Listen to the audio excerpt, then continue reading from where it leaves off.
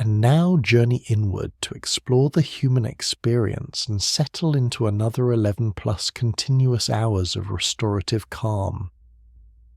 This healing compilation draws on the soothing mysteries of the human body and mind, using concepts from biology and psychology to create the ultimate backdrop for deep sleep.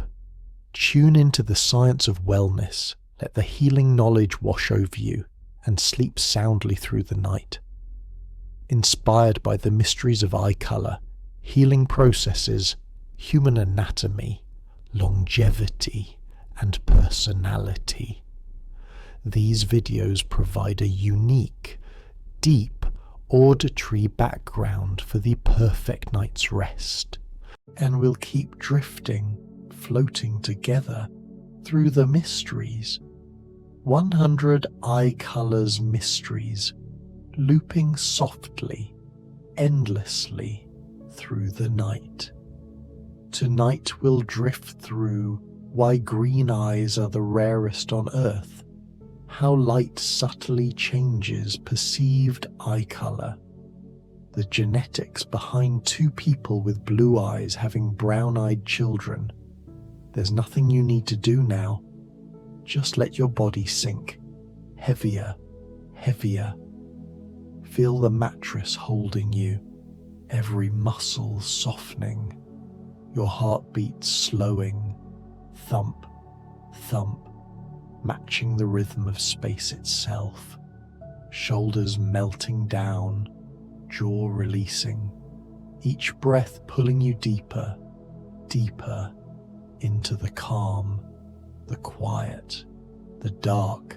If this helps you rest, tap subscribe, comment, and hit like, so others can find this calm too, but only if your eyes are still open. Otherwise, just drift. Now, let's drift into eye colors. Every color you've ever seen in someone's eyes is a story written in melanin, in light, in the very structure of cells too small to see. The iris, that delicate ring floating in the eye, is more complex than it appears. Layers of tissue, pigment scattered, light bending through, creating colors that shift, that seem to change, moment to moment. Breathe slowly, deeply, and feel yourself sinking, heavier, heavier. The most common eye color across all humanity is brown, deep, rich brown, carrying the most melanin, the pigment that colors our skin, our hair, our eyes. Brown eyes hold melanin in both the front layers of the iris and the back, dense, protective, like a gentle shield, absorbing light. This darkness, this richness, emerged first in our earliest ancestors, in Africa, where sunlight beats down, where ultraviolet rays pierce, and melanin became armor, beautiful armor. Your heart keeps its rhythm, slow, steady. But then, something happened thousands of years ago, near the Black Sea, in one person, a single mutation, a genetic shift, and blue eyes were born. This wasn't about gaining something new, but losing something, losing melanin in the front layers of the iris, while keeping it in the back. The iris became almost translucent, and light began to scatter, to bounce, creating the illusion, the beautiful illusion of blue. Let your jaw go slack, tongue resting, throat open, breathing, just breathing. Blue eyes aren't truly blue. There's no blue pigment, no blue dye floating in the iris. Instead, it's physics, the Tyndall effect, the same reason the sky appears blue. Light enters the eye, hits the iris, and shorter wavelengths, the blues, scatter more than the reds, reflecting back, creating that cool, endless ocean colour. Your eyelids growing heavy, heavier, like soft weights, pulling down. This first blue-eyed person, this ancient ancestor, lived maybe 10,000 years ago, and every blue-eyed person alive today, every single one, carries a piece of that original mutation, the same genetic variation, passed down generation after generation, spreading slowly, northward, westward, through Europe, through populations adapting to less sunlight, to longer winters, to grey skies, sinking deeper now, into the mattress, into the darkness, into sleep. And then, rarer still, green eyes emerged, the rarest eye colour of all. Only about 2% of the world's population has green eyes. Green is neither brown nor blue, but something in between, a delicate balance, a moderate amount of melanin in the front of the iris, combined with that same light scattering. The yellow-brown of the melanin mixes with the scattered blue light, and our eyes perceive green, like sunlight through leaves, like the ocean in shallow water, thump, thump, slower now, calmer. Green eyes cluster in northern and central Europe, in Ireland, in Scotland, in Iceland. Concentrations of this rare colour, this genetic gift. But you can find green eyes scattered worldwide, in the Middle East, in Afghanistan, in Pakistan. Rare jewels, unexpected, your breathing slowing, matching the rhythm of these words, of this drift. Hazel eyes tell another story, shifting, changing, appearing brown in some light, green in others, almost golden sometimes. Hazel contains even less melanin than brown, but more than green, and the distribution isn't uniform.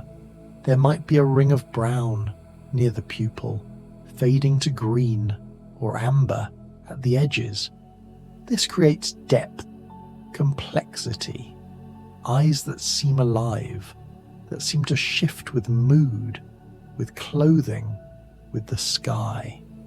Feel the weight of your arms, heavy, sinking into the bed. No need to move them. Grey eyes are blue's quieter cousin, even less melanin, even more translucent. So light scatters differently, creating silver, steel, the colour of morning mist, of winter clouds. Grey eyes can appear blue in certain light, or even slightly green. They're rare, predominantly found in northern and eastern Europe, in Russia, in the Baltic states. Letting go now of tension, of thought, of the day.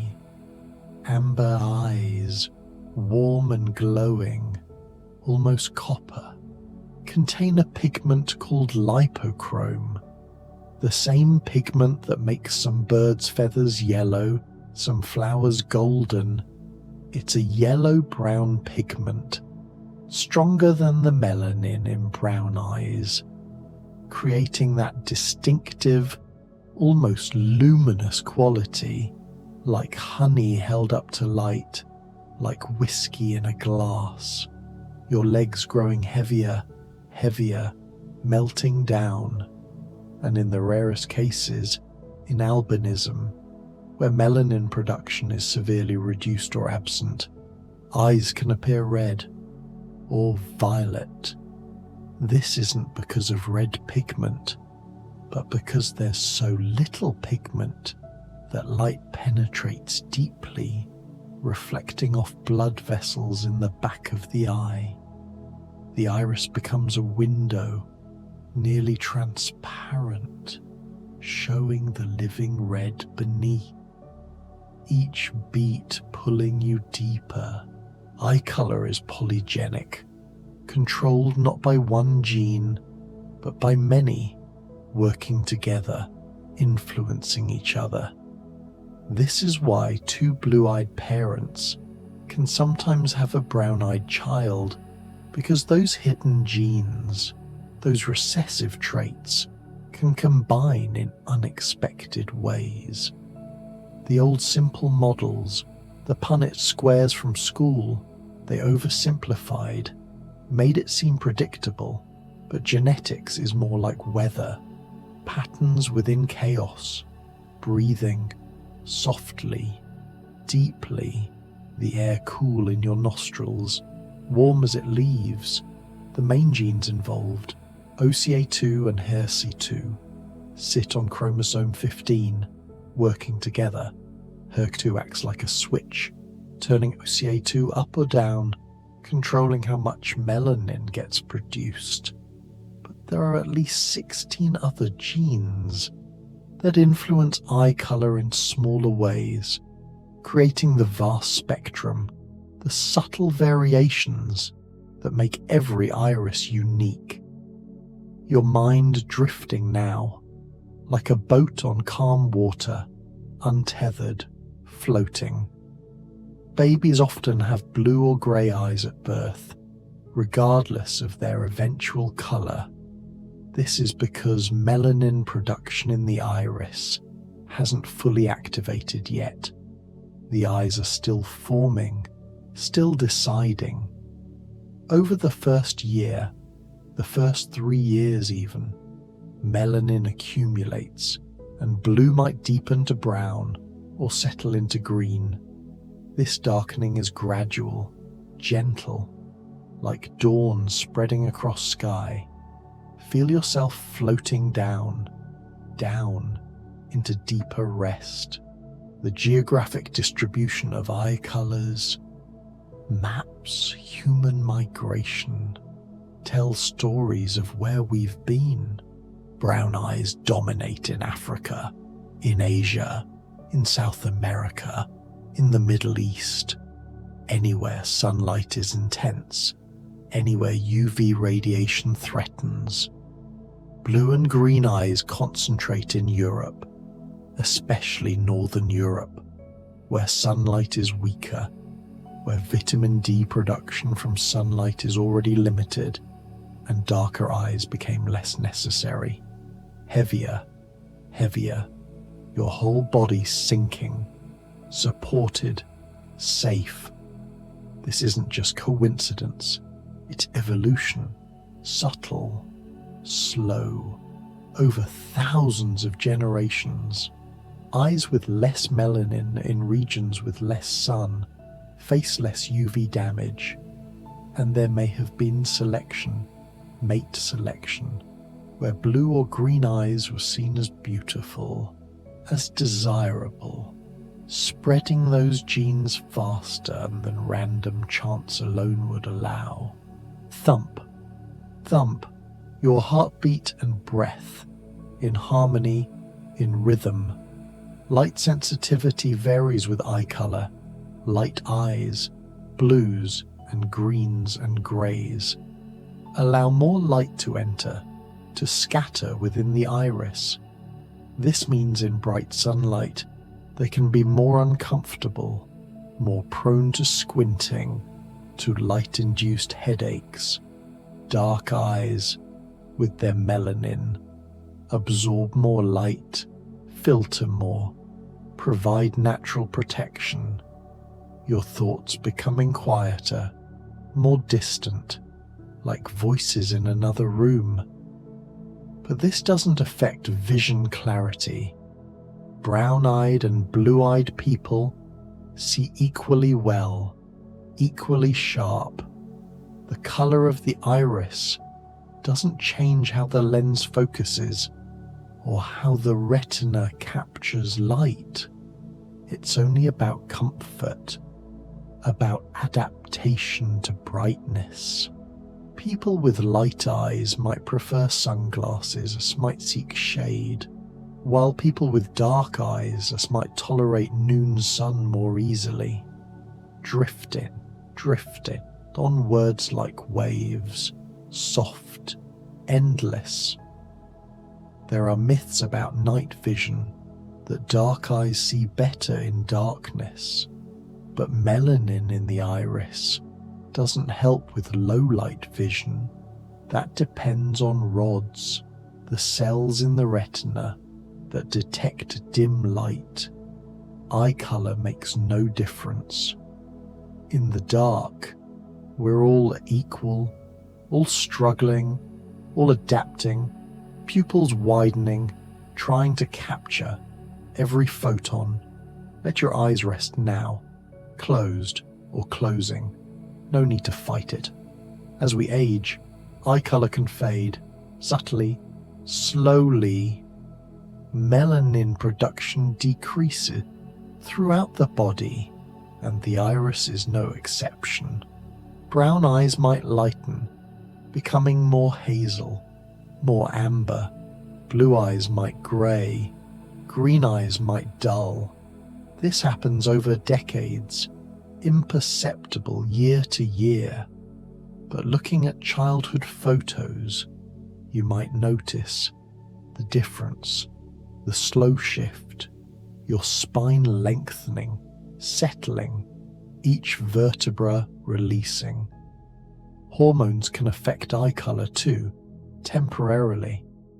During pregnancy, some women notice their eyes seem darker or lighter or more vibrant. This might be due to hormone fluctuations affecting melanin distribution, or simply increased blood flow, making the eye appear different. These changes usually reverse after birth, after hormone levels stabilize, sinking deeper into the bed, into the night, into nothing. And then there's perception, how light changes, what we see. Eye color appears different in sunlight versus indoor light, in morning versus evening, under fluorescent versus incandescent bulbs. Blue eyes might look grey in overcast weather. Brown eyes might seem almost black in dim light, almost amber in golden hour. The eye itself doesn't change, but our perception shifts constantly. Thump, thump, slower, softer, fading. Clothing colors influence this too, where blue and blue eyes intensify, becoming more saturated, where green and hazel eyes pull toward green, where warm colors, oranges and reds, and brown eyes seem to glow. This is contrast, is color theory. The eye reflects, and is reflected upon by everything around it. Your breath becoming the only sound, soft, rhythmic, like distant waves. Seasonal light affects perception too.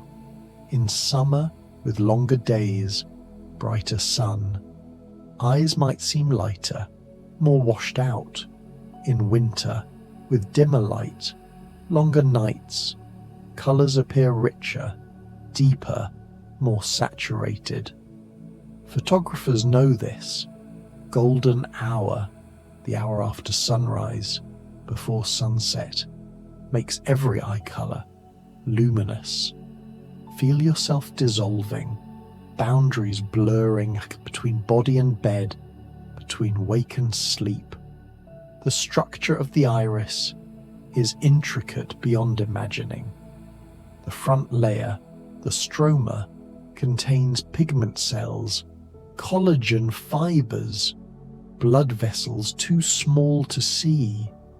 Behind that, muscle fibers that contract and expand the pupil, and behind that, the pigmented epithelium 2 layers of cells, dense with melanin, protecting the retina from excess light.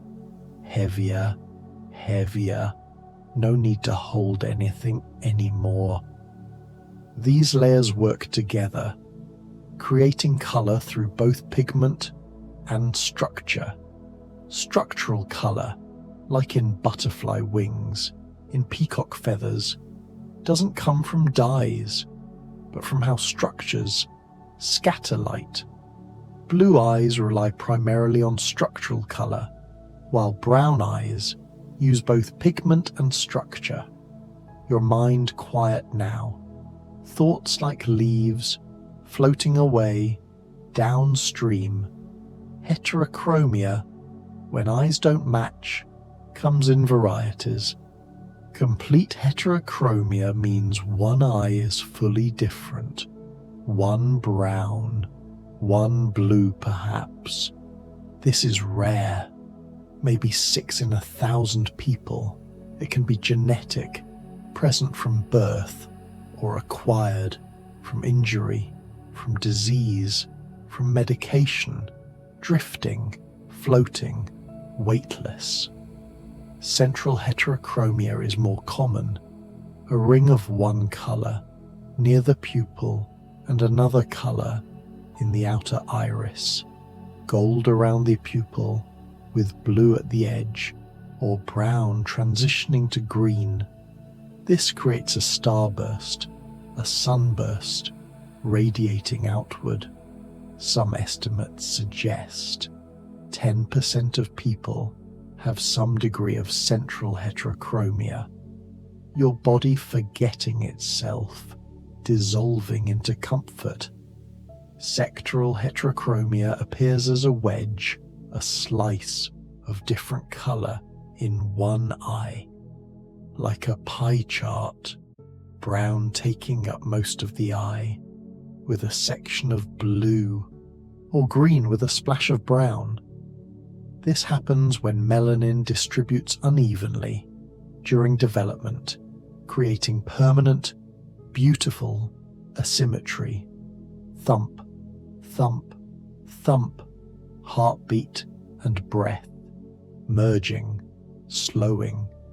Even between 2 eyes of the same color, there's rarely perfect symmetry. If you look closely, map the patterns, count the spots, the rays radiating from the pupil.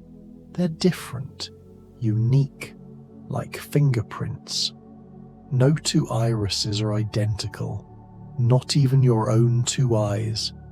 This uniqueness, this complexity, makes iris scanning one of the most accurate forms of biometric identification. Letting go completely now of control, of consciousness, of everything but breath. Throughout history, different cultures assigned meaning to different eye colors. In ancient Egypt, green eyes were prized, associated with rebirth, with the Nile, with Osiris. Blue eyes in some cultures were seen as supernatural, as touched by gods, or conversed, as cursed, as evil, as unlucky, sinking into the soft darkness. Medieval Europeans sometimes feared blue eyes, associating them with witchcraft, with the other, yet also with nobility, with divine right. Contradictions everywhere. Brown eyes were trustworthy or dull, depending on who was speaking. Green eyes were mysterious or deceitful, again, depending on prejudice, on fear, on desire. Heavier, sinking through layers of consciousness into depths unknown.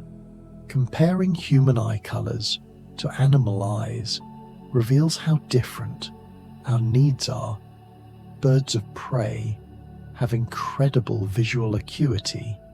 Eagles see 8 times better than humans, but their eye color serves camouflage or species recognition, not adaptation to sunlight. Owls have enormous eyes, dark, light-gathering, for hunting at night, but they're forward-facing, like ours. Predator eyes, your breath, barely disturbing the silence, so soft, so slow. Humans evolved as persistence hunters, needing to see in varied light, needing to track across long distances. Our eye colors, our iris patterns didn't need to be uniform, didn't need to match. Within populations, variation was acceptable, perhaps even beneficial. Perhaps diversity in appearance helped with individual recognition. In growing social groups, thump, thump, your heartbeat, merging with the rhythm of the earth turning. The patterns within the iris go far beyond color. Even two people with identical brown eyes have completely different iris structures. The crypts, those small depressions, appear in different locations, different sizes, different depths, like craters on the moon, unique to each celestial body, sinking deeper into the bed, through the bed, into endless dark, radial furrows. Those lines radiating outward from the pupil create spoke patterns. Some irises have many, creating a dense web. Others have few, creating open spaces. The number, the width, the branching all vary. No pattern repeats across 8 billion people, across all of human history. Your muscles forgetting tension, knowing only release, softness, peace. The collarette, that zigzag border between the pupil zone and the ciliary zone, varies in prominence, in shape, in complexity. In some eyes, it's barely visible, smooth, subtle. In others, it's pronounced, creating dramatic divisions between inner and outer iris. These patterns form in the womb, influenced by development, by pressure, by chance, drifting like a leaf on still water, barely moving, barely there. Contraction furrows, those concentric rings, appear when the iris contracts and expands over a lifetime. Some people develop many, creating a ringed appearance, like tree rings, marking time, marking light exposures, thus marking millions of pupil dilations and constrictions over years, over decades. Your thoughts, scattered like stars, too distant to gather, too faint to matter. Pigment spots, those tiny flecks of concentrated melanin, appear randomly, uniquely. Some irises have none, appearing smooth, uniform. Others have dozens, creating texture, creating complexity, like freckles on skin, but permanent, unchanging, mapped in place, forever, heavier than stone, than iron, than collapsed stars. You're sinking endlessly. This complexity, this uniqueness, makes iris recognition more accurate than fingerprints. A fingerprint has maybe 40 unique features. An iris has more than 200. The pattern is stable from about 1 year old through death.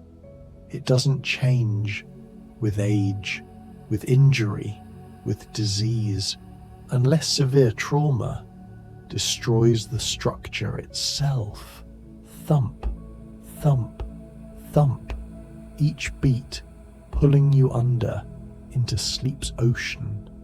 Biometric scanners use near-infrared light to image the iris, capturing those patterns, those furrows and crypts, converting them to digital code. Mathematical algorithms compare hundreds of data points, and the probability of two irises matching by chance is less than 1 in a trillion, less than 1 in all humans who ever lived. Your breath, the tide, coming in, going out, eternal, unchanging. Even your own two eyes, your left and your right, have different patterns. They develop independently in the womb, each one forming from its own starting point, following similar instructions, but creating unique results, like snowflakes, like coastlines, like branches on trees, similar but never identical, syncing, past thought, past memory, past self. This means that iris scanning needs both eyes in its database. They're stored separately, recognized separately, each one a separate key, a separate identity. You can't fool the system with a photo, with a video. It needs depth, needs the three-dimensional structure, needs living tissue, your body temperature dropping as sleep approaches, as metabolism quiets, slows, iris patterns, beyond their biometric use, tell stories in medicine. Ophthalmologists, trained observers, can see signs of systemic disease in the iris. Arcus senilis, that grey ring around the cornea, suggests high cholesterol. Kayser-Fleischer rings, golden brown rings, suggest Wilson's disease, copper accumulation in the body. Heavier, heavier. You've forgotten what it feels like to be awake. Brushfield spots, white or grey spots in the iris, sometimes indicate Down syndrome, though they can appear in typical development too. They're not diagnostic alone, but combined with other signs, they help physicians see what's invisible otherwise. They're islands of connective tissue, visible through the iris, markers of development, of genetics, drifting through darkness, soft, warm, endless. Iris heterochromia can sometimes signal underlying conditions if acquired later in life rather than present from birth. It might indicate inflammation, tumor, Horner's syndrome, but most heterochromia, especially from birth, is simply variation, harmless, beautiful, unique. Your heartbeat, a distant echo in a vast canyon, fading, fading. The quiet beauty of eye color diversity speaks to humanity's journey. Every shade, every pattern carries information about ancestry, about adaptation, about the random dance of genetics. When you look into someone's eyes, you're seeing their story written in melanin, in structure, in light. Thump, thump, barely there, barely beating. Blue eyes in a family of brown-eyed people tell of a recessive gene carried silently for generations, waiting for the right combination. Green eyes in Scandinavia tell of ancient mixing, of populations meeting thousands of years ago. Brown eyes everywhere tell of our shared origin, our African roots, our common beginning, your mind emptying, like water draining away, leaving nothing, just peace. Eye colours, as silent storytellers, need no words. A child's eyes, darkening over months, tell the story of melanin activating, of genetics expressing, a potential becoming reality.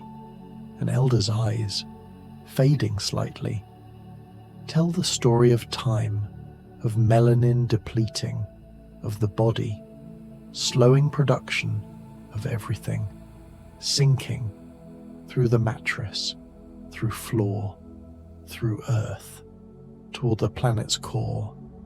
Eyes meeting across a room tell stories of recognition, of interest, of connection.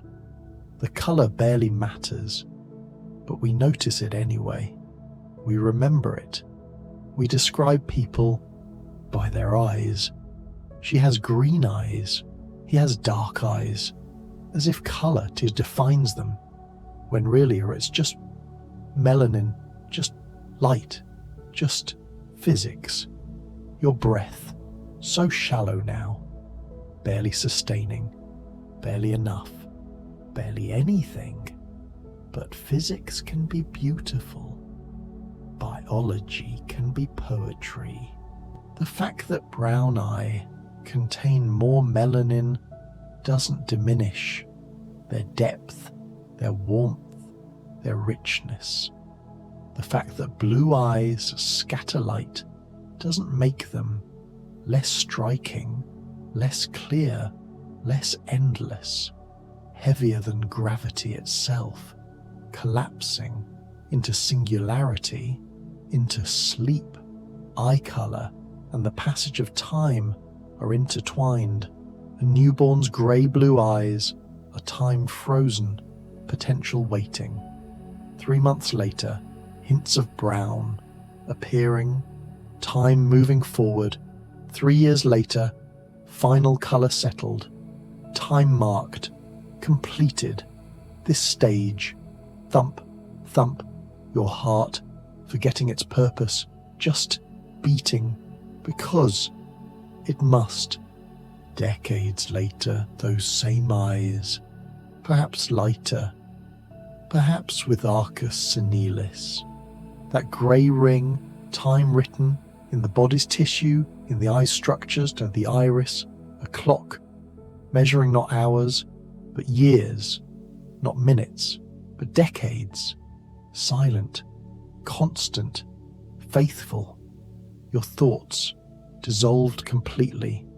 No words, no images, just darkness. Warm, soft. How eye colours connect humanity is subtle but profound. Every brown-eyed person shares genetic heritage from ancient Africa. Every blue-eyed person shares that single mutation from the Black Sea region. We're connected through these genes, through these expressions of our shared DNA, drifting, no direction, no destination, just floating in void. A person with hazel eyes might carry genes from multiple continents. Europe and Asia, Africa and the Americas, their eyes, a mixing, a blending, a testament to love, crossing borders, crossing oceans, crossing everything that tries to divide. Your body no longer separate from the bed, from the room, from the universe. When we study eye colour, we study human migration. We can trace when populations separated, when they mixed, when they adapted. Blue eyes concentrated in Europe tell us humans have been there long enough for selection to work. Brown eyes everywhere tell us we started together and carried that trait with us everywhere, sinking past the bottom into something deeper than deep. This science behind every glance, every look, every moment of eye contact begins with light, photons from the sun or from light bulbs bounce off a person's face. Some photons enter their iris, scatter or absorb. Some reflect back, enter your eye, hit your retina, become electrical signals, travel to your brain, become sight, become recognition, become connection. Thump, thump, thump, almost silent, almost gone. In that fraction of a second, light has told you their eye color. Your brain has processed the pattern, the shade, has stored it in memory, all unconsciously, all automatically, all beautifully. Physics and biology working together to let you see, to let you know. Another person, your breath, the last thread, connecting you to waking, and even that, fraying, breaking. The future of eye color research holds mysteries. We're still discovering genes that influence color, still mapping how they interact, still understanding why certain mutations persist, why others disappear. The human genome is sequenced, but not fully understood. Heavier, impossibly heavy. You've merged with the earth, with gravity, with stillness.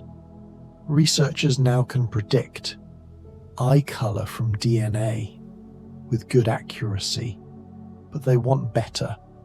They want to understand the role of epigenetics, how gene expression, not just genes themselves, affects color. They want to know why identical twins sometimes have slightly different eye colors, drifting in the space between stars, between atoms, between moments.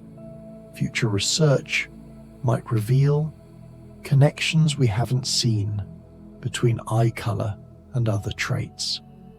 Not personality, that's myth, but perhaps subtle connections to vitamin D metabolism, to specific disease risks, to adaptation.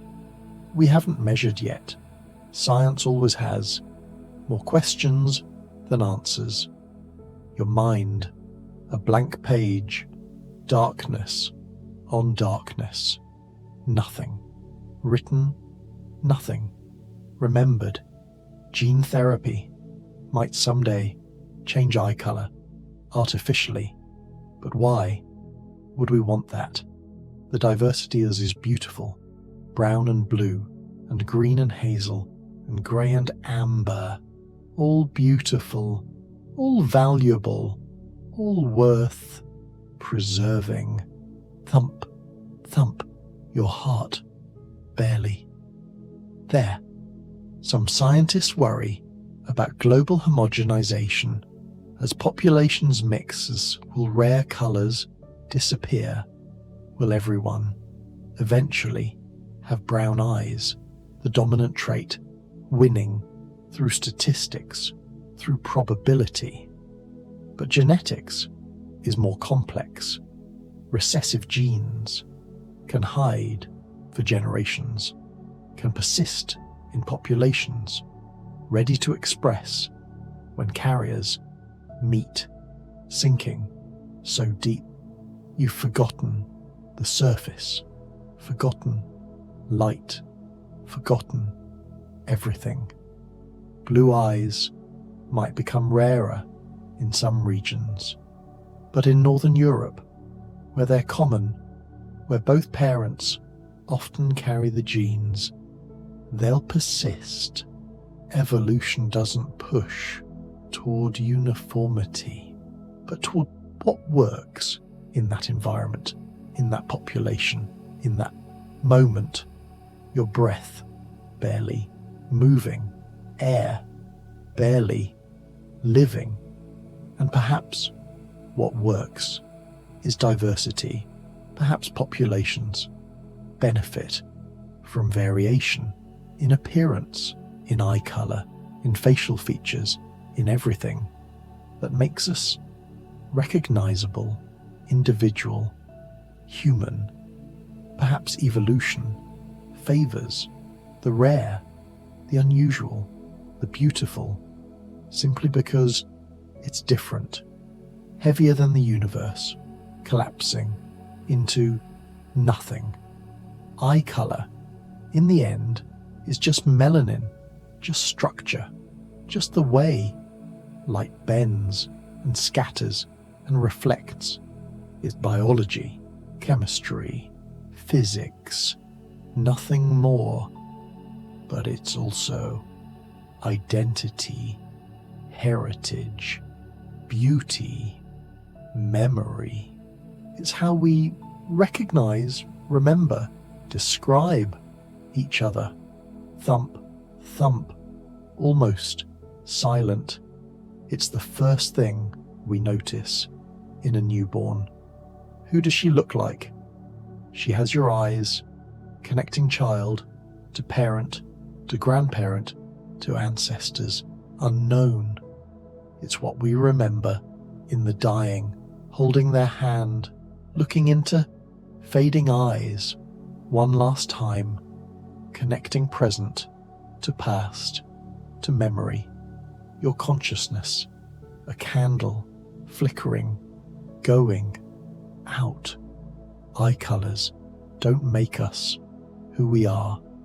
They don't determine our worth, our potential, our destiny, but they're part of the story, part of the beauty, part of what makes each person irreplaceable, unique, themselves, drifting into nothing, into everything, into sleep. And as you sink now, deeper, deeper, into rest, into dreams, into darkness, remember that your eyes, brown or blue, or green or hazel, or any shade between, are yours, unique, connected to all humanity, and yet completely individual, sinking, gone. The patterns in your irises will never appear again in all of time, in all of space. They're temporary, lasting only your lifetime, and then gone back into the void. But for now, for this moment, they're yours.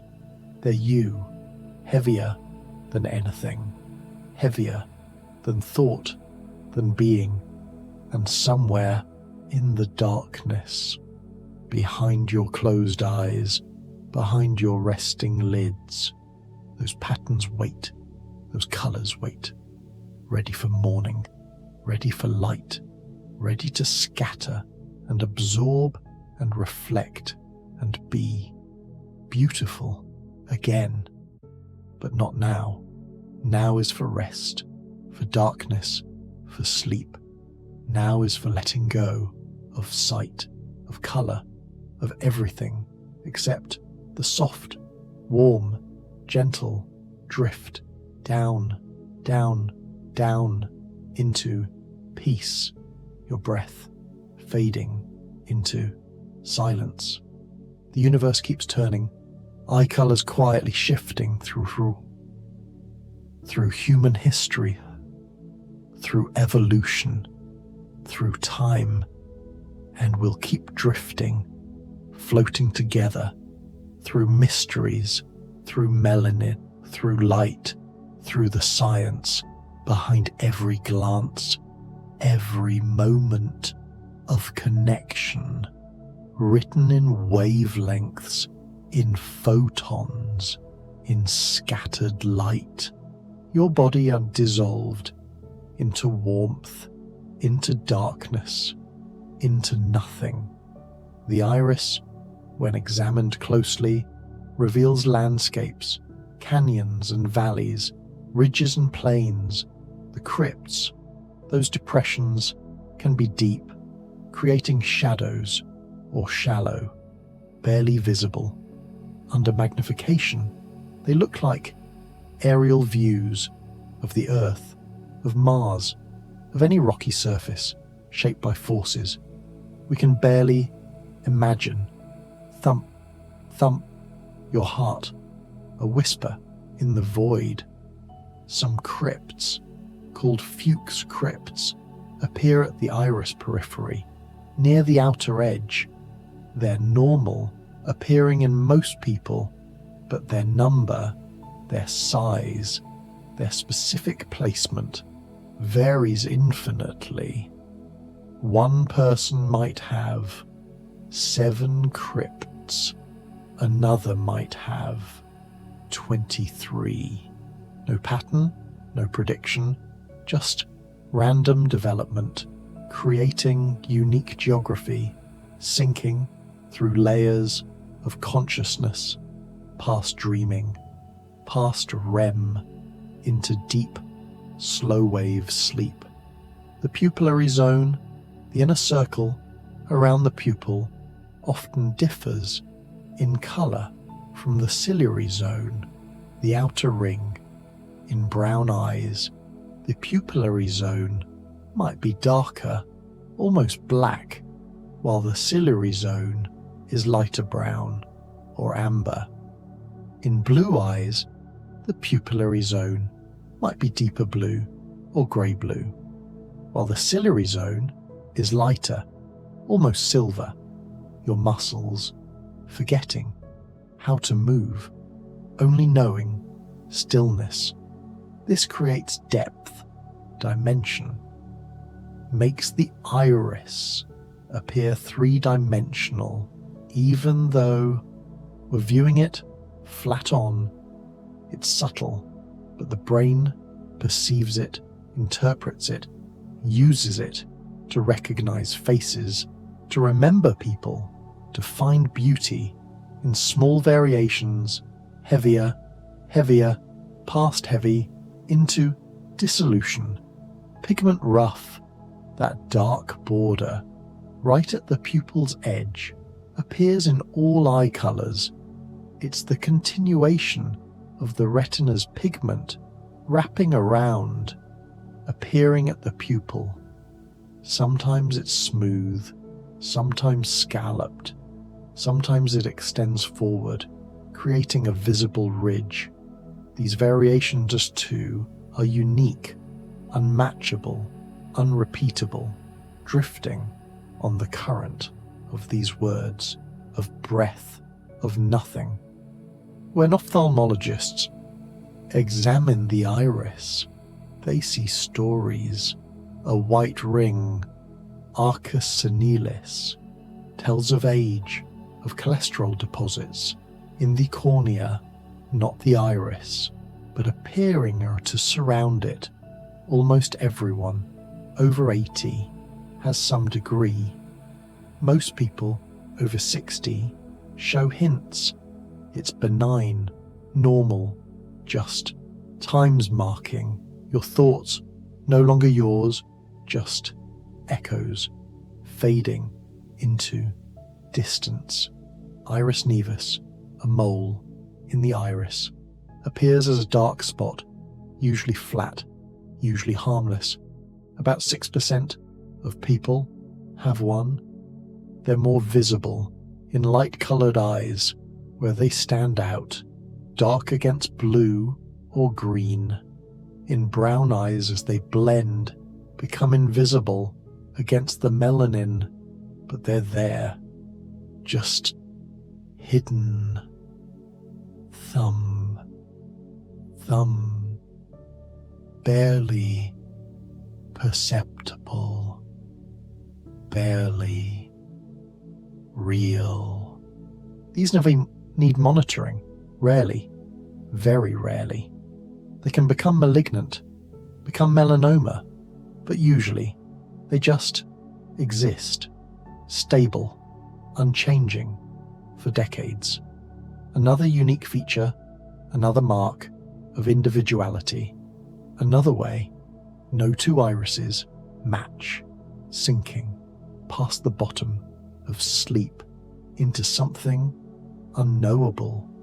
Iris freckles, ephelides, appear as small brown spots on the iris surface, unlike nevi, which are deeper. Freckles are superficial. They can increase with sun exposure, with age, like freckles on skin, but permanent, stable. They make blue eyes appear flecked with brown. Green eyes appear more complex and more textured. Your breath barely disturbing the silence of the room. Some people have many iris freckles, as dozens, creating a speckled appearance. Others have none. The pattern is genetic, but also environmental. Sun exposure, UV light, stimulates melanocytes, even in the iris, even in blue eyes, where melanin is minimal. Those cells still exist, still respond, still create pigment in spots, heavier than stars, collapsing into sleep's black hole. The iris color you see in the mirror each morning is averaged by your brain. Your eye doesn't see the individual spots, the crypts, the furrows. It sees overall impression, blue or brown or green, but the details are there underneath, creating that impression through complexity, drifting, no resistance, no effort, just being pulled gently down in photographs, especially close-up. Those details emerge. The camera captures what the eye generalizes. You can see the radial pattern, the spoke-like furrows, the scalloped pupil border, the uneven color, all of it contributing to brown eyes or blue eyes, but so much more complex than a simple label. Your mind, empty, vast, dark, peaceful. Ancient humans didn't have mirrors, not like ours. They might have seen their reflection in still water, in polished metal, but never clearly, never close. They knew their eye color only from others' descriptions. You have eyes like the sky, like the earth, like honey. Metaphors, approximations, poetry. Thump, thump. Your heart, forgetting its rhythm. They couldn't see their own iris patterns, their own crypts and furrows, couldn't map their own uniqueness. But those patterns existed anyway, unobserved, unrecorded, but real, just as real as now when we can photograph, magnify, analyze, store in databases, sinking through the fabric of reality into dream space. This makes you wonder how much of ourselves exists unobserved, how many patterns, how many unique features go unnoticed our whole lives. The shape of our retinal blood vessels, unique as irises, the pattern of our fingerprints, rarely looked at closely, the timbre of our voice, the rhythm of our walk, all unique, all unmatched, all mostly ignored. Your body no longer separate, just part of darkness. But eye color, we notice We meet someone, and within seconds, we know their eye colour. We might forget their name, forget their shirt colour, forget what they said, but we remember. She had green eyes, he had dark eyes. This recognition, this noticing, feels instinctive, important, meaningful, heavier, impossibly, infinitely, heavy. Perhaps it is. Perhaps eye contact evolved as social bonding, as trust building. Looking into eyes shows vulnerability, shows attention, shows presence. And noticing colour, remembering it, extends that, makes the person more memorable or more individual, more real, drifting past thought, past self, past being. In some cultures, direct eye contact is rude, is aggressive, is disrespectful. Looking down, looking away, shows respect, shows humility. But even then, even in those cultures, eye colour gets noticed, gets remembered, gets described. The prohibition is on staring, on prolonged contact, not on seeing, knowing, recognising your breath, the only motion, the only proof of life. Eyes, across species, evolved independently many times. The octopus eye and the human eye look similar, work similarly, but evolved completely separately. Convergent evolution, because eyes are so useful, so powerful, so crucial for survival that nature found the same solution multiple times. Thump, thump, almost gone, almost nothing. But only humans have visible whites, visible sclera around the iris.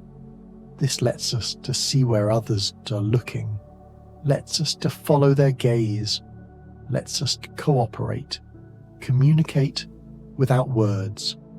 Look there, just by moving eyes, by directing attention together, sinking into the void, warm, safe, eternal.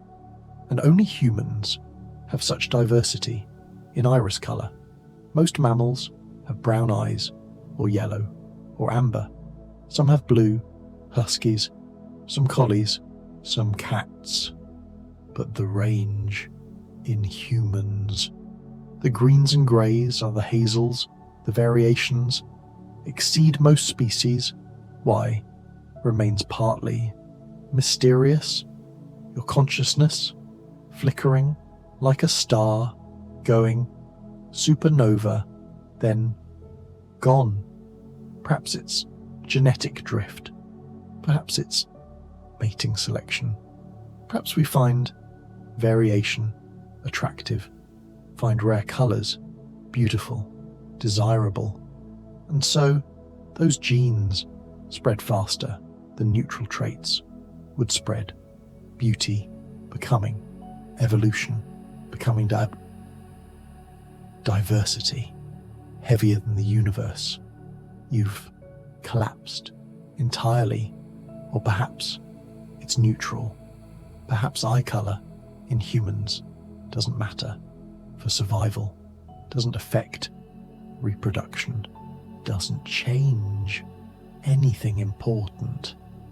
And so mutations accumulate, variations spread, without selection, pushing back, natural, random, beautiful, chaos, drifting between heartbeats, between breaths, between existence and your void. Either way, we have it now, this spectrum of colours, of patterns, of uniqueness. 8 billion people, 16 billion irises, everyone different, everyone a small masterpiece of development, of genetics, of chance, your breath, barely, barely, barely. When you see a newborn baby and marvel at tiny fingers, tiny toes, tiny everything, look also at their eyes, already forming those patterns, those crypts and furrows, already unique, already theirs, already unrepeatable in all of time. Thump, thump, silence, silence.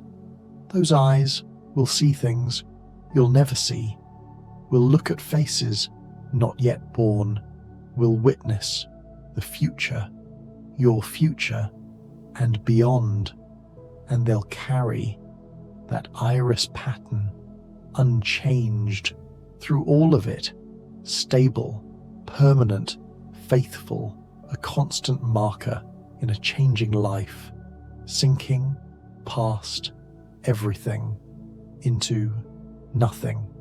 The baby's eyes might be blue now, might darken later to brown, to hazel, to green, but the pattern, the underlying structure will stay the same.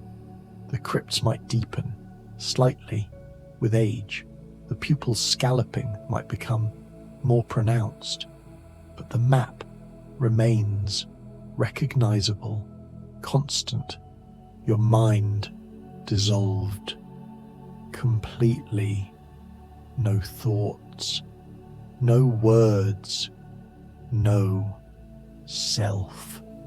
This constancy makes iris recognition work for decades.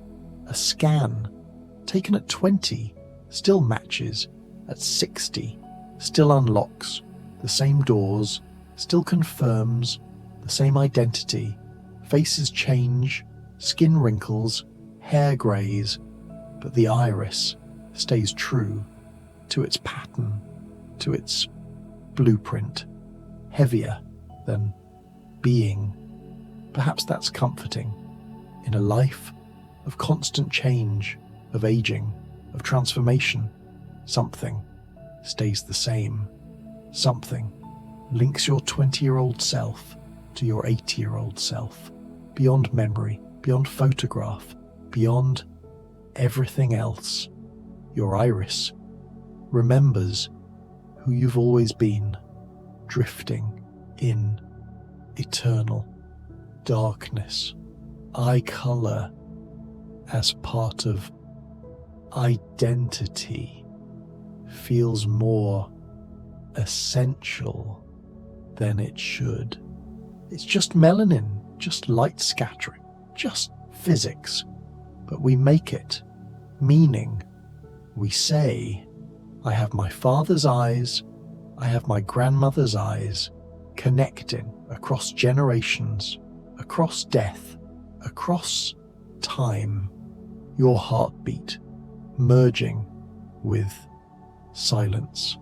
And sometimes it's true, the same genes expressing the same way, creating the same blue or brown, the same amount of melanin, depositing in the same patterns across decades, across centuries, a genetic echo, visible in mirrors, in photographs, in eyes, meeting eyes, thump, thump, almost imagined, almost unreal.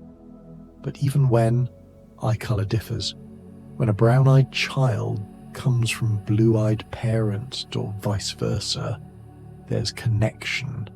Those blue-eyed genes are still there, carried, hidden, waiting. They might express in grandchildren, in great-grandchildren. They're not lost, just sleeping, dormant, patient, sinking, so deep, returning seems impossible. This is how genetics works, not erasing but preserving, carrying forward everything, even what's not expressed, even what's invisible, all of it coded in DNA, in every cell, waiting for the right combination to appear. Your breath, the last anchor, and even that releasing. The universe keeps turning, keeps changing, and keeping the same. Eye colors shift through populations, through generations, through time. New mutations appear, spread, or vanish. Old patterns persist, hide, re-emerge. Nothing is truly lost. Nothing is truly new, just recombination of ancient themes gone into sleep's embrace.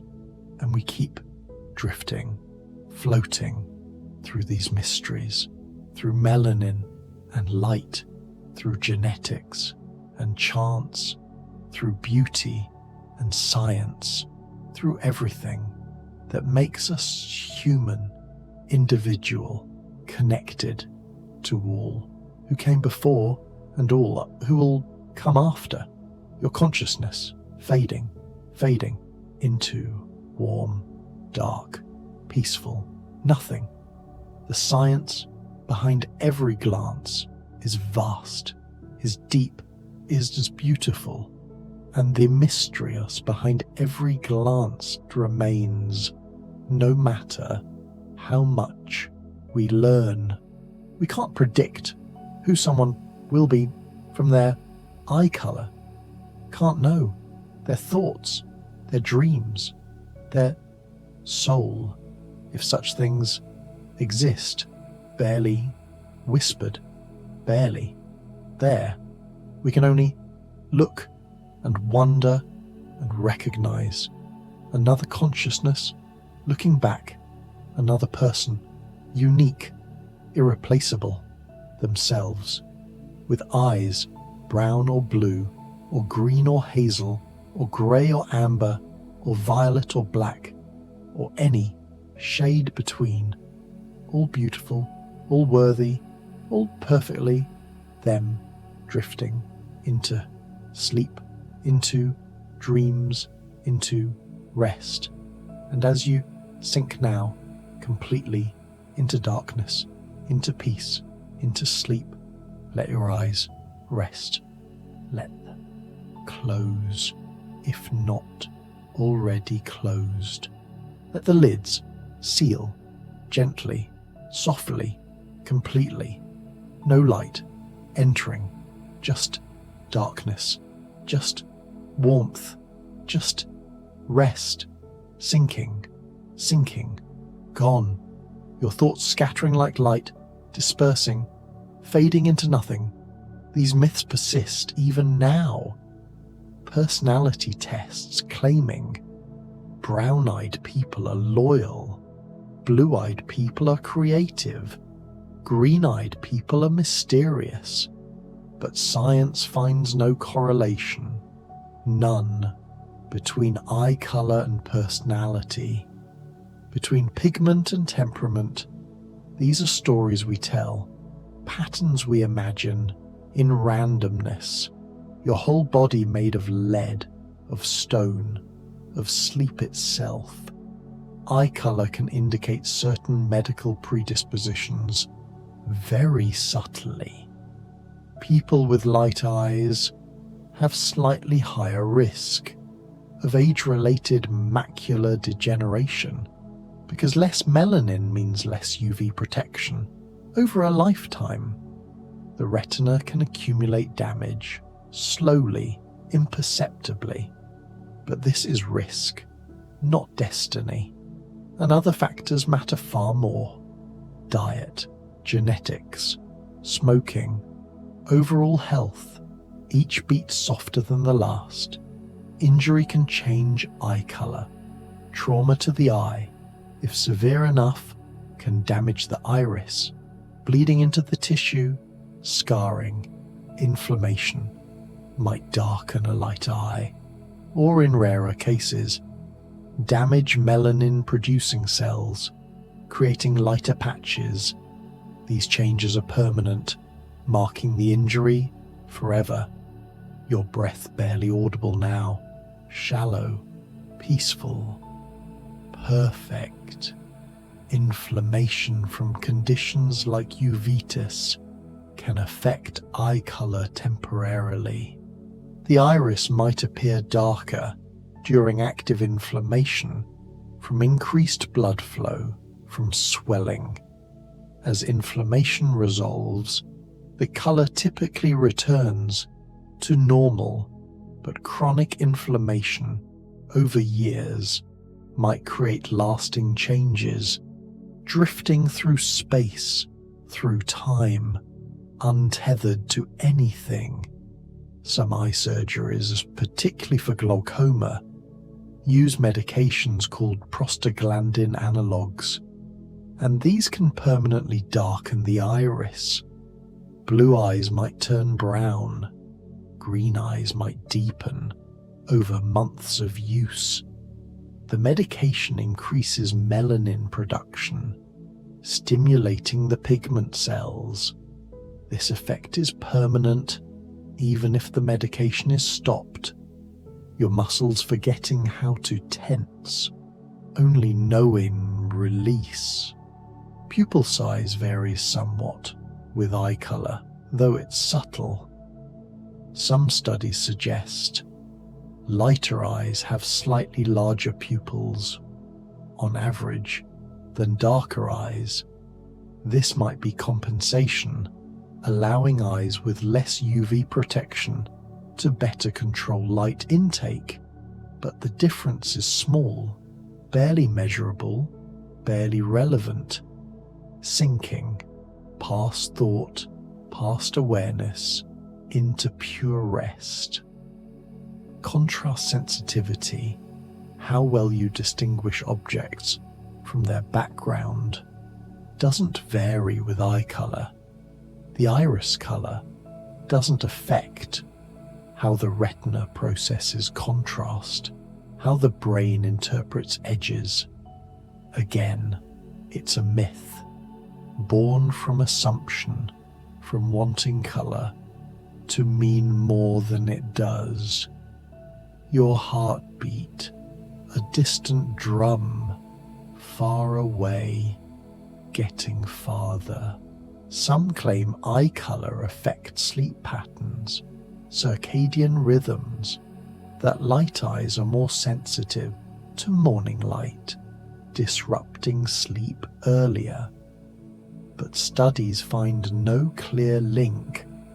Circadian rhythm depends on specialized cells in the retina that aren't affected by iris pigmentation. We all respond to light, regardless of whether our eyes are dark or pale, floating in warm darkness, suspended, safe. Eye strain from screens, from reading, from close work, doesn't correlate with eye color either. It's about focusing muscles, about the ciliary body, about how long you maintain near focus. Blink rate matters, screen brightness matters, distance matters, but eye color doesn't. Thump, thump, thump, fading into background, into silence. Within families, eye color variation can seem random, unpredictable, almost magical in its surprises. Recessive traits can hide quietly across many generations, waiting for the perfect moment to surface again when two carriers finally meet. Two brown-eyed parents usually have brown-eyed children, but occasionally blue or green appears, catching everyone off guard.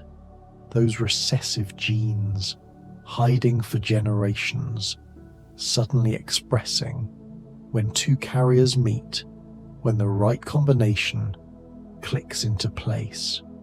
Your body temperature dropping slightly as sleep approaches, as metabolism slows. Eye color prediction, based on parents' colors, is probabilistic, not certain, forever shaded with uncertainty. Simple Mendelian rules give way to the tangled dance of 16 or more genes working together in ways we only partly understand. Online calculators, DNA tests can estimate, can say 70% chance of brown, but never guarantee, never promise, because those 16 plus genes interact in complex ways we're still mapping, still learning, releasing everything into the soft dark. DNA testing companies now can predict eye color from a sample with reasonable accuracy, especially for brown versus blue. Genetic technology has grown sharp enough to separate the stark contrasts, yet it still falters when colors drift into subtler shades. The prediction gets harder with intermediate colors, with hazel, with green, because those depend on precise melanin levels, on exact gene interactions. But it's improving, year by year, algorithm by algorithm, your jaw slack, tongue still, throat open, breath flowing, effortless. Probability charts exist, showing likelihood, offering glimpses of statistical truth. Across large populations, these numbers sketch reliable patterns, even though no chart can speak with certainty to any single child. If both parents have blue eyes, 99% chance the child has blue. If both have brown, but each has one blue-eye gene hidden, 25% chance of a blue-eyed child. These are averages across populations, not promises, not certainties, drifting deeper, past where dreams begin, into pure nothing, truly rare colors, beyond the standard palette, exist in tiny fractions of humanity. Extreme genetic combinations, absence of melanin layered with the faint red glow of blood vessels, remain vanishingly uncommon. Violet eyes, sometimes attributed to Elizabeth Taylor, are likely just very light blue under certain lighting, creating purple reflections. True violet, from lack of melanin plus red from blood vessels, is extraordinarily rare, maybe 1 in a million, maybe fewer, heavier than gravity, sinking through the mattress, through the floor, through earth. Black eyes, truly black, not just very dark brown, are also rare.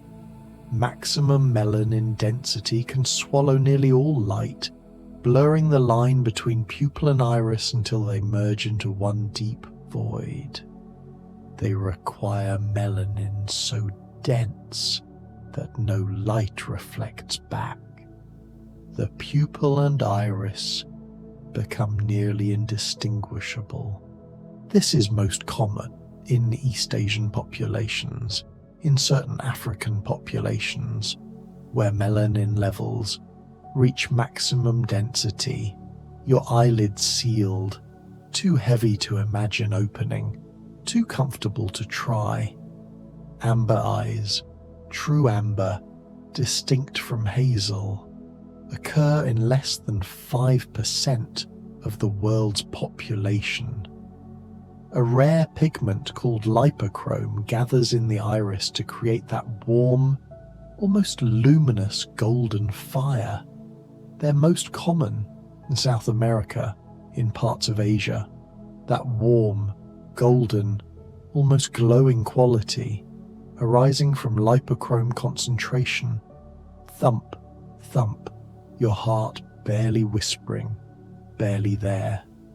In twins, identical twins, eye color should match because they share DNA completely. Yet even perfect genetic copies can diverge slightly when expression is nudged by the quiet forces of development inside the womb. But occasionally, epigenetic factors, how genes are expressed, not the genes themselves, can create slight differences. One twin's eyes might be slightly darker or show different patterns. Same genetic code, different reading, the boundary between wake and sleep dissolving, you're floating in between. Even in identical twins, the iris patterns, the crypts and furrows, the collarette, differ. Random pressures and tiny chance events during fetal growth sculpt each iris into a landscape no other can duplicate. These develop the womb, influenced by random variation, by pressure, by position, making even identical DNA create unique eyes, your breath. The only thing remaining, soft, slow, steady. Eye color links to ancestry, loosely, with broad geographic patterns. Ancient journeys out of Africa and later waves of migration left their subtle signatures in the frequencies of brown, blue, and green across the globe. Brown eyes suggest ancestry, from regions near the equator, from Africa, from Asia, from South America. Blue and green suggest European ancestry, particularly Northern European, but centuries of migration, of mixing, make these correlations imperfect, suggestive, never definitive, sinking through layers of consciousness towards sleep's core over millennia. Eye color evolved, shifted, adapted to new environments. A single ancient mutation that lightened eyes once offered little survival edge, yet it spread, perhaps because dim northern light favored it, or perhaps simply because people found the change beautiful. The first humans all had brown eyes, dark, protective, perfect for African sun. As humans migrated north into Europe, into Asia, evolutionary pressures changed. UV protection mattered less.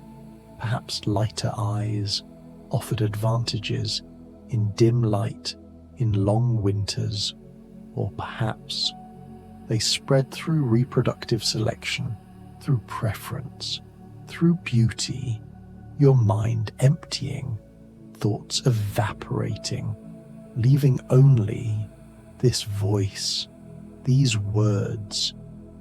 Green eyes cluster in Europe, especially northern and central regions, but also appear in the Middle East, Afghanistan, Pakistan, Iran. The same rare allele arose more than once in human history, carried along forgotten trade routes and ancient wanderings long before writing began.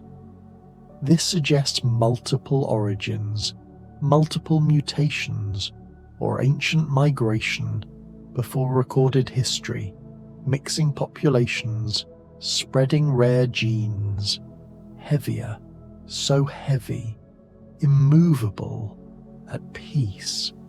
Ancient art rarely depicts eye color accurately. Painters and sculptors followed convention and symbol far more than the living faces before them. Egyptian paintings showed everyone with dark outlines, dark eyes, regardless of reality. Greek sculpture left eyes blank, unpainted, or painted uniformly.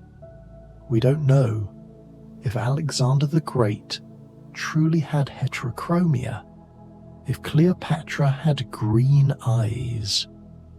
The sources conflict, the evidence fades. Thump, thump, thump, barely perceptible, barely real. Medieval paintings began showing more colour variation, blue-eyed Madonnas, brown-eyed saints. Yet even then the hues served the story, divinity in blue, earthiness in brown, rather than the truth of any sitter's gaze. But artistic convention mattered more than observation. Religious symbolism dictated colour choices. Not until photography did we capture true eye colour, unfiltered, undeniable, your body forgotten, only breath remains, only drift. Modern photography, even now, struggles with eye colour accuracy. Lenses and sensors bend light differently than the human retina, so the blue you see in a portrait may glow brighter or shift warmer than it ever did in life. Camera sensors process colour differently than human eyes. Blues might oversaturate, browns might appear too red. The colour balance, the white balance, the lighting, all shift perception. What you see on screen isn't quite what exists in reality. Floating in warm void, no up, no down, no time. Under moonlight, eye colour nearly disappears. When light grows so faint that only rods remain awake in the retina, every iris fades into the same soft grey scale. Everything becomes shades of grey. The cones in our retinas, which detect colour, need sufficient light. Moonlight is too dim, activating only rods, which see in black and white. Blue eyes and brown look the same in moon glow. Your heartbeat and the universe beating as one. Thump, thump in low light. Eye colour perception shifts toward darkness. Dilated pupils and scarce photons rob the brain of the detail it needs to distinguish hue from shade. Light eyes might appear darker, more neutral. Brown eyes might seem black. This is adaptation, pupil dilation, and insufficient light for our brain to process full colour information. Candlelight, with its warm, orange-yellow glow, makes all eye colours appear warmer. The narrow spectrum of flame bathes every iris in amber and honey tones, softening blues into grey-green and coaxing browns toward gold. Blues seem grey-blue, or even slightly green. Browns seem amber or honey. Green eyes seem more golden. It's the light temperature, the colour spectrum, limited, shifted toward red, sinking, sinking, past where words have meaning. Eye colour creates illusions, sometimes. A sudden angle of sun, a nearby scarf, a shadowed room can trick the mind into seeing purple where only blue exists, or gold where brown quietly rests. In certain light, with certain clothes, against certain backgrounds, eyes seem to shift, to change. Blue eyes look purple, brown eyes look gold, hazel eyes look green, then brown, then gold. These aren't real changes, but perception, context, contrast, the brain interpreting incomplete information drifting on these word, on breath, on nothing. This is why people say your eyes change color with your mood. The iris itself stays steady, yet the pupils quiet, opening and closing, driven by joy, fear, desire, alters how much colored surface catches the light and how the mind reads it. They don't truly. The iris doesn't respond to emotion, to happiness or anger, but pupil size changes with arousal, excitement, fear, and that changes how much iris shows, how light interacts, creating illusion of color shift, each beat pulling you under into sleep's embrace. Eye color affects facial contrast subtly. A dark iris against pale skin pulls focus sharply, while a light iris against similar skin tones softens the whole expression into something gentler.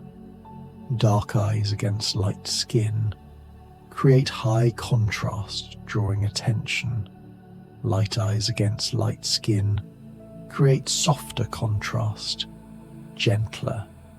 The same face with different eye colors is perceived differently, not better, not worse, just different. Your thoughts scattered, dissolved, gone. Certain eye colors harmonize with certain skin tones, not by rule, but by probability. Over countless generations, warm undertones tended to travel alongside richer melanin in the iris, cool undertones alongside less, yet the two systems remain free to combine in endless ways. Warm-toned skin often pairs with brown or hazel. Cool-toned skin often pairs with blue or green. But genetics is independent. Skin tone and eye color are controlled by different genes, so any combination can occur. Heavier than the earth itself, you're sinking through crust, through mantle, toward core. The diversity of eye colors across humanity speaks to our genetic richness, thousands of generations of movement, adaptation, and love have woven a tapestry of hues no single origin could ever contain. To thousands of generations adapting, migrating, mixing. Every eye color is ancient and also new, carried forward from distant ancestors, expressed today in infinite variation. Your breath, barely moving, barely there, perfect stillness. Each iris is as unique as a fingerprint. The delicate lacework of crypts, furrows, rings, and freckles forms a pattern so intricate and stable that no two have ever matched across all of human history. More unique, actually. More data points, more variation. The pattern of crypts, the radial furrows, the rings, the spots. No computer, no database holds two identical irises, even accounting for billions of people across all time, drifting in space among stars, cold, silent, peaceful. This uniqueness makes iris recognition extremely secure for identification, because the structure lives and breathes, blood moving, pupil subtly shifting, depth changing. No photograph or mask can imitate what the scanner sees in a living eye. Airport scanners, phone unlocking, high security facilities. A photo won't fool them. The three-dimensional structure, the subtle variations, must match exactly living tissue with blood flow, with subtle movement, with depth, your heart and the stars pulsing together. Eye color databases now contain millions of records, mapping frequency by region, by ancestry, by population. Scientists trace those shifting percentages backward through time, reading the story of how our species wandered, met, and blended across continents. Researchers study these patterns to understand migration, to understand evolution, to understand what makes us human. Your mind empty, a vessel for sleep, for rest. In non-human animals, eye colors vary wildly. Evolution shaped eyes for vision, camouflage, signaling, or simply chance across countless branches of life. Goats have rectangular pupils and golden eyes. Cats have slitted pupils and eyes ranging from blue to green to gold. Dogs have brown or blue or even both. Horses usually have dark brown, but occasionally blue or heterochromia, sinking deeper than deep, past awareness, past self. Within families, eye color variation can seem random, unpredictable, almost magical in its surprises. Recessive traits can hide quietly across many generations, waiting for the perfect moment to surface again when two carriers finally meet. Two brown-eyed parents usually have brown-eyed children, but occasionally blue or green appears, catching everyone off guard. Those recessive genes, hiding for generations, suddenly expressing when two carriers meet, when the right combination clicks into place, your body temperature dropping slightly as sleep approaches, as metabolism slows. Eye color prediction, based on parents' colors, is probabilistic, not certain, forever shaded with uncertainty. Simple Mendelian rules give way to the tangled dance of 16 or more genes working together in ways we only partly understand.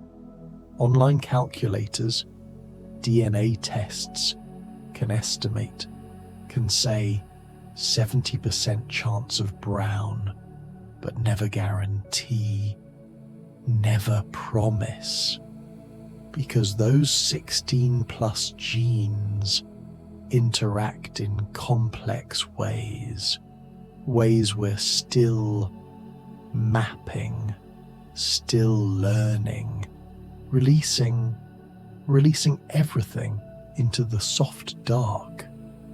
DNA testing companies now can predict eye color from a sample with reasonable accuracy, especially for brown versus blue. Genetic technology has grown sharp enough to separate the stark contrasts, yet it still falters when colors drift into subtler shades. The prediction gets harder with intermediate colors, with hazel, with green, because those depend on precise melanin levels, on exact gene interactions. But it's improving, year by year, algorithm by algorithm, your jaw slack, tongue still, throat open, breath flowing, effortless. Probability charts exist, showing likelihood, offering glimpses of statistical truth. Across large populations, these numbers sketch reliable patterns. Even though no chart can speak with certainty to any single child, if both parents have blue eyes, 99% chance the child has blue if both have brown, but each has one blue eye gene hidden, 25% chance of a blue-eyed child. These are averages across populations, not promises, not certainties, drifting deeper, past where dreams begin, into pure nothing. Truly rare eye colors, beyond the standard palette, exist in tiny fractions of humanity. Extreme genetic combinations, absence of melanin layered with the faint red glow of blood vessels, remain vanishingly uncommon. Violet eyes, sometimes attributed to Elizabeth Taylor, are likely just very light blue under certain lighting, creating purple reflections. True violet, from lack of melanin plus red from blood vessels, is extraordinarily rare. Maybe 1 in a million, maybe fewer, heavier than gravity, sinking through the mattress, through the floor, through earth. Black eyes, truly black, not just very dark brown, are also rare. Maximum melanin density can swallow nearly all light, blurring the line between pupil and iris until they merge into one deep void. They require melanin so dense that no light reflects back. The pupil and iris become nearly indistinguishable. This is most common in East Asian populations, in certain African populations, where melanin levels reach maximum density. Your eyelids sealed, too heavy to imagine opening, too comfortable to try. Amber eyes, true amber, distinct from hazel, occur in less than 5% of the world's population. A rare pigment called lipochrome gathers in the iris to create that warm, almost luminous golden fire. They're most common in South America, in parts of Asia. That warm, golden, almost glowing quality, arising from lipochrome concentration. Thump, thump, your heart barely whispering as barely there. In twins, identical twins, eye color should match because they share DNA completely. Yet even perfect genetic copies can diverge slightly when expression is nudged by the quiet forces of development inside the womb. But occasionally, epigenetic factors, how genes are expressed, not the genes themselves, can create slight differences. One twin's eyes might be slightly darker or show different patterns. Same genetic code, different reading. The boundary between wake and sleep dissolving. You're floating in between. Even in identical twins, the iris patterns, the crypts and furrows, the collarette differ. Random pressures and tiny chance events during fetal growth sculpt each iris into a landscape no other can duplicate. These develop in the womb, influenced by random variation, by pressure, by position, making even identical DNA create unique eyes.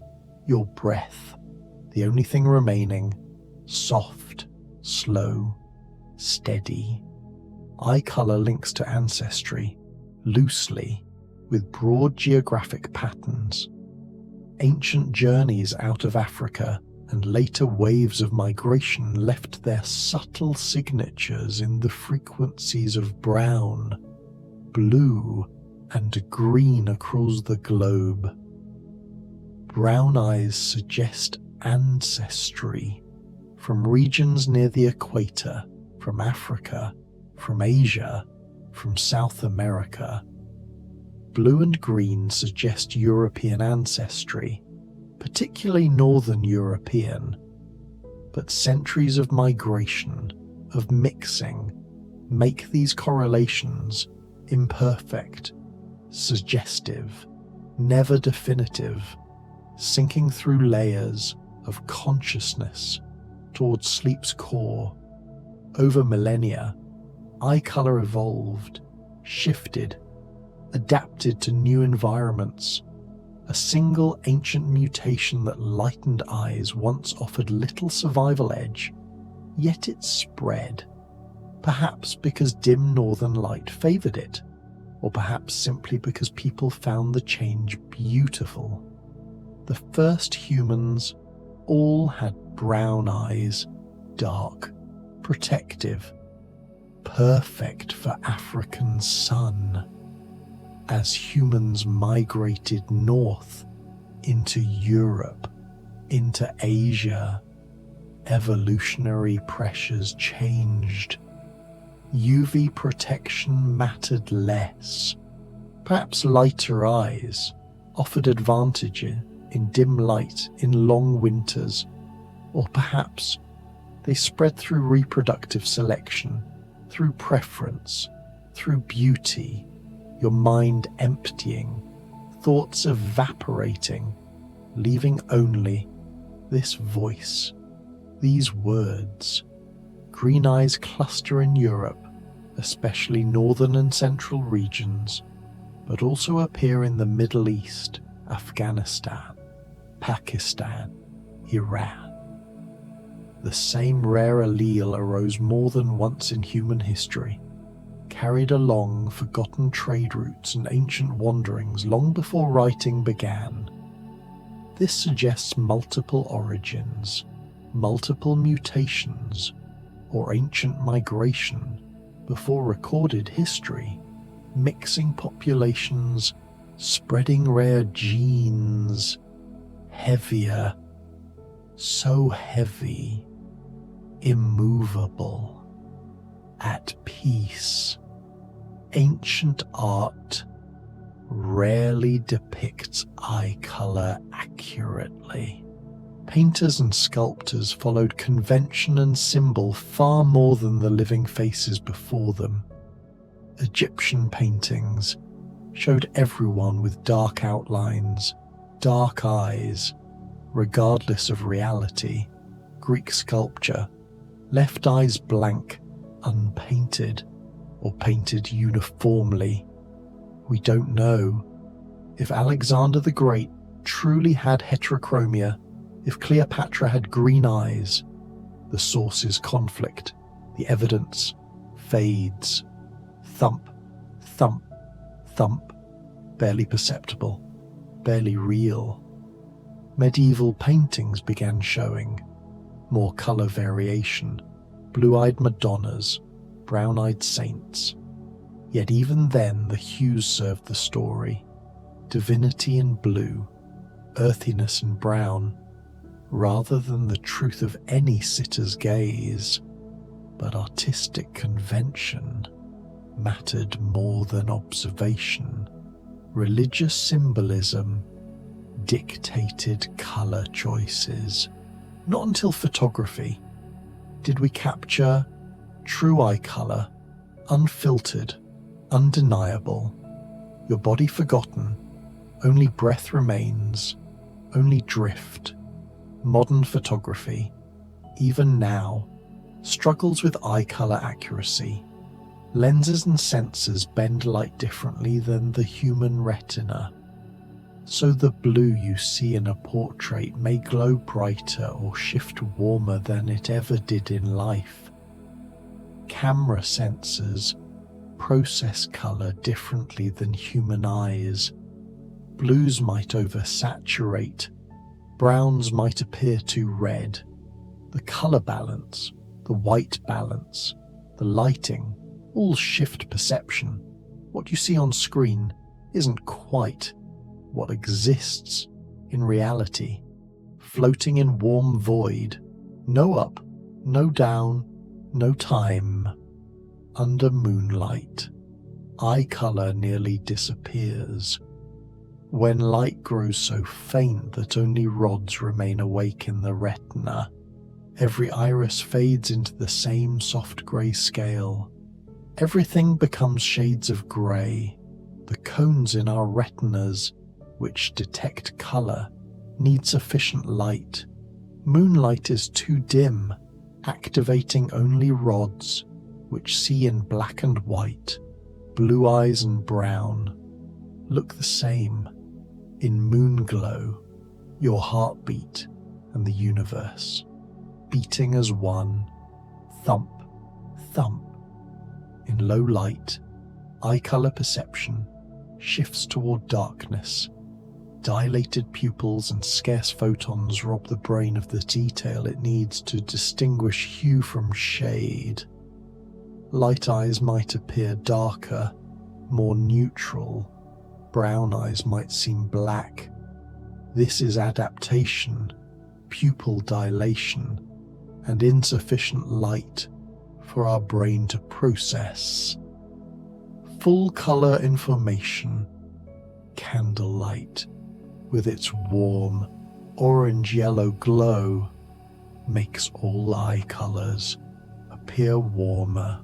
The narrow spectrum of flame bathes every iris in amber and honey tones, softening blues into grey-green and coaxing browns toward gold. Blues seem grey-blue, or even slightly green. Browns seem amber or honey. Green eyes seem more golden. It's the light temperature, the colour spectrum, limited, shifted toward red, sinking, past where words have meaning. Eye color creates illusions. Sometimes a sudden angle of sun, a nearby scarf, a shadowed room can trick the mind into seeing purple where only blue exists, or gold where brown quietly rests. In certain light, with certain clothes, against certain backgrounds, eyes seem to shift, to change. Blue eyes look purple, brown eyes look gold, hazel eyes look green, then brown, then gold. These aren't real changes, but perception, context, contrast, the brain interpreting incomplete information, drifting on these words, on breath, on nothing. This is why people say, your eyes change color with your mood. The iris itself stays steady, yet the pupils quiet opening and closing, driven by joy, fear, desire, alters how much colored surface catches the light and how the mind reads it. They don't, truly. The iris doesn't respond to emotion, to happiness or anger, but pupil size changes with arousal, excitement, fear, and that changes how much iris shows, how light interacts, creating illusion of color shift, each beat pulling you under into sleep's embrace. Eye color affects facial contrast subtly. A dark iris against pale skin pulls focus sharply, while a light iris against similar skin tones softens the whole expression into something gentler. Dark eyes against light skin create high contrast, drawing attention. Light eyes against light skin create softer contrast, gentler.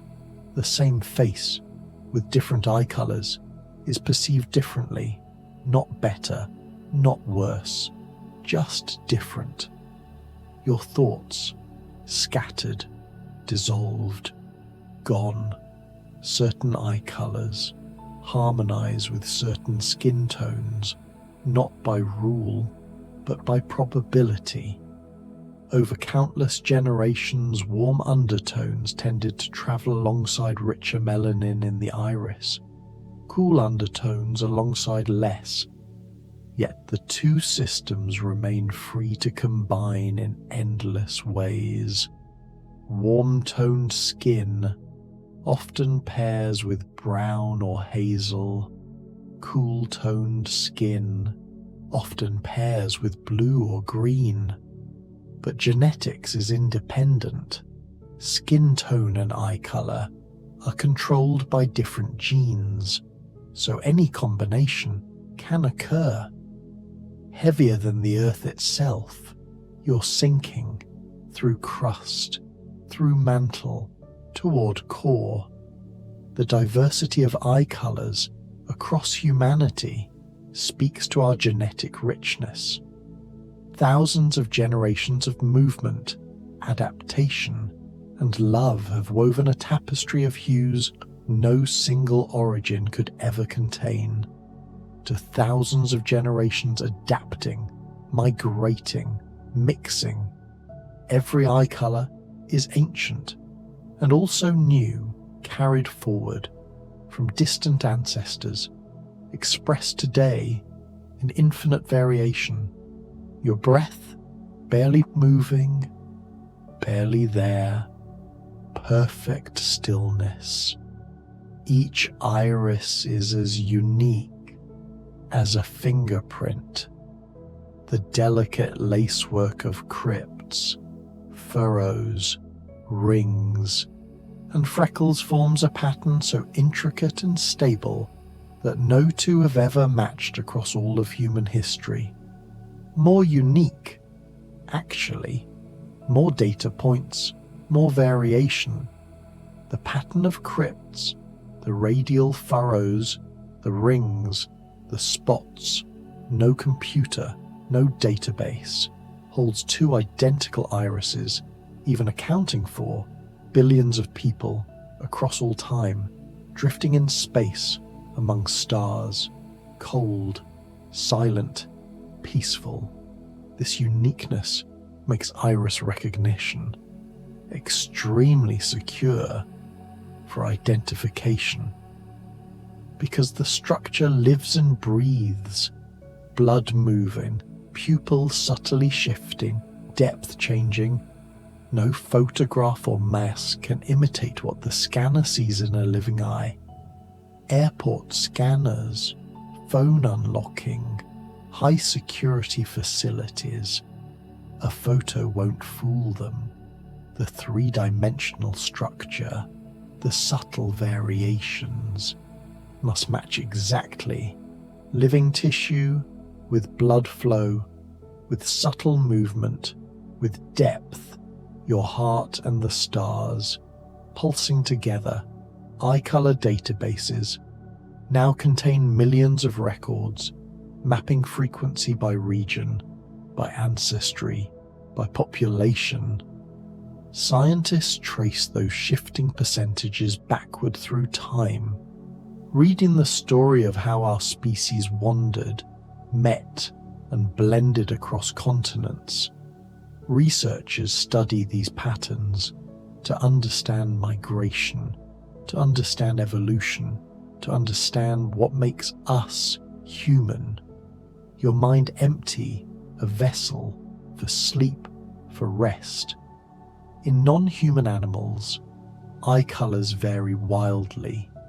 Evolution-shaped eyes for vision, camouflage, signaling, or simply chance across countless branches of life. Animal eye colors serve different purposes than ours. Nocturnal animals often have a tapetum lucidum, a reflective layer that makes eyes glow in headlights, in flashlight beams. Humans lack this. Our eyes don't reflect, don't glow, just absorb and scatter. Goats have rectangular pupils and golden eyes. Cats have slitted pupils and eyes ranging from blue to green to gold. Dogs have brown or blue or even both. Horses usually have dark brown, but occasionally blue or heterochromia, your body dissolving into the bed, into darkness, into peace. Selective breeding in animals can intensify or change eye color. Breeders choose for striking looks, creating lines of dogs or cats with vivid blues or unusual contrasts that nature alone might never produce. Blue-eyed dogs, bred intentionally for appearance. Blue-eyed cats, bred, but sometimes linked to deafness, to health issues. In humans, there's no selective breeding, just natural variation, mate choice, random chance, thump, thump, barely a whisper, barely anything. Future predictions of global eye color trends suggest brown will remain dominant. As globalization continues, dominant brown alleles are poised to become even more widespread over centuries. As populations mix, as migration increases, brown eye genes, being dominant, will likely spread. Blue and green might become rarer or might persist in clusters, in regions where they're already common. Your breath, the last anchor to consciousness, even that fading. Some theorize that climate change might influence eye color over many generations. If rising UV levels persist across vast regions, darker irises could offer subtle protective advantages in the far future.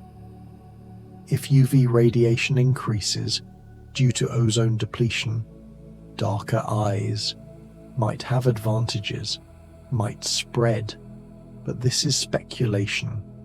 Evolutionary change is slow, requires thousands of years of consistent pressure, heavier, so heavy, you've forgotten what lightness feels like. Changes across generations, within families, within populations, happen constantly. Every union of distant ancestries reshuffles the genetic deck, producing shades that bridge old divides and hint at futures yet unseen. A blue-eyed European and a brown-eyed Asian might have children with hazel eyes, green eyes, intermediate shades, and their children's children carry both lineages, both possibilities, ready to express in countless combinations, drifting, no longer fighting, no longer trying, just being, just sleeping. Population mixing accelerates now, faster than any time in human history. Borders blur, distances shrink, and every new family becomes a quiet experiment in genetic fusion. People move, migrate, fall in love across continents, across ancestries. Eye colors that were once geographically separate now appear together in families, in communities, creating new patterns, new possibilities. Your heartbeat merging with silence, becoming indistinguishable from nothing in space under artificial lighting. On the International Space Station, eye color would appear different than on Earth. LED panels mimic daylight yet lack the full warmth and scattering of our planet's atmosphere. The lighting spectrum is carefully controlled, but different from sunlight, different from even indoor lights.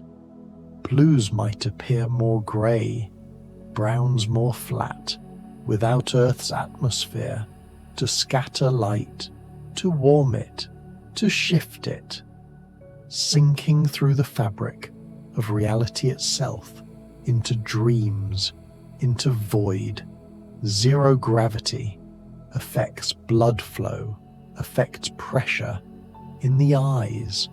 Fluid shifts upward in weightlessness, sometimes causing subtle changes in how the iris catches light. Astronauts sometimes experience vision changes, swelling of the optic nerve. Would this affect perceived eye color? There's no data, no studies, but increased blood flow might make eyes appear slightly darker, slightly more red, temporarily. Your thoughts, like smoke, dissolving, dispersing, gone. Human variation in eye color is a gift, a remnant of our journey across the planet. Each shade carries echoes of ancient sun, ancient ice, ancient wanderings. Each color marks a pathway, a population, a history. Brown eyes tell of origins near the equator. Blue eyes tell of northern migrations. Green eyes of mixtures, of meetings, of love across distances, fading into the background hum of existence. Eye color doesn't determine who we are. It doesn't predict personality, intelligence, worth, kindness, strength. It's simply melanin, simply physics, simply inheritance. Yet we assign meaning, find beauty in these accidents of genetics. Heavier than the universe, you're collapsing inward into sleep singularity, and perhaps that's appropriate. Perhaps beauty is exactly that, finding meaning in randomness, in the scatter of light, in the distribution of pigment, in eyes looking back at eyes looking forward. Your breath, so slow, so shallow, barely sustaining, barely there. Every time you look into someone's eyes, you're seeing billions of years of evolution, of adaptation, of survival.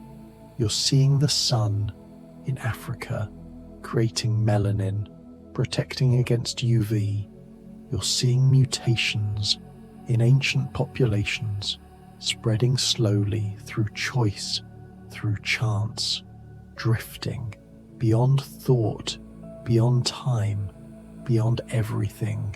You're seeing the Tyndall effect, light scattering in the iris's stroma, creating colors that don't exist as pigments. You're seeing structure, microscopic structure, too small to imagine, creating beauty at macro scale. Your body, forgotten, dissolved, no longer separate from the darkness. The iris develops, before birth, in the womb, starting as a small bubble, folding, layering, becoming complex. Melanocytes migrate, settle, begin producing pigment or not, depending on genetics, depending on signals, depending on mystery. Thump, thump, heartbeat and silence, indistinguishable now. At birth, many of those melanocytes aren't active yet, haven't started producing full melanin levels. So babies, especially European babies, often have blue or grey eyes. The iris is formed, but unpigmented, still waiting. Your mind, a vast empty space, dark, quiet, peaceful. Over months, over years, those melanocytes activate. If genetics demands it, melanin accumulates, layer by layer, molecule by molecule. Blue shifts to green, green shifts to hazel, hazel shifts to brown. Some irises darken quickly in the first year, others take 3 years to reach final color, sinking past dreams into pure unconsciousness, into rest's deepest chamber. This darkening is usually permanent. Once melanin accumulates, it stays. But the opposite, lightening in adulthood, can happen with age, with disease, with medication. The iris is living tissue, dynamic, capable of change, though usually it stays constant, a reliable feature in a changing face. Your breath, the only motion, the only proof. You still exist in this world. Hormonal effects during pregnancy, during puberty, during menopause are subtle, temporary. The iris might seem darker due to increased blood flow or lighter due to fluid retention, but these aren't true changes in melanin, just in appearance, in perception. They fade when hormones stabilize. Heavier, heavier. You've never been so heavy, so relaxed, so gone. Emotional states don't change eye color, but they change perception. When angry, pupils might dilate, making irises appear darker. When happy, pupils might constrict, making color more visible, more saturated. We interpret these changes as color shifts, but the iris itself stays constant, each beat an eternity apart. Lighting remains the biggest factor in perceived eye color. Natural sunlight brings out true colors. Blues appear bright, browns appear rich. Fluorescent light flattens everything, makes blues appear grey, browns appear muddy. LED light depends on color temperature. Warm LEDs enhance browns, cool LEDs enhance blues. Your consciousness, a candle, flickering, about to go out. Photographers know golden hour light makes every eye color stunning. The warm, low-angle sunlight creates depth, creates luminosity. Even brown eyes seem to glow from within. Even blue eyes seem deeper, more complex, more alive, drifting in the space between heartbeats, between breaths, between moments.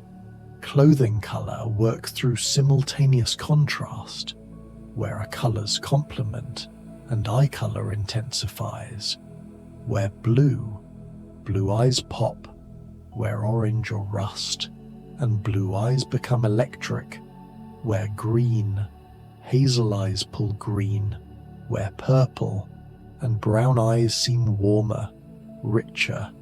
Your thoughts scattered across the universe, never to reunite. Seasonal light changes everything. Summer's bright, harsh sun washes out color, makes everything paler. Winter's low, soft light enriches color, makes everything more saturated. Your eyes don't change, but every photo, every mirror, every reflection shows them differently. Thump, thump, your heart barely beating, barely trying. The iris structure, those layers of tissue, create texture visible under magnification. The anterior border layer with crypts like tiny valleys, the stroma with collagen bundles like tangled threads, the dilator muscle radiating outward, the sphincter muscle circling the pupil, all creating that intricate pattern, that uniqueness, sinking through the bottom of sleep into something deeper, something nameless. Light scatters in the stroma's collagen, in the spaces between fibers, shorter wavelengths scatter more, creating blue in eyes without much melanin. This is Rayleigh scattering, the same physics that makes sky blue, that makes sunsets red, your breath barely stirring, the air around you barely moving, barely living. Structural color versus pigment color represents different strategies, different solutions to the same problem: how to be visible, identifiable, beautiful. Butterfly wings, peacock feathers, blue morpho butterflies all use structure. Humans use both, combining them in endless variation. Heavier than black holes, you're collapsing into perfect stillness. Why blue eyes aren't truly blue matters less than that we perceive them as blue. The truth is physics and anatomy, but the experience is color, is beauty, is recognition. Both truths coexist, both valid, both real. Your mind, empty, a vessel filled only with these words, these whispers. Heterochromia, in its varieties, reminds us that development that isn't always uniform nor isn't always symmetrical. Central heterochromia, with its sunburst, shows melanin, depositing unevenly, creating gradients, creating art. Complete heterochromia shows even more variation. One eye's melanocytes activating fully, the other eyes staying quiet, almost gone, almost silent. Sectoral heterochromia, that wedge of color, that pie slice, happens when melanin deposits in patches, in sections. During development, it's permanent, it's harmless, it's beautiful. Each case unique, no two patterns identical, across billions of eyes, across all time, drifting beyond the edge of consciousness into pure nothing. Famous figures with rare eye colors capture imagination. We wonder about Elizabeth Taylor's violet, likely just like blue under studio lights. We read about Alexander's heterochromia, one blue, one brown. If true, if legend, we can't know for certain. From ancient texts, from contradictory sources, your heartbeat, a distant star, pulsing in far space, barely relevant to you here, now. These stories matter less than truth, but we love them, you know. Anyway, we assign importance to rare traits, to unusual features, to eyes that stand out, that capture light, that capture attention. Your body, no longer yours, just a warm mass, breathing, existing, nothing more. Eye color symbolism across cultures shows our need for meaning, for pattern, for attributing personality to biology, for finding cosmic significance in melanin concentration. We want eyes to be windows to the soul, when really they're just windows to the retina, sinking, past language, past thought, past being. But maybe that's enough. Maybe being able to see, to perceive light, to focus, to recognize faces is miracle enough without added meaning. The iris is mechanical, is biological, is chemical, and also beautiful, complex, unique, worthy of study, of appreciation, of rest. Thump, thump, barely there, barely anything, barely.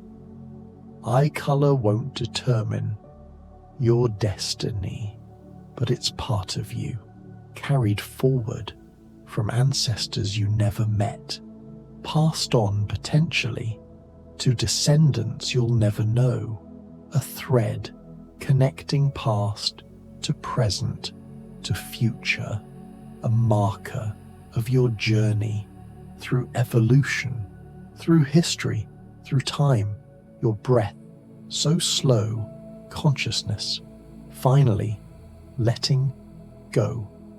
And as you drift now, deeper, deeper into sleep, remember that every human who ever lived had eyes, had irises, had color, whether brown or blue or green or amber or grey, each one unique, each one beautiful, each one a small miracle of physics, of biology, of light, heavier, heavier, almost gone, almost asleep, almost.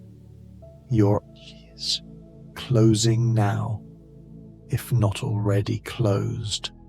The muscles relaxing, the lid sealing, no light entering and just darkness, just rest, just the slow, soft, gentle drift into sleep, into dreams, into nothing, your heart barely whispering, your breath barely there, your thoughts dissolved completely into the warm, dark, quiet peace. And somewhere in the future, in the past, in the eternal now, eyes are opening, eyes are closing, colors shifting, we're in different light, in different times. Blue eyes reflecting morning, brown eyes absorbing noon, green eyes catching sunset, grey eyes soft in twilight, sinking, sinking, sinking, past all boundaries, past all awareness. The universe keeps turning, eye colors quietly shifting through human history, melanin concentrations rising and falling with the sun, light scattering through irises, creating colors that don't exist, except in perception, except in the meeting of light and eye and brain, except in beauty, heavier than anything. You're gone now, into sleep, into rest, into the deepest dark, and we'll keep drifting, floating together through the mysteries, 100 eye colors mysteries, looping softly, endlessly, through the night, through why green eyes cluster in Northern Europe, through how injury can permanently change iris color, through the genetics that make prediction possible but never certain, your heartbeat fading, fading, fading into silence. There's nothing you need to do now, just let your body sink, heavier, heavier. Feel the mattress holding you, every muscle softening, your heartbeat slowing, matching the rhythm of space itself, shoulders melting down, jaw releasing, each breath pulling you deeper, deeper into the calm, the quiet, the dark. The universe keeps turning, eye colors quietly shifting through human history, and we'll keep drifting, floating together through the mysteries, looping softly, endlessly through the night, through brown eyes and blue eyes and green eyes and hazel and amber and grey and all the colours in between, all the variations, all the subtle shades that make each iris, each eye, each person unique, heavier, heavier, gone, and will keep drifting, floating together through the mysteries, 100 eye colours mysteries, looping softly, endlessly through the night, into sleep, into dreams, into perfect, peaceful darkness. The universe keeps turning, eye colours quietly shifting through human history, and will keep drifting, floating together through the mysteries. And we'll keep drifting, floating together through the mysteries, 100 healing mysteries, looping softly, endlessly through the night. Tonight we'll drift through the lost language your cells use to heal and communicate, the invisible weight of past lives still pressing on your body, and the secret sound frequency that plunges you into the deepest, most restorative rest. There's nothing you need to do now. Just let your body sink. Heavier, heavier. Feel the mattress holding you, every muscle softening, your heartbeat slowing, thump, thump, matching the rhythm of space itself, shoulders melting down, jaw releasing, each breath pulling you deeper, deeper into the calm, the quiet, the dark. If this helps you rest, tap subscribe, comment, and hit like, so others can find this calm too, but only if your eyes are still open. Otherwise, just drift. Now, let's drift into healing. Your body knows a language older than words, older than thought. Deep in the spiral of your DNA, there's an ancestral echo, a whisper from every grandmother, every grandfather, stretching back through time. They survived, and their survival lives in you, coded into every cell, every illness they overcame, every wound they mended, left instructions, tiny blueprints folded into your chromosomes. Your cells remember, even when you don't. They carry the memory of repair, of regeneration, of return. Scientists call this epigenetic inheritance, but it's simpler than that, softer. It's the way your great-great-grandmother's resilience has become your body's knowing, the way trauma can echo through generations, but so can healing, so can strength. Let that sink deeper, heavier, your breath slowing. Thump, thump. There's a field around your body, invisible, unmeasurable by most instruments, but real, so real. Your heart generates an electromagnetic field, extending 3 feet beyond your skin, pulsing, rhythmic, like waves on a shore. This field changes, just shifts, reorganizes itself, and when you heal, when you rest, when you forgive. Ancient healers knew this, called it the aura, the subtle body, the energy meridians. Modern science measures it now. With magnetocardiography, with biofield imaging, they're finding what mystics always knew, that healing happens in layers. Physical, Yes, but also in these invisible fields, these quiet alignments that happen when you finally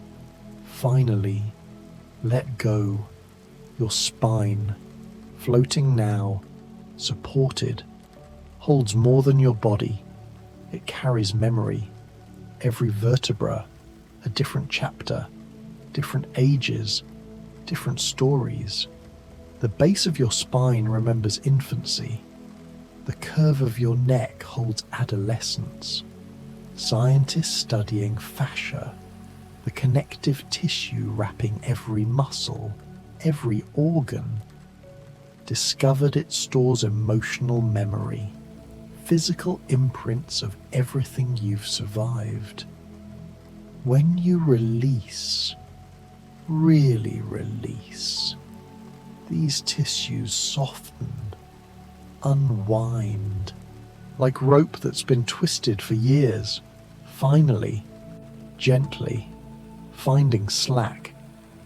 The body keeps the score, yes, but the body also keeps the solution, the path back, the way home. Thump, thump, your heart continuing, patient, knowing there's a pharmacy inside you, producing medicines more powerful, more perfectly dosed than anything synthesized in a laboratory. Your brain manufactures its own morphine, endorphins, natural painkillers, 50 times stronger than what doctors prescribe. Your body creates its own anti-anxiety compounds, better than any pharmaceutical. Your immune cells generate their own antibiotics, antiviral proteins, tumor-fighting compounds. All of this right now as you rest. Your pineal gland, deep in the center of your brain, releases melatonin, the molecule of darkness, of rest, of cellular repair. In deep sleep, in this drifting state, your body produces growth hormone, knitting tissues back together, building bone, restoring what the day depleted. You don't have to do anything, just sink, heavier, heavier. The pharmacy is open, working, compounding your healing while you float.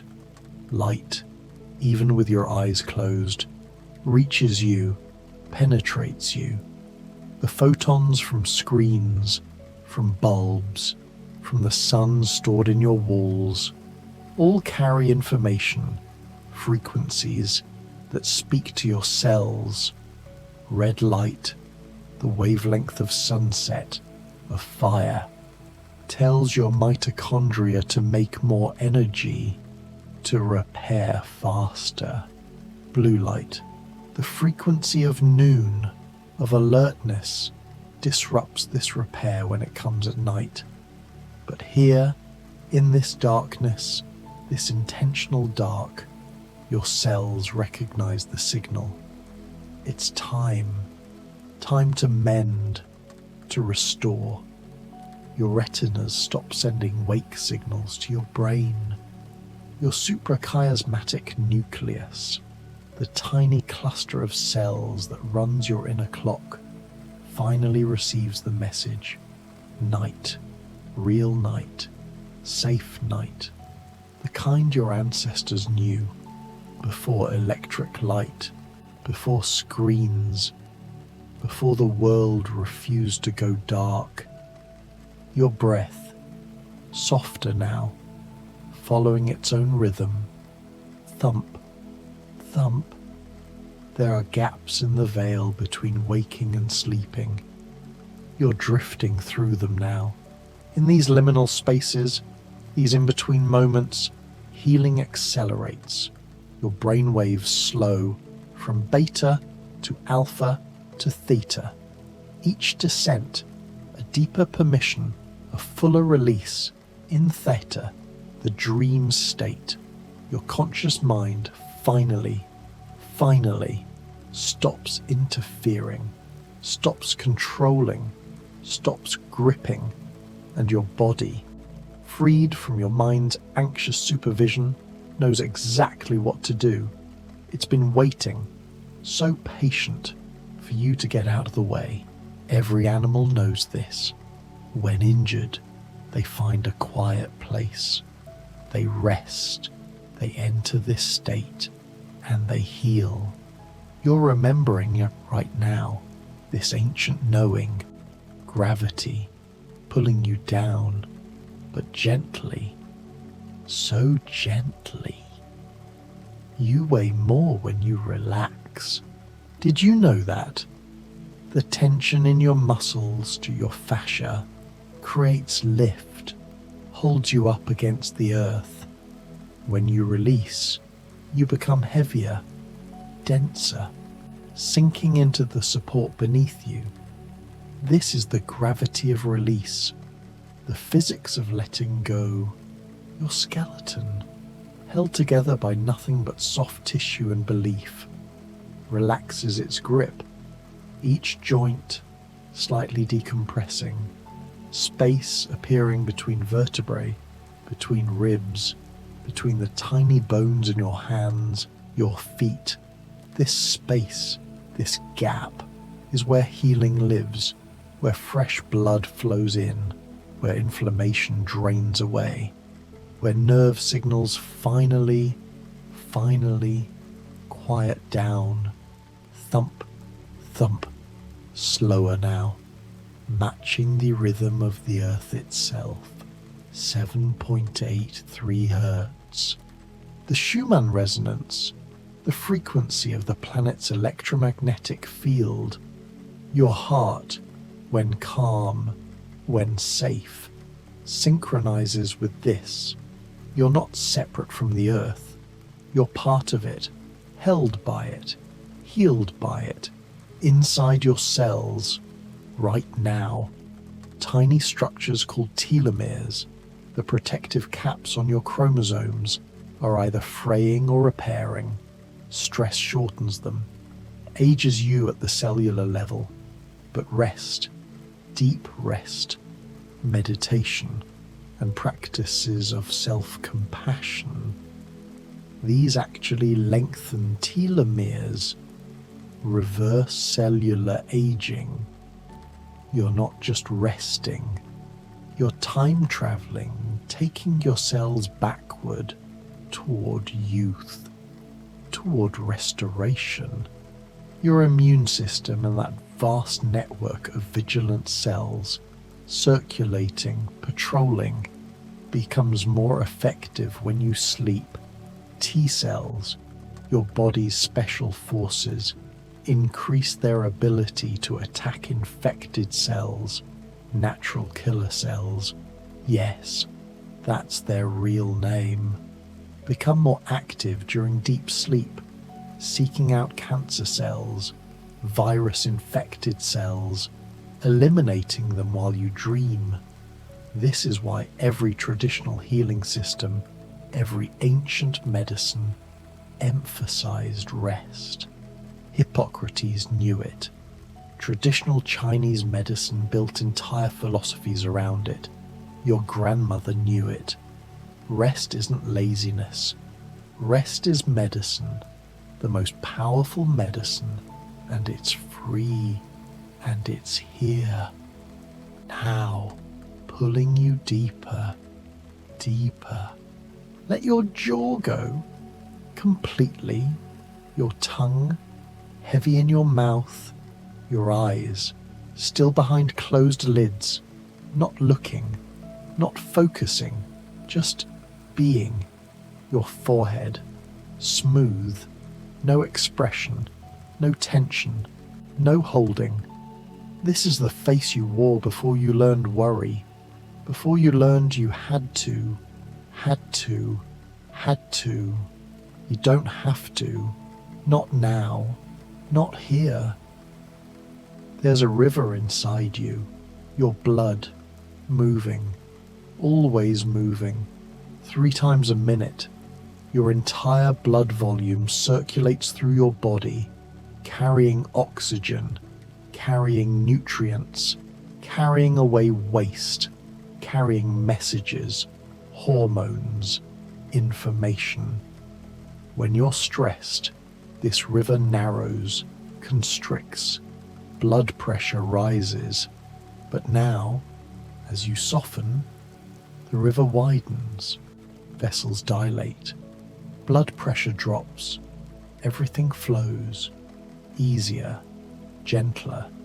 Your lymphatic system, the other river, the one without a pump, moves only when you're still, when you breathe deeply, when you rest.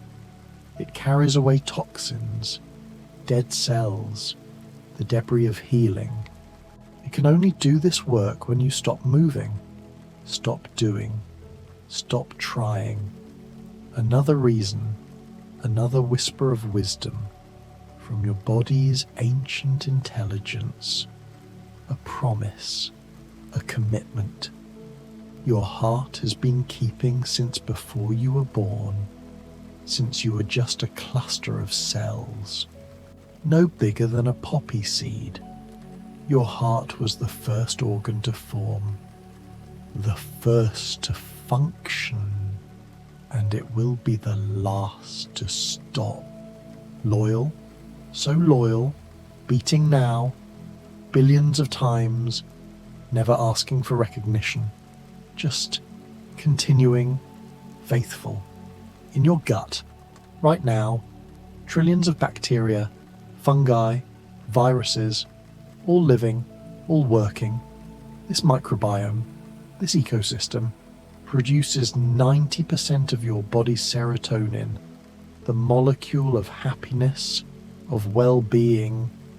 These tiny organisms, not even technically you, are generating your mood, your immunity, your mental clarity. When you heal your gut, feed it well, rest enough, these organisms flourish, and they repay you with health, with calm, with resilience. They're ancient partners, these microbes. You inherited them from your mother, she from hers. An unbroken chain of microbial inheritance, stretching back millennia. They've been with humans, with pre-humans, since the beginning. Healing them heals you. Feeding them feeds you. Resting lets them work. Your bones, solid as they seem, are constantly breaking down and rebuilding. Cells called osteoclasts, dissolving old bone. Cells called osteoblasts, laying down new bone.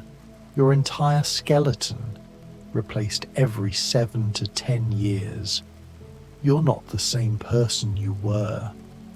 You're literally as physically new, different bones than you had. And those bones, right now, in deep rest, in horizontal peace, are rebuilding themselves, stronger, denser, better.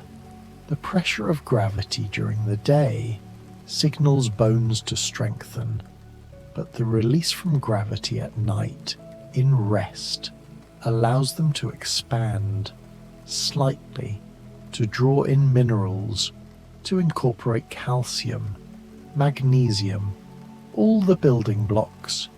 This is why astronauts in zero gravity lose bone density, why bed rest for too long weakens bones. You need both, the pressure of day and the release of night. Balance, always balance, heavier, heavier, sinking through layers now, through consciousness, through concern, through the need to know, to understand, to control. Your brain, that 3-pound universe, is cleaning itself right now. A discovery made only recently. The glymphatic system, like the lymphatic system, but for the brain. It only activates during sleep. During deep rest, the space between brain cells expands by 60%, and cerebrospinal fluid, that clear liquid cushioning your brain and spine, floods through, washing away beta amyloid, tau proteins, all the metabolic waste that accumulates during thinking, during worrying, during the day. Without this, without sleep, these proteins build up, tangle, plaque, leading to cognitive decline, to dementia, to the forgetting of yourself. But here, now, you're preventing that. You're allowing the wash, the cleanse, the restoration, your brain growing clearer, cleaner, with every slow, deep breath. There's a sound frequency, scientifically proven, that induces the deepest sleep, the most restorative rest. It's not white noise, not music. It's a specific frequency, around 0.5 hertz, infrasound, below the threshold of conscious hearing. But your body hears it, feels it. Your cells, your organs, all vibrate at specific frequencies.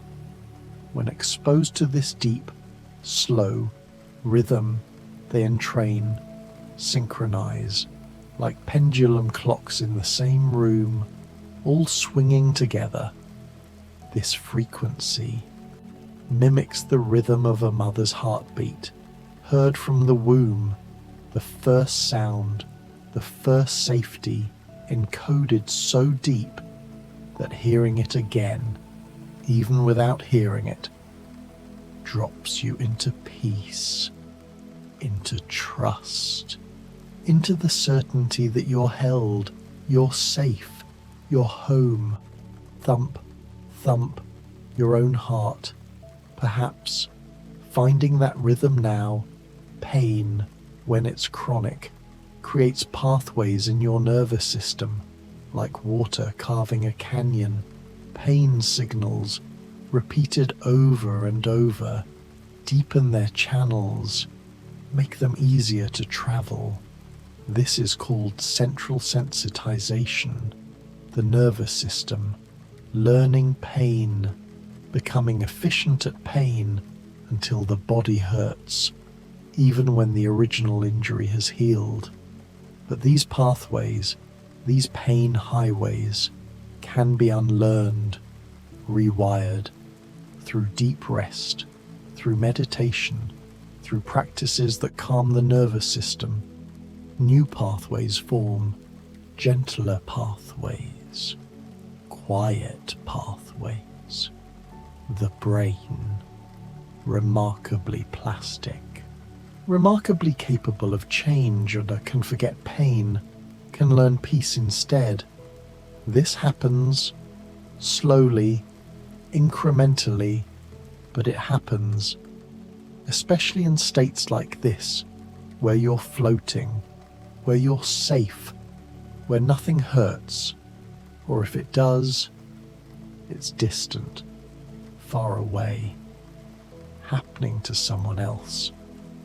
Your fascia, that three-dimensional web holding everything in place, is mostly water, 70% water, crystalline water, that can hold information, like water holds the memory of tea leaves, of coffee grounds. Your fascia holds the memory of every posture, every injury, every emotion that tightened your body. But water can be rewritten. Information can be changed through gentle movement, through rest, through intention. The fascia softens, releases, reorganizes, and new patterns, healthier patterns, can emerge. Ancient healers used their hands, not just to manipulate, but to listen, to feel these patterns, to sense where the body was holding, it was stuck. Modern fascial research confirms what they knew. That touch, gentle, intentional touch, changes the crystalline structure of fascia, releases bound water, allows stuck places to flow again. But even without touch, even alone, in rest, in deep safety, fascia can release itself. It needs permission. It needs time. It needs the absence of threat, all of which you're giving it right now. Let your shoulders melt down, away from your ears. Feel them, heavy, so heavy. Your arms, loose, hands, open, no gripping, no holding. Legs, heavy as tree trunks, roots growing down, down, into the earth below, anchoring you, grounding you, letting you release everything you don't need to carry anymore. There's a place in your body where old stories live, not in your mind, in your body. Your hips often hold ancestral trauma, grief passed down through generations. Your throat holds words never spoken. Your chest holds grief, longing, the weight of love that had nowhere to go. These aren't metaphors. Functional MRI studies show that when people recall traumatic memories, specific areas of their body light up, activate, tighten.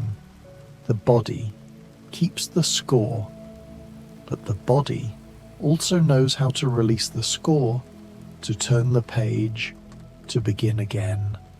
Through somatic practices, through breath work, through allowing yourself to feel, fully feel, without fixing, without solving. Emotions move through like weather. They come, they peak, they pass. And when they pass, the body, lighter, softer, more free. You don't have to process anything right now. You don't have to understand. You just have to be here, breathing, sinking, allowing. The rest happens on its own, in its own time, in the language your body speaks, below words, below thought, the faithful rhythm, continuing, constant as tides. Your skin, the largest organ, over 20 square feet, is constantly shedding, regenerating. You lose 30,000 to 40,000 dead skin cells. Every minute, a small storm of yourself drifting away, making space for new cells, fresh cells, rising from below. Your entire skin replaced every 28 days. A new surface, a new boundary between you and world. This boundary is intelligent. It knows what to let in, what to keep out. Vitamin D from sunlight, absorbed, toxins, blocked, usually. But when compromised, when inflamed, when stressed, this barrier weakens. Things get through that shouldn't. Allergies, sensitivities, inflammation develop. Rest restores this barrier, strengthens it, reminds your skin of its sovereignty, its power to protect, to contain, to hold you safely inside yourself. Your circadian rhythm, that 24-hour cycle, is set by light, yes, but also by food, by temperature, by social interaction. Every cell, not just brain cells, every cell in your body has its own clock, its own rhythm. When these rhythms align, synchronize, you feel good, energized, clear.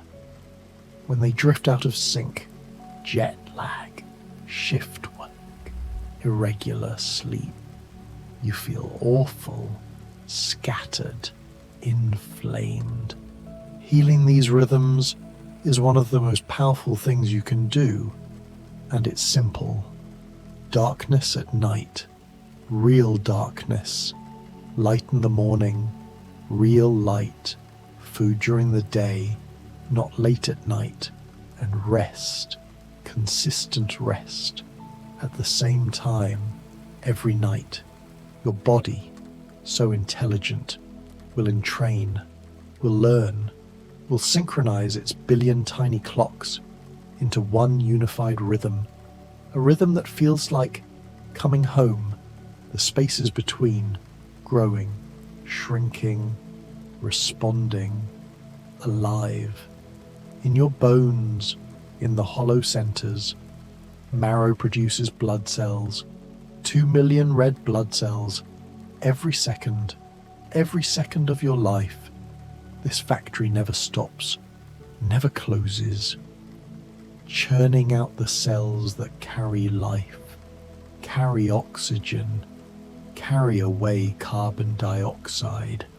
Your bones, not dead architecture, but living, generative, creative, constantly birthing, constantly renewing. And in sleep, in deep rest, this production increases. Your body, knowing it's safe, ramps up creation, makes extra, stores reserves for times of need, for times of challenge. Rest is not passive. Rest is the most productive, most creative state your body knows.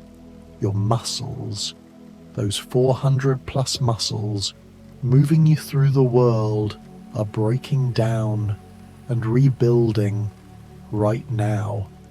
The stress of use creates micro tears, tiny damage that signals the body, build back stronger. This is how you get stronger, not during the workout, but during the recovery, during the rest, when your body takes the raw materials, just protein, amino acids, and weaves them into new, improved, more capable tissue.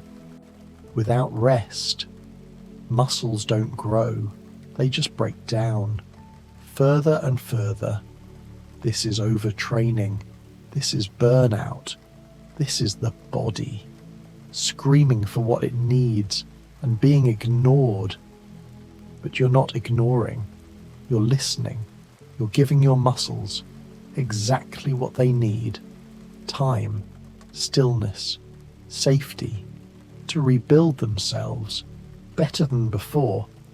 Every system, every cell is benefiting right now from this horizontal hour, this dark gift, this permission to stop, to cease, to simply be your breath, barely moving now, just the gentle rise and fall, rise and fall, like waves on a distant shore.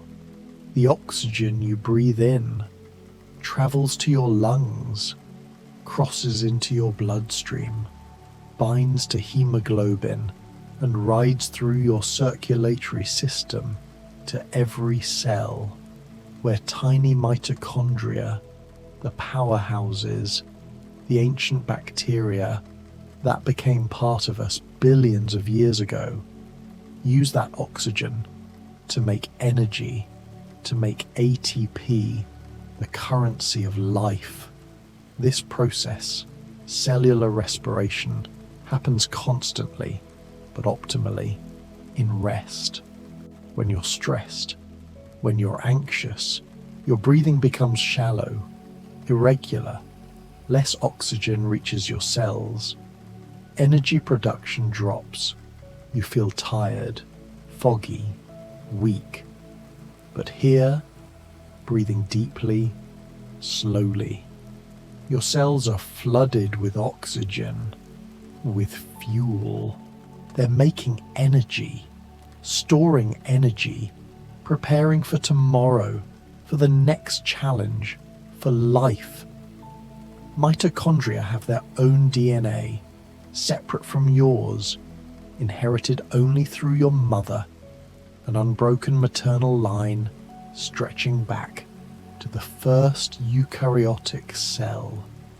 Billions of years ago, every woman in your ancestries gave you these tiny power plants, keeping you alive, keeping you moving, keeping your heart beating. Thump, thump, and they respond to how you treat them. Exercise strengthens them, multiplies them. Antioxidants protect them.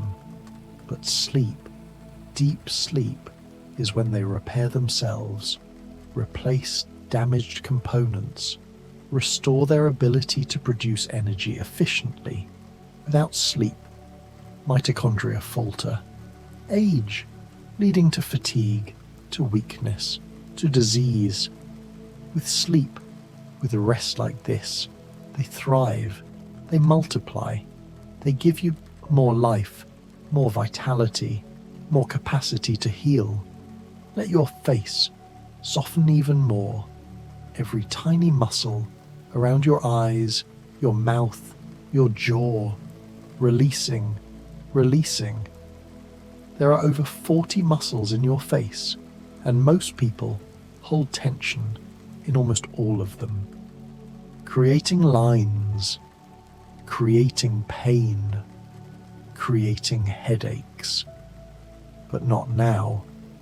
Now they're soft, smooth, like a child sleeping, like you used to sleep before you learned to hold, to protect, to guard.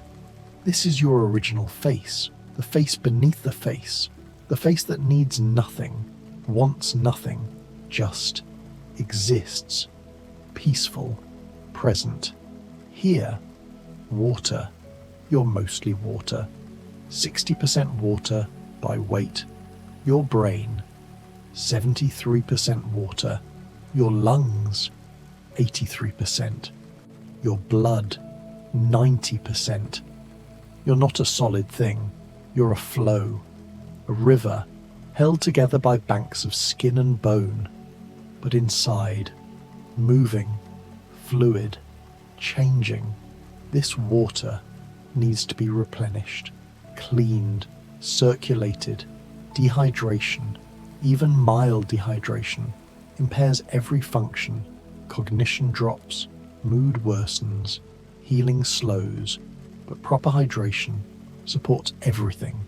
And rest reduces water loss through respiration, through stress-induced sweating. Your body conserves its precious water, uses it wisely for repair, for transport, for life. Imagine yourself as mostly water. Feel the fluidity, the capacity to flow, to adapt, to take new shapes. You're not fixed, not solid, not stuck.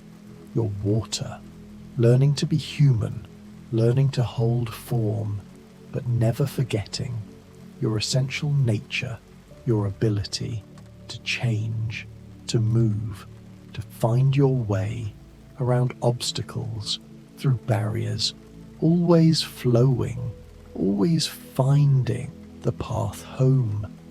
Heavier, barely breathing, barely here, just floating in some warm, dark sea, held, safe, dissolving into peace. Your stomach, your intestines, over 25 feet of digestive tract, coiled inside you, are resting too. No food to break down, no work to do, just gentle peristalsis, slow waves of contraction, moving everything along, cleaning up, preparing for tomorrow's nourishment. This is why eating late, eating before bed, disrupts sleep.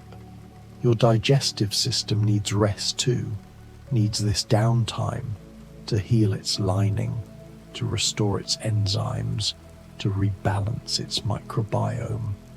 The gut-brain axis, the constant communication between your intestines and your mind, quiets during sleep.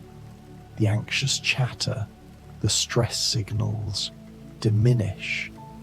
Your gut, freed from the nervous system's interference, can focus on its own healing, repairing inflammation, sealing leaky junctions, strengthening its barrier. Everything benefits from this reprieve, this pause, this permission to stop digesting and start restoring. Your endocrine system, those glands scattered throughout your body, releasing hormones, chemical messengers, coordinating everything, is recalibrating right now. Cortisol, the stress hormone, drops to its lowest levels. Melatonin, the darkness hormone, rises. Growth hormone surges. Thyroid hormone adjusts. All of them finding their balance, their proper rhythm, orchestrating the symphony of your healing. When these hormones fall out of balance, when cortisol stays high, when melatonin doesn't rise, when thyroid function drops, everything suffers. Mood, energy, metabolism, immunity. But sleep, consistent, deep sleep, restores this balance naturally, elegantly, without medication, without intervention, just by allowing, by surrendering to darkness, to rest, to the ancient pattern. Your body already knows. Thump, thump, each beat, a small miracle, a tiny explosion of life, electrical, mechanical, chemical, all at once, coordinated by cells that learned long ago to pulse together, to synchronize, to become one heart. Your bones regenerating, your skin renewing, your blood replenishing, your brain cleaning, your gut healing, your liver detoxifying, your kidneys filtering, your heart just beating, everything working in concert, a billion processes happening simultaneously, without your thought, without your effort, just by being alive and resting and trusting your body to do what bodies do when given half a chance. This is the restoration current, flowing through you, invisible but real, ancient but present, carrying you toward wholeness, toward health, toward a tomorrow where you wake slightly better, slightly stronger, slightly more yourself than you were yesterday. And all you have to do is this: nothing, everything. Just breathe, just sink, just allow. There's a place. Some call it the 0 point, the still point, the gap between thoughts, between breaths, between heartbeats. A place of absolute stillness, absolute peace, where nothing moves. And yet, everything is possible. You're touching that place now, drifting near it, like a boat approaching shore, not quite landing, just hovering, suspended between here and there, between wake and sleep, between trying and surrendering. This is where healing accelerates. In this gap, this pause, this eternal now, your body stops defending, stops bracing, and opens to its own repair, its own wisdom, its own deep knowing of how to return to wholeness. You don't fall into sleep, that's the wrong word. You rise into it. You ascend into deeper consciousness, into the subconscious, where your true mind lives, where healing happens, where dreams reveal what your waking mind cannot, will not see. Let yourself rise, float up, or sink down. The direction doesn't matter. Just let go of the shore, of solid ground, and drift into the vast, the dark, the welcoming unknown, where everything you need is already waiting. Your cells are dancing right now, a slow dance, molecules sliding past each other, proteins folding, unfolding, membranes flexing, everything in motion, but gentle motion, unhurried motion. The chaos of the day, the inflammation, the stress response, all that rapid firing is calming, slowing, settling into this gentler rhythm, this healing rhythm. This is how life is supposed to move, in waves, not in spikes. The wave of your heart spreading through vessels, through tissue, touching everything, blessing everything with its presence, its persistence, its profound commitment to keeping you alive, even when, especially when, you're not paying attention. There's a frequency some meditation traditions speak of, where your personal frequency aligns with the universal frequency, where you stop being separate and start being part of everything.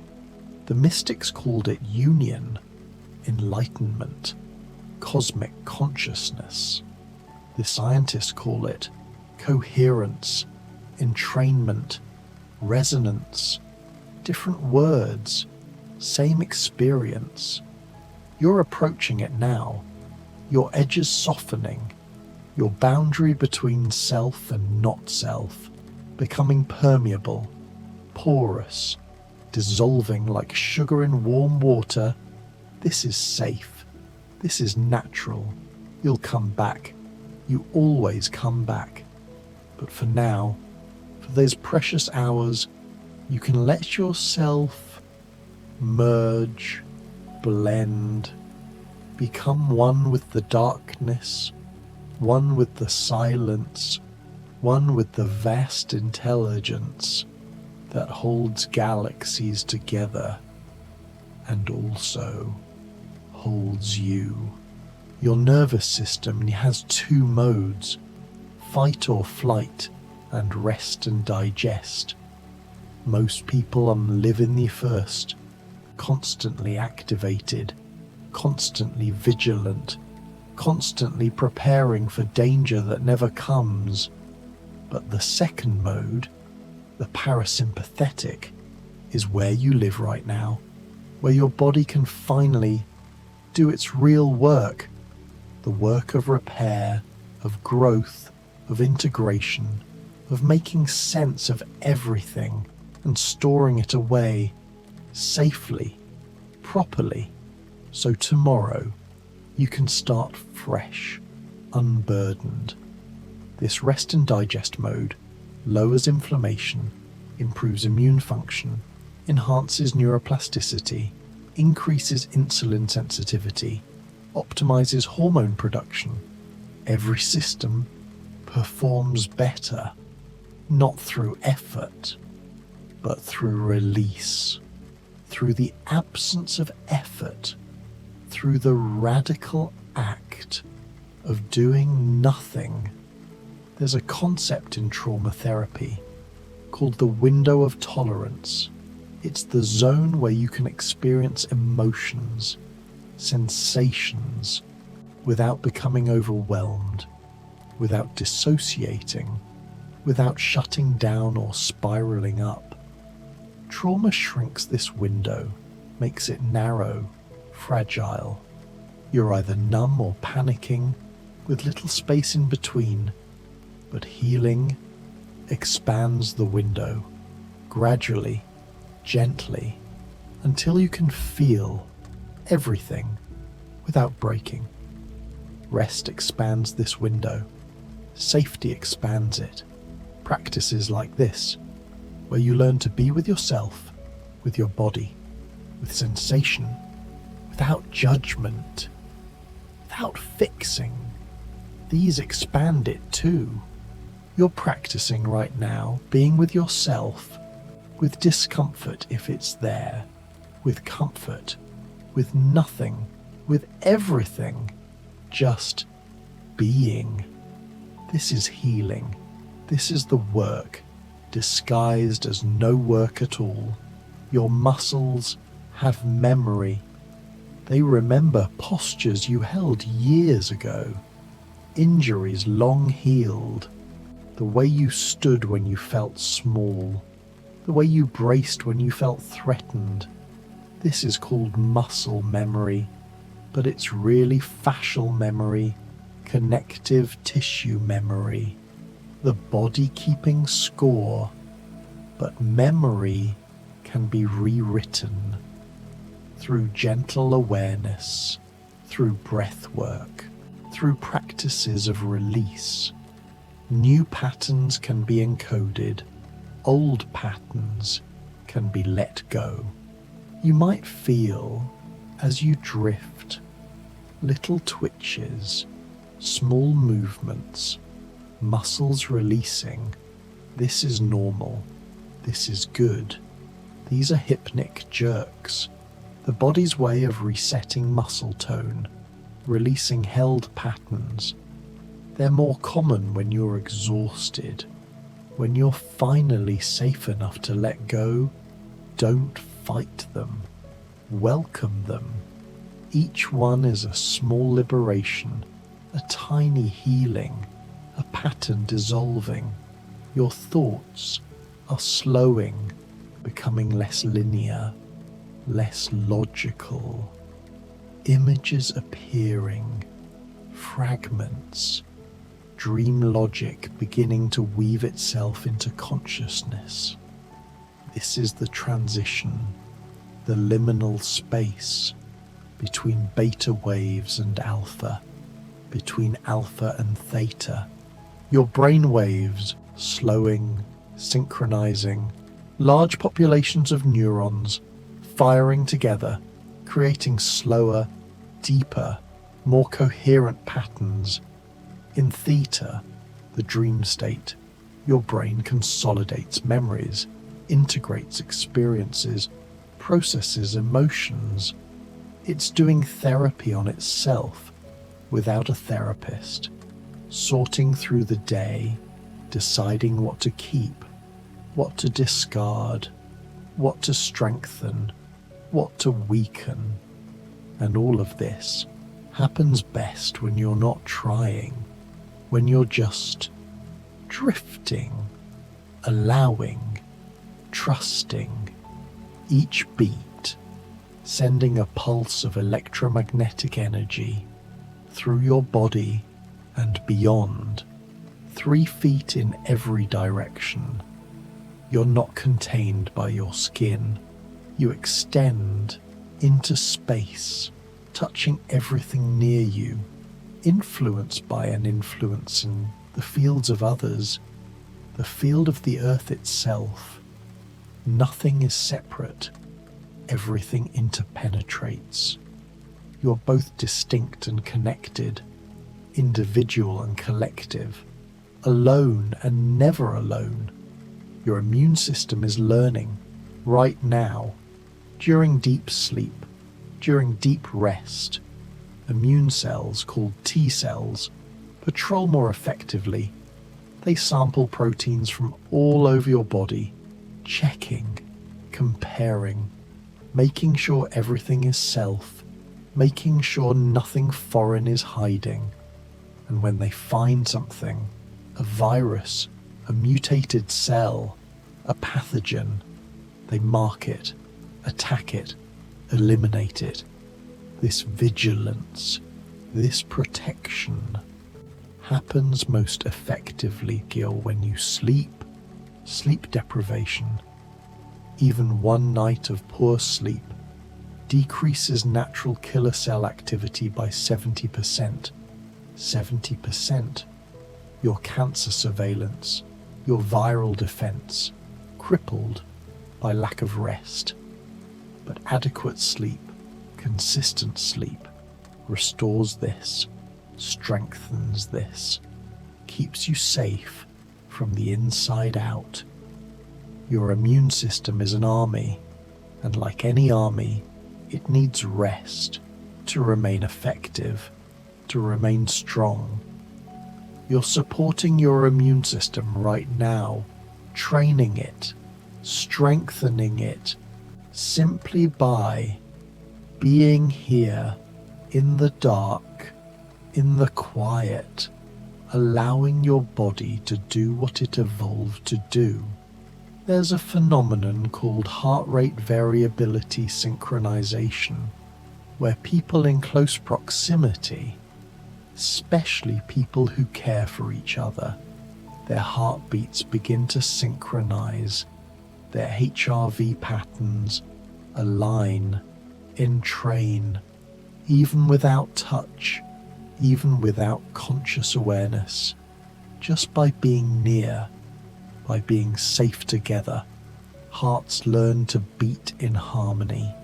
You're not alone, even if you're alone. Every person throughout history who has lain down to sleep, who has sought rest, who has trusted the darkness, is with you. In a sense, you're part of an unbroken chain of humans resting, healing, surviving, thriving, because they knew when to stop, when to surrender, when to let the body do its quiet, essential work. Your ancestors, every single one, rested, or you wouldn't be here. They survived, they healed, and they passed that resilience, that capacity, that wisdom down to you. It's in your cells, in your genes, in the very structure of your nervous system. You know how to do this. You've always known.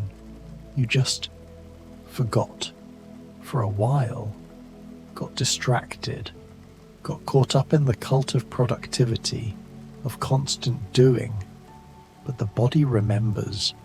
The body knows, heavier, barely aware now, of your limbs, of your breath, of anything, except a floating sensation, a dissolving, a gentle unbecoming. As you age, slow-wave sleep decreases, and so does growth hormone. This is part of why aging involves loss of muscle, thinning skin, weaker bones, slower healing. But practices that increase deep sleep, that prioritize rest, can preserve, even increase, slow-wave sleep in older age. You can age more slowly, more gracefully, more vibrantly, simply by sleeping well, by honoring rest, by doing this, night after night after night. Your blood vessels, your arteries and veins are repairing themselves right now. The endothelium, the inner lining of your blood vessels, is one cell layer thick, incredibly delicate, easily damaged by inflammation, by high blood pressure, by oxidative stress. But in rest, in sleep, this lining repairs itself. produces nitric oxide, which dilates vessels, improves blood flow, protects against atherosclerosis, heart attacks, strokes. Most cardiovascular events happen in the early morning, just after waking, when blood pressure surges, when stress hormones spike, when the body transitions from rest to action. But during sleep, during deep rest, your cardiovascular system recovers, heals the micro damage of the day, strengthens itself for tomorrow's challenges. Each night of good sleep is a deposit in your cardiovascular health account, protecting you, extending your life.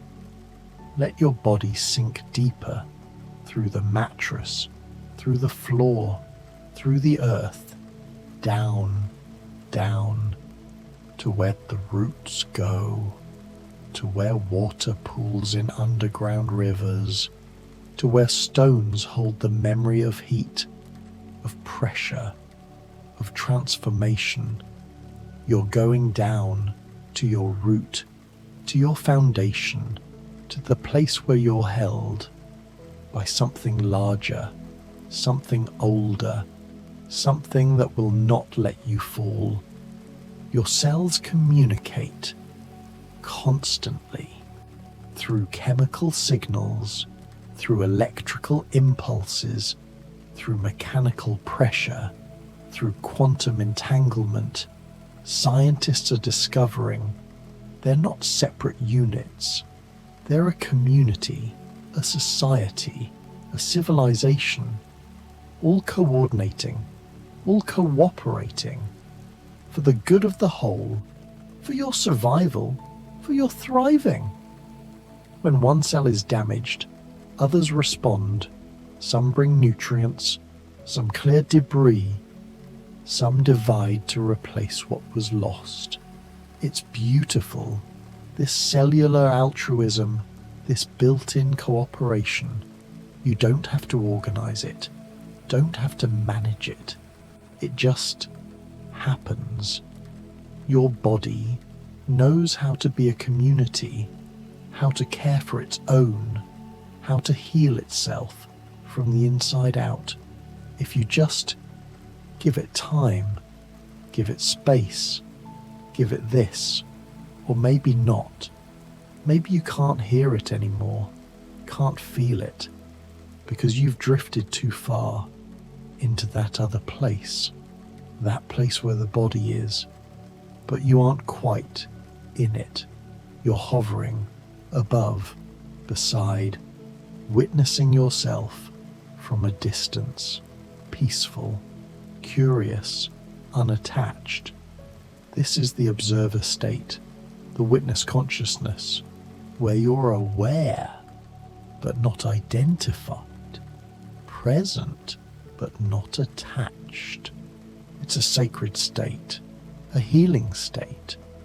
From here you can see your patterns, your habits, your wounds, with compassion instead of judgment, with curiosity instead of shame. From here, change becomes possible, because you're not defending, not justifying, just seeing clearly, truthfully, gently. Your pancreas, tucked behind your stomach, is producing insulin in response to your last meal, hours ago. Insulin that allows cells to absorb glucose, to make energy, to function.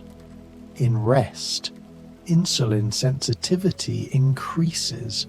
Your cells respond better, need less insulin to do the same work. This protects you from diabetes, from metabolic syndrome, from the cascade of complications that follow. Rest is metabolic medicine, free, natural, infinitely renewable, and your adrenal glands, sitting atop your kidneys, are finally resting too.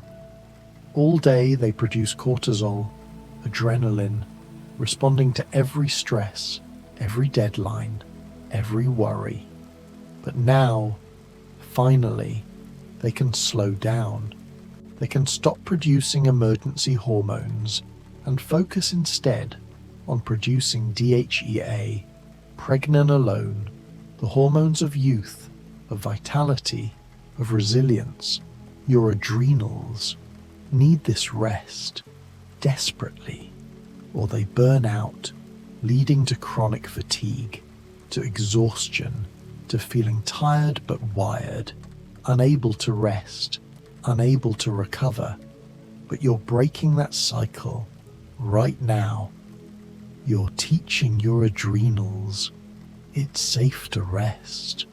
It's safe to stop producing stress hormones because there's no emergency, no tiger at the door, no crisis requiring your immediate action, just darkness, just quiet, just the slow, gentle rhythm of breath and heartbeat and time passing peacefully. Your eyes, behind closed lids, are moving, or maybe they're still. It doesn't matter. They're resting either way. The tiny muscles that control focus, that allow you to read, to drive, to see, are finally released. No tension, no strain. These muscles work constantly during waking, adjusting, focusing, tracking. They get tired, so tired, leading to eye strain, headaches, blurred vision. But in darkness, in rest, they recover, they reset, ready for tomorrow's seeing. And your optic nerve, carrying signals from eye to brain, gets a break too. No information to transmit, no images to process, just darkness, blessed darkness. The absence of stimulus, the brain, freed from the constant work of visual processing, which takes up over half its resources, can redirect that energy to other tasks, to cleaning, to consolidating, to healing itself, heavier, softer, barely anything at all, just a whisper of consciousness, just the faintest awareness of existing, and even that fading. Your throat, that vulnerable channel where air passes, where voice emerges, is soft now, open, no constriction, no holding back. In waking life, we guard our throats, tighten them, hold back words, swallow emotions, protect this vulnerable passage. But in sleep, in safety, the throat opens, relaxes, allows. This is why you might snore, why you might drool. All signs that you've let go, that you trust, that you're no longer defending this tender gateway. The throat, in energy medicine, is the chakra of truth, of expression, of speaking what needs to be spoken, when blocked, when tight. We can't express our truth, can't advocate for ourselves, can't sing our own song. But in states like this, in deep safety, this center can release, can open, and the blocked energy, the unspoken words, can begin to move, to express themselves in dreams, in sensations, in the body's own language of symbol and metaphor. Your jaw, completely loose now, hanging slightly open, no grinding, no clenching. So many people clench their jaws at night, grinding teeth, creating TMJ, headaches, pain. It's stress, it's unprocessed emotion, it's the fight you didn't have, the words you didn't say, being worked out, through the jaw's powerful muscles. But not tonight. Tonight your jaw is soft, your teeth barely touching, your tongue heavy and still. This is peace. This is what your jaw has been waiting for. Thump, thump. Or is it just silence, punctuated by the faintest sense of movement, of flow, of something continuing, even as everything else stops? In Tibetan Buddhism, they speak of the clear light of sleep, a natural state of awareness that occurs in deep sleep, when all the grosser levels of consciousness have dissolved, leaving only the subtlest, the clearest, the most fundamental awareness. Most people sleep through it, unconscious. But practitioners with training can remain aware, can experience it, and they report. It's like meeting your own true nature, beyond ego, beyond story, beyond everything you thought you were. Pure being, pure awareness, luminous, empty, full. You don't need to stay aware. You don't need to try for this. But if you catch a glimpse, a moment of that clarity, that luminous emptiness, know that you've touched something real, something essential, something that's always there, underneath everything. You are this awareness, this clear light, wearing the costume of a person, playing the role of a separate self, but never actually separate, never actually alone. Your intestines, those long-coiled tubes, are resting, gently moving, but slowly, peacefully. The nervous system in your gut, called the enteric nervous system, has more neurons than your spinal cord. It's sometimes called the second brain, and it operates independently, making decisions, responding to your gut bacteria, to the chemistry of digestion, to signals from your actual brain, but also having its own intelligence, its own wisdom. This gut brain knows things your head brain doesn't. It senses danger before you consciously recognize it. It knows which people are safe, which foods are nourishing. It's your intuition, your gut feeling, literally. And in rest, this intelligence becomes more accessible, more clear, because the head brain finally stops overriding it, stops talking over it, stops insisting it knows better. Trust your gut, people say, and they're more right than they know. Your gut is trustworthy. Your gut wants you to survive, to thrive, to make choices that serve your wholeness. If you listen, if you rest enough to hear it, it will guide you toward health, toward safety, toward what your body needs, even when your mind has other ideas.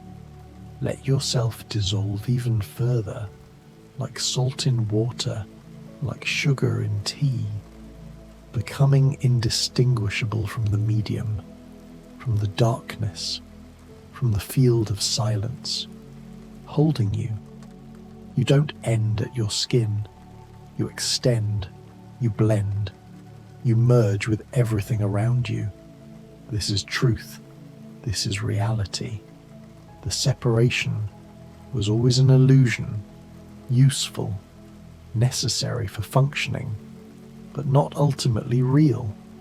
Your lymph nodes, scattered throughout your body, in your neck, your armpits, your groin, behind your knees, are filtering, cleaning, purifying your lymphatic fluid, removing bacteria, viruses, damaged cells, cancer cells. They swell when you're fighting infection, when they're working hard, but in rest, in health, they work quietly, efficiently, part of your body's sanitation system, keeping you clean from the inside out. The lymphatic system, unlike blood, has no pump. It moves only through muscle contractions, through deep breathing, through movement, and through rest, through the subtle movements your body makes in sleep, adjusting position, stretching. The fluid moves, circulates, cleanses.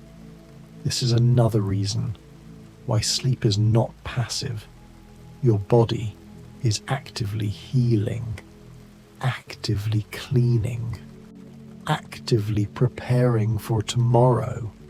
Maybe, or maybe now it's just the sound of silence itself, that high-pitched ring, that white noise, that ocean in a seashell, the sound of your own nervous system, humming, alive, present. There's a type of brainwave called delta, the slowest, the deepest. It only occurs in the deepest stage of sleep and in very deep meditation, in coma, in states of profound unconsciousness.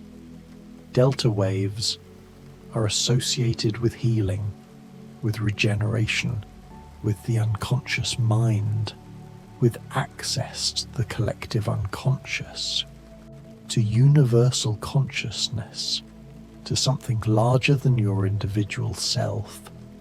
When your brain produces delta waves, your pituitary gland releases hormones, your immune system strengthens, your tissues repair. It's as if your body needs you to get out of the way completely, needs you to descend below thought, below awareness, below everything to do its deepest work. And you're descending now, whether you know it or not. Your brain slowing, approaching delta, approaching that healing frequency.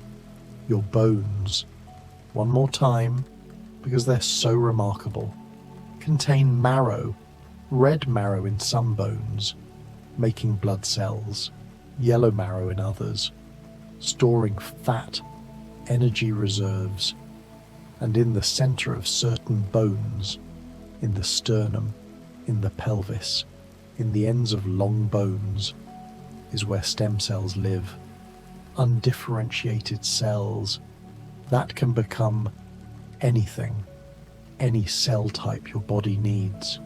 These stem cells wait quietly until called upon, until injury or illness demands their transformation, and in sleep, stem cell production increases. These precious cells multiply, migrate to where they're needed, become what's needed, healing, replacing, regenerating. You're not stuck with the body you have. It's constantly renewing itself, becoming new. Your muscles, all of them, from your scalp to your toes, are in a state called atonia, temporary paralysis, that happens in certain sleep stages. This keeps you from acting out dreams, from hurting yourself, from moving when your mind thinks you're running, climbing, flying. Your body knows to stay still, to stay safe, while your mind adventures elsewhere. This paralysis can be frightening if you wake into it. Sleep paralysis, they call it. But right now, drifting down, it's just safety, just protection, just your body's wisdom, keeping you still, keeping you horizontal, keeping you healing. While consciousness does what it needs to do in other realms, other dimensions, other ways of being, sometimes dreams are random, brain activity, meaning nothing. Sometimes they're profound, revelatory, changing everything. Both are true, depending on the dream, depending on the moment, depending on what you need. Your unconscious mind knows what you need. Trust it. Trust the dreams, even the nightmares, especially the nightmares. They're showing you what needs to be seen, what needs to be felt, what needs to be integrated for healing to complete. Your body temperature has dropped slightly. Another sign of deep rest. During the day, your core temperature rises, peaks in late afternoon, then falls, reaching its lowest point in the early morning hours around 4 a.m. This temperature drop signals sleep, facilitates sleep, allows the metabolic processes that prefer cooler conditions to proceed. Cool darkness. This is the environment for healing, for rest. Your bedroom should be cool, dark, quiet, like a cave, like the environment your ancestors knew for hundreds of thousands of years before we invented climate control, electric light, constant noise. Your body still expects that ancient environment, still responds best to cool, dark, quiet, silence. Give it what it expects, and it will reward you with rest, with healing, with vitality. Let the cool darkness surround you, enter you, become you. You're not separate from your environment. You're continuous with it. The air you breathe becomes your blood. The earth beneath you lends you its stability.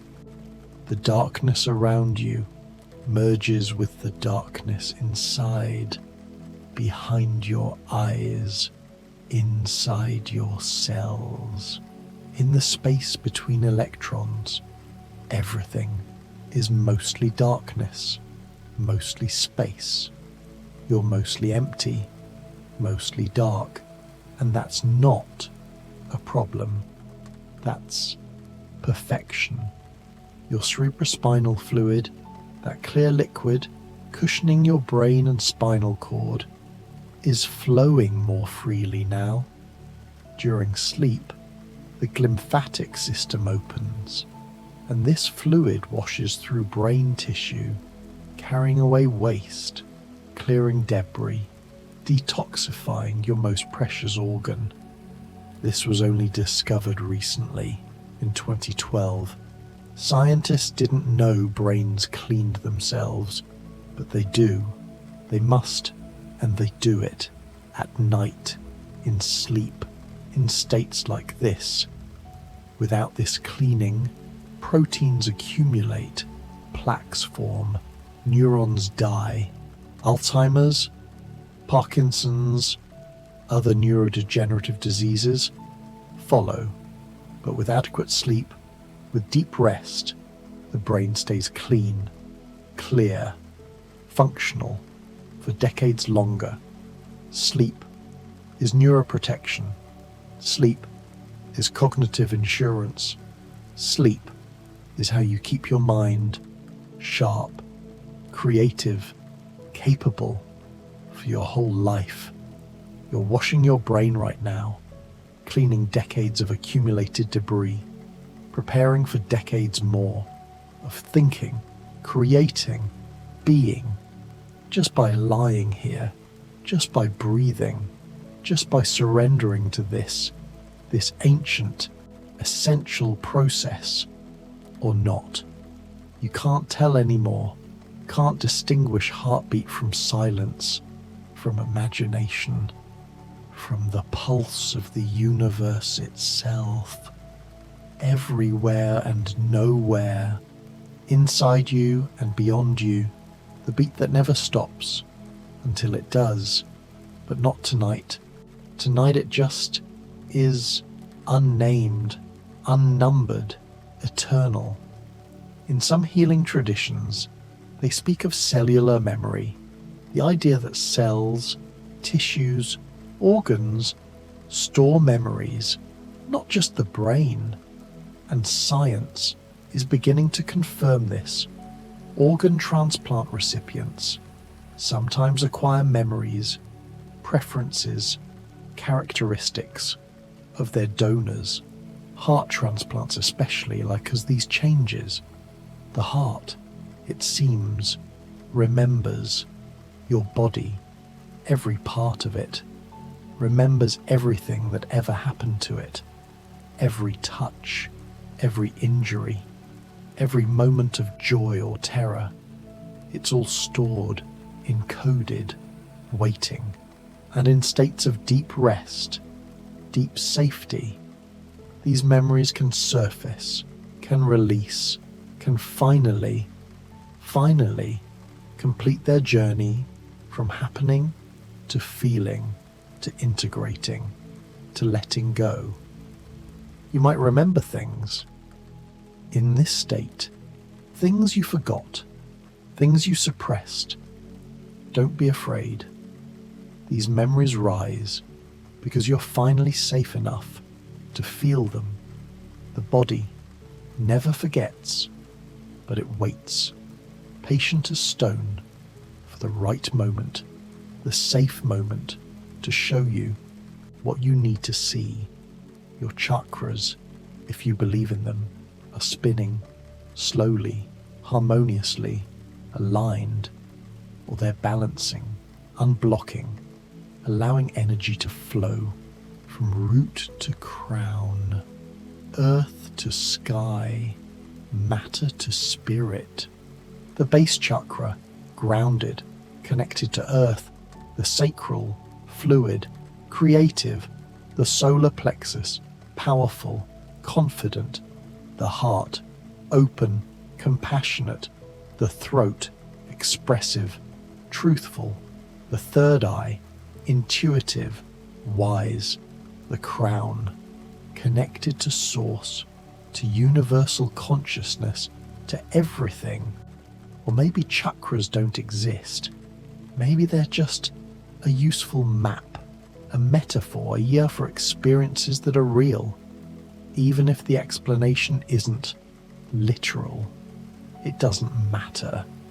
What matters is energy flows, or it doesn't. You feel blocked, or you feel open. You feel aligned, or you feel fragmented. And right now, in this state, whatever you believe, however you name it, you're moving toward flow, toward openness, toward alignment, toward wholeness. Your cells, each one a tiny universe containing mitochondria, ribosomes, endoplasmic reticulum, Golgi apparatus, lysosomes, all these organelles working together like a city, like a civilization, producing energy, making proteins, disposing of waste, defending against intruders, communicating with neighbors. All of this happening in something too small to see, too small to imagine, and yet it's happening right now in trillions of cells, simultaneously, perfectly, miraculously. And you don't do any of it. You don't instruct ribosomes how to make proteins. You don't tell mitochondria how to produce ATP. You don't manage the Golgi apparatus. You don't have to. It just happens. Intelligence, operating at every level, from quantum to cosmic. And you're just the experiencer, the witness, the consciousness that gets to be alive, to feel, to rest, to heal, without doing any of the actual work. Heavier, softer, barely anything now. Just a whisper, a suggestion, a memory of being someone, somewhere. But even that, fading, dissolving, becoming nothing, everything, the space between thoughts, the gap between breath, the eternal moment where nothing happens, and yet everything is perfect, complete, whole.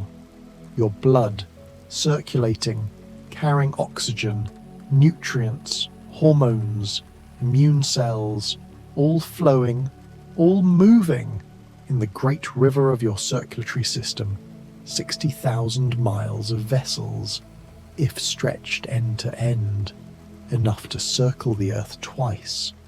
All of this folded inside you, coursing through you, keeping you alive every second, every minute, every hour. Thump, thump, the pump that never rests, that can't rest, but paradoxically rests best. When you rest, when it can slow down, beat gently, work efficiently, without the stress of adrenaline, cortisol, demand. Your heart is probably beating 50 or 60 times a minute now, maybe slower. In deep sleep, some people's hearts slow to 40 beats per minute, 35. Athletes, meditators, people with strong vagal tone can go even slower. This is healthy. This is efficient. This is the heart saying, I'm safe. I can slow down. I can rest too, even as I work. Let your heart rest. Trust it. It's been beating since you were an embryo, since you were smaller than a grain of rice. It knows what it's doing. It doesn't need your worry, your attention, your conscious control. It just needs permission to slow, to ease, to find its own rhythm, its own peace. Your lungs expanding and contracting, maybe 6 breaths a minute now, maybe fewer, in deep meditation, in deep sleep. Breathing can slow to 4 breaths per minute, 3, even 2. The body needs less oxygen when it's still, when it's at peace, when it's not running, fighting, striving, and so the breath naturally, gently, slows, shallows, becomes almost imperceptible. You're breathing, but barely, just enough, just right, exactly what you need, nothing more, nothing less. This is efficiency, this is elegance, this is the body's genius, doing exactly, precisely, perfectly what's needed. No excess, no waste, just right action, right effort, even in no effort, even in complete surrender. Your stomach, empty or nearly so, is resting. The acid production slows, the digestive enzymes quiet, the muscular contractions ease. It's been working all day, breaking down food, churning, mixing, secreting, extracting nutrients. And now, finally, it can pause. It can repair its own lining, which is constantly damaged by acid, constantly regenerated. Your stomach lining replaces itself every 3 to 5 days, the most rapid turnover of any tissue in your body. And this happens primarily during rest, during sleep, when digestion stops and repair begins. Everything in your body follows this rhythm: work and rest, breakdown and repair, spending and replenishing. It's all balanced, or trying to be, and you support this balance by honoring both, by working when it's time to work, but more importantly, by resting when it's time to rest, by being here, by doing this, by choosing again and again to stop, to cease, to surrender to the darkness, the silence, the stillness that heals. Barely here now, barely anywhere, just floating in some timeless place, some spaceless space where nothing is required, nothing is wrong, nothing needs fixing. You are already complete, already whole, already healed in the deepest sense, even if the surface still shows wounds, still shows scars, still shows evidence of the journey. Underneath, at the core, you are, and always have been, perfect, untouched, luminous, whole. This is what you're touching now, in this deep place, this quiet place. This is what you're remembering, returning to, recognizing your original nature, before you learned to doubt yourself, before you learned something was wrong with you, before you took on the burden of improvement, of self-correction, of never being enough. Here, in this place, you are enough. You are more than enough. You are everything. The ancient mystics knew this, called it by different names: Buddha nature, Christ consciousness, Atman, the self that is not separate from God, from Source, from the infinite. They went into caves, into forests, into silence, seeking this. But it was never far. It was always here, inside, underneath, waiting, patient for you to stop, to rest, to sink deep enough, to remember. You don't have to be a mystic, don't have to meditate for years, don't have to renounce the world. You just have to, sometimes, be still, be quiet, be here, and in that stillness, that quiet, that presence, you touch it, you remember, you come home to yourself, to your source, to the place you never left, but forgot. You were still in, or maybe silence, just silence, ringing silence, pregnant silence, the sound of the universe breathing, expanding, contracting, being born, dying, being born again, in endless cycles, endless rhythms, endless waves of creation and dissolution, and you riding those waves, those rhythms, those cycles, not separate, never separate, just forgetting sometimes and remembering sometimes. And both are okay, both are part of it, both are perfect. Your brain is producing alpha waves now, or theta, or delta. It's descended through the layers, through consciousness, through subconsciousness, approaching unconsciousness, approaching the deepest rest, the most healing sleep, where your body does its most profound work, its most essential restoration. In this state, in delta wave sleep, human growth hormone surges, repair accelerates, immune function strengthens. Everything you've been waiting for, everything you need, is happening now, without effort, without intention, just by being here, just by staying, just by not fighting, not resisting, not trying to control what doesn't need, what shouldn't be controlled. You're healing right now in ways you can't measure, can't see, can't know, but your body knows.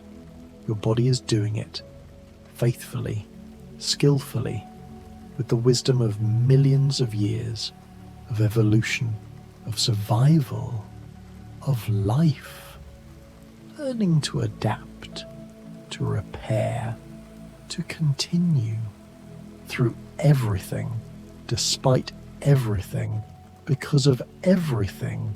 Your bones regenerating, your blood replenishing, your brain cleaning, your heart resting, your liver detoxifying, your kidneys filtering, your gut healing, your skin renewing, your muscles repairing, your fascia reorganizing, your telomeres lengthening, your stem cells multiplying, your immune cells strengthening, everything working together, orchestrated, synchronized, perfect. And all you had to do was stop, was rest, was trust your body to do what bodies do when given half a chance, when given permission, when given this darkness, this silence, this horizontal peace, this sacred time of doing nothing, being nothing, becoming nothing, so that tomorrow you can be everything again, refreshed, restored, reborn. The gaps in the veil between states, between consciousness and unconsciousness, between waking and sleeping, between the material and the mystical, are so thin now, so permeable. You could slip through so easily, so naturally. One breath, one more, and you're there, wherever there is, the place where healing happens fastest, where time doesn't exist, where you're held in something larger, something older, something that loves you unconditionally, eternally, perfectly. Let go, let go, let go of everything, of your name, of your story, of who you think you are. None of that matters here. None of that is real compared to this vast, this silent, this infinite presence that you are, underneath everything, beyond everything, before everything. You are this awareness, this stillness, this peace, wearing a human form for a while, playing a human game for a time, but never, never, only human, never, only separate, never, only alone. Your saliva, even that is medicine, contains enzymes that begin digestion, yes, but also proteins that heal wounds, that fight bacteria, that protect your teeth from decay, lysozyme, lactoferrin, immunoglobulins, all present in your saliva, working constantly, defending the gateway between outside world and inner body. When you sleep, saliva production slows, your mouth dries. This is normal. This is why you wake with dry mouth sometimes. But even reduced, even minimal, that saliva continues its protective work, continues its healing mission, never stopping, never abandoning you.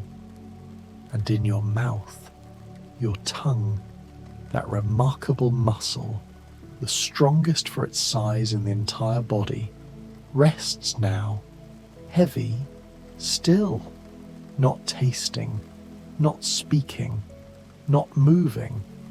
During the day it moves thousands of times, forming words, pushing food, maintaining position. But now it rests, and the muscles of your tongue, like all muscles, repair themselves in rest, grow stronger, more coordinated, more capable. Even your tongue benefits from this darkness, this stillness, this permission to stop. Your teeth, embedded in bone, surrounded by gums, are not dead things. They're living tissue. The dentin inside them contains cells, tubules that can sense temperature, pressure, pain, and at night, when you're not eating, not drinking, not exposing them to acid or sugar, they can remineralize. Your saliva, even in reduced production, bathe them in calcium, in phosphate, rebuilding enamel, strengthening structure, repairing the micro damage of the day's eating, the day's living. People who grind their teeth, who clench their jaws at night, damage this remineralization, fracture enamel, cause pain. But you, with your soft jaw, your relaxed face, you're allowing your teeth to heal, to strengthen, to persist for decades more of service, just by letting your jaw hang loose, by releasing tension, by trusting the darkness to hold you without defense, heavier, drifting deeper through layers of consciousness, like descending through water, through different densities, different temperatures, each layer darker, quieter, more still than the last. You're sinking through them all, gently, inevitably, pulled by gravity, by exhaustion, by the body's deep need to stop, to rest, to repair. Your hair follicles, those tiny organs embedded in your scalp, your skin, are producing hair right now, each follicle in its own cycle, growing, resting, shedding. Most of your follicles are in active growth during sleep, when blood flow to the scalp increases, when nutrients flood these tiny structures, allowing them to produce keratin, to build hair shaft, cell by cell, molecule by molecule. You lose 50 to 100 hairs every day. This is normal.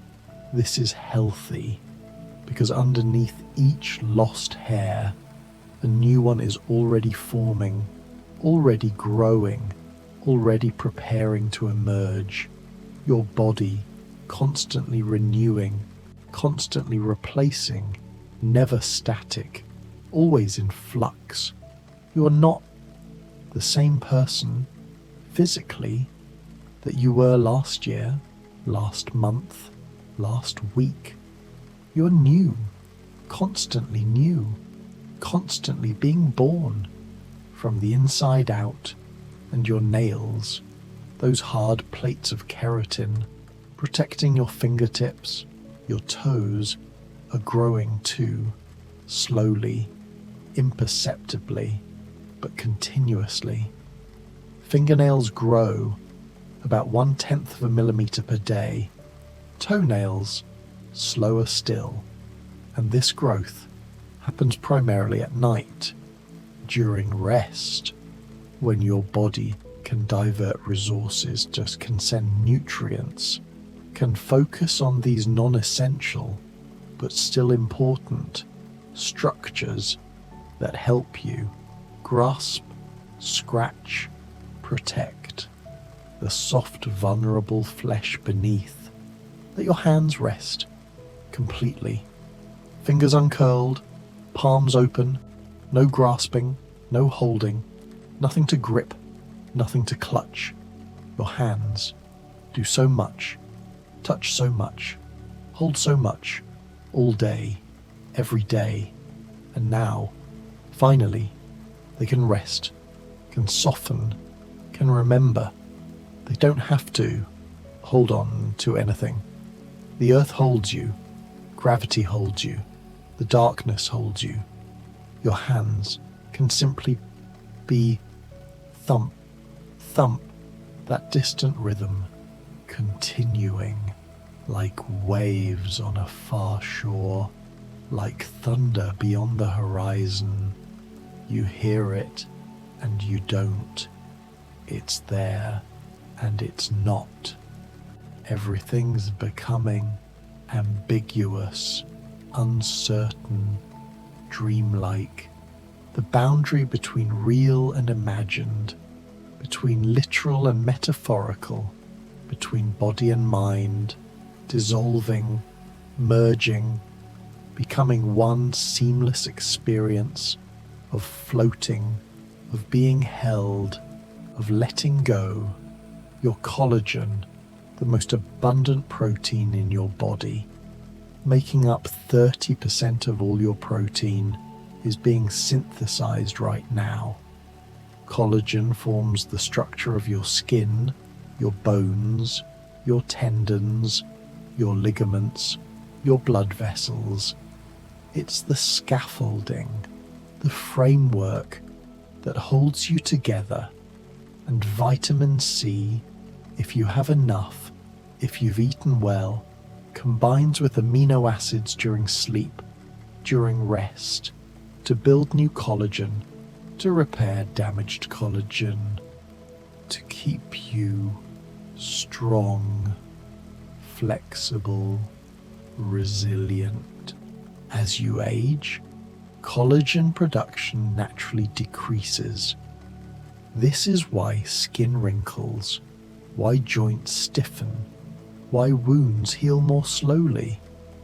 But practices that support deep sleep, that reduce inflammation, that optimize nutrition, can slow this decline, can preserve collagen production, can keep you more youthful, more supple, more whole for decades longer. Sleep is anti-aging medicine, free, natural, available to everyone who chooses it, who prioritizes it, who honors it as the sacred practice it is. Your ears, those delicate structures, capturing sound waves, translating vibrations into electrical signals, into meaning, into music, into language, are resting now. The tiny hair cells in your cochlea, so fragile, so easily damaged by loud noise, are recovering, regenerating what little they can. Unlike other cells, hair cells don't regenerate fully once damaged. This is why hearing loss is permanent, why loud concerts, why headphones at high volume, why constant noise steals your hearing piece by piece, never to return, but in quiet, in silence, in darkness. These precious cells can rest, can reduce their metabolic activity, can exist without stress, without strain, and around them, supporting cells do regenerate, do repair, do maintain the structure that allows hearing to persist. Silence is not just golden. Silence is healing for your ears, for your nervous system, for your soul. Deeper still, barely conscious now, thoughts fragmenting, dissolving before they complete, images appearing nonsensical, dream logic taking over, the rational mind, finally, shutting down, handing control back to the ancient brain, the limbic system, the brain stem, the parts that know how to heal without thinking, without understanding, without needing to know why. Your sinuses, those air-filled cavities in your skull, behind your cheeks, your forehead, are draining, slowly, constantly. Mucus, produced all day, to trap bacteria, viruses, dust, pollen, flows down into your throat to be swallowed, destroyed by stomach acid. This happens constantly, a cup or two of mucus every single day. You never notice, never think about it, but it's happening, part of your body's endless vigilance, endless defense, endless protection. And at night, when you lie down, drainage patterns change, mucus can pool, can irritate. This is why some people wake with sore throats, with coughs, with congestion. But if your sinuses are healthy, if inflammation is low, this drainage continues smoothly, efficiently, allowing you to breathe, allowing you to rest, allowing healing to proceed, uninterrupted, undisturbed. Your diaphragm, that dome-shaped muscle separating chest from abdomen, is working, gently, rhythmically, contracting, relaxing, pulling air into your lungs, allowing it to leave. This is the muscle of breath, of life. It contracts 20,000 times a day, or more, never stopping, never resting, even in sleep, even in coma, even at the edge of death, until the very end. The diaphragm keeps breathing you, keeps you alive. Feel it now. If you can still feel anything, that gentle rise as the diaphragm contracts, pulls down, creating negative pressure, drawing air in, and the fall as it relaxes, pushes up, forcing air out. This is life, this simple mechanical process, animated by electrical signals, by neurons firing, by the brainstem's autonomous command. Breathe, breathe, breathe, and you do, without trying, without thinking, without even being awake. Your pelvic floor, those layers of muscle, supporting your organs, controlling elimination, are relaxed now, completely. No holding, no tightening, no control, in sleep, in deep rest. These muscles release. This is why bladder control is sometimes lost in sleep, especially in children, especially in very deep sleep. The muscles simply let go, trust too much, release too fully. It's not a failure. It's a sign of how completely the body has surrendered to rest. But usually, there's enough residual tone, enough unconscious control to maintain continence, to hold through the night. Your body knows how to balance, release and control, surrender and boundary, relaxation and protection. It's wiser than your conscious mind, more experienced and more skilled at this dance of holding and releasing, of being open and being safe. or perhaps just the idea of heartbeat, the memory of rhythm, the echo of what was. You're so far now, so deep, that even your own body seems distant, abstract, like something happening to someone else, somewhere else, and it is, in a way. Your consciousness has drifted so far from the body that the body seems like a landscape below, a valley you're flying over, familiar but separate, yours but not you. This is dissociation in its healthy form, not the traumatic splitting, but the natural separation that happens in deep rest, in meditation, in the space between waking and sleeping. Your awareness temporarily detaching from the body's sensations, from the body's concerns, floating free, exploring other realms, other dimensions of consciousness, while the body, safe, horizontal, protected, does its quiet work of healing, of repair, of restoration. Your appendix, that small pouch attached to your large intestine, once thought useless, is now known to serve as a safe house for beneficial gut bacteria.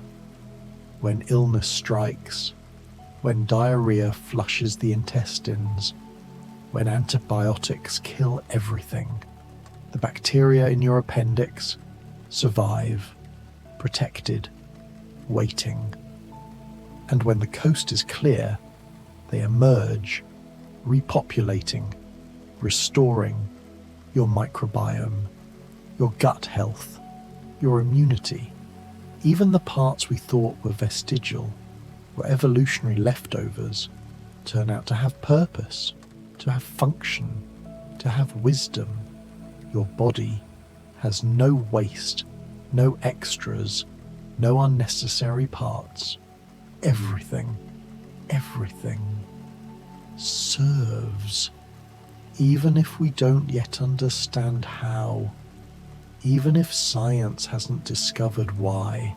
Everything belongs, everything matters, everything is part of the whole, perfect system. That is you. Your spleen, tucked under your ribs on the left, is filtering blood, removing old red blood cells, recycling iron, storing platelets, producing white blood cells. It's part of your immune system, part of your circulatory system, quietly working, asking nothing, giving everything. In deep rest, the spleen can release stored blood cells, can boost circulation, can enhance oxygen delivery, supporting the body's repair work, supporting healing, supporting life. Ancient Chinese medicine associates the spleen with worry, with overthinking, with excessive mental activity. And there's wisdom there, because chronic stress, chronic worry does impair spleen function, does weaken immunity, does compromise healing. But here, now, in this worry-free state, in this thought-free zone, your spleen can work optimally, can function fully, can contribute its part to the symphony of healing happening throughout your body right now, heavier than thought, softer than memory, barely existing now, just a whisper, a suggestion, a possibility of consciousness, awareness, presence. You're almost gone, almost dissolved, almost returned to the source, the void, the infinite potential from which all things emerge and to which all things return. This is not death, this is sleep, the little death, the practice death that teaches us every night how to let go, how to dissolve, how to trust the darkness to bring us back, transformed, renewed, reborn. Your gallbladder, that small pear-shaped organ storing bile, concentrating it, releasing it when needed to digest fats, is resting now. No food to process, no fats to emulsify, just waiting, storing, maintaining its reserves. In traditional Chinese medicine, the gallbladder governs decision-making, courage, the ability to choose, to commit. And perhaps there's truth there too, because a congested gallbladder, stones, inflammation, sludge, does correlate with difficulty deciding, with wishy-washy thinking, with inability to commit. But in rest, bile flows more easily. Stones are less likely to form. The gallbladder can clean itself, can maintain its function, can preserve its role in digestion, in decision-making, in the clear, decisive, courageous action that a healthy body naturally expresses. Your thymus gland in the center of your chest, behind your sternum, though is often forgotten. It's most active in childhood, producing T cells, training your immune system. By adulthood it shrinks, becomes less prominent, but never disappears, never stops working entirely. It continues, quietly, subtly, supporting immunity, supporting healing, supporting the body's ability to distinguish self from non-self, to protect without attacking itself. The thymus, in energy medicine, in spiritual traditions, is associated with the heart chakra, with love, with compassion, with the ability to give and receive, without fear, without defense.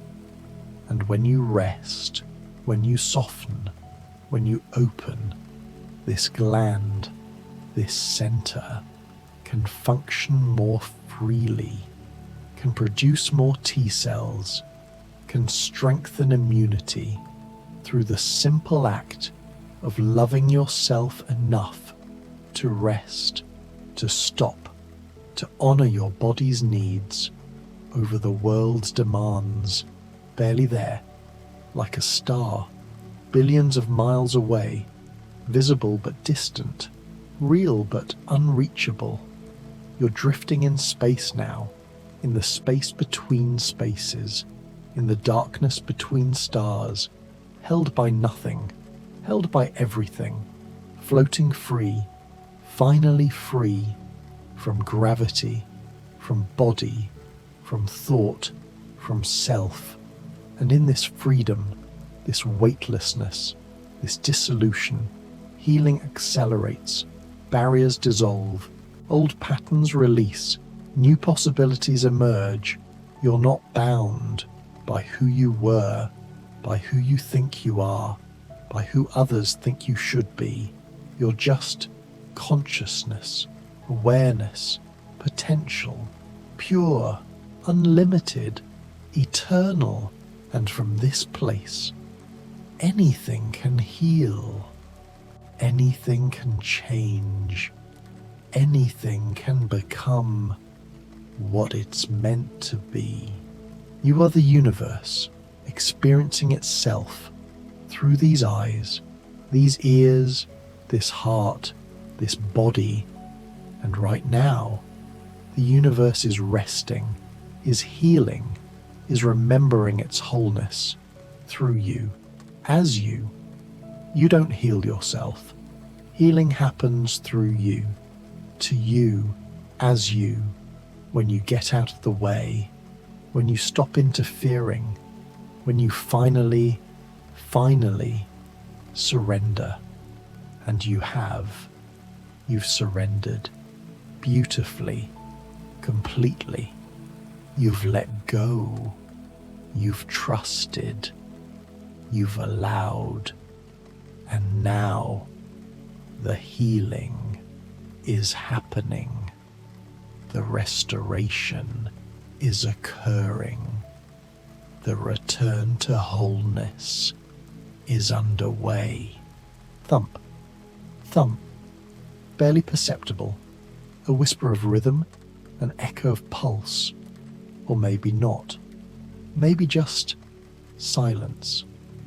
Perfect silence. The sound of one hand clapping, the sound of the tree falling in the forest with no one there, the sound before sound, the silence that contains all sounds. You're there, in that silence, or approaching it, or becoming it. It doesn't matter. Distinctions dissolve here. Everything merges. Everything belongs. Everything is one. And in this oneness, this unity, this dissolution of boundaries, healing happens not to you, but as you. Not in you, but through you. You are the healing. The healing is you. There's no separation, no division, no subject and object. Just one movement, one process, one great unfolding of life, expressing itself, knowing itself, healing itself through this form, this moment, this perfect, imperfect, sacred, ordinary, extraordinary experience of being alive, of being here, of being willing to rest, willing to receive, willing to be healed. The universe keeps turning. The gentle rhythm of deep, essential healing continues. Cells keep dividing. Hearts keep beating. Blood keeps flowing. Breath keeps breathing. And you keep being held, carried, supported by forces larger than thought, older than fear, deeper than understanding. You're safe, you're home, you're exactly where you need to be, and we'll keep drifting, floating together through the mysteries. 100 healing mysteries, looping softly, endlessly, through the night. There's no end to this, no destination, just the journey, the flow, the endless river of rest and restoration, carrying you, always carrying you, toward wholeness, toward peace, toward the healing that never stops, that continues through the night, through sleep, through dreams, through darkness, and into morning, where you'll wake slightly changed, slightly healed, slightly more yourself than you were before you closed your eyes, before you surrendered, before you allowed yourself this gift, this medicine, this sacred, essential, infinitely renewable practice of rest. And we'll keep drifting, floating together through the mysteries, 100 human body mysteries, looping softly, endlessly through the night.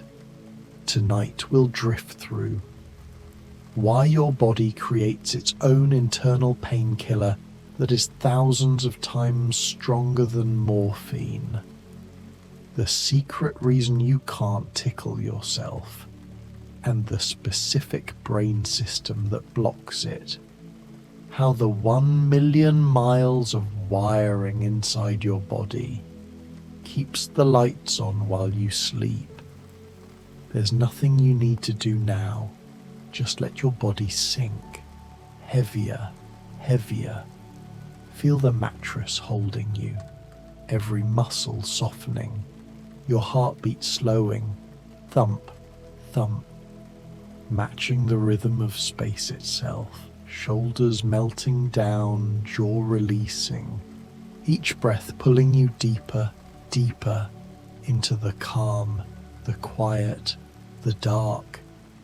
If this helps you rest, tap subscribe and hit like, so others can find this calm too, but only if your eyes are still open. Otherwise, just drift. Now, let's drift into human body.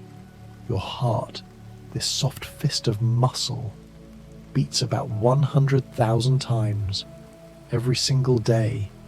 Thump, thump, thump, and you never have to think about it, never have to remind it. It just knows.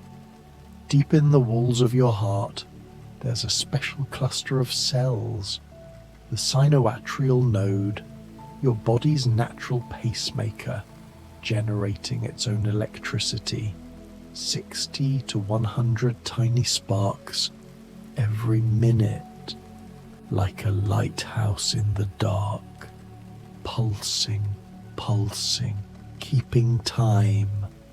And this heart of yours, it pumps about 2,000 gallons of blood every day through a network so vast, so impossibly intricate, that if you laid out all your blood vessels end to end, they would stretch 60,000 miles, enough to circle the earth 2.5 times.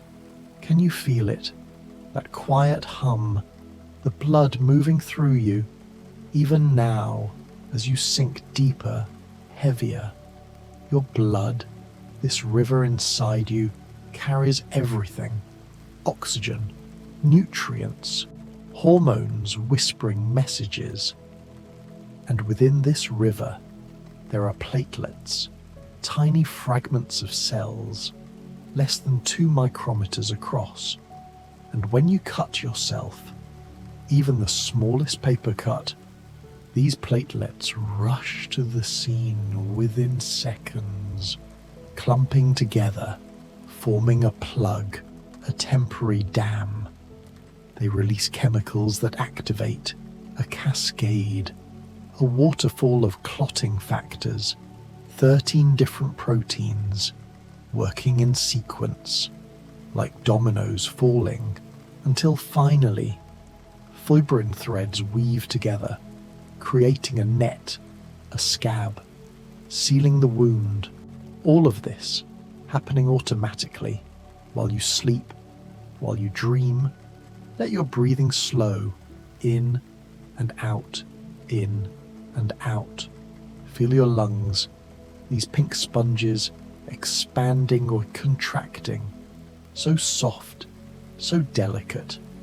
Inside each lung, there are about 300 million tiny air sacs, alveoli, each one wrapped in the thinnest capillaries, where oxygen slips through, 1 cell thick, into your bloodstream. And carbon dioxide, the waste, slips out. This exchange happening 600 million times with every breath you take.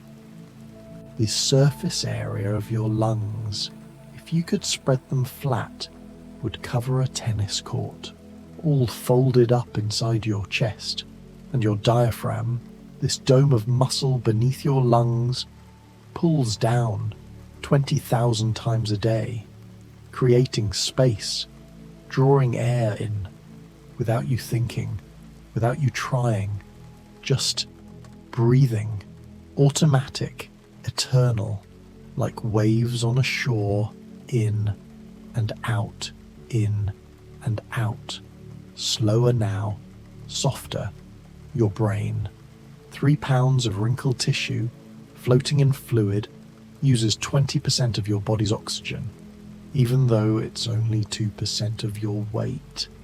It's a galaxy, 86 billion neurons, each one connected to thousands of others, creating trillions of synapses, tiny gaps where chemical messengers float across, neurotransmitters carrying thoughts, memories, dreams. Deep in your brain, in the cerebellum, the little brain tucked beneath the back of your skull, there's a processor more powerful than any computer, coordinating every movement, every gesture. It has more neurons than the rest of your brain combined. And it's why you can reach for a glass of water without calculating angles, without measuring distance. Your hand just knows. It's also why you can't tickle yourself. The cerebellum predicts your own movements, cancels out the sensation, so only unexpected touches from the outside world make you laugh, let your jaw relax, unclenching, teeth separating slightly. Your tongue, this muscular hydrostat, made entirely of muscle with no bones, contains about 10,000 taste buds, mostly on the top, but also on the sides, the back, even in your throat. Each taste bud lives for only 10 to 14 days before dying and being replaced, your sense of taste constantly renewing, regenerating. Those taste buds cluster on tiny bumps, papillae, creating a map across your tongue and buried in your nasal cavity, high up where you can't reach.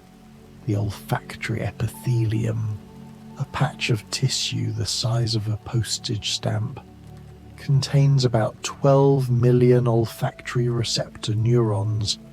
These cells reach up into the air with tiny hairs called cilia, waving gently, catching scent molecules, sending signals directly to your brain. The only place where your nervous system is exposed to the outside world, just millimeters from your thoughts.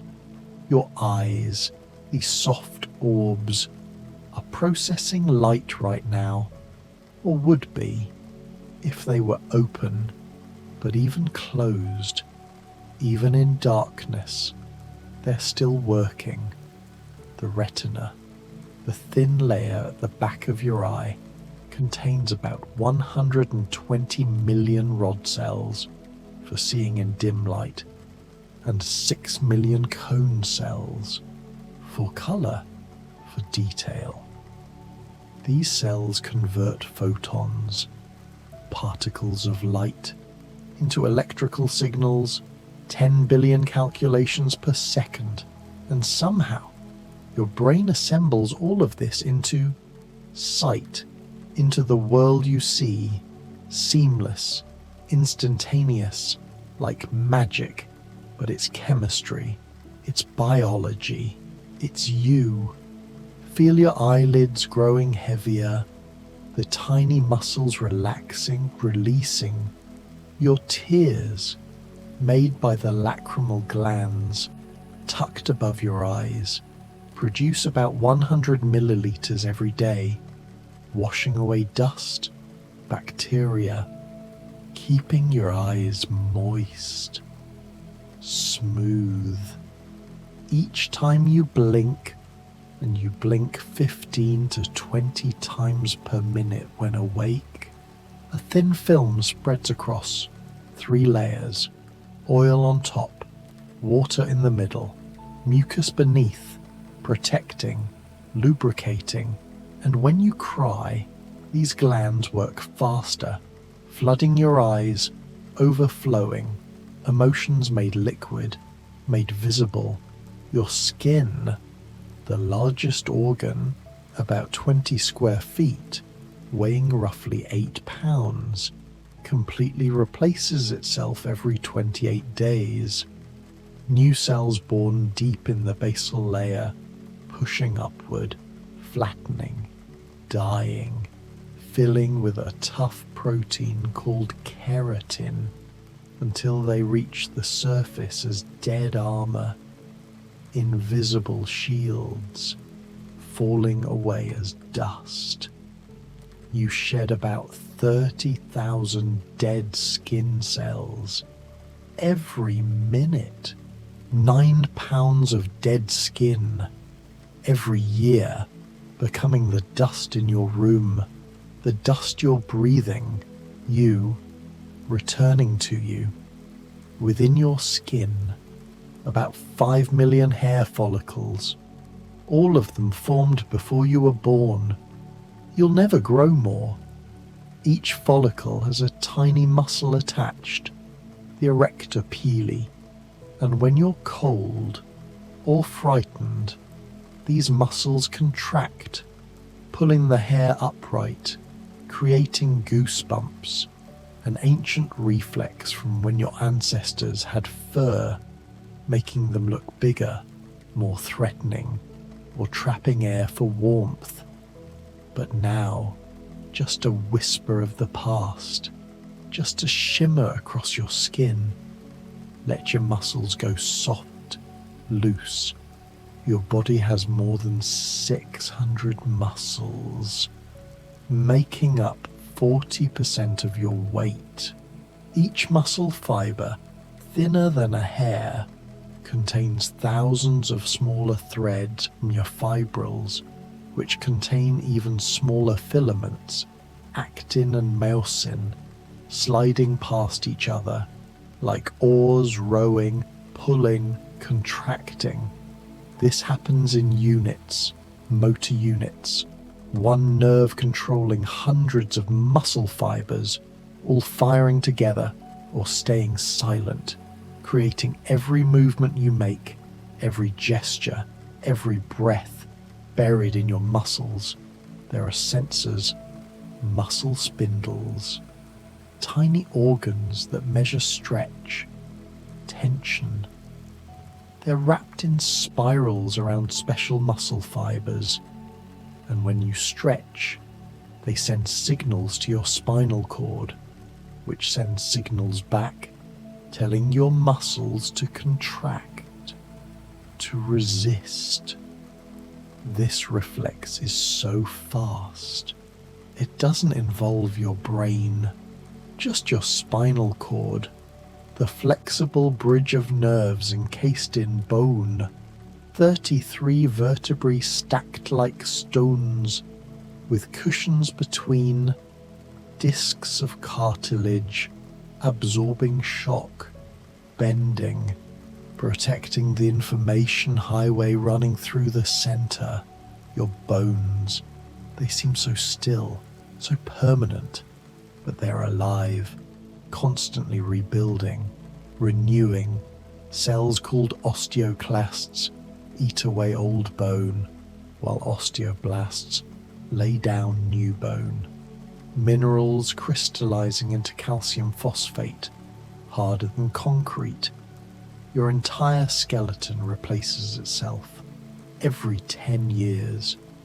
You're not the same bones you stood on a decade ago, and your bones aren't a solid. They're filled with marrow, red marrow in the center, producing 2 million red blood cells every second, replacing the ones that die after 120 days of service, circling through your body over and over, carrying oxygen from your lungs to every cell, every tissue, and carrying carbon dioxide back, the waste product of being alive, of burning fuel, of existing. Your bone marrow also creates white blood cells, the warriors of your immune system, billions of them, patrolling, searching for invaders. bacteria, viruses, anything that doesn't belong. Some white blood cells, the B cells, mature in your bone marrow, learning to recognize millions of different enemies. Each B cell specializes in one specific threat, and when it finds that threat, it multiplies rapidly, creating an army of clones, all producing antibodies, Y-shaped proteins that lock onto the invader, marking it for destruction. Other white blood cells, T cells, mature in your thymus gland, a small organ behind your breastbone, largest in childhood, slowly shrinking as you age. Here, T cells learn to distinguish self from non-self, learning not to attack your own body. Those that fail this test are destroyed, about 98% of them. Only the most disciplined, the most precise, are released into your bloodstream, your spleen, tucked beneath your rib cage on your left side, about the size of your fist, is filtering your blood, every drop, cycling through about 300 times per day, removing old red blood cells, damaged platelets, storing white blood cells and platelets for emergencies. It's purple, soft, spongy, a vigilant guardian you never think about, working silently, endlessly. Feel your body sinking deeper, the mattress rising up to meet you, holding you. Your lymphatic system, a parallel river to your bloodstream, is carrying clear fluid, lymph, through a network of vessels and nodes. Hundreds of lymph nodes scattered throughout your body, in your neck, armpits, groin. Each node is a fortress filled with white blood cells, filtering the lymph, catching bacteria, viruses, cancer cells, destroying them before they spread. Unlike blood, which is pumped by your heart, lymph has no pump. It moves by muscle contractions, by breathing, by living, flowing slowly, gently, back toward your heart, draining into large veins near your collarbone, rejoining your bloodstream, completing the circle, the endless loop. Your liver, the largest internal organ, weighing 3 pounds, tucked beneath your right ribs, is a quiet factory, working day and night. It performs over 500 functions, filtering your blood, removing toxins, drugs, alcohol, breaking them down, neutralizing them. It produces bile, a greenish fluid stored in your gallbladder, released when you eat fatty foods, emulsifying the fat, breaking it into smaller droplets, making it easier to digest. Your liver also stores energy in the form of glycogen, long chains of glucose molecules, and when your blood sugar drops, between meals, while you sleep, your liver breaks down glycogen, releasing glucose, keeping your brain fed, keeping you alive. It also produces most of your blood clotting factors. Albumin, a protein that keeps fluid in your bloodstream, and it stores vitamins, iron, minerals, a warehouse inside you. Every minute, your liver receives about a quarter of your heart's output, 1,300 milliliters of blood flowing through, being cleansed, purified, and emerging renewed. It's one of the only organs that can regenerate. You could lose 70% of your liver, and within months, it would grow back, cell by cell, restoring itself. Ancient wisdom, ancient power. Let your shoulders melt down, away from your ears, releasing your stomach, this J-shaped bag, stretchy and muscular, can expand to hold about 2 liters of food, half a gallon, churning, mixing, breaking everything down. The walls of your stomach, lined with millions of pits, gastric pits, contain 3 types of cells. Some produce mucus, thick and protective, coating the stomach lining, preventing it from digesting itself. Others produce hydrochloric acid, so strong it could burn through metal, lowering the pH to 1.5, dissolving food, killing bacteria. And buried deep in these pits, parietal cells produce this acid using a protein pump, moving hydrogen ions against a concentration gradient, requiring energy, requiring effort. It's the most concentrated acid your body makes, powerful enough to break down almost anything you swallow. And yet, your stomach lining is replaced completely every 3 to 5 days, cells dying, being shed into the acidic soup, and new cells rising from below. An eternal renewal, protection through sacrifice. From your stomach, food moves into your small intestine, but it's not small at all, 20 feet long, coiled and looped inside your abdomen. The inner surface is covered with tiny finger-like projections, villi, millions of them, waving gently, increasing the surface area. And each villus is covered with even tinier projections, microvilli, creating a velvet carpet, soft, vast, about 200 square meters, the size of a tennis court, all folded inside you. This is where nutrients are absorbed, amino acids from proteins, simple sugars from carbohydrates, fatty acids from fats, vitamins, minerals, everything you need, passing through the intestinal wall, into capillaries, into your bloodstream, or into lacteals, tiny lymph vessels carrying fats. This absorption is not passive. It requires energy, active transport, proteins in the cell membranes, grabbing molecules, pulling them through, feeding you at the cellular level.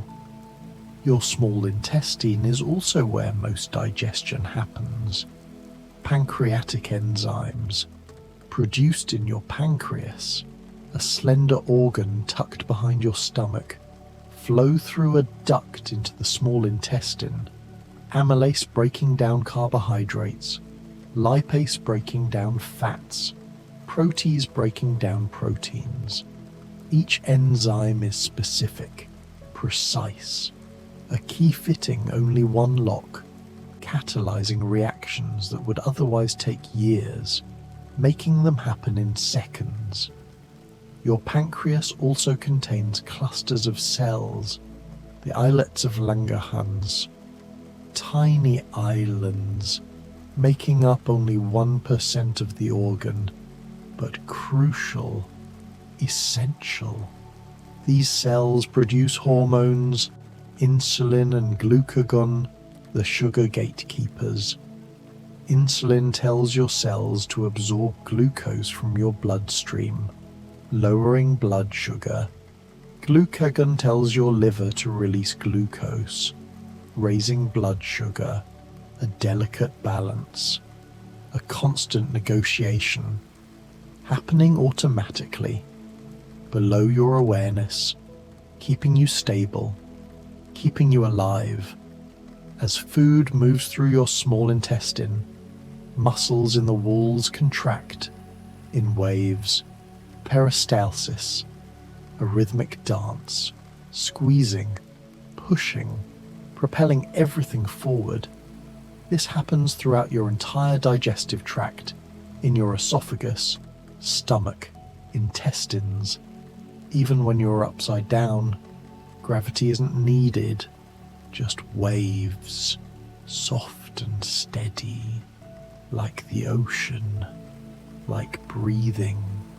Where your small intestine meets your large intestine, there's a valve, the ileocecal valve, a swinging door, allowing material to pass from small to large, but not back, one-way traffic.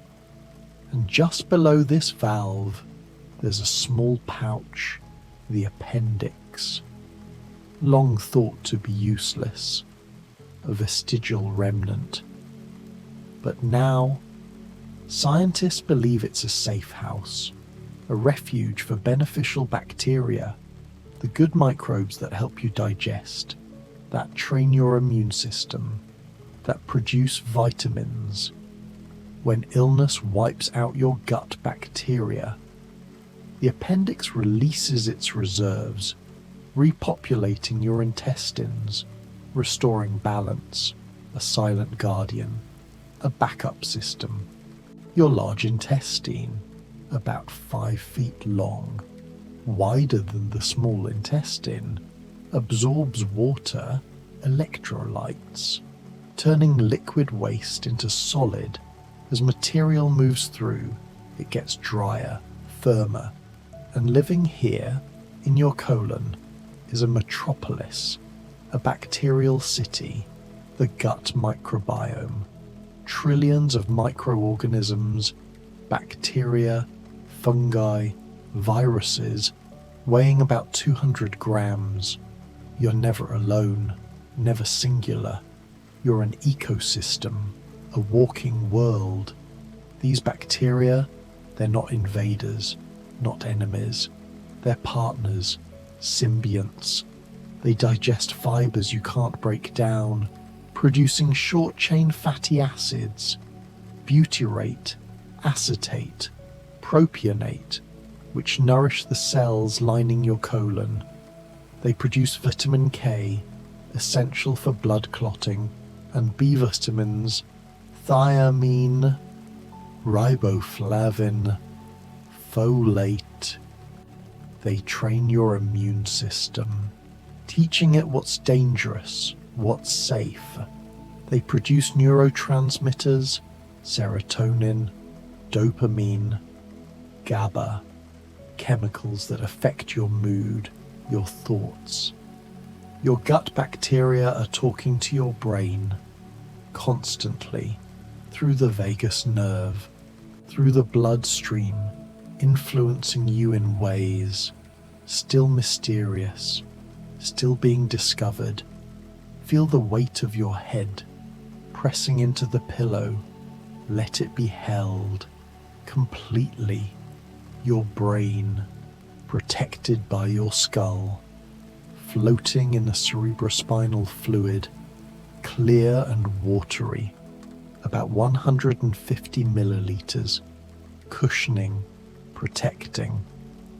This fluid is produced by special structures, the choroid plexuses in the ventricles, chambers deep inside your brain. It flows through these chambers, bathes the brain, the spinal cord, and is absorbed back into the bloodstream, completely replaced. 3 to 4 times per day, washing away waste, metabolic debris, especially during sleep, when your brain cells shrink slightly, creating more space for the fluid to flow, cleaning, restoring. Your brain is also protected by a barrier, the blood-brain barrier, tight junctions between the cells lining your brain's capillaries, creating a fortress. Only certain molecules can pass through: oxygen, glucose, water, while toxins, pathogens, most drugs, are blocked, kept out, protecting the most precious organ, the seat of consciousness, of you. Different regions of your brain handle different tasks. At the back, the occipital lobe processes vision.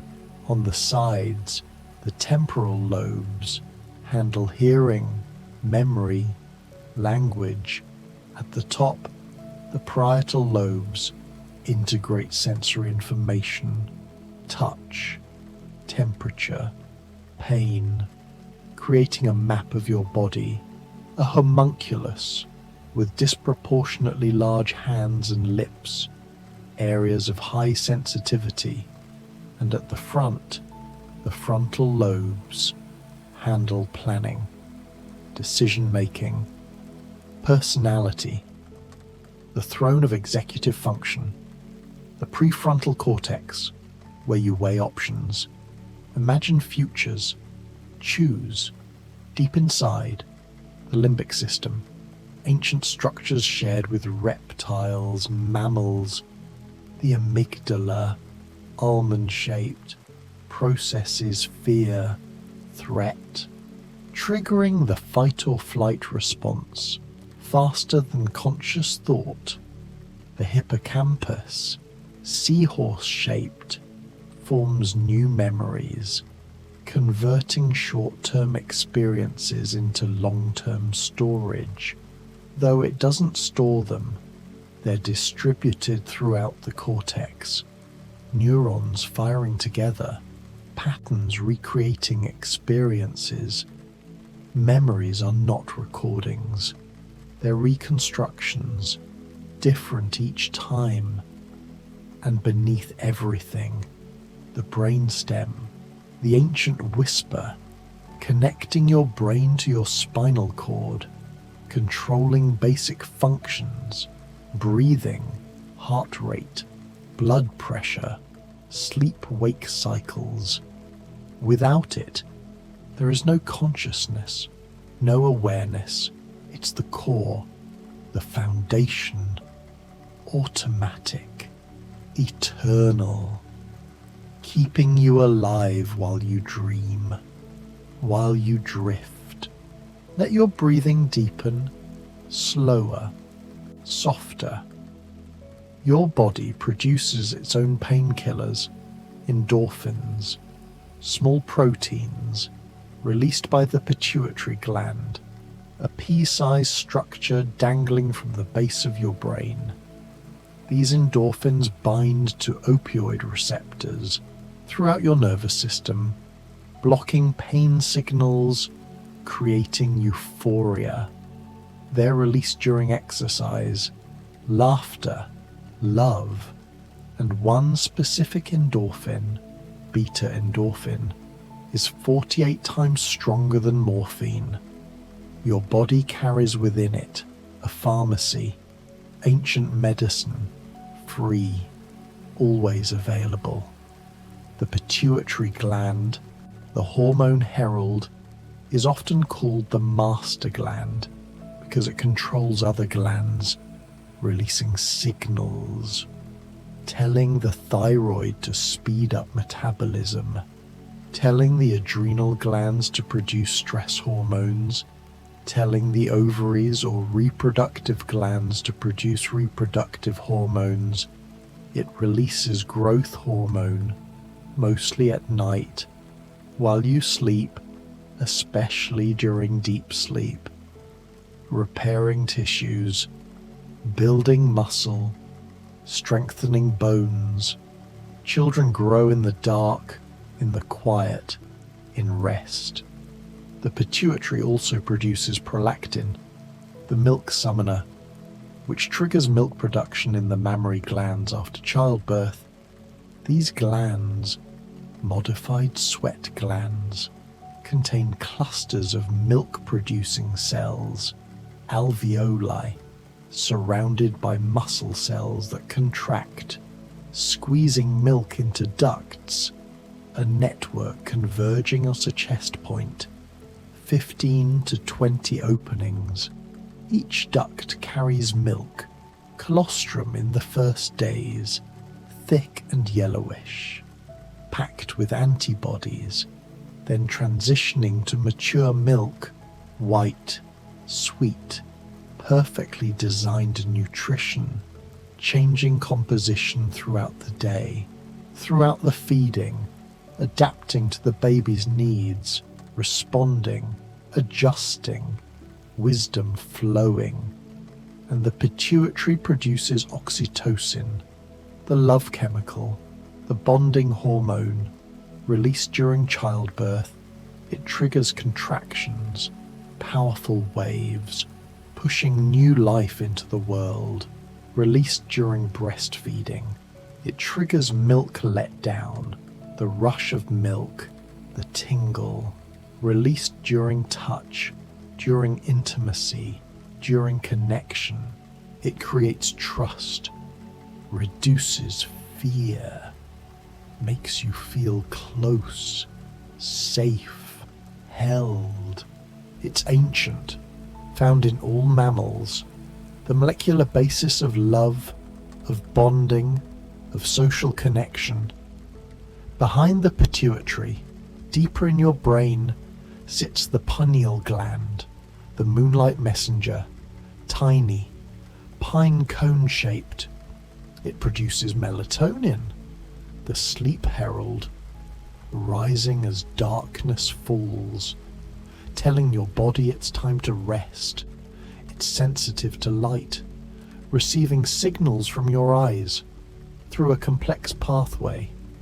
And when light fades, melatonin production increases, making you drowsy, heavy, pulling you towards sleep. It peaks around 2 to 4 a.m., then gradually declines as dawn approaches. Even now, melatonin is flowing through you, softening the edges, blurring thoughts, inviting rest. Feel your body, so heavy now, so relaxed. Your adrenal glands perched atop your kidneys, about the size of walnuts, produce hormones that control stress, energy, salt balance.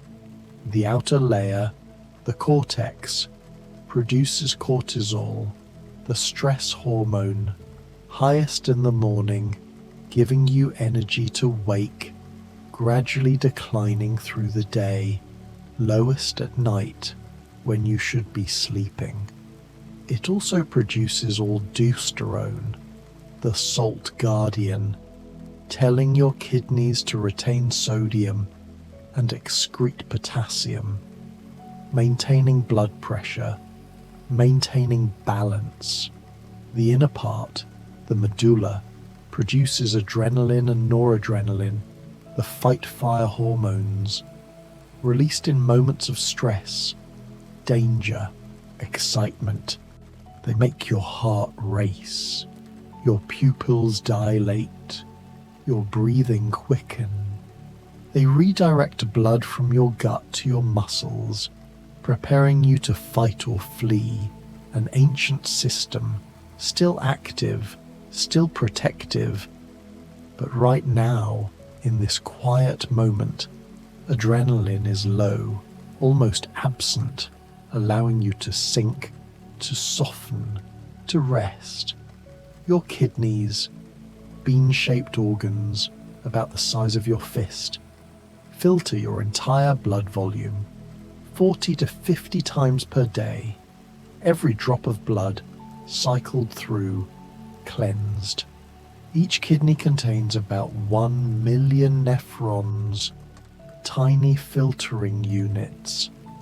Each nephron has a glomerulus, a ball of capillaries, where blood pressure forces fluid through into a tubule, a long winding tube, where most of the water and nutrients are reabsorbed selectively, precisely, while waste, urea, Creatinine, excess salts, continue on, becoming urine. This reabsorption requires energy, active transport, proteins pumping sodium, chloride, glucose, amino acids back into the bloodstream. The kidneys reabsorb about 99% of the filtered fluid, producing only 1 to 2 liters of urine per day. Concentrated, efficient, and they respond to hormones. Antidiuretic hormone from the pituitary, telling them to save water, making urine more concentrated, preventing dehydration, especially at night, so you don't have to wake, so you can sleep through undisturbed. Your kidneys also regulate blood pressure, producing renin, an enzyme that starts a cascade, leading to the production of angiotensin, which constricts blood vessels, raises pressure, and stimulates aldosterone, retaining salt, retaining water, increasing blood volume. They sense blood pressure constantly, adjusting, maintaining. They also produce erythropoietin, a hormone that tells your bone marrow to make more red blood cells when oxygen is low, at high altitude, or during illness, coordinating, adapting, keeping you stable. Let your muscles release, all tension flowing out. Your tendons, thick cords of collagen, connect muscle to bone, transferring force, allowing movement. They're incredibly strong. The Achilles tendon in your heel can withstand forces of up to 1,000 pounds, but they have poor blood supply, healing slowly when injured, patiently, gradually. Your ligaments connect bone to bone, stabilizing joints, preventing dislocation. They're slightly elastic, but not much, designed for stability more than flexibility. In your joints, where bones meet, there's cartilage, smooth, slippery, cushioning impact, reducing friction. It contains no blood vessels, no nerves, receiving nutrients from the synovial fluid, the oil of your joints, a thick, viscous liquid produced by the synovial membrane lining the joint capsule. This fluid is incredible. It lubricates better than any artificial substance, reducing friction to nearly zero, and it acts as a shock absorber, protecting your bones, your cartilage, from damage. Your largest joint, the knee, contains additional cushions, the menisci, C-shaped discs of cartilage, absorbing impact, distributing weight. They're essential, but vulnerable, tearing easily with twisting motions, and healing poorly, like tendons, slow, patient. Most joints are synovial joints, freely movable, like your shoulders, hips, elbows. But some joints are fixed, like those in your skull, sutures, wavy lines where bones fuse, immobile, protective. Your rib cage, 12 pairs of ribs curving around your chest, an armored shield protecting your heart, your lungs, your major blood vessels. The first 7 pairs attach directly to your sternum, the breastbone, through costal cartilage, true ribs. The next 3 pairs attach indirectly through the cartilage of the rib above, false ribs, and the last 2 pairs, floating ribs, don't attach to the sternum at all, just hanging, providing protection without restricting movement. Your ribcage expands with every breath. The intercostal muscles between the ribs contracting, lifting, creating space for your lungs to fill. Feel the air moving through you, cool as it enters, warm as it leaves. Your airways, trachea, bronchi, bronchioles are lined with tiny hairs, cilia, millions of them waving in coordinated waves like wheat in wind. They're covered with mucus, sticky, trapping dust, bacteria, particles you inhale, and the cilia wave upward, pushing the mucus toward your throat, where you swallow it or cough it out, a filtering curtain protecting your lungs, cleaning the air continuously, tirelessly. Deep in your lungs, the alveoli, these tiny air sacs, are so delicate, so thin, just one cell thick, surrounded by capillaries equally thin.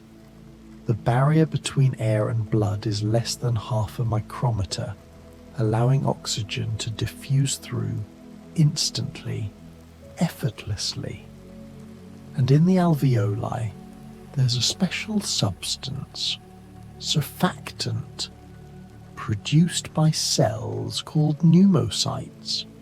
This surfactant reduces surface tension, preventing the alveoli from collapsing, keeping them open, springy, ready for the next breath. Without it, breathing would be nearly impossible, exhausting. Premature babies, born before surfactant production is complete, struggle to breathe, their lungs sticky, collapsing, needing help, needing time. Your voice, this unique sound, is created by your vocal cords, two folds of tissue stretched across your larynx, your voice box. When you speak, air from your lungs rushes past, making them vibrate, opening and closing 100 to 200 times per second for low voices, 200 to 400 for high voices. These vibrations create sound waves, which your throat, mouth, tongue shape into words, into language, into meaning.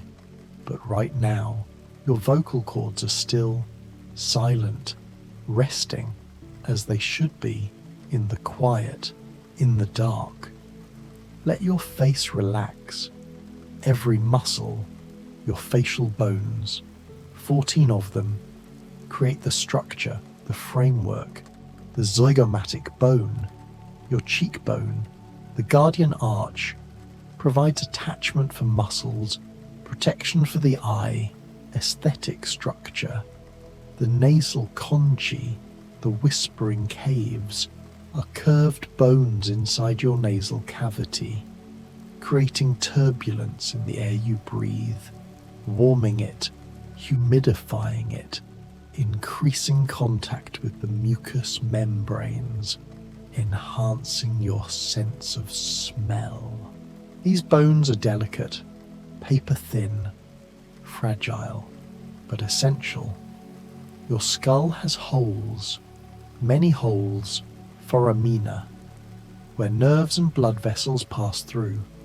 The largest, the foramen magnum at the base, where your spinal cord exits, connecting brain to body, a gateway. And there are sinuses, air-filled cavities in your skull bones, frontal, maxillary, sphenoid, ethmoid. They make your skull lighter, easier to carry, and they give resonance to your voice, depth. And when they're healthy, they're empty, just air. But when infected, they fill with mucus, pressure building, pain radiating, a reminder of their presence, their function. Your teeth, 32 in adults, each one a marvel of engineering. The outer layer, enamel, is the hardest substance in your body, harder than bone, made of crystalline calcium phosphate. It protects the dentin beneath, softer, filled with tiny tubules, channels connecting to the pulp at the center, where nerves and blood vessels live, giving the tooth sensation life. Your enamel doesn't regenerate. Once damaged, it's damaged permanently, but it can remineralize slightly if you provide the right conditions: calcium, phosphate, fluoride, saliva. Saliva, this endless well, produced by 3 pairs of major salivary glands: parotid, submandibular, sublingual, and hundreds of minor glands scattered throughout your mouth. You produce about half a litre to 1.5 litres per day, mostly while awake, much less at night, allowing your mouth to rest, to quiet. Saliva is 99% water, but that 1% contains enzymes: amylase, beginning carbohydrate digestion; lipase, beginning fat digestion; antibacterial compounds; lysozyme; immunoglobulins, protecting you from infection; and it contains minerals that help remineralize your enamel, repair tiny damage, constantly, quietly. Your salivary glands respond to thoughts of food, to smells, to the sight of something delicious, producing saliva before you even take a bite, preparing, anticipating. And they respond to nausea, flooding your mouth with saliva, diluting toxins, preparing to vomit. Protective mechanisms, ancient, automatic. Feel your tongue heavy in your mouth. Your tongue is pure muscle, no bones at all, just 8 muscles working together, interlacing, allowing incredible precision, speech, swallowing, taste. It's covered with papillae, 4 types: fungiform papillae, mushroom-shaped, scattered across the front and sides, containing taste buds; foliate papillae, ridges on the back sides, also with taste buds; circumvallate papillae, large, arranged in a V at the back, each surrounded by a trench, taste buds lining the walls; and filiform papillae, the most numerous, thread-like, covering the surface, no taste buds, but giving the tongue its texture, its grip. Your sense of taste is limited: sweet, salty, sour, bitter, umami. Just 5 basic tastes. But combined with smell, texture, temperature, these create the rich experience of flavor. Most of what you think is taste is actually smell. Aromas traveling from the back of your mouth, up into your nasal cavity, reaching the olfactory epithelium, creating perception, complex, layered. When you have a cold and your nose is blocked, food tastes bland, flat, because you can't smell it. Your sense of smell, olfaction, is the most primitive sense, the oldest. It's processed in the olfactory bulb, an extension of your brain, and signals go directly to the limbic system, the emotional center, bypassing the thalamus, the relay station. This is why smells trigger memories so powerfully So immediately, a whiff of perfume, and suddenly you're back, years ago, in a specific place, with a specific person, emotion flooding through you before you even identify the scent. Your inner ear, hidden in the temporal bone, contains not only the organs of hearing, but also the organs of balance, the semicircular canals, 3 of them, perpendicular to each other, filled with fluid, endolymph. When you turn your head, the fluid moves, bending tiny hairs, hair cells, sending signals to your brain, telling you about rotation, about angular acceleration. Each canal detects movement in a different plane, working together, creating a 3-dimensional sense of rotation. And in the vestibule, 2 organs, the utricle and saccule, detect linear acceleration, forward, backward, up, down. They contain crystals, otoliths, calcium carbonate, embedded in a gel, resting on hair cells. When you accelerate, the crystals lag behind, bending the hairs, signaling movement. These crystals, these balancing stones are essential. Without them, you'd be dizzy, disoriented, unable to know which way is up. Sometimes these crystals come loose, floating into the semicircular canals, causing benign paroxysmal positional vertigo, BPPV, sudden dizziness with head movements, the world spinning, nauseating, frightening, but harmless, treatable with specific movements, repositioning the crystals, returning them home, restoring balance. Let your body be completely supported. Nothing to hold, nothing to do. Your muscles have sensors, Golgi tendon organs. At the junction where muscle meets tendon, they detect tension, how hard the muscle is pulling, preventing damage. If tension gets too high, they signal the muscle to relax, a protective reflex stronger than your conscious control. You can't will your muscle to tear itself apart. The Golgi tendon organs won't allow it. Your smooth muscles, lining your organs, blood vessels, airways, intestines, are different from skeletal muscles. They're not under conscious control. They contract slowly, rhythmically, tirelessly, controlled by the autonomic nervous system and by local factors, stretch, chemicals, hormones. They don't fatigue.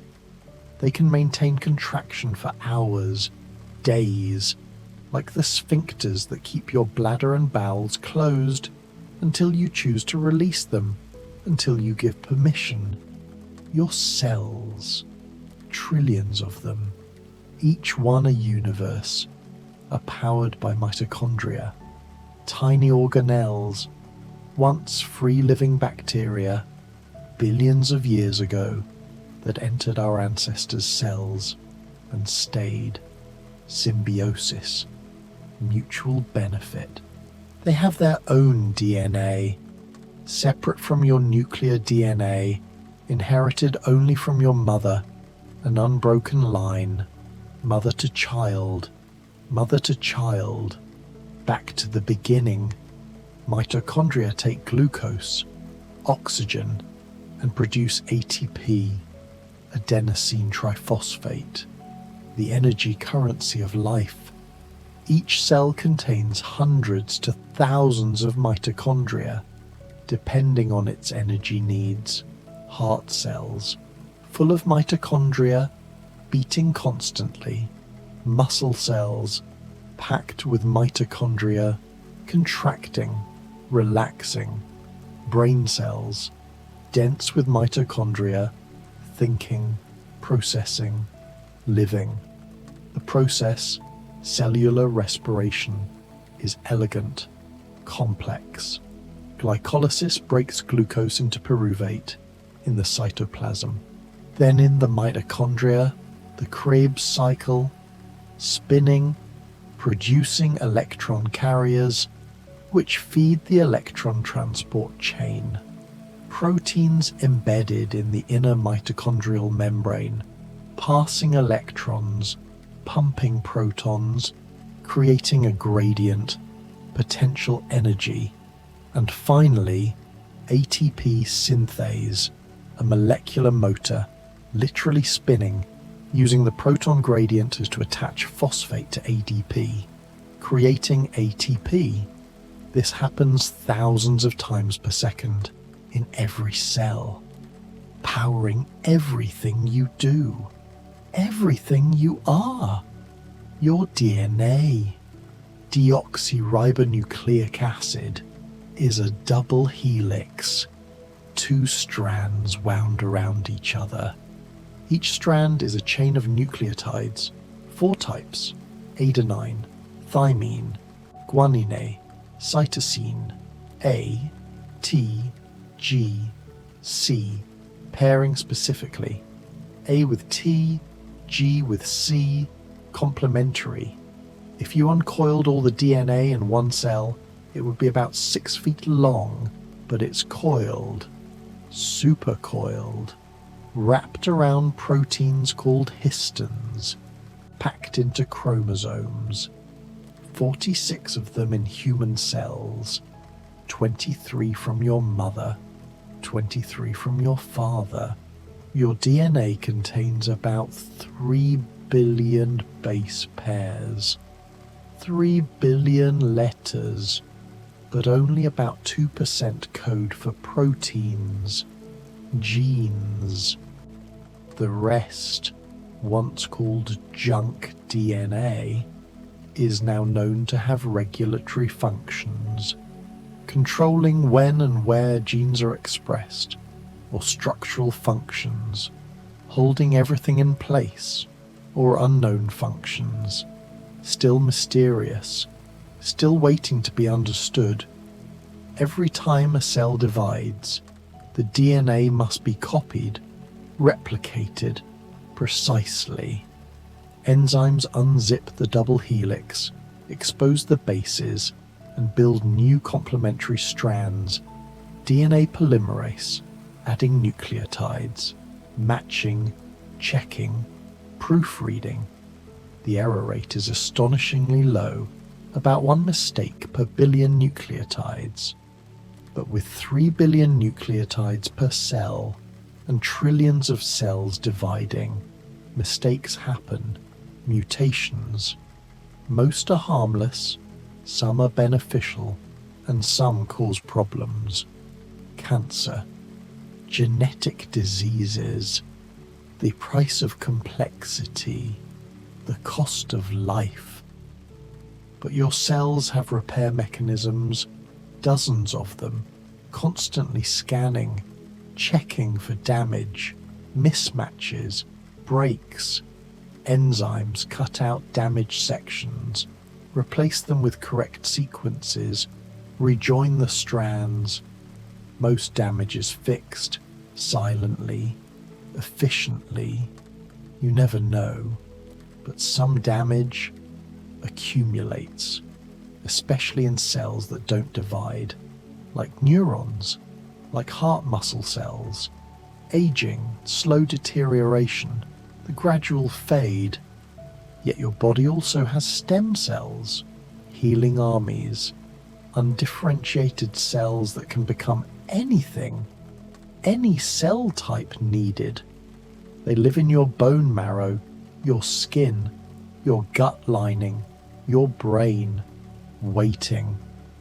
When there's injury, inflammation, they're activated, dividing, differentiating, becoming skin cells, blood cells, neurons, whatever's needed, repairing, regenerating. You're constantly healing, constantly renewing, never quite the same, always becoming. Your eyes, even closed, even in darkness, are still moving, microsaccades, tiny movements, preventing the image from fading, keeping the retina active. These movements are so small, imperceptible, but constant, even now as you drift, and beneath your closed lids, your eyes might drift upward, a sign of deep relaxation, the muscles releasing, letting go, surrendering to sleep. Within each eye, there's a lens, clear, flexible, held by tiny muscles, ciliary muscles that contract and relax, changing the lens shape, focusing light. When you look at something close, these muscles squeeze, the lens thickens, becomes more curved, bending light more sharply. When you look far away, the muscles relax, the lens flattens. This happens automatically, instantly, accommodation. But as you age, the lens becomes stiffer, less flexible. Presbyopia, difficulty focusing close up, needing reading glasses, a natural progression. Time written in the eyes. The pupil, this black circle, is actually an opening, a hole in the iris, the coloured part.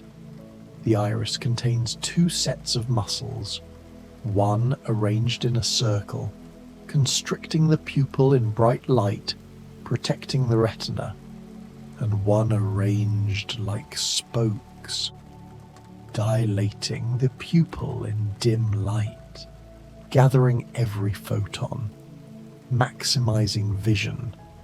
These muscles respond to light, but also to emotion. Pupils dilate when you're excited, attracted, afraid. Subtle signals, invisible conversations, happening without words. Your tears have 3 layers. The outer layer is oil from the meibomian glands lining your eyelid edges. This oil prevents the tears from evaporating too quickly, keeps them stable, smooth. The middle layer is water from the lacrimal glands, containing nutrients, antibodies, lysozyme, an enzyme that breaks down bacterial cell walls, protecting your eyes from infection. And the inner layer is mucin from goblet cells in the conjunctiva, the clear membrane covering your eye. This mucin helps tears spread evenly, coat the surface, create a smooth optical surface for clear vision. When you blink, your eyelids spread these tears, refresh the film, clear away debris. You blink less when concentrating, staring at screens, which is why your eyes get dry, tired, irritated.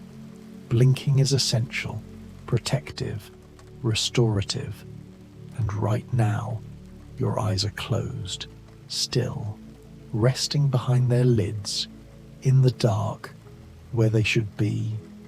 Let your jaw hang loose.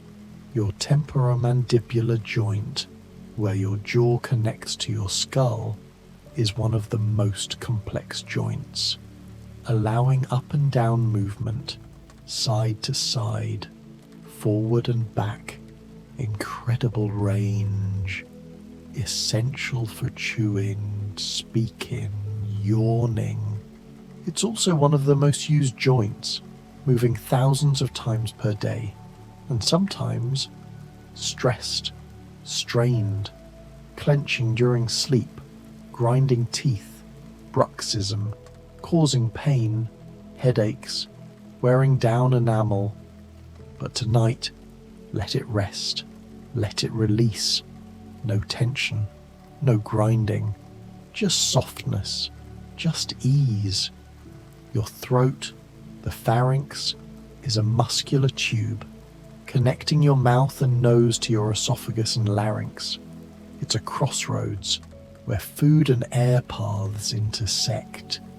When you swallow, a complex choreography begins.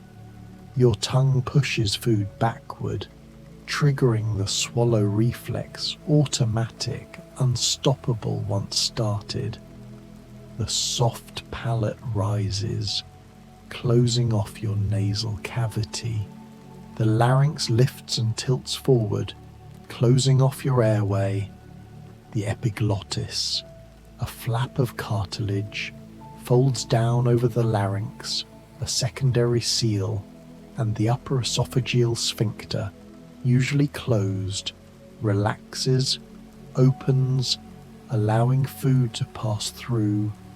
This all happens in about 1 second, perfectly coordinated, involving over 50 muscles.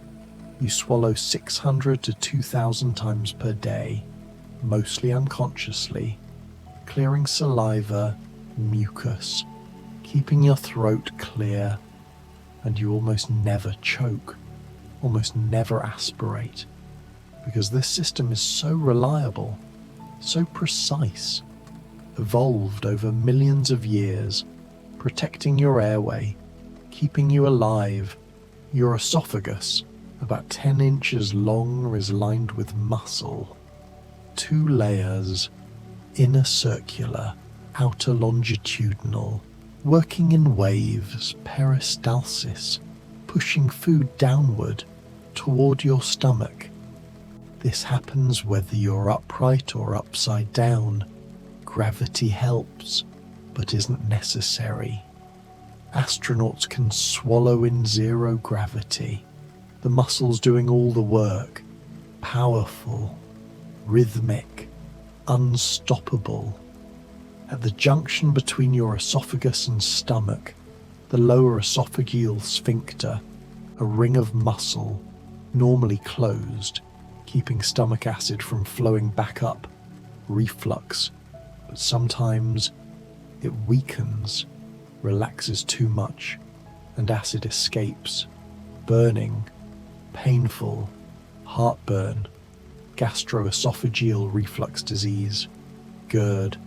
Despite the name, it has nothing to do with your heart, though the pain can feel similar, frightening.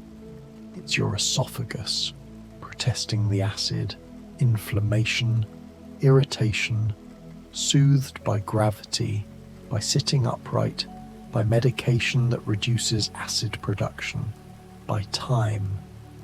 Your stomach acid is remarkable. pH of 1.5 to 3.5, incredibly acidic. It kills most bacteria, parasites, pathogens you swallow, protecting you from infection, food poisoning. It also activates pepsinogen, an inactive enzyme, converting it to pepsin, which breaks down proteins into smaller peptides, beginning digestion. This acid is so strong, it would burn your skin, your eyes, anywhere outside the stomach, but inside, protected by mucus, by bicarbonate, by rapid cell turnover. It's safe, contained, controlled. Sometimes the stomach lining is damaged, the protective barrier compromised. Helicobacter pylori, a bacteria that survives stomach acid, can burrow into the mucus layer, causing inflammation, gastritis, or ulcers, painful erosions, bleeding. For decades, stress was blamed, spicy foods. But in the 1980s, 2 Australian scientists discovered H. pylori, proving bacteria could cause ulcers. Revolutionary. They were ridiculed until one of them, Barry Marshall, drank a flask of H. pylori gave himself gastritis, proved the connection. Later, they won the Nobel Prize. Science advances slowly, then suddenly, through courage, through proof, your stomach stretches when you eat.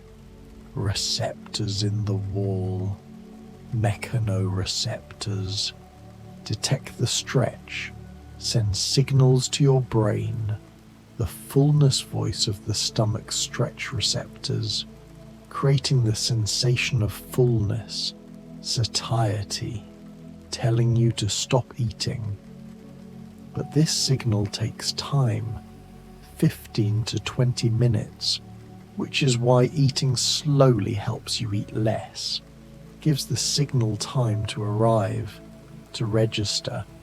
Modern life, fast food, eating on the run, overrides this. You eat too much, too fast, before your body can say stop. Your body also produces hormones that regulate hunger and fullness. Ghrelin, produced by your stomach, the hunger signal, rises before meals, stimulating appetite, making you feel empty, restless, seeking food. After eating, ghrelin drops, the signal fades, and your fat cells produce leptin, the fullness voice, signaling long-term energy stores, telling your brain you have enough, you can stop, reduce intake. But in obesity, leptin resistance can develop. The brain stops listening, the signal ignored, hunger persisting despite abundant stores, a dysregulation, a miscommunication, complex, multifactorial. Feel your abdomen soft, relaxed.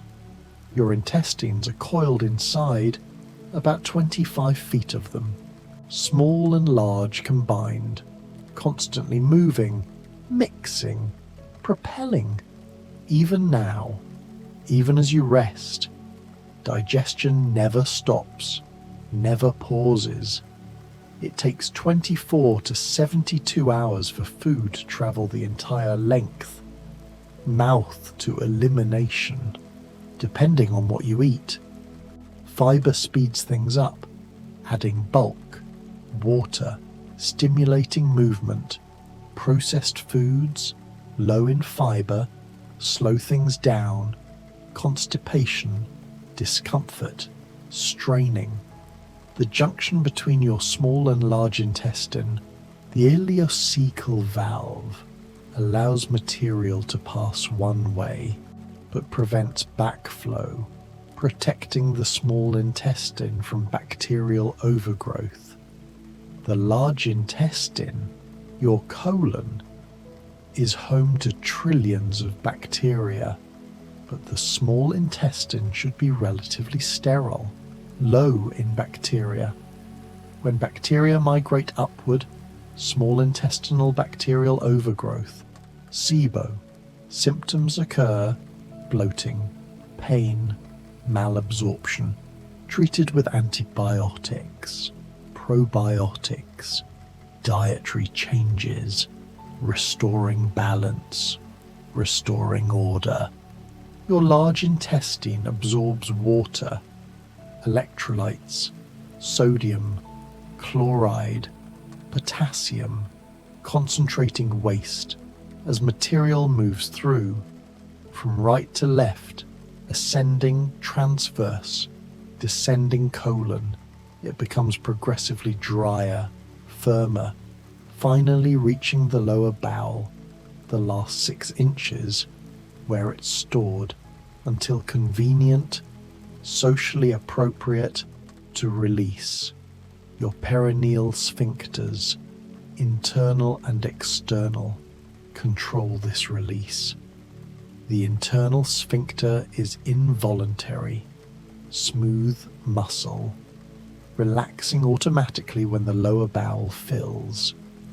The external sphincter is voluntary, skeletal muscle, under conscious control, allowing you to wait, to choose the moment, to maintain dignity, control.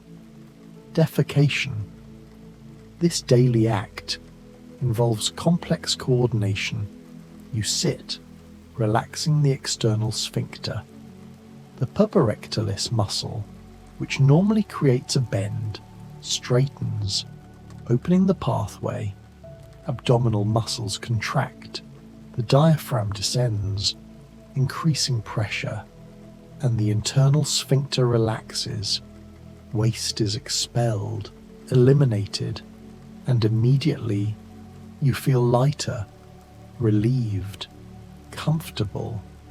The body releasing what it doesn't need, what would be toxic if retained, efficient, elegant, necessary. Your body is always balancing fluid, electrolytes, pH, temperature, glucose, calcium, hormones, homeostasis. This dynamic equilibrium that requires constant monitoring, constant adjustment, thousands of feedback loops, negative feedback, where the response opposes the change, bringing things back to normal, like temperature regulation. When you're too hot, you sweat, vasodilate, dissipate heat, cooling down. When you're too cold, you shiver, vasoconstrict, generate and conserve heat, warming up, all automatic, all unconscious. Your hypothalamus, the brain's thermostat, making decisions, sending signals, maintaining 37 degrees Celsius, 98.6 Fahrenheit, the optimal temperature for enzymes, for reactions, for life. Sometimes this system fails. Fever develops, infection, inflammation. The hypothalamus resets the thermostat higher. You feel cold, even though you're hot. You shiver, generate more heat, reaching the new set point where you feel normal again, though you're burning. The fever serves a purpose. Many bacteria and viruses grow poorly at higher temperatures. Your immune system functions better. Antibodies, white blood cells, more active, more effective. So fever, within limits, is protective, helpful, not dangerous unless extreme, above 40 degrees Celsius, 104 Fahrenheit, where proteins denature, neurons malfunction, seizures can occur. Let your body temperature drop slightly, as it should at night, falling about half a degree, conserving energy, promoting deep sleep. This drop is regulated by melatonin, by darkness, by circadian rhythms. Your internal 24-hour clock, governed by the suprachiasmatic nucleus, a tiny region in your hypothalamus, about 20,000 neurons, receiving input from your eyes, from light, synchronizing to the day-night cycle, coordinating sleep, wakefulness, hormone release, body temperature, digestion, everything timed, everything rhythmic. When this rhythm is disrupted by shift work, jet lag, irregular sleep schedules, problems arise, insomnia, fatigue, mood disturbances, increased risk of metabolic diseases, cardiovascular disease, cancer. Your body expects predictability, regularity, light during day, darkness at night, meals at consistent times, sleep at consistent times. Modern life disrupts this. Artificial light, screens, 24-hour access. But your biology remains ancient, adapted to sunrise and sunset, to seasons, to nature's rhythms, not to fluorescent lights, not to midnight Netflix. The mismatch creates stress, dysregulation, suffering. But tonight, in this darkness, in this stillness, your circadian rhythm is supported, aligned, melatonin rising, body temperature dropping, heart rate slowing, everything conspiring, encouraging, pulling you towards sleep, toward rest, toward restoration. This is right. This is natural. This is what your body needs, what it craves, what it's designed for. Your muscles, even at rest, maintain some tension, muscle tone, keeping you upright during the day, maintaining posture. But during sleep, especially REM sleep, this tone disappears almost completely. Atonia, complete relaxation, except for your diaphragm, your heart, essential muscles that never stop, never rest. Your diaphragm contracts 20,000 times per day, every day, for your entire life, never fatiguing and never failing, unless disease intervenes. An incredible endurance, an incredible reliability, testament to design, to evolution, to the power of selection over billions of years. Your heart muscle, cardiac muscle, is unique, different from skeletal muscle, different from smooth muscle. It's striated like skeletal muscle, showing bands under a microscope, but it's involuntary like smooth muscle, controlled automatically, not by conscious will. The cells are branched, interconnected, forming a network, a syncytium, where electrical signals spread from cell to cell through gap junctions, channels connecting the cytoplasm. This allows the heart to contract as a unit, synchronized, coordinated, efficient, every cell receiving the signal nearly simultaneously, the whole organ squeezing together, pumping blood, maintaining life. Your heart has 4 chambers, 2 atria on top, receiving blood, 2 ventricles below, pumping blood. The right side receives deoxygenated blood from your body, pumps it to your lungs for oxygenation. The left side receives oxygenated blood from your lungs, pumps it to your body, delivering oxygen, nutrients, 2 circuits, pulmonary and systemic, working in series, one after the other, but simultaneously, because they're part of the same organ, the same cycle. Between the chambers, valves, one-way doors, the tricuspid valve, between right atrium and right ventricle, the pulmonary valve, between right ventricle and pulmonary artery, the mitral valve, between left atrium and left ventricle, the aortic valve, between left ventricle and aorta. Each valve opens and closes passively, responding to pressure differences. No active control, just physics, elegant mechanics.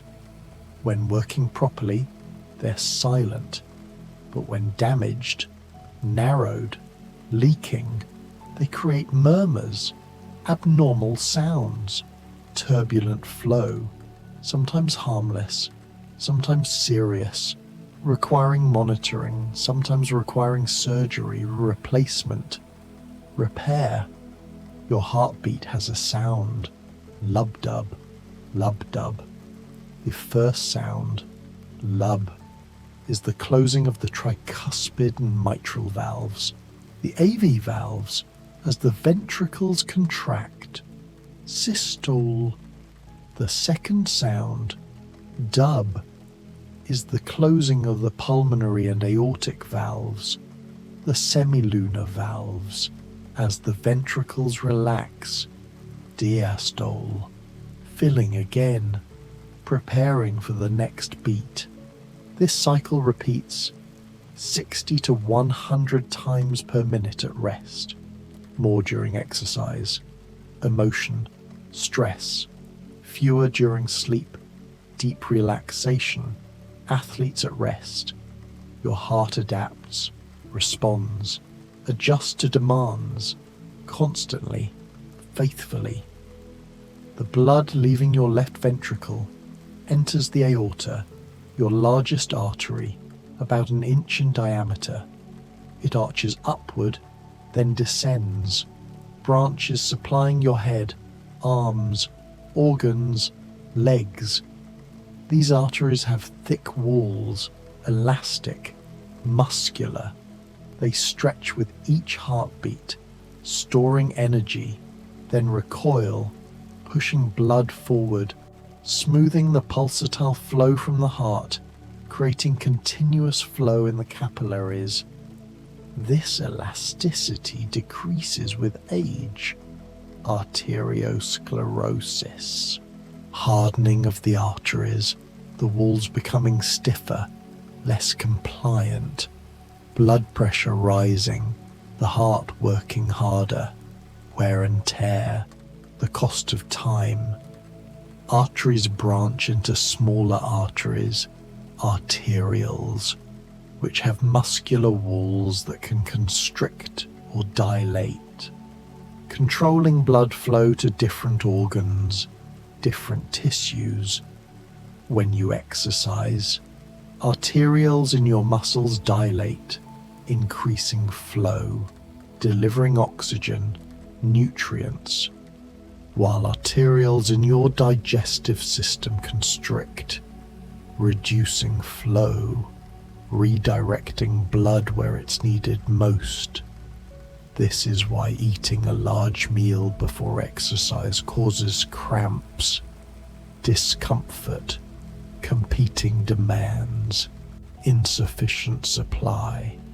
Your body prioritizes survival over digestion, movement over rest, when necessary, when challenged. Arterioles lead to capillaries, the smallest vessels, 5 to 10 micrometers in diameter, just wide enough for red blood cells to pass through, single file, squeezing, deforming. The walls are one cell thick, endothelial cells, allowing easy diffusion, oxygen out, carbon dioxide in, nutrients out, waste in. This is where the action is, where the purpose of circulation is fulfilled. Everything else, heart, arteries, veins, exist to support this. These tiny exchanges in trillions of capillaries throughout your body, invisible, essential, life-sustaining. From capillaries, blood enters venules, small veins, then larger veins, returning to the heart. But veins are different from arteries, thinner walls, less muscle, less elastic, lower pressure. Blood flows slowly here, sometimes against gravity, especially from your legs. How does it return? Muscle contractions. When you move, squeeze the veins, pushing blood upward, and veins have valves, one-way flaps, preventing backflow, ensuring blood moves toward the heart, not pooling in the extremities. When these valves fail, varicose veins develop, twisted, enlarged, blood pooling, aching, visible blue lines beneath the skin. Not dangerous usually, but uncomfortable, unsightly, a sign of strain, of aging, of standing too long. Your blood is remarkable. This red river, about 45% of blood volume is cells, mostly red blood cells, erythrocytes. The remaining 55% is plasma, the liquid portion, mostly water, but also proteins, albumin, antibodies, clotting factors, hormones, nutrients, waste products, electrolytes, everything dissolved, transported, circulating. Red blood cells are unique.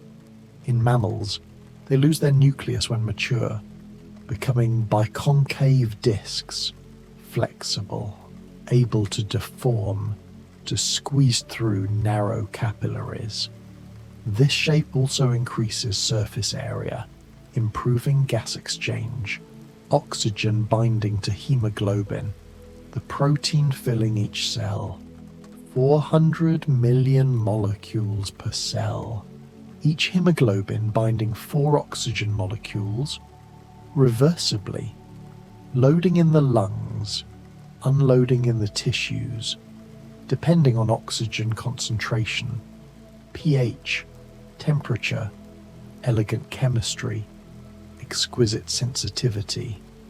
Hemoglobin contains iron in the heme group, giving blood its red color. When oxygen binds, bright red, arterial blood, oxygenated. When oxygen releases, dark red, venous blood, deoxygenated. This is why veins look blue through your skin, not because the blood is blue, but because of how light penetrates and reflects, a quirk of physics, an optical illusion.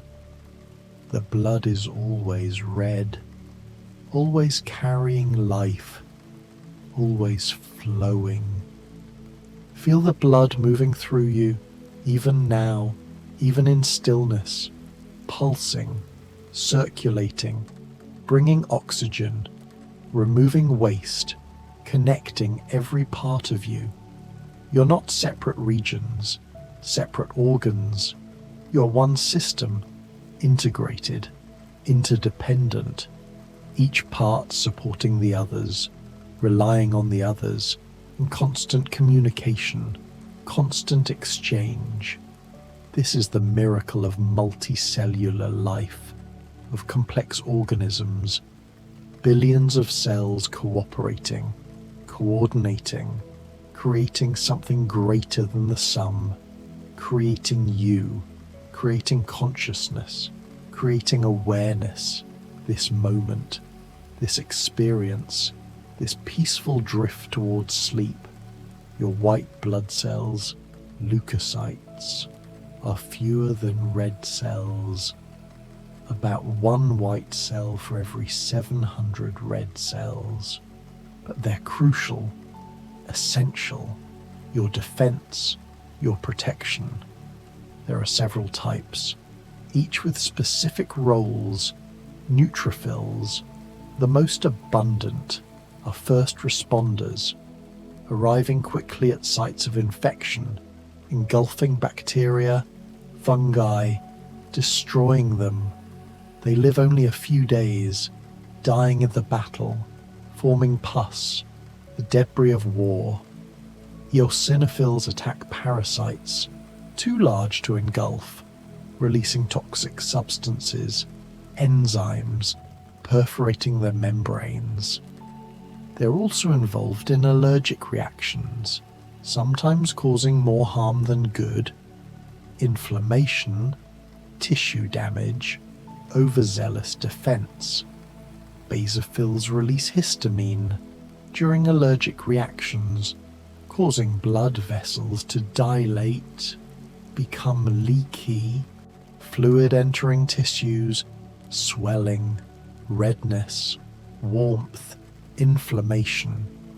This is protective when fighting infection, bringing more blood more immune cells to the site, but in allergies, it's misguided.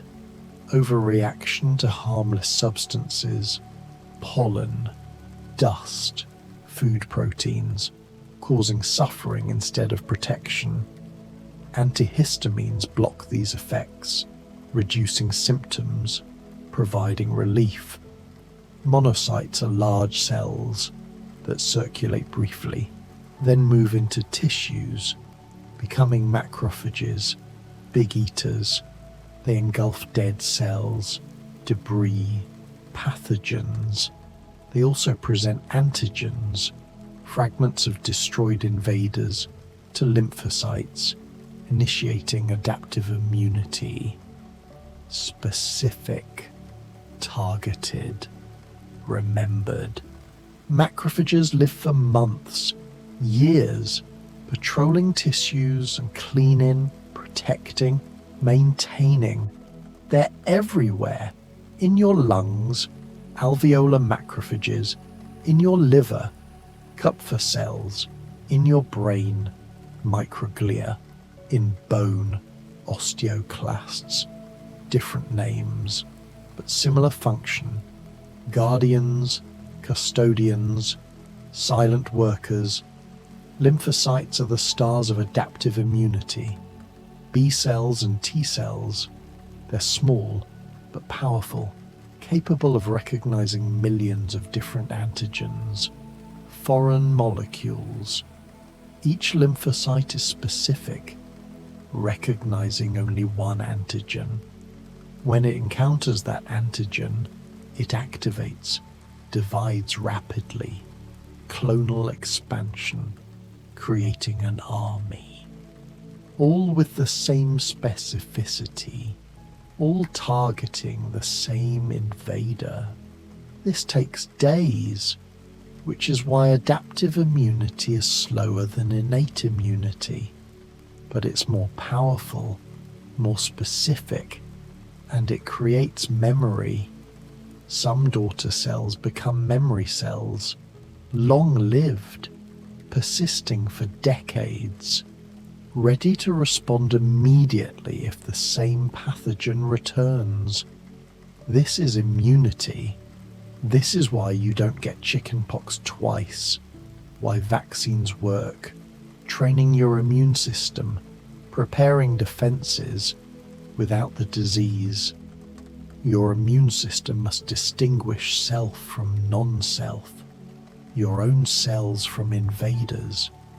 This is learned during development in the thymus, in the bone marrow. T cells and B cells that react to self-antigens are eliminated, killed. Negative selection. Only cells that ignore self, that react only to foreign, are allowed to survive, to mature, to circulate. But sometimes this process fails. Autoimmunity develops, the immune system attacking your own tissues. Type 1 diabetes, attacking pancreatic beta cells. Rheumatoid arthritis, attacking joints. Multiple sclerosis, attacking myelin, the insulation around nerves. These diseases are chronic, debilitating, currently incurable, managed with immunosuppression, dampening the attack, but also dampening protection. A difficult balance, ongoing challenge. Let all thoughts drift away, dissolving like mist.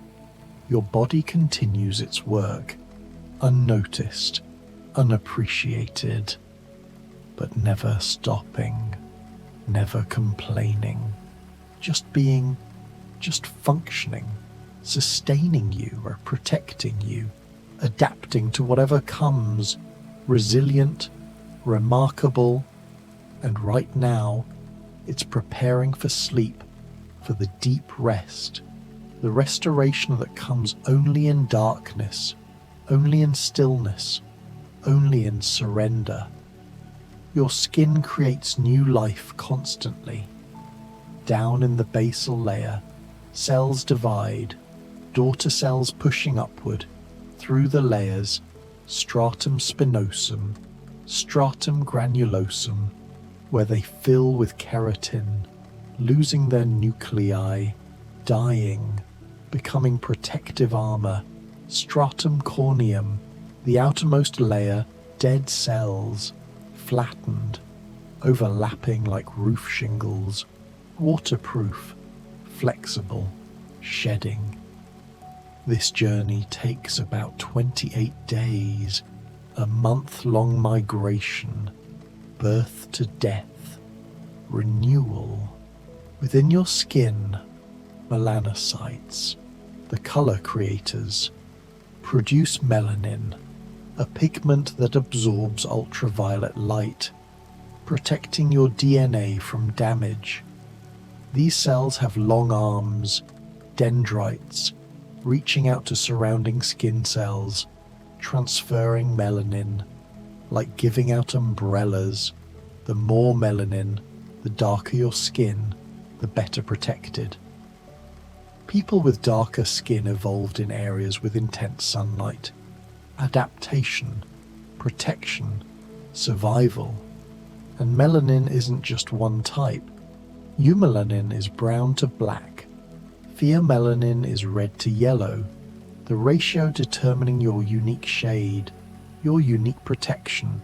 Your skin also has glands, millions of them, sebaceous glands, attached to hair follicles, produce sebum, an oily substance that waterproofs your skin, keeps it soft, supple, prevents cracking. These glands are most numerous on your face, scalp, upper back, which is why these areas can be oily, especially during adolescence when hormones surge, stimulating production. Sometimes sebaceous glands get blocked, bacteria multiply, inflammation occurs, acne, painful, frustrating, but eventually, usually, resolving as hormones stabilize, as the body matures. Eccrine glands, sweat rivers, are distributed all over your body, 2 to 4 million of them. They produce watery sweat, mostly salt and water, for cooling, thermoregulation. When your body temperature rises from exercise, heat, fever, these glands activate, flooding your skin with moisture which evaporates, carrying heat away, cooling you, efficient, elegant. You can sweat several liters per hour in extreme conditions, losing not just water, but also salt, electrolytes, needing replacement, needing balance. Apocrine glands, scent signals, are found mainly in your armpits, groin, around your chest points. They develop during puberty, producing a thicker, odorless secretion, but bacteria on your skin break it down, creating the characteristic smell, body odor. Each person's scent is unique, determined by genetics, diet, health, hormones, microbiome. It's a signature, invisible, but present.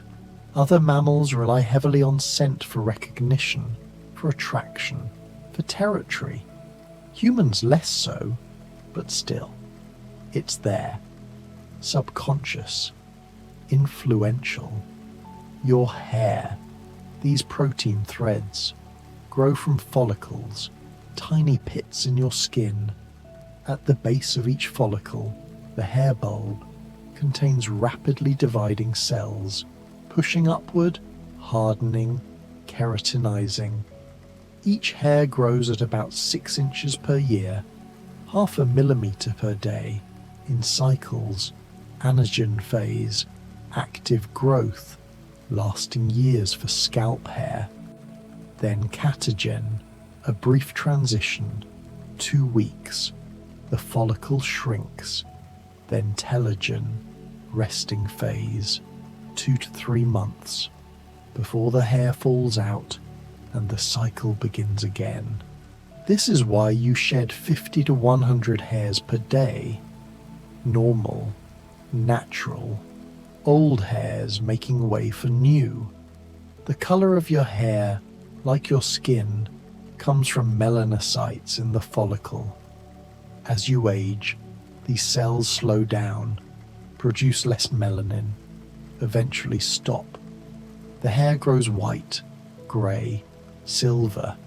Each follicle ages independently, which is why greying is gradual, scattered. Some people grey early, some late. Genetics, stress, possibly, but mostly your time, the inevitable fade. Your nails, these hard plates, grow from the nail matrix, a pocket of tissue beneath the cuticle. Cells here divide, produce keratin, harden, push forward. Fingernails grow about 3 millimeters per month. Toenails slower, about 1 millimeter. It takes 4 to 6 months to completely replace a fingernail. 12 to 18 months for a toenail. The white half moon at the base, the lunula, is the visible part of the matrix.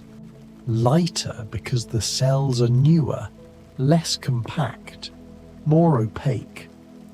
Nails protect the sensitive tips of your fingers and toes, enhance fine motor control, allow you to scratch, pick up small objects. They're tools, built in, always available, and they're indicators of health. Changes in color, texture, shape can signal disease, nutrient deficiencies, circulation problems. Your body speaks if you know how to listen. Let everything soften, dissolve. Your thyroid gland, a butterfly-shaped organ in your neck, wrapped around your trachea, produces thyroid hormones, T3 and T4, the fiery forge. These hormones regulate metabolism, the rate at which your cells burn fuel, produce energy. They affect almost every cell in your body: heart rate, body temperature, weight, mood, energy levels. Too much, and you're anxious, hot, losing weight, heart racing. Too little, and you're tired, cold, gaining weight, sluggish, depressed. Balance is essential, delicate, controlled by the pituitary, which is controlled by the hypothalamus, a hierarchy, a feedback loop, maintaining stability. Your thyroid needs iodine, a trace element, to produce these hormones. Without enough iodine, the thyroid swells, trying to compensate, forming a goiter, a visible bulge in the neck. This was once common, especially inland, away from the ocean, away from iodine-rich seafood. Now, iodine is added to salt, preventing deficiency, protecting the population. A simple solution, profound impact.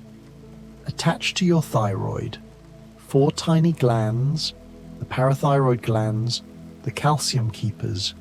They produce parathyroid hormone, PTEH, which regulates calcium levels in your blood.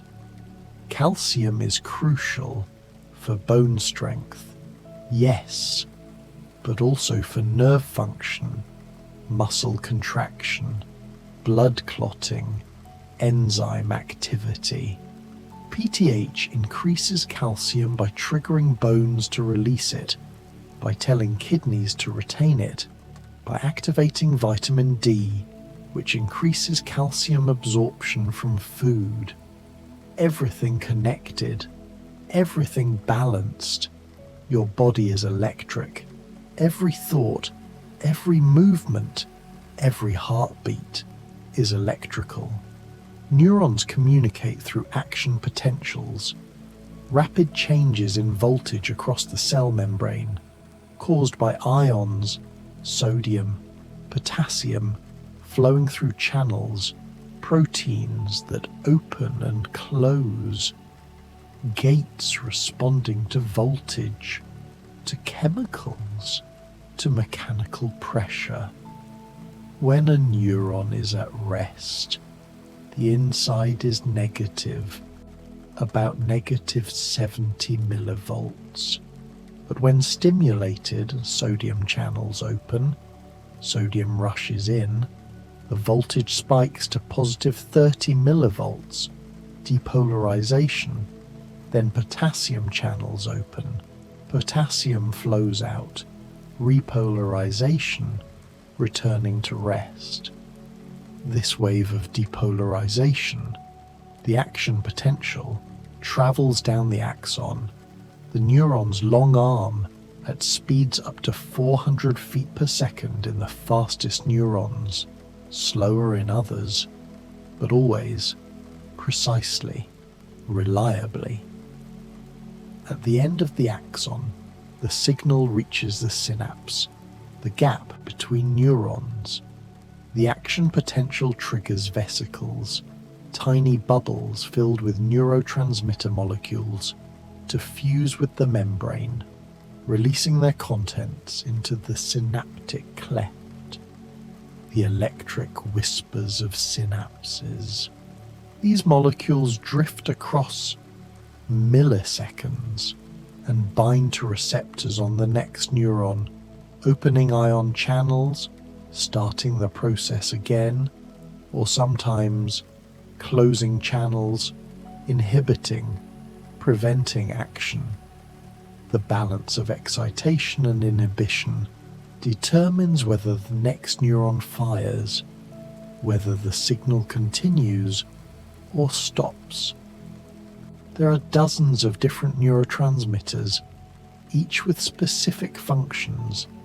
Dopamine, the pleasure flood, involved in reward, motivation, movement, too little, and you get Parkinson's disease, tremors, rigidity, difficulty moving.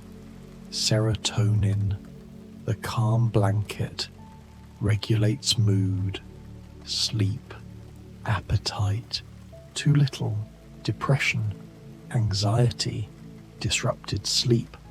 GABA, gamma-aminobutyric acid, the main inhibitory neurotransmitter, calming neural activity, preventing overstimulation. Many anti-anxiety drugs enhance GABA, increasing inhibition, creating calm. Glutamate, the main excitatory neurotransmitter, drives neural activity, learning, memory. Too much, and it's toxic, killing neurons, as happens during stroke, when damaged tissue floods the brain with glutamate. Your brain operates on patterns, networks of neurons firing together, neurons that fire together, wire together, strengthening their connections, making the pattern more likely to repeat. This is learning, memory formation, practice.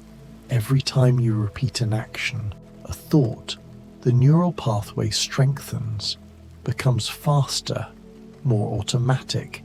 This is how skills become second nature, how habits form, good and bad, neural paths worn smooth, easy to travel. But the brain is also plastic, changeable. New connections can form, old ones can weaken, fade. You can learn at any age, change at any age, the brain adapting, forever flexible, forever learning. During sleep, especially during REM sleep, the dreaming theatre, your brain is incredibly active. Your eyes move rapidly beneath your lids, giving REM its name. Your muscles are paralyzed, except for your diaphragm, your heart, your eyes. This paralysis protects you, prevents you from acting out your dreams, from hurting yourself. Sometimes the paralysis persists briefly after waking. Sleep paralysis. Frightening. You're awake, aware, but can't move, can't speak, often accompanied by hallucinations. A pressure on the chest, a presence in the room, terrifying, but harmless, temporary. Your brain and body out of sync. Dreams are mysterious. Everyone dreams, multiple times per night, even if you don't remember. Each sleep cycle lasts about 90 minutes, starting with light sleep, descending into deep sleep, then rising back to REM, where most vivid dreams occur. As the night progresses, REM periods get longer. Dreams more elaborate, more emotional, more bizarre. Your brain is processing, consolidating memories, integrating experiences, solving problems.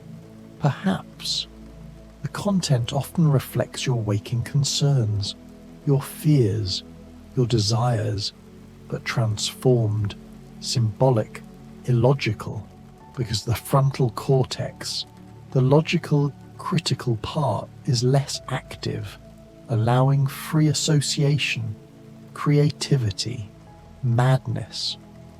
Feel yourself drifting, hovering at the edge, between waking and sleep, hypnagogia, this liminal space, where thoughts become images, where logic dissolves, where the boundaries blur.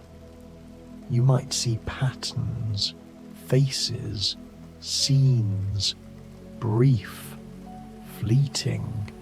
You might hear your name called, feel like you're falling, snapping awake, hypnic jolt, your muscles twitching as motor neurons fire randomly, as control shifts from waking systems to sleeping systems.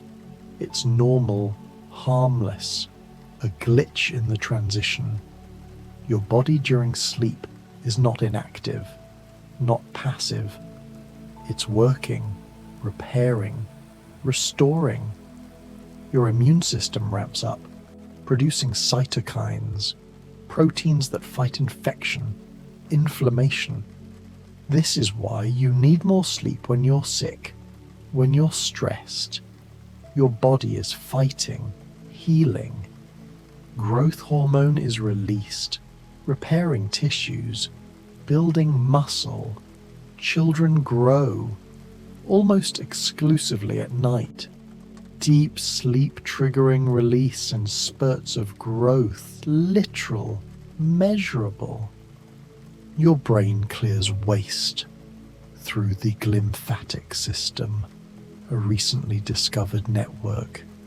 Cerebrospinal fluid flows through channels around blood vessels, washing through brain tissue, carrying away metabolic debris, beta amyloid, tau proteins, substances that accumulate during waking that may contribute to neurodegenerative diseases.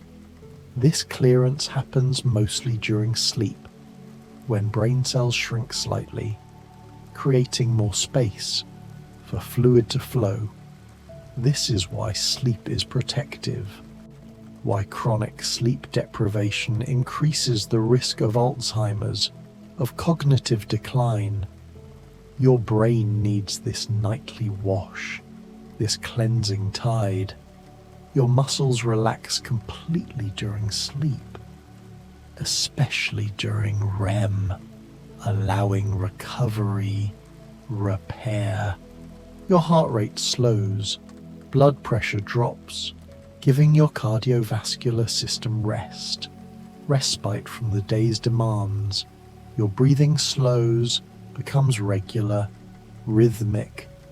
Sometimes, in deep sleep, it pauses briefly, a few seconds, then resumes, normal, unless the pauses are long, frequent. Obstructive sleep apnea, where the airway collapses, blocking breath, oxygen dropping, the brain waking you, briefly, repeatedly, fragmenting sleep, leaving you exhausted, despite hours in bed, unrefreshing, harmful. But for most, sleep is restorative, essential. You spend about 1/3 of your life asleep, 25 years or more. It seems like wasted time, unproductive.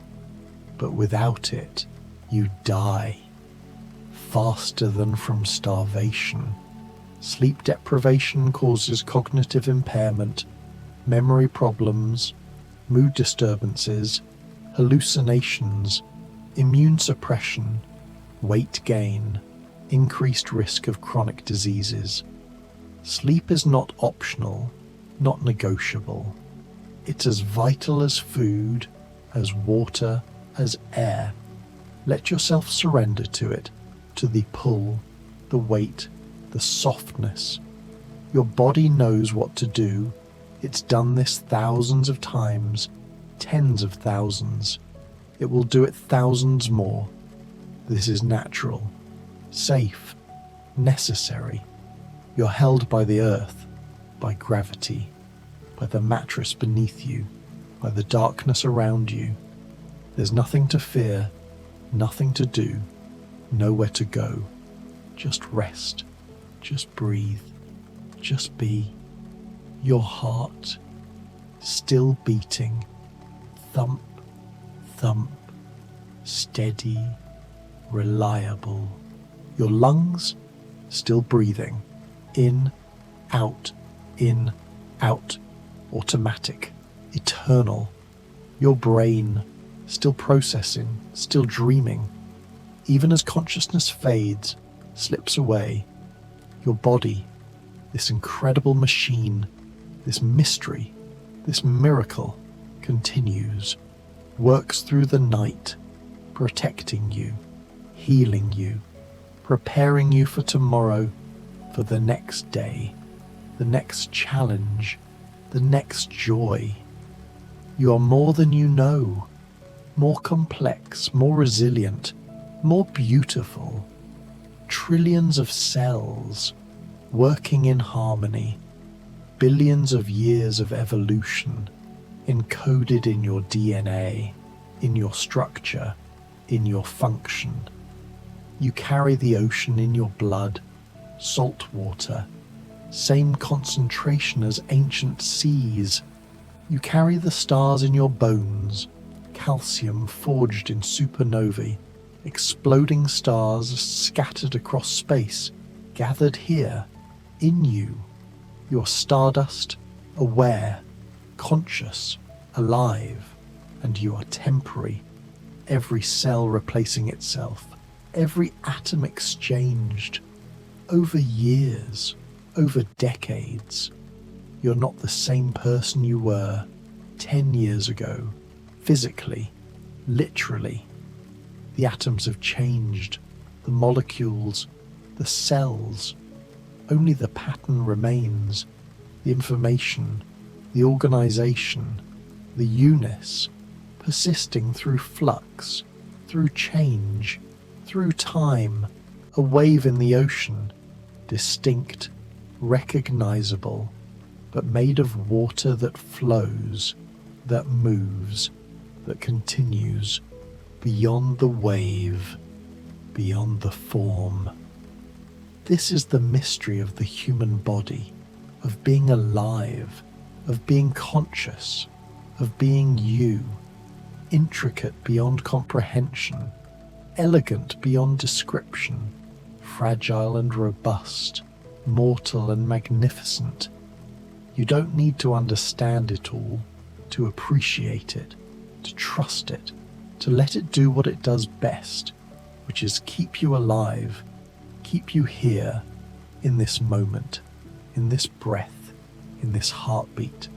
So rest now, let go, allow sleep to come, gentle, inevitable, like a tide rising, covering you, holding you, carrying you away to dreams, to darkness, to restoration. Your body will continue, your heart will beat, your lungs will breathe, your brain will dream, and when morning comes, you'll wake, renewed, restored, ready. But that's later, that's tomorrow, that's another world. For now, there's only this, only rest, only peace, only sleep. The universe keeps turning, the complex mechanisms of the human body keep ticking on, and will keep drifting, floating together through the mysteries. 100 human body mysteries, looping softly, endlessly, through the night. Tonight we'll drift through why your body creates its own internal painkiller that is thousands of times stronger than morphine, the secret reason you can't tickle yourself, and the specific brain system that blocks it. How the 1 million miles of wiring inside your body keeps the lights on while you sleep. There's nothing you need to do now. Just let your body sink. Heavier, heavier.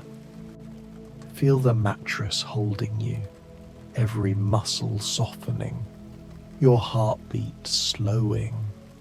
Thump, thump, matching the rhythm of space itself. Shoulders melting down, jaw releasing, each breath pulling you deeper, deeper into the calm, the quiet, the dark.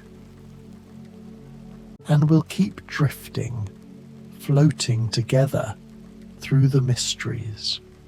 100 longevity mysteries, looping softly, endlessly through the night.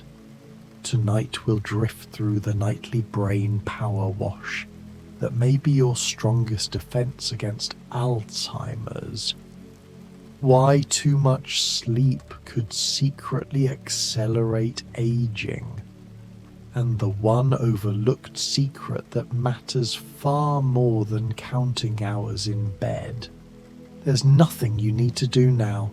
Just let your body sink, heavier, heavier. Feel the mattress holding you, every muscle softening, your heartbeat slowing. Thump, thump, matching the rhythm of space itself. Shoulders melting down, jaw releasing, each breath pulling you deeper, deeper into the calm, the quiet, the dark. If this helps you rest, tap subscribe and hit like, so others can find this calm too, but only if your eyes are still open. Otherwise, just drift. Now, let's drift into longevity. In the darkness, your body knows. It's been counting hours since humans first closed their eyes. 7 to 9 hours. That's the ancient sweet spot. Not 6, not 10, but that gentle middle ground where your cells remember how to live longer. Studies tracking hundreds of thousands of people across decades keep finding the same whispered truth. Those who sleep 7 to 9 hours, they live the longest, their hearts beat stronger, their minds stay sharper, deeper into the years. Too little sleep, and something starts to fray. Your DNA can't repair itself properly. Inflammation creeps in like morning fog, but too much, more than 9 hours regularly. And there's a paradox waiting, a mystery scientists are still unraveling. Perhaps it's not the sleep itself, but what it signals. The body calling for more rest, because something underneath needs healing. Thump, thump. Your heart knows the rhythm. Right now, as you sink deeper, there's a system awakening in your brain, the glymphatic system. Imagine it like a power wash, a gentle tide flowing through the spaces between your neurons, clearing away the day's debris, the proteins that tangle, the waste that accumulates. This happens mostly in deep sleep, when your brain cells actually shrink, just slightly, creating rivers of cerebrospinal fluid, washing through, carrying away the amyloid beta, the tau proteins, the very tangles linked to Alzheimer's. This nightly rinse, it's not optional. It's your brain's janitorial service working the night shift, and it only clocks in when you do, when you surrender to sleep. Feel your breath, slow, slower, each exhale releasing. Deep sleep, the scientists call it 3, stage 3, where delta waves roll through your brain like ocean swells, slow, powerful, rhythmic. This is where your body secrets growth hormone, not for growing taller anymore, but for cellular repair, for maintaining muscle, for keeping your metabolism young. Growth hormone peaks in the night, especially in those first few cycles of deep sleep. It's rebuilding you cell by cell while you dream of nothing at all. The pituitary gland, that small commander, releases these longevity hormones in pulses, synchronized with your deepest rest.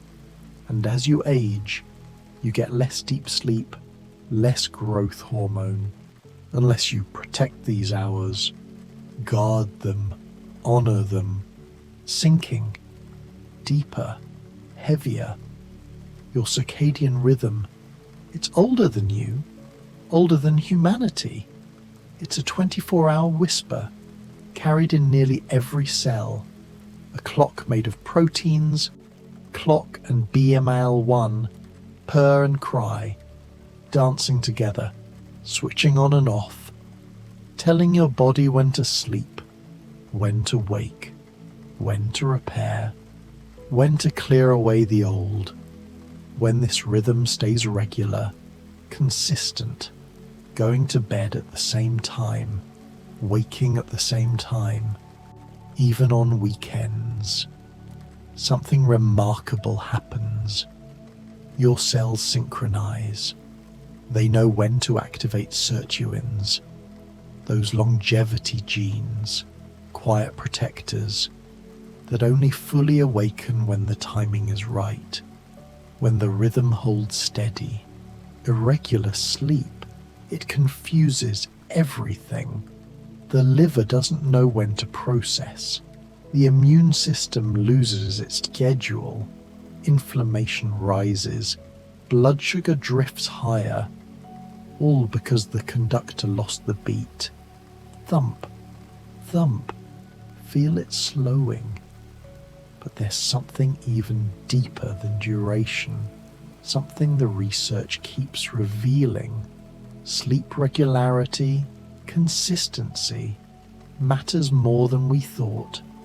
A study tracking over 60,000 people found that those with irregular sleep patterns, going to bed at wildly different times, had significantly higher mortality risk Even if they got 7 to 9 hours, the body craves rhythm, predictability, like the tide, like the seasons. Your cells have their own clocks, and they need to know when night falls, when morning comes. This consistency, it's a longevity signal, telling your body everything is safe, stable, predictable. No need to stay on high alert. Let your jaw go completely loose inside your cells right now. Mitochondria are shifting. These tiny power plants, they have their own rhythm too. During sleep, especially deep sleep, damaged mitochondria get cleared away through a process called mitophagy, eating the old, making room for the new. This is crucial because as mitochondria age, they start leaking, producing reactive oxygen species, damaging everything around them. Quality sleep, it's like a recycling program for your cellular power grid. And there's a compound, urolithin A, created by certain gut bacteria when they digest pomegranate, that amplifies this process, enhancing mitophagy, helping your cells stay young, energized, even as the years accumulate. Breathing, so soft now, barely there. At the end of your chromosomes, there are protective caps, telomeres, like the plastic tips on shoelaces. Every time a cell divides, these telomeres shorten just a little until eventually they're too short and the cell stops dividing, enters senescence, becomes a zombie cell, sitting there, secreting inflammatory signals. But during sleep, the enzyme telomerase becomes more active. It can't fully reverse the shortening, but it slows it, maintains it, and people who chronically sleep poorly, their telomeres shorten faster, their biological age, racing ahead of their chronological years. One study found just 1 week of sleeping less than 6 hours per night altered the expression of over 700 genes, some linked to inflammation, to stress, to immune function, all shifting in the wrong direction, heavier, sinking into the mattress. There's a family of proteins, sirtuins, 7 of them in humans, SIRT1 through SIRT7. They're called longevity genes because they help repair DNA, reduce inflammation, improve metabolism, and they're sensitive. So sensitive in such to your sleep-wake cycle, particularly to a molecule called NAD+, which powers them. NAD+ levels, they rise and fall with your circadian rhythm, peaking during your active hours, dropping at night. But chronic sleep deprivation, it depletes your overall NAD+ stores, starving your sirtuins, silencing these protectors, and without them, aging accelerates. The epigenetic clock ticks faster. The epigenetic clock, it's one of the most accurate measures of biological age we have. Scientists look at methylation patterns, chemical tags on your DNA, and can predict with eerie accuracy how old you are biologically, not just chronologically. And this clock, it responds to sleep, regular, quality sleep, slows it down, disrupted sleep, speeds it up, sometimes by years. Your eyelids, so heavy, like stones, smooth, cool stones, inflammation. That's the hidden fire, the one burning silently, contributing to nearly every age-related disease. Heart disease, Alzheimer's, diabetes, cancer. During deep sleep, your body rebalances cytokines, those inflammatory messengers. It reduces IL-6, TNF-alpha, C-reactive protein, all the markers that, when chronically elevated, corrode your health span. But lose sleep, even one night, and by morning, these inflammatory markers spike. Your immune system becomes confused, overreactive. It's as if, without proper sleep, your body can't tell the difference between a real threat and normal tissue. So it attacks everything. Sleep, it's the great anti-inflammatory, better than most medicine, free, available every night, if you let it in. Thump, thump, so slow now. Autophagy. The word means self-eating, and it sounds harsh, but it's poetry. Cellular housekeeping. Your cells, they accumulate damaged proteins as misfolded, aggregated, sticky.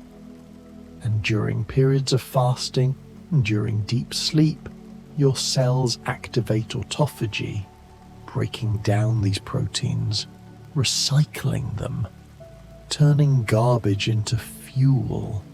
There's a protein called AMPK activated during energy stress, during fasting, during exercise, and yes, during sleep, especially the deeper stages. AMPK switches on autophagy, clears away the debris. This is one reason why the timing of your last meal matters. Stop eating 3 hours before bed, and you give your body a longer window to fast, to clear, to renew. And there are compounds that enhance this. Spermidine, found in wheat germ, mushrooms, aged cheese. It directly stimulates autophagosome formation, those little cellular vacuum cleaners. Studies in mice, giving them spermidine, extended their lifespan, improved their heart function by amplifying this nightly cleanup. Floating now, weightless, darkness holding you. Your immune system, yeah, it has a memory, and it forms that memory during sleep, particularly during REM sleep and deep sleep. When you get vaccinated and then sleep poorly that night, your antibody response is weaker. The T cells and B cells, those warriors and memory keepers, they need sleep to encode what they've learned, to prepare for future battles. People who chronically sleep less than 6 hours, they're more likely to catch colds, to develop infections, to have weaker responses to vaccines. Sleep is when your immune system does its training, its strategizing, it's remembering. And there's a gland, the thymus, where T cells mature. It shrinks as you age, becoming less effective. But emerging research suggests certain interventions, including growth hormone, which surges during deep sleep, might help regenerate thymic tissue, restore some of that youthful immunity. Let your fingers unfurl, palms open, releasing. Delta waves. These are the slowest brain waves, less than 4 cycles per second. They only appear in deep sleep, in that N3 stage, and they're crucial. They help consolidate memories, clear metabolic waste, coordinate the release of hormones. But as you age, delta wave activity naturally decreases. Your deep sleep becomes shallower, more fragmented. However, there are ways to protect it. Keep your bedroom cool, around 65 to 68 degrees Fahrenheit. Your body needs to drop its core temperature to enter deep sleep. The cooler environment, it helps trigger that cascade.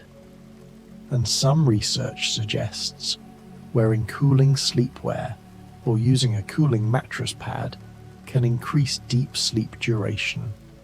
There's also the matter of sound. White noise, it's been popular, a steady shh, masking disruptions, but brown noise, deeper, lower frequencies, like distant thunder or ocean waves far away, might be even more effective for maintaining those slow delta waves. Some people find it more soothing, more womb-like, melting, dissolving into sleep. Your sleep position, it matters more than you might think. Sleeping on your back, if you don't have sleep apnea, it maintains spinal alignment, reduces pressure on joints. But there's something else.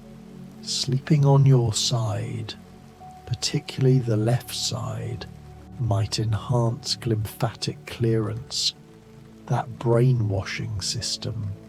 The lymphatic vessels in your neck, they drain more efficiently when you're side sleeping, carrying away those metabolic wastes, those tangles, that fog. Your pillow height, it should keep your head neutral, not tilted up or down. Imagine a straight line from the top of your head, through your spine, to your tailbone.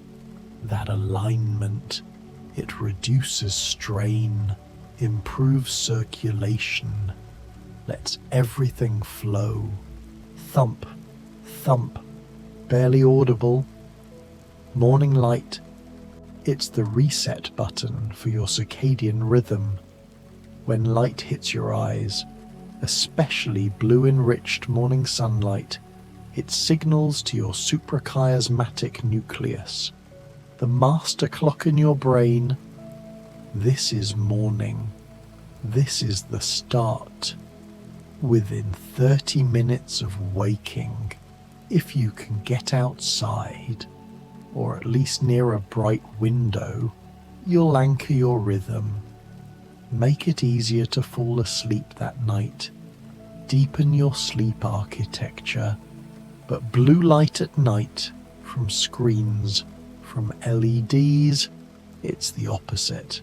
It suppresses melatonin, that sleepy hormone, tricks your brain into thinking it's still daytime, still time to be alert.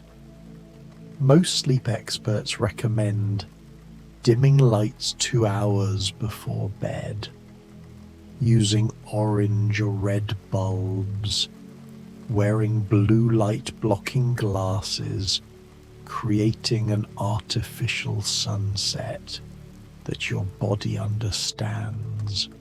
Melatonin isn't just for sleep, it's also a powerful antioxidant, scavenging free radicals, protecting your cells, and it decreases with age. Older adults produce less, one reason why sleep becomes more elusive, more fragile. Supplementing with small doses, 0.3 to 1 milligram, not the 5 or 10 you often see, can help restore that signal without causing next day grogginess, sinking through the bed, through the floor, through everything. The anxiety loop, it's a common thief of sleep. Your mind races, thoughts spiral, worries about tomorrow, regrets about yesterday, and the more you try to force sleep, the more it retreats. This is where the paradox lives. Sleep requires surrender, not effort. One technique, cognitive shuffling. You think of random, non-threatening images, a cat, a doorknob, a cloud, a button, completely unrelated. This occupies your mind, prevents it from forming coherent worry narratives, and mimics the random, nonsensical quality of dreams, easing you across that threshold. Another approach, the 4 to 7 to 8 breath.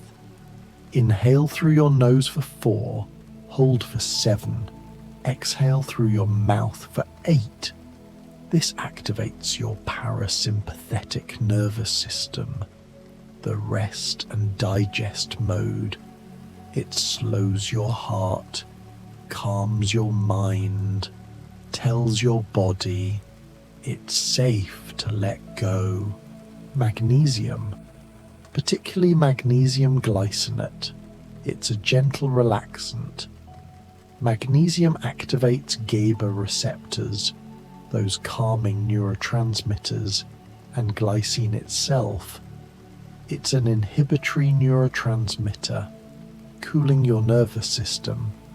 Many people are deficient, and supplementing with 200 to 400 milligrams before bed can soften that anxious edge, deepen sleep quality, drifting so far away now.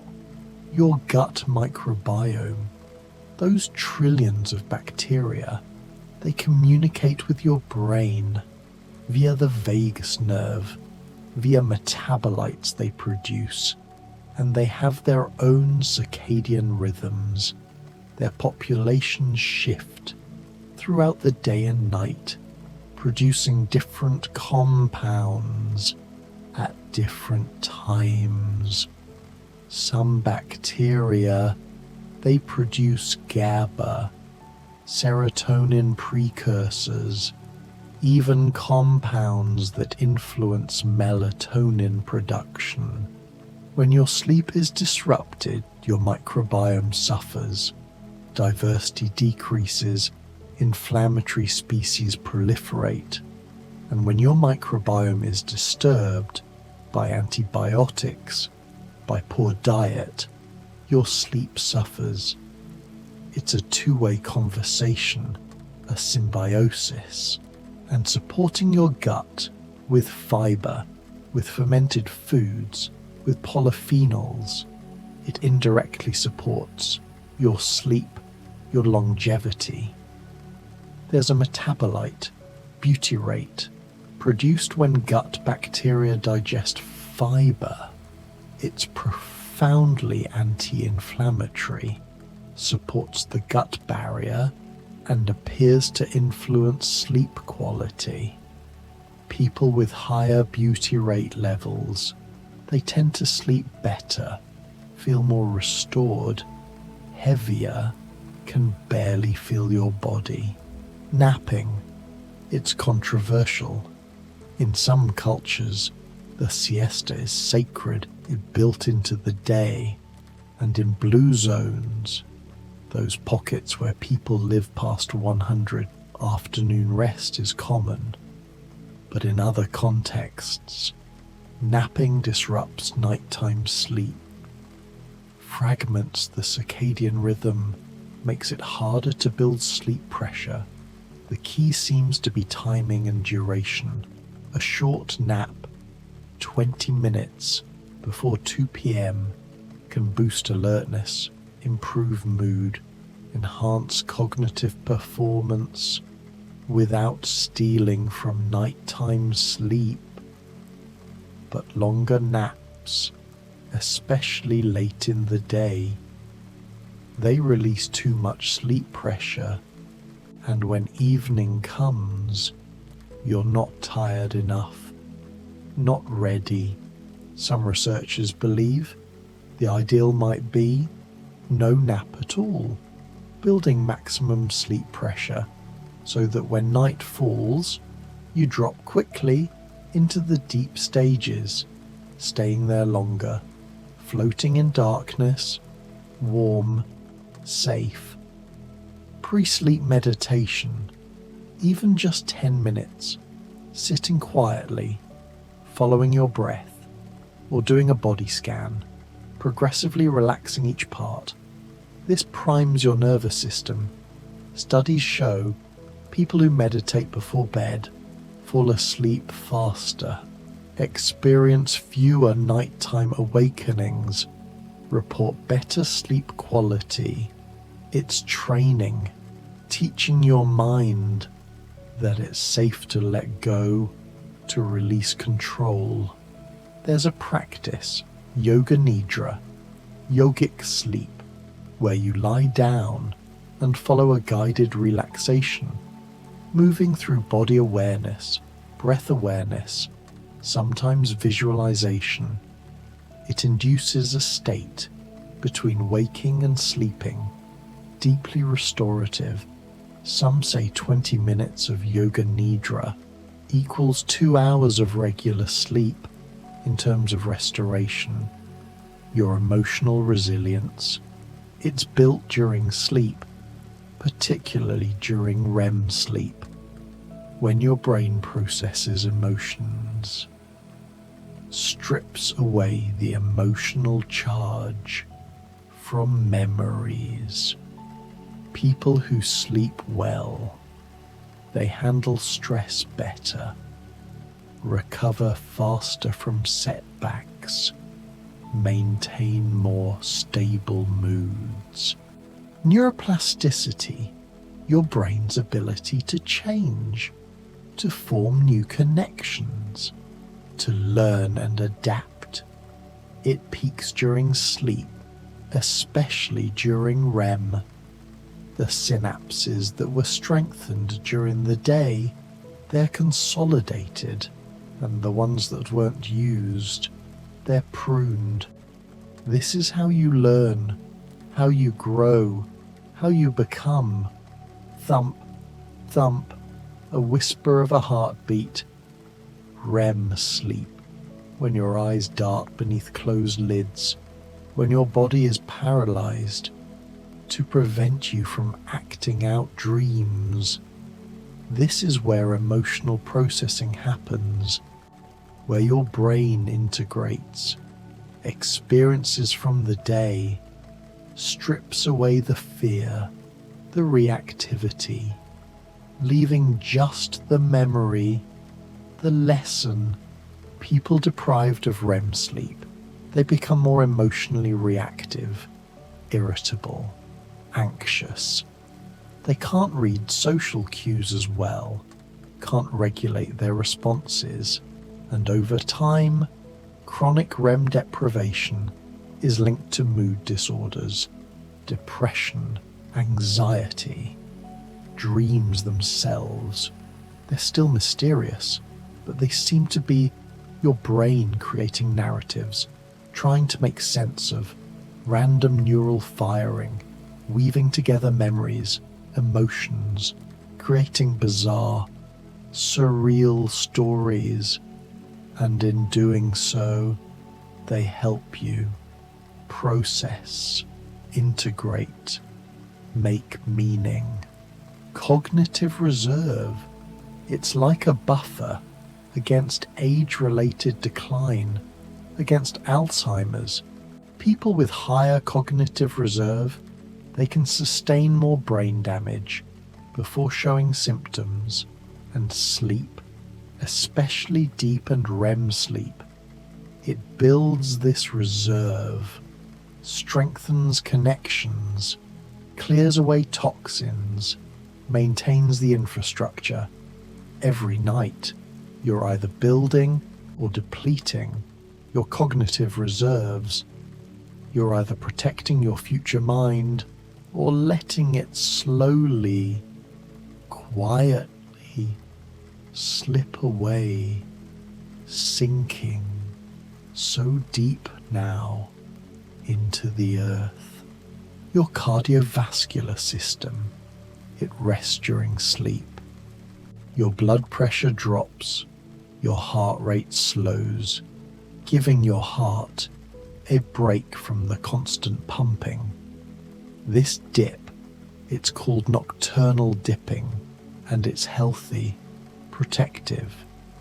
People who don't experience it, whose blood pressure stays elevated at night, they have higher risk of heart attack, stroke, heart failure, sleep apnea, where breathing stops repeatedly, prevents this dip, keeps the body in stress mode, surges of adrenaline, fragmented sleep. Over time, it damages the cardiovascular system, contributes to hypertension, arrhythmias. If you snore loudly, wake gasping, feel exhausted despite sleeping, it's worth investigating. Centenarians, people who live past 100, they tend to have certain sleep patterns. They sleep 7 to 8 hours. They maintain regular schedules. They nap when their body asks, but not excessively. They don't stress about sleep. They trust their body. There's a genetic component too. Some people, short sleepers, they have a mutation in the DC2 gene. They naturally need only 4 to 6 hours and feel fully rested. They're rare, maybe less than 1% of the population. And on the other end, long sleepers who genuinely need 9 to 10 hours also exist. Most of us, we fall somewhere in between, melting into nothing, into everything. Intermittent fasting, when combined with proper sleep timing, creates a powerful synergy. When you stop eating 3 to 4 hours before bed, your body enters a fasted state during sleep. This enhances autophagy, improves insulin sensitivity, allows growth hormone to peak higher. Some people practice time-restricted eating, compressing all meals into an 8 or 10-hour window, aligning with circadian rhythms, eating during daylight, fasting through darkness. This seems to improve metabolic health, reduce inflammation, extend lifespan in animal studies. NAD+, that crucial molecule, powering sirtuins, fueling cellular repair, it declines with age, and sleep deprivation accelerates that decline. But there are precursors, NR, nicotinamide riboside, NMN, nicotinamide mononucleotide, that can boost NAD+ levels, potentially partially compensating, supporting those longevity pathways. Finding your personal sleep archetype, it's important. Are you a morning lark, waking naturally with the sun, energized early, fading by evening? Or are you a night owl, coming alive after dark, struggling with mornings? Society is built for larks, but owls aren't broken, they're just different, working against your chronotype. Forces misalignment, damages health. The best advice, honor your natural rhythm as much as possible. If you're an owl and you can shift your work, your life, to accommodate that, do it. If you can't, then use morning light, caffeine strategically to shift earlier.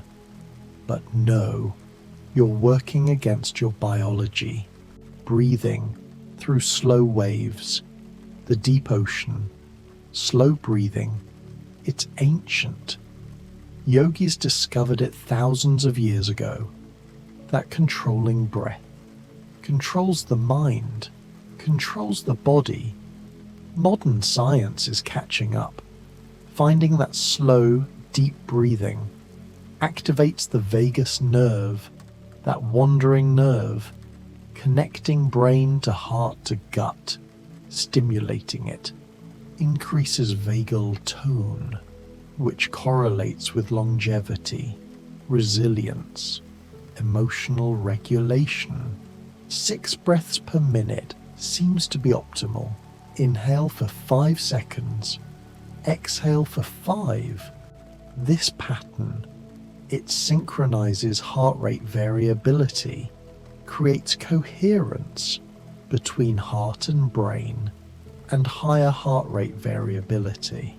That variation between heartbeats, it's a marker of health, of longevity, of a flexible, adaptable nervous system. Thump, thump, synchronized, coherent. Heat and cold exposure, they're hormetic stressors, meaning a little bit of stress that makes you stronger. Sauna bathing, particularly in Finland, where it's a ritual, has been linked to reduced cardiovascular disease, reduced Alzheimer's risk, extended lifespan. The heat stress, it induces heat shock proteins, HSP70, HSP90.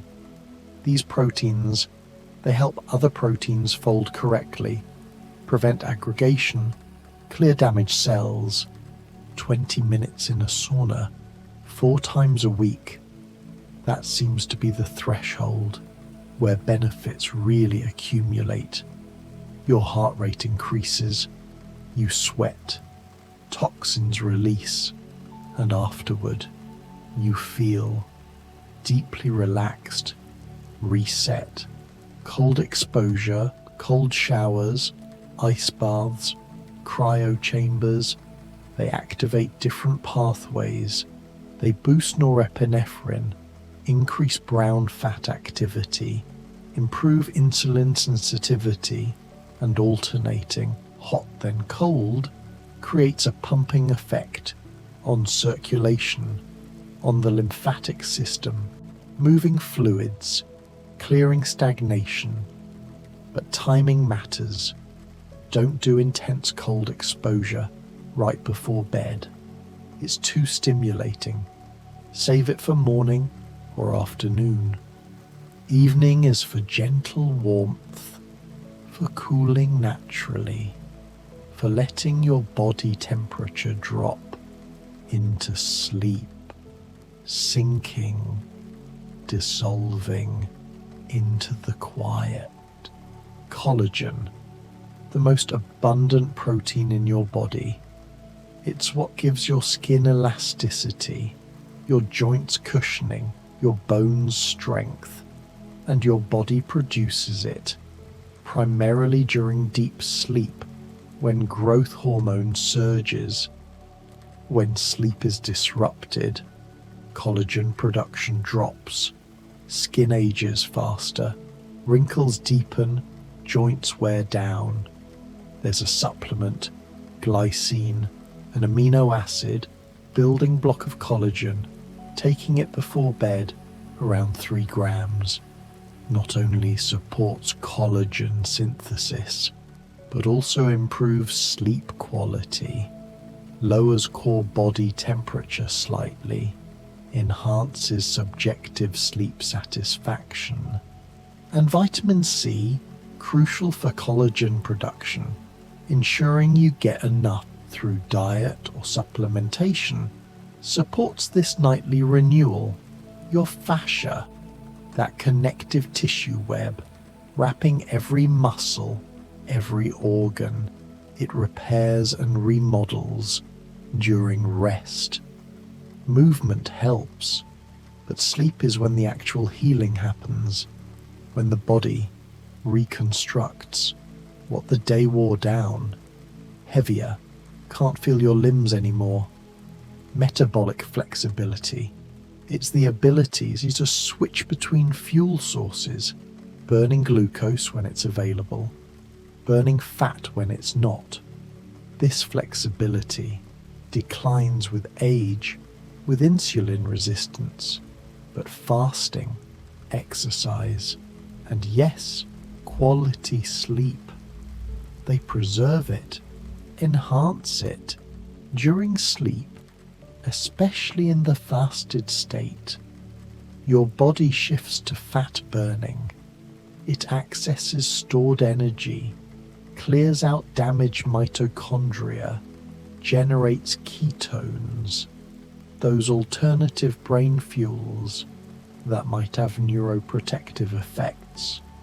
People with better metabolic flexibility, they tend to live longer, have less chronic disease, maintain healthier body composition, and sleep is central to maintaining this flexibility.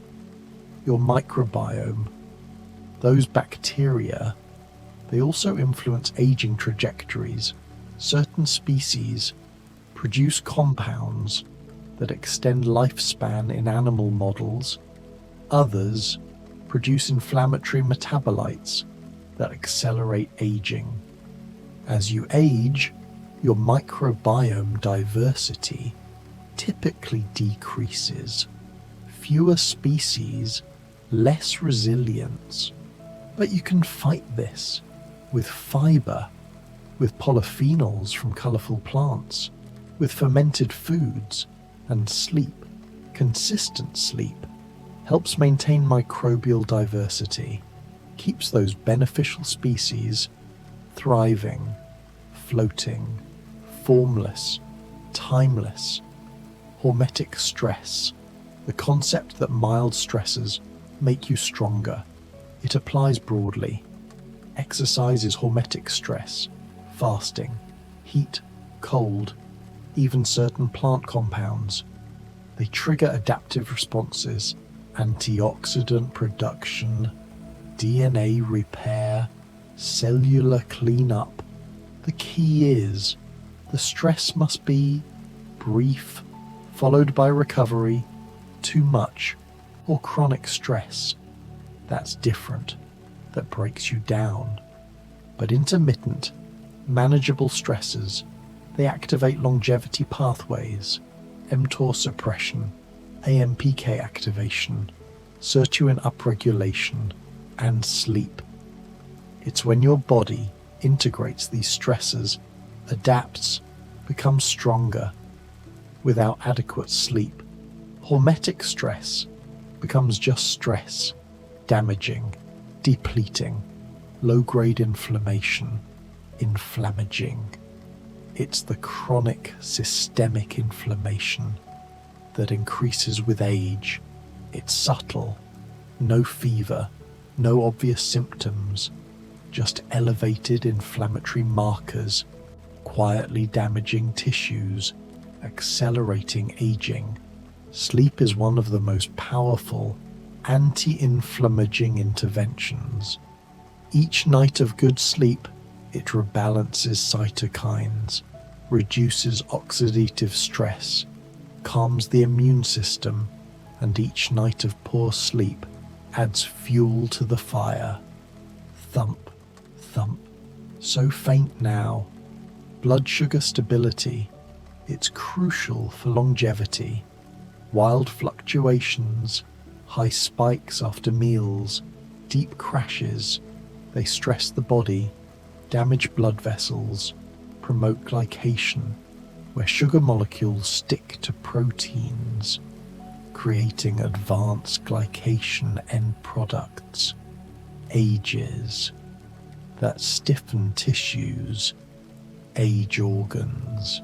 Sleep deprivation makes you insulin resistant. Even after just one night, your cells don't respond to insulin as well. Glucose stays elevated, and over time, This path leads to diabetes, metabolic syndrome, accelerated aging, but consistent sleep at regular times. It optimizes insulin sensitivity, keeps blood sugar stable, supports metabolic health, and eating your last meal earlier in the evening, 3 to 4 hours before bed. It prevents nighttime glucose elevation, supports deeper sleep. Polyphenols, those colorful plant compounds in berries, in tea, in dark chocolate, in olive oil, they have profound effects. They activate NRF2, a transcription factor that upregulates antioxidant enzymes. They modulate the microbiome, feeding beneficial bacteria. They reduce inflammation, improve mitochondrial function. Certain polyphenols, like resveratrol from grapes or EGCG from green tea, they may activate sirtuins, those longevity genes, mimicking some effects of caloric restriction, though the evidence in humans is still emerging, and polyphenols might improve sleep too, particularly through their effects on the microbiome, on inflammation, creating a virtuous cycle, melting into the earth, into the cosmos. Your lymphatic system, it's often forgotten, but it's crucial. It clears waste from tissues, transports immune cells. Unlike blood, which has the heart to pump it, lymph moves through muscle contractions, through breathing, through gentle movement. During sleep, especially with proper positioning, lymphatic flow continues, clearing metabolic waste, reducing edema. The glymphatic system in the brain. It's essentially the brain's lymphatic clearance, most active during sleep, washing away toxins, preventing accumulation. Deep diaphragmatic breathing, even during sleep, enhances this flow. Each inhale creates negative pressure, drawing lymph upward. Each exhale releases, clears. Muscle mass. It's one of the strongest predictors of healthy aging. Not bulk necessarily, but lean muscle, maintained. It's metabolically active, burns calories at rest, supports glucose disposal, releases myokines, beneficial signaling molecules. As you age, you naturally lose muscle. Sarcopenia, starting around age 30, accelerating after 60. But resistance training, adequate protein, and quality sleep, they slow this loss. Preserve strength, independence, growth hormone, secreted during deep sleep. It's anabolic, building muscle, maintaining bone density, and during sleep, your muscles repair. Microtears from exercise, they heal, adapt, grow stronger, drifting through layers of consciousness. VO2 max, your maximum oxygen uptake during intense exercise.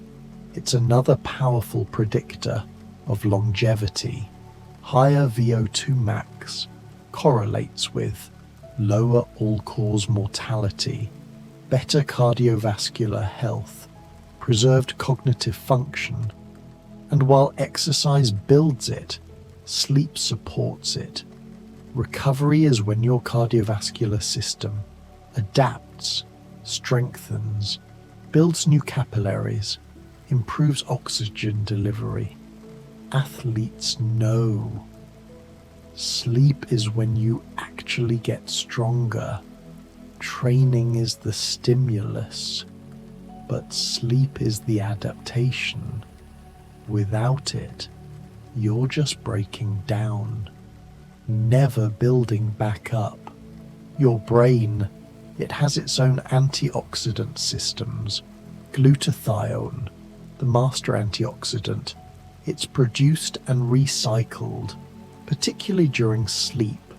It neutralizes free radicals, prevents oxidative damage to neurons, and as you age, glutathione levels tend to decline unless supported. Certain nutrients help maintain glutathione. N-acetylcysteine, a precursor, selenium, vitamin C, and sleep, deep, restorative sleep. It optimizes these antioxidant defenses, protects your brain from the slow oxidative damage that contributes to neurodegeneration. Methylation, it's a biochemical process. Adding methyl groups to DNA, to proteins, it regulates gene expression, silences some genes, activates others, and the pattern of methylation across your genome. It changes with age in predictable ways. Scientists use this to calculate biological age, the epigenetic clock, and factors that slow the clock include sleep, exercise, stress management, good nutrition, while factors that speed it up include sleep deprivation, chronic stress, smoking, excessive alcohol, every night. As you sleep, methylation patterns shift, genes involved in repair activated, genes involved in inflammation suppressed. This is epigenetic regulation, and sleep is central to it. Heavier, sinking through dimensions. Social connection. It's not soft science. It's hard data. Loneliness.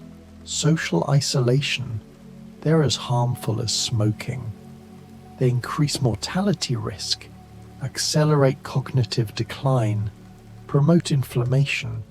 People with strong social ties, they live longer, stay healthier, maintain sharper minds, and sleep affects your social capacity.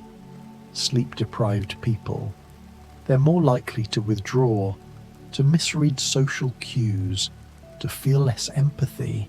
They become irritable, less patient, and this damages relationships, increases isolation. But rested people, they're more open, more patient, better listeners, better friends. Sleep supports longevity, partly by supporting the relationships that support longevity. Purpose, meaning in life, ikigai as the Japanese call it, your reason for getting up this morning. People with strong sense of purpose, they live longer, have lower rates of cardiovascular disease, dementia, even cancer, and sleep. Helps you connect with purpose. In dreams, in the quiet spaces, insights arise, clarity emerges, you process emotions, integrate experiences, and discover what matters. Chronic sleep deprivation, it narrows your world. Everything becomes about survival, getting through the day. You lose sight of larger meaning, deeper purpose. Thump, thump, echo from far away. Cortisol, your stress hormone, it should follow a rhythm, high in the morning, helping you wake, gradually declining through the day, lowest at night, allowing sleep. But chronic stress, poor sleep, they disrupt this rhythm. Cortisol stays elevated or flattens out, losing its natural curve. Elevated nighttime cortisol, it prevents deep sleep, Fragment sleep architecture promotes abdominal fat storage, increases insulin resistance, suppresses immune function. Over time, this chronic elevation accelerates aging, damages the hippocampus, the memory center. Protecting your cortisol rhythms means managing stress during the day, having a wind-down routine, creating boundaries, and getting morning sunlight, which helps set the cortisol curve properly. Omega-3 fatty acids, particularly EPA and DHA, from fish, from algae, they're anti-inflammatory. They compose cell membranes, particularly in the brain, and the ratio of omega-3 to omega-6 matters. Modern diets, heavy in vegetable oils, grains, they're skewed toward omega-6, promoting inflammation. Shifting the ratio, more omega-3, less omega-6, it reduces inflammation, improves cardiovascular health, supports brain function, and some research suggests omega-3s improve sleep quality, particularly in children, possibly by reducing inflammation, stabilizing mood, deep relaxation, practices like yoga nidra, progressive muscle relaxation, guided imagery. They induce a state of profound rest, different from sleep, but similarly restorative. They activate the parasympathetic nervous system, lower cortisol, reduce muscle tension, and doing them before bed, they can ease the transition into sleep. Some people, they can't just turn off. They need a bridge, a practice that guides them from activity into rest. These relaxation techniques, they provide that bridge, floating in the space between vagal tone, the strength of your vagus nerve signaling. It's measurable through heart rate variability. Higher vagal tone means better emotional regulation, faster recovery from stress, stronger digestion, improved immunity, and it correlates with longevity. You can strengthen vagal tone through practices like slow breathing, cold exposure, humming or chanting, gargling, and sleep itself. Good sleep enhances vagal tone, while poor sleep weakens it. It's another feedback loop. Sleep improves vagal tone. Vagal tone improves sleep. The challenge is starting the positive cycle when you're stuck in the negative one. Low noise living, reducing exposure to chronic noise pollution, traffic, sirens, machinery. It reduces stress hormones, improves sleep quality, lowers blood pressure. Noise, even when you consciously ignore it, stresses your nervous system, fragments sleep, increases inflammatory markers.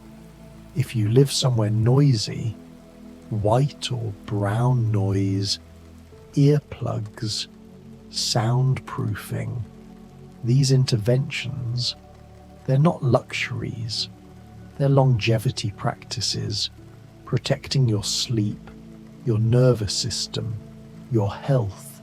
Gentle daily mobility, not intense exercise, just movement, walking, stretching, tai chi, yoga. It maintains joint health, stimulates lymph flow, reduces inflammation, improves insulin sensitivity, and it supports sleep. People who move regularly fall asleep faster, sleep more deeply, wake more restored. But timing matters again.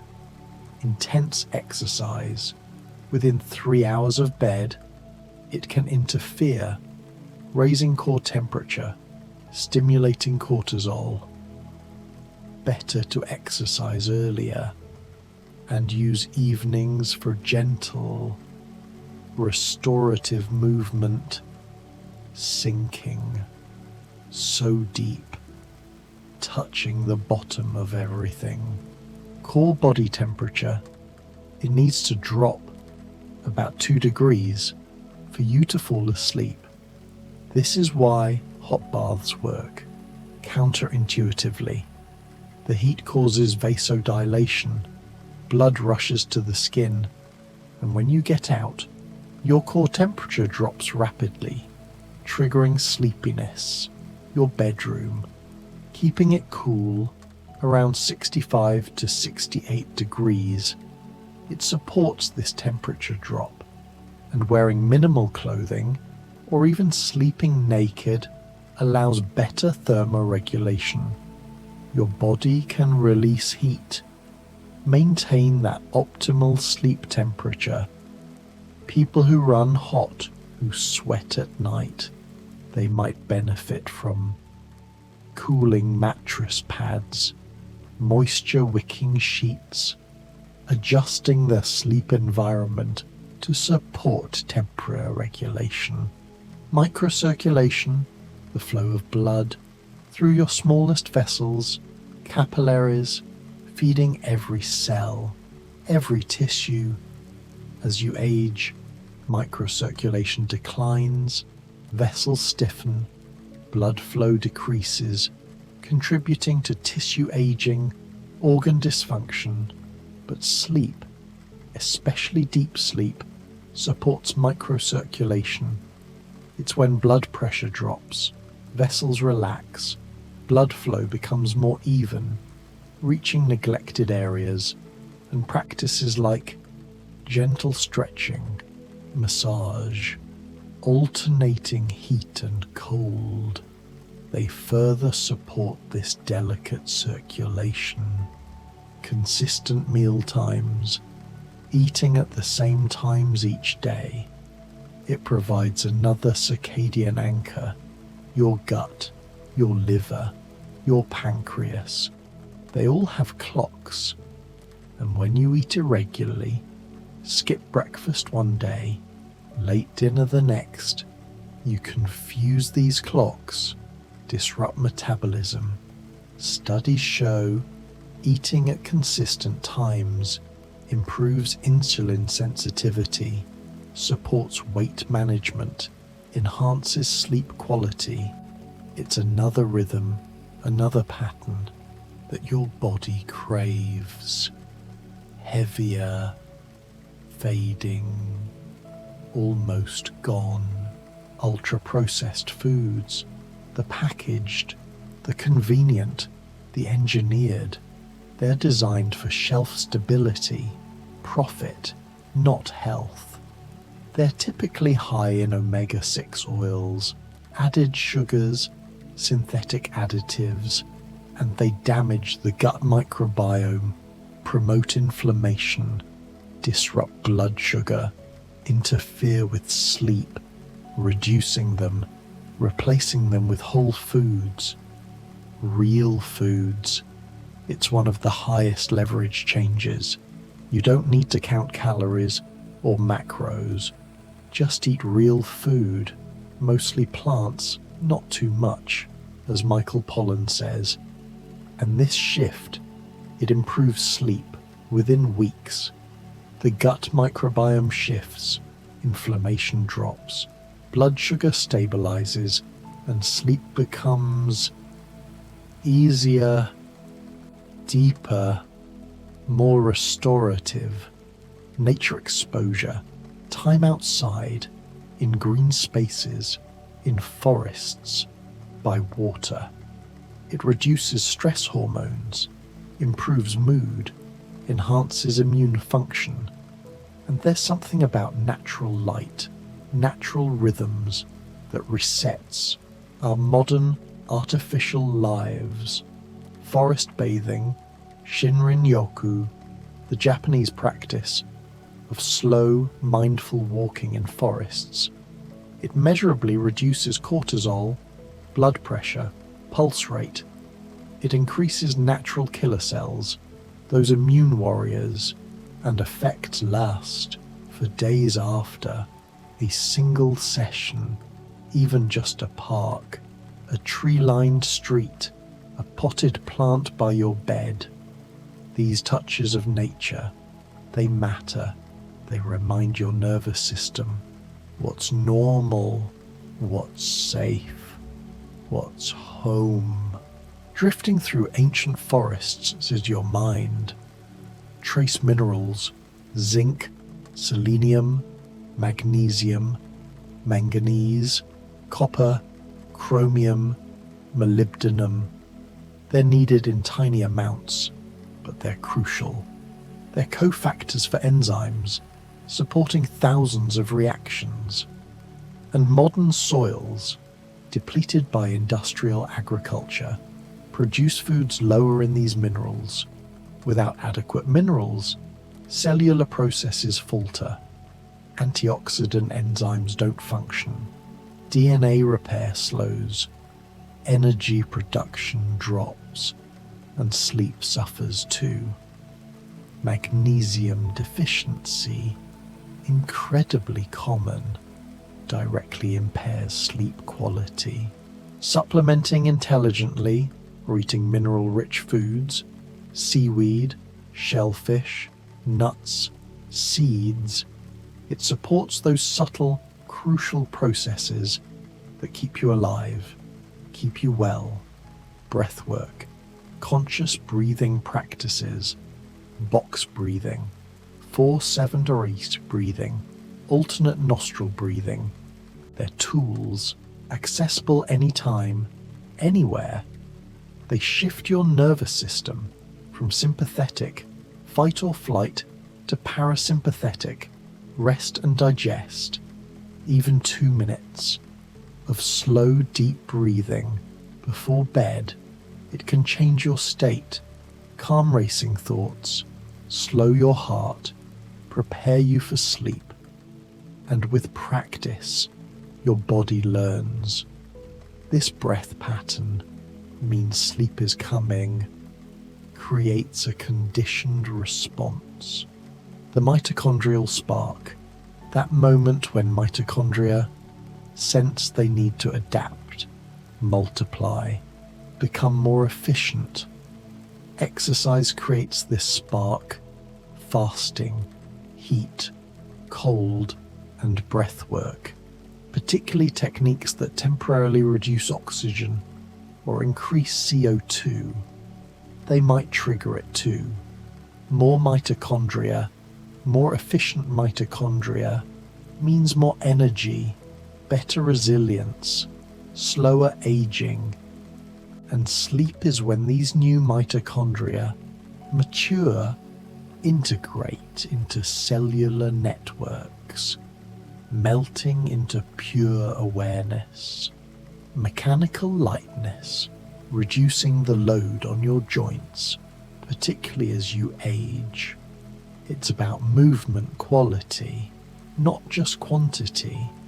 Walking on soft surfaces, swimming, cycling, they maintain fitness without grinding down cartilage, without accumulating damage, and maintaining a healthy weight. It reduces mechanical stress on knees, on hips, on spine. This isn't about aesthetics. It's about preserving mobility, independence, quality of life into your later decades. Sleep affects weight through multiple pathways, hormones, appetite regulation, decision-making. And weight affects sleep through sleep apnea, reflux, discomfort. Another feedback loop that can spiral in either direction. Muscle recovery days, rest days between training, they're not optional. They're when adaptation happens, when muscles repair, strengthen, grow, Without recovery, you're just accumulating damage, stress, moving toward injury, burnout. And the ultimate recovery tool is sleep. It's when growth hormone peaks, when protein synthesis accelerates, when inflammation resolves. Athletes who prioritize sleep, they perform better, injure less, have longer careers. Heart rate variability, HRV, the variation in time between heartbeats, it's measured in milliseconds, and it reflects autonomic nervous system balance. Higher HRV means better health, more resilience, greater longevity. You can measure it with wearables, with apps, and track how different practices affect it. Good sleep increases HRV, exercise increases it, stress, alcohol, poor sleep, they decrease it. It becomes a biofeedback tool, showing you what helps, what harms. Thump, thump, irregular, beautifully variable, deep hydration, not just drinking water, but cellular hydration, electrolyte balance. It affects every process, every chemical reaction happens in water. Your brain is 80% water. Dehydration, even mild, impairs cognition, mood, increases fatigue. And at night, you're fasting from water too. 6, 7, 8 hours without intake. You wake slightly dehydrated. This is normal. But starting the day with water, with a pinch of salt, it rehydrates rapidly, restarts systems. Some people, they wake to urinate multiple times. This disrupts sleep architecture, and it might be from drinking too much too late, or from sleep apnea, or from other medical issues. If it's disruptive, it's worth investigating and adjusting fluid intake earlier in the day. Alcohol, even small amounts, it fragments sleep. It might help you fall asleep initially, but it suppresses REM, lightens sleep in the second half of the night, and it inhibits the glymphatic system, that brain cleansing process. It's literally toxic, and your brain can't clear it properly. When you're drunk, alcohol-free nights or alcohol-free weeks, they dramatically improve sleep quality.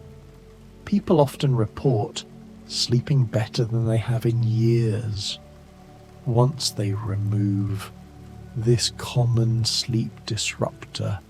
Stress adaptation through mindfulness, meditation, yoga, breath work, therapy. These aren't just feel-good practices, they're physiological interventions. They remodel your brain, strengthening the prefrontal cortex, calming the amygdala, improving emotional regulation, and over time, the same stressor produces less cortisol, less inflammation, less disruption. You become, literally, less reactive, more resilient, and this preserves your sleep, your health, your longevity, sinking through layers of consciousness, of memory. Senolytic compounds, they target senescent cells, those zombie cells that stop dividing but don't die. They just sit there, secreting inflammatory signals, damaging neighboring cells, accumulating with age, contributing to aging itself. Certain natural compounds, quercetin from onions and capers, fisetin from strawberries. They have senolytic properties. In animal studies, clearing senescent cells extends health span, reduces age-related diseases. Human trials are ongoing, exploring whether periodic senolytic treatments might slow aging. During sleep, your immune system is more active, patrolling, clearing damaged cells, and this might include some senescent cell clearance, though the mechanisms are still being explored. Floating in the space between thoughts, rapamycin, originally an antifungal from Easter Island soil. It's now known to extend lifespan in nearly every organism tested: yeast, worms, flies, mice. It works by inhibiting mTOR, mechanistic target of rapamycin, a nutrient-sensing pathway. When mTOR is active, your cells grow, divide, build. When it's suppressed, they focus on maintenance, repair, cleanup. Fasting suppresses mTOR, exercise does too, and sleep, particularly the deeper stages. When you're fasting, when growth hormone surges, it creates a unique metabolic state, balancing growth and repair. Some researchers are taking low-dose rapamycin weekly, exploring whether it might slow human aging.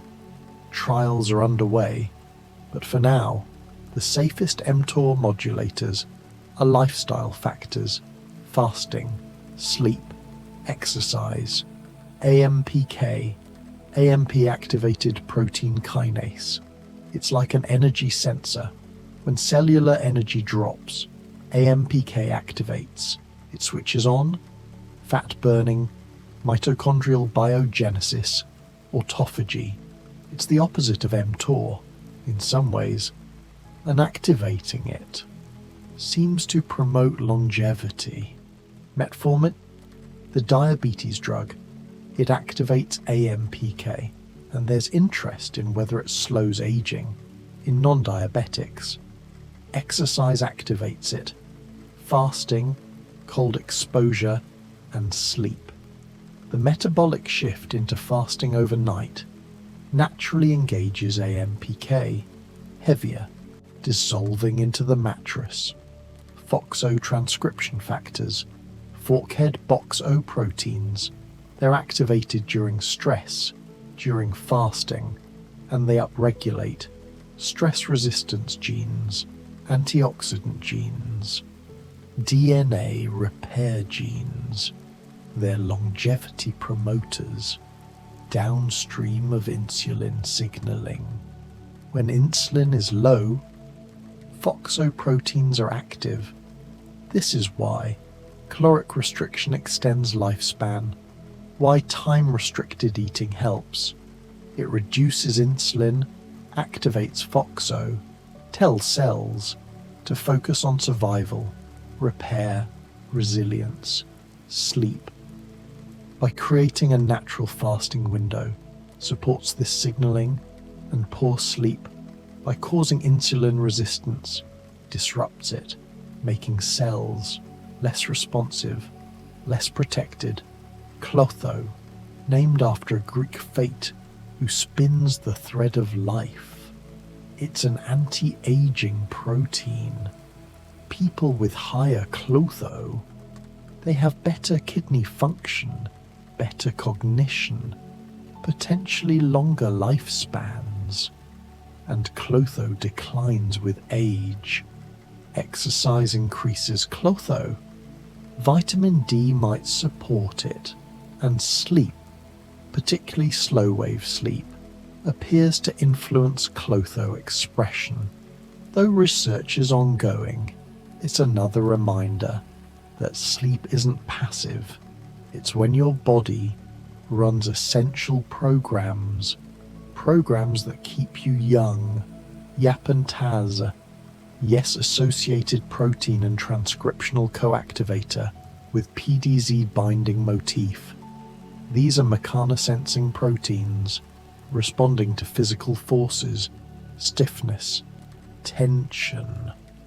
They regulate cell growth, organ size, regeneration, and they're linked to aging, tissue stiffening, changes in mechanical forces, altered Y-APT-Z signaling might contribute to age-related organ decline. Research here is emerging, exploring whether mechanical interventions, massage, stretching, vibration, might preserve tissue architecture, sleep position, mechanical forces on tissues. It's speculative, but mechanical biology is revealing how important physical forces are to cellular behavior, to aging, drifting through cellular landscapes. Partial reprogramming with Yamanaka factors, OST4, SOX2, KLF4, CMYC. These transcription factors can reprogram adult cells back to stem cells. Fully reprogramming is dangerous, creates tumors, but partial reprogramming, brief exposure, seems to rejuvenate cells, reverse epigenetic age without losing cell identity. In mice, partial reprogramming restored youthful function to aged tissues, extended lifespan, reversed blindness in old mice. It's early, experimental, but it hints at a future where aging might be reversible, where cells could be reset to a younger state.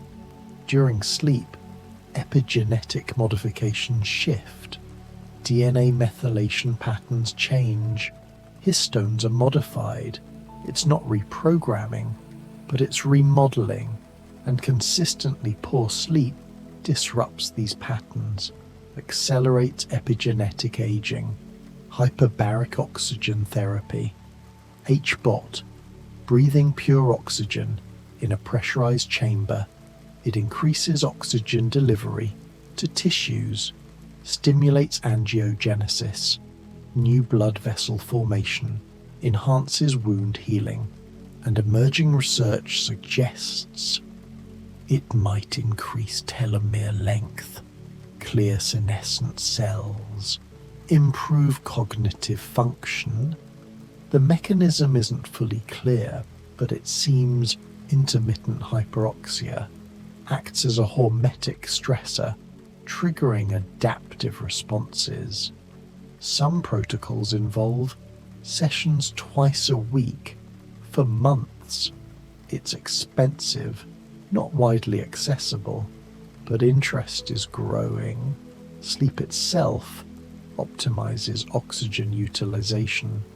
During deep sleep, breathing deepens, oxygen saturation stabilizes, and conditions like sleep apnea that reduce oxygen, they accelerate aging, damage tissues. Heavier, barely breathing, barely here.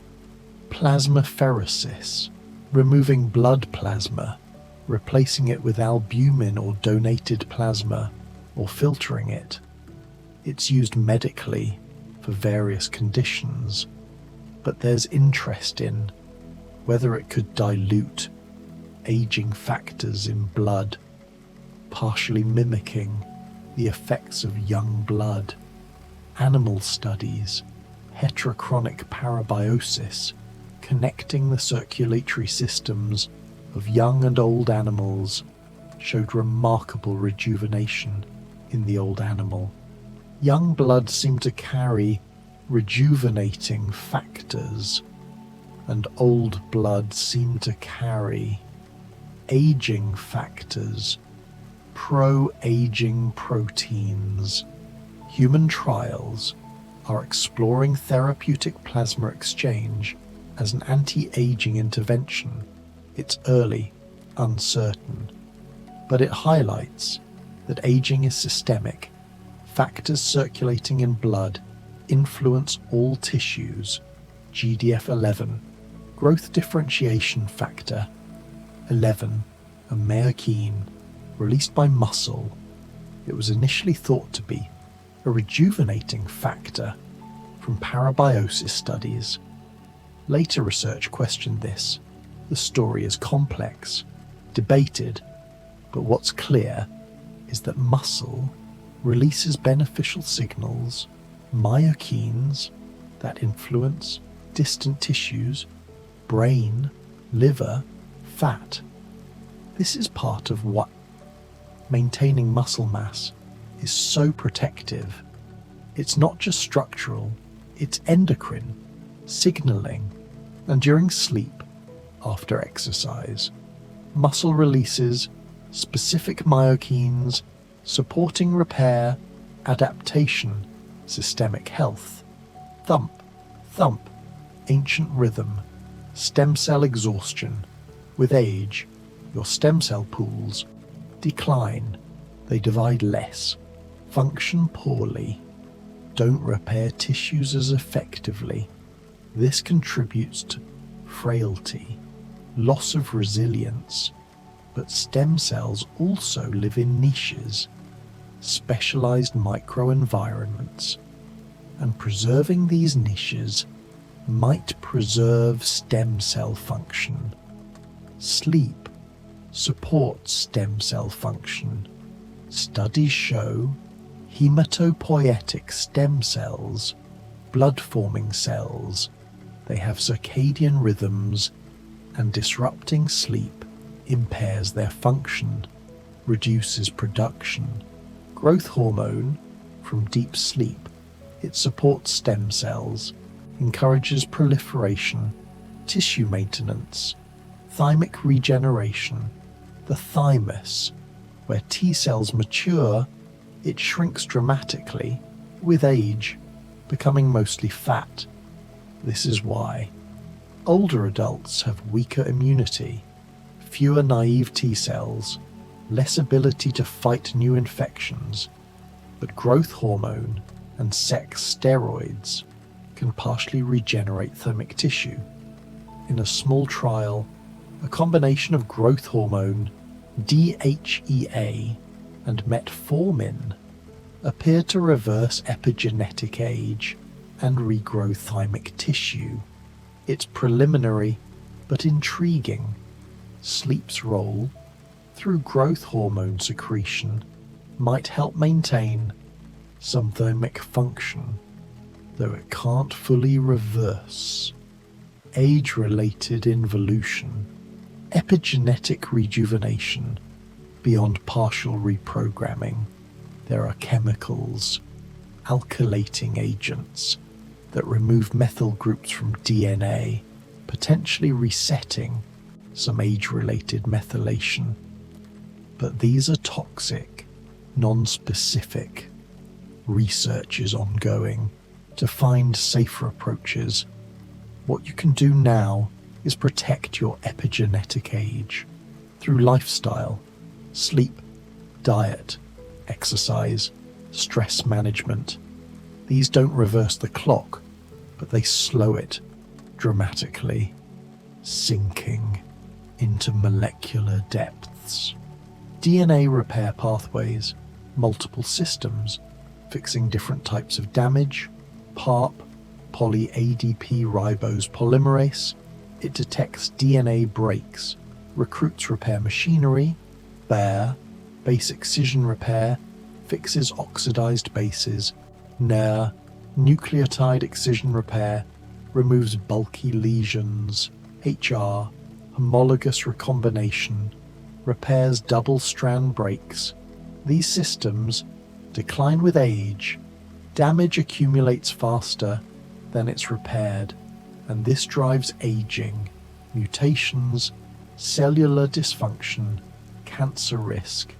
NAD+, powers PARP. Without adequate NAD+, DNA repair suffers. Sleep deprivation depletes NAD+, impairing these critical repairs, while good sleep maintains NAD+ pools, supports DNA maintenance. Lamin B1, a structural protein in the nuclear envelope, the membrane around your DNA. It maintains nuclear shape, organization, and it decreases with age, leading to nuclear instability, altered gene expression, cellular senescence. Maintaining Lamin B1 is linked to longevity, and while direct interventions are limited, cellular health overall, supported by sleep, nutrition, exercise, helps preserve nuclear integrity. The nucleus. It's where your genetic information lives. Protecting it is protecting your life instruction manual. Centrosome integrity.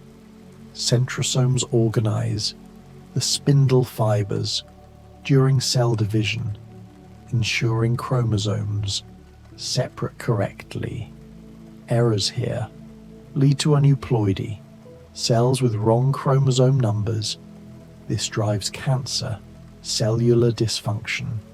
With age, centrosomes accumulate, abnormalities, cells divide less accurately, and maintaining genomic stability becomes harder. Sleep's role in cellular maintenance extends even here to these tiny organelles, coordinating division, heavier, falling through dimensions. Proteostasis, protein homeostasis, the balance between protein synthesis, folding, and degradation. With age, this balance fails. Proteins misfold, aggregate, clog up the cell. This underlies many neurodegenerative diseases, Alzheimer's, Parkinson's, Huntington's, chaperone-mediated autophagy, CMA, a selective form of autophagy. It targets specific proteins with a K-FERC motif, delivers them to lysosomes for degradation, and it declines with age, allowing toxic proteins to accumulate. During sleep, especially deep sleep, autophagy pathways, including CMA, are most active.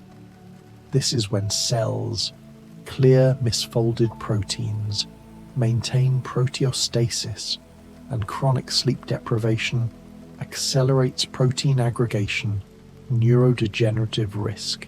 Heat shock response, when cells experience stress, heat, toxins, they upregulate heat shock proteins, HSPs, like HSP70 and HSP90. These are molecular chaperones, helping proteins fold correctly, preventing aggregation. With age, the heat shock response weakens. Cells can't respond to stress as robustly, but you can activate it through sauna, through exercise, and it seems good sleep maintains basal HSP expression, supporting protein quality control. Sulforaphane from cruciferous vegetables, broccoli, Brussels sprouts, cauliflower. It activates NRF2, nuclear factor erythroid 2-related factor 2. This transcription factor upregulates hundreds of genes, antioxidant enzymes, detoxification enzymes, anti-inflammatory proteins. Eating broccoli or taking sulforaphane supplements, it's a powerful intervention, supporting cellular defense systems. And NRF2, it also has circadian rhythms. Its activity fluctuates throughout the day and night, floating through biochemical pathways. Spermidine, a polyamine found in wheat germ, aged cheese, mushrooms, soybeans. It induces autophagy by inhibiting certain enzymes, and in animal studies, dietary spermidine extends lifespan, improves heart function, enhances memory. Human studies are limited but promising. Higher spermidine intake correlates with lower mortality, and it appears to work partly through enhancing autophagy, that cellular cleanup that peaks during sleep. Urolithin A, a metabolite produced when gut bacteria break down elagitanins from pomegranates, berries, nuts, but not everyone produces it. It depends on your microbiome, and production declines with age. Urolithin A induces mitophagy, selectively clearing damaged mitochondria. In clinical trials, it improved muscle endurance, mitochondrial function. It's now available as a supplement, bypassing the microbiome variability, and mitophagy peaks during fasting, during sleep, when cellular energy drops, and AMPK activates, signaling cells to clear old machinery, make way for new.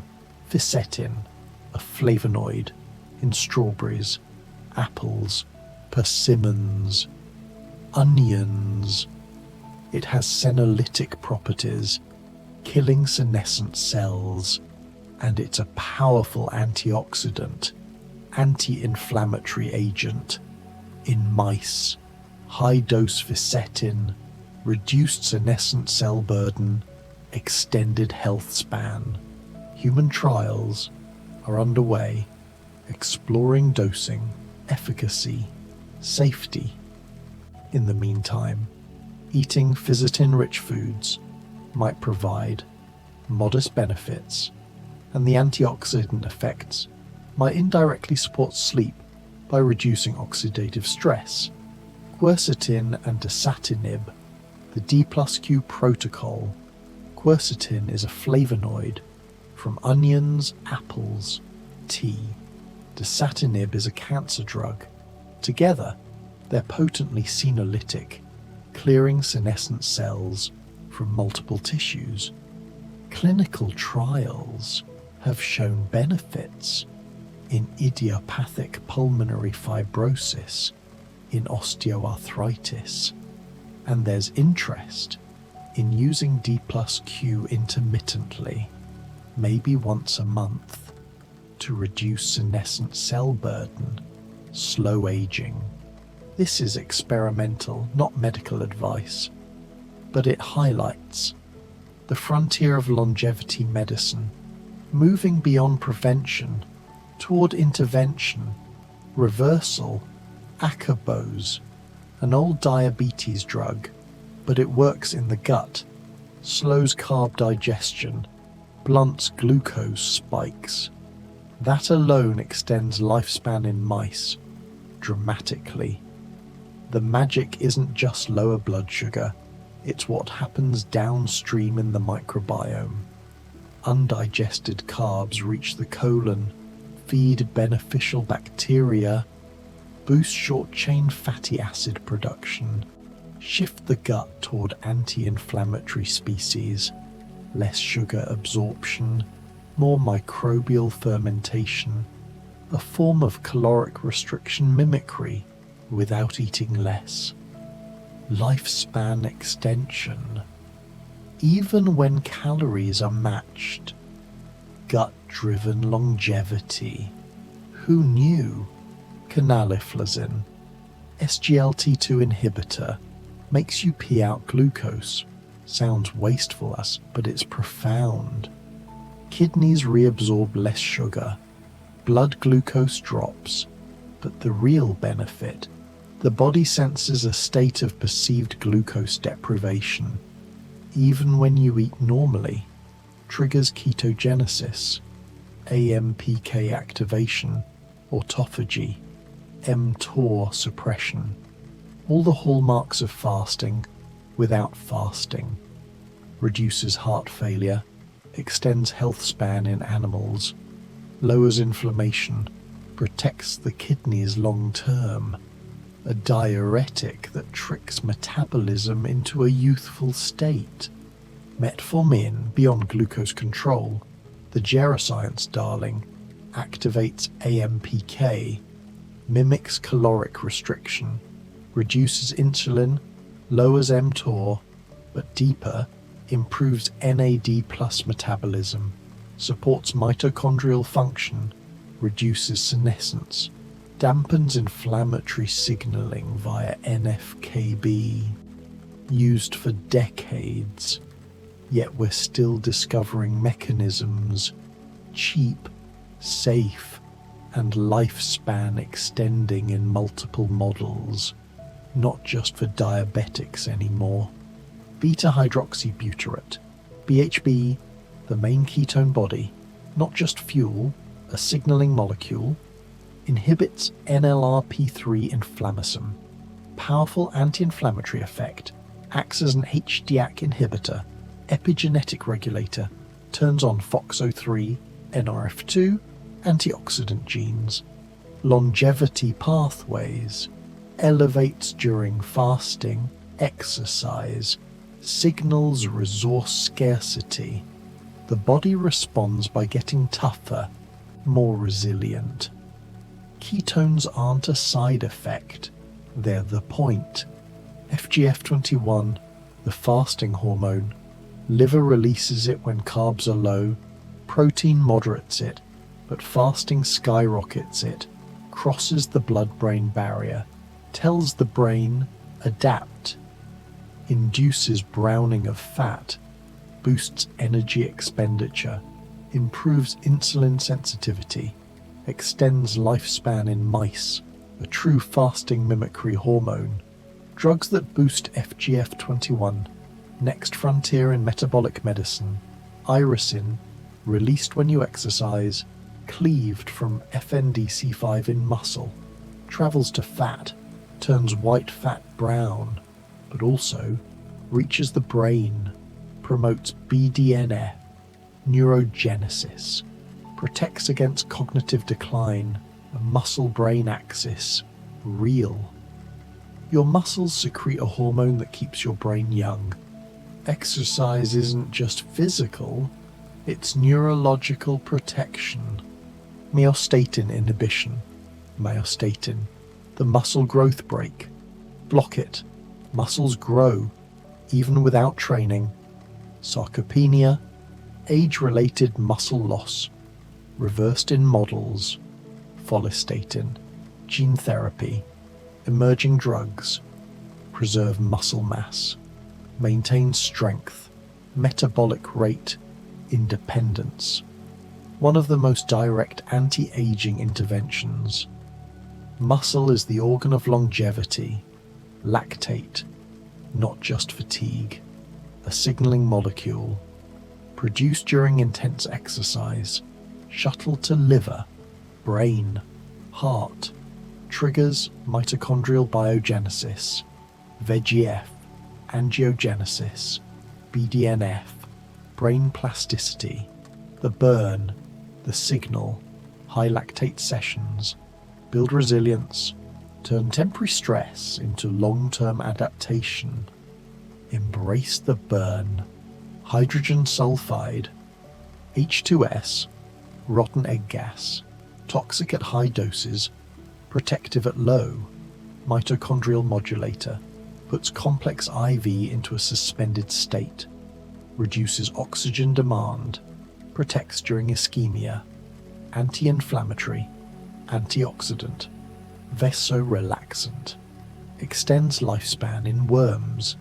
emerging donor molecules, the third gasotransmitter, after No & Co, carbon monoxide, low dose, deadly in excess, medicinal in trace amounts, binds heme, activates guanylate cyclase, anti-inflammatory, anti-apoptotic, neuroprotective, cardioprotective, heme-oxygenase 1 induction, the body's own CO system, activated by curcumin, sulforaphane, low-dose CO signaling, the dark horse of redox medicine, nitric oxide, no, master regulator of vascular youth, keeps arteries flexible, prevents plaque, supports endothelial function, declines with age, boost it via nitrate-rich foods, beets, arugula, sunlight, nasal breathing,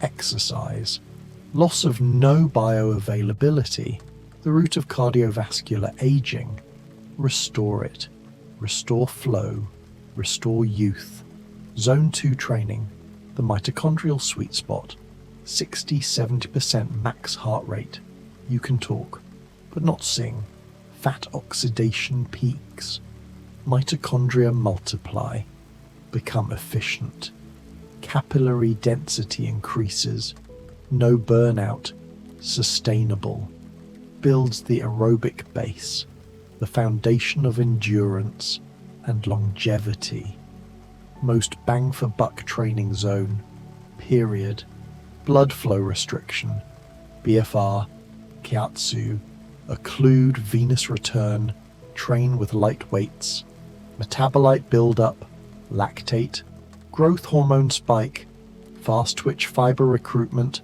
muscle growth, strength, with 20-30% 1RM, joint friendly, anabolic signaling without heavy loads, game changer for older adults, rehab, sarcopenia prevention, eccentric exercise, the lowering phase, muscle lengthens under load, negatives, downhill running, slow lowering, causes more damage, triggers more repair, builds tendon stiffness, strength, resilience, hypertrophy with less volume, tendons thicken, collagen reorganizes, eccentrics, the secret to long-lasting connective tissue, grip strength, simple, predictive, stronger grip, longer life, across populations, a biomarker of overall muscular health,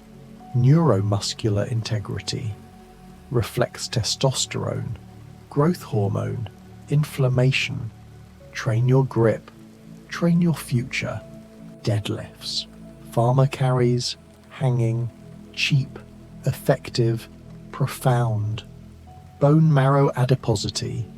As we age, marrow fills with fat, displaces hematopoietic stem cells, weakens immunity, increases inflammation, driven by PPR gamma, high carbs, sedentary life.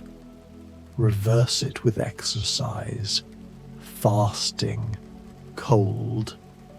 Restore red marrow, restore blood, restore resilience, osteocalcin, bone-derived hormone, uncarboxylated form, crosses to brain, boosts BDNF, memory, crosses to pancreas, improves insulin secretion, to muscle, enhances performance.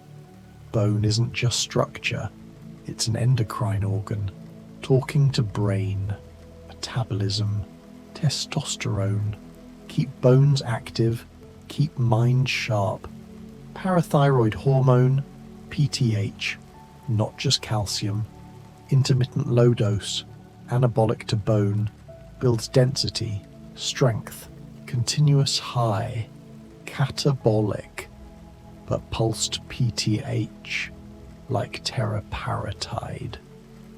One of the few true bone-building drugs, skeletal resilience, fracture resistance, the difference between fragile and anti-fragile, vitamin D receptor signaling, depth matters, not just blood levels, VDR activation, in every tissue, immune modulation, cancer protection, insulin sensitivity, brain health.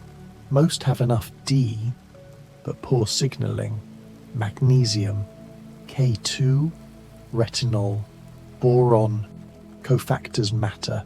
It's not how much D, it's how well your cells listen.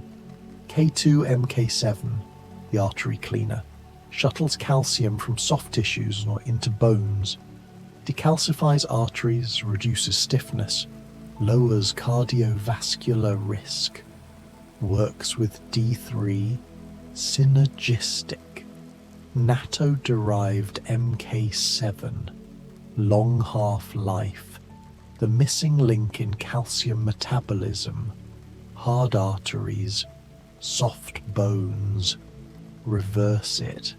Taurine, abundant in youth, declines with age, osmolyte, stabilizes proteins, membranes, antioxidant, anti-inflammatory, mitochondrial protector, extends lifespan in mice, worms, improves insulin sensitivity, heart function, brain.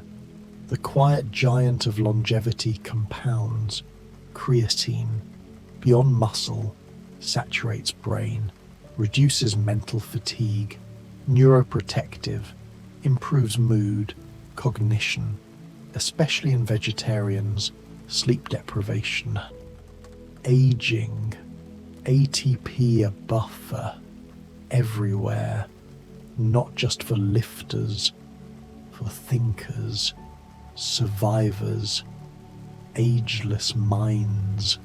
Astaxanthin, the red carotenoid, crosses blood-brain barrier, accumulates in mitochondria, stabilizes membranes, quenches singlet oxygen, protects skin, eyes, brain from UV oxidation, the strongest lipid-soluble antioxidant, nature's sunscreen from inside, trostilbene, resveratrol's cooler cousin, better bioavailability, longer half-life, methyl groups, higher brain nitration, stronger SIRT1 activation, mitochondrial biogenesis, less metabolized by the liver, the upgraded polyphenol, same benefits, better kinetics.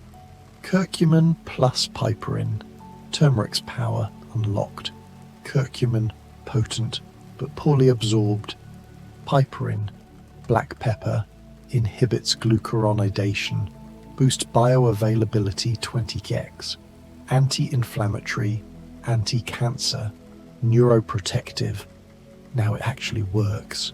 Biohacking 101, EGCCG from green tea, inhibits COMT, prolongs catecholamines, binds 67-cadalamin receptor, upregulates telomerase in some contexts, antioxidant, fat oxidizer, brain protector, 4 cups a day, or concentrated extract, the monk's secret. Berberin, plant AMPK activator, rivals metformin, lowers glucose, but also heals gut barrier, reduces LPS leakage, antimicrobial, shifts microbiome, treats SIBO, IBS, metabolic disease, gut metabolism axis. Berberin speaks both languages. Akkermansia mucinifera, the mucin-loving sentinel.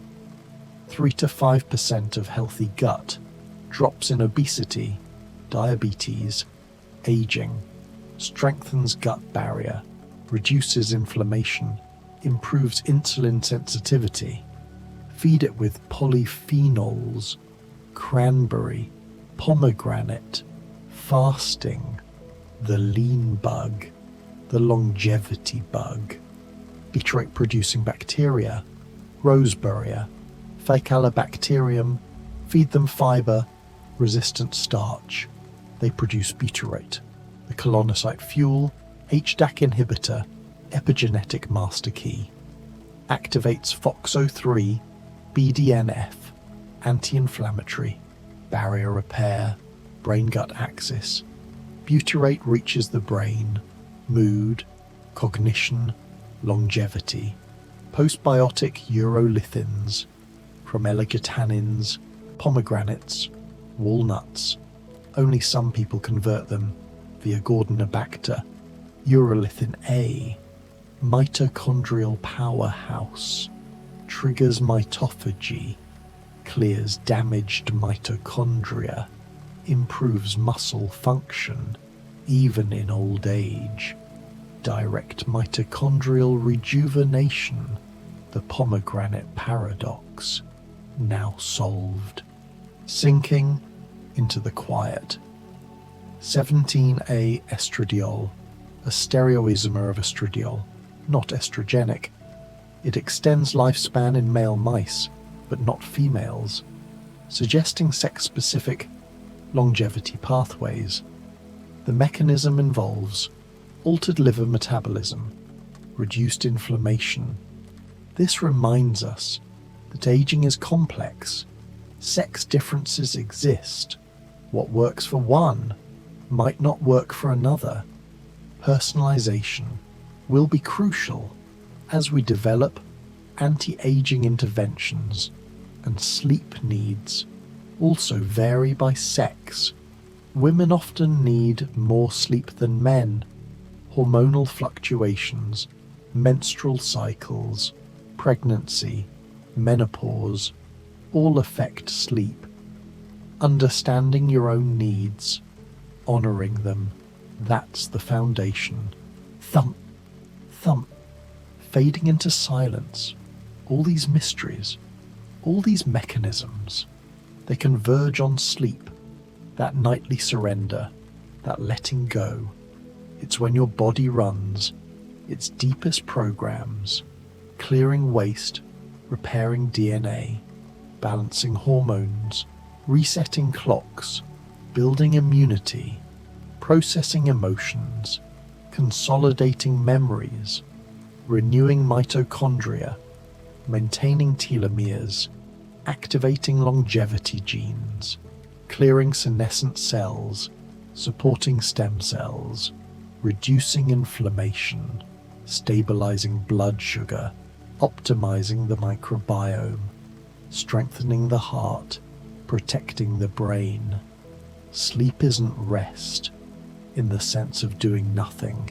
It's the most active time for restoration, for renewal, for keeping you alive, vital, youthful. And yet, modern life attacks it. Blue light, caffeine, stress, irregular schedules, noise, screens. We treat sleep as negotiable, optional, something to sacrifice for productivity, for entertainment. But the research is clear. Sleep is not negotiable. It's the foundation of longevity, of health, of life itself. Heavier, dissolving, becoming nothing. 7 to 9 hours, consistent timing, cool bedroom, dark and quiet. Morning light, evening dimming, limited screens, earlier dinner, gentle wind down, deep breaths, releasing the day, trusting the night. It's simple, but not easy. In a world designed for wakefulness, choosing sleep is radical. It's choosing yourself, your future self, your longevity. And as you lie here, sinking deeper, you're doing the most important work of your life. You're not being lazy. You're not wasting time. You're literally extending your life, protecting your brain, strengthening your heart, supporting every cell. Sleep is your superpower, and you're using it right now. Thump, thump, barely there. Feel your body, heavy, supported. The mattress holding every inch of you, your breath, so slow, so soft, barely moving, your mind, quiet, thoughts drifting like clouds, dissolving into nothing. There's nowhere to go, nothing to do, just this sinking, this softening, this surrendering to the dark, to the quiet, to the deep. Your cells know what to do, your glymphatic system flowing, washing, clearing, your mitochondria renewing, adapting, your DNA repairing, maintaining, your immune system patrolling, protecting, your longevity genes activating, signaling, all of this happening now while you rest, while you drift, while you let go, floating, formless, timeless. And in the morning, you'll wake, slightly younger, slightly stronger, slightly more resilient than if you hadn't slept, hadn't surrendered, hadn't trusted. This is the gift, the ancient gift, that every animal knows, every creature that closes its eyes and lets the darkness hold them. Sleep is not weakness, it's wisdom, encoded in every cell, passed down through billions of years of evolution. And you, right now, are honoring that wisdom, trusting that ancient knowing, letting your body do what it was designed to do, heavier, sinking through everything. The mysteries continue, 100 mysteries of longevity, woven through sleep, through rest, through surrender. They're not separate.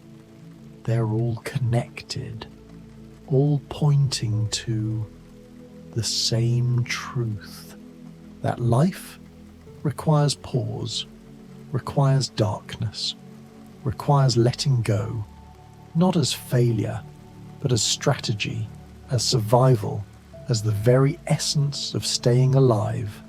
Thump, thump, echo from eternity. And if you're still here, still aware, let that go too. Let awareness soften, blur, dissolve. You don't need to hear these words. You don't need to understand. Just let them wash over you like waves, like breath, carrying you deeper into the ocean, into the dark, into sleep. Your body knows the way. It's made this journey countless times. It knows how to let go, how to drift, how to disappear into the healing dark. Trust it. Trust yourself. Trust the night. Sinking, falling, floating, gone. The universe keeps turning. The ancient promise of longevity continues its subtle, endless work, and will keep drifting, floating together through the mysteries. 100 longevity mysteries, looping softly, endlessly, through the night.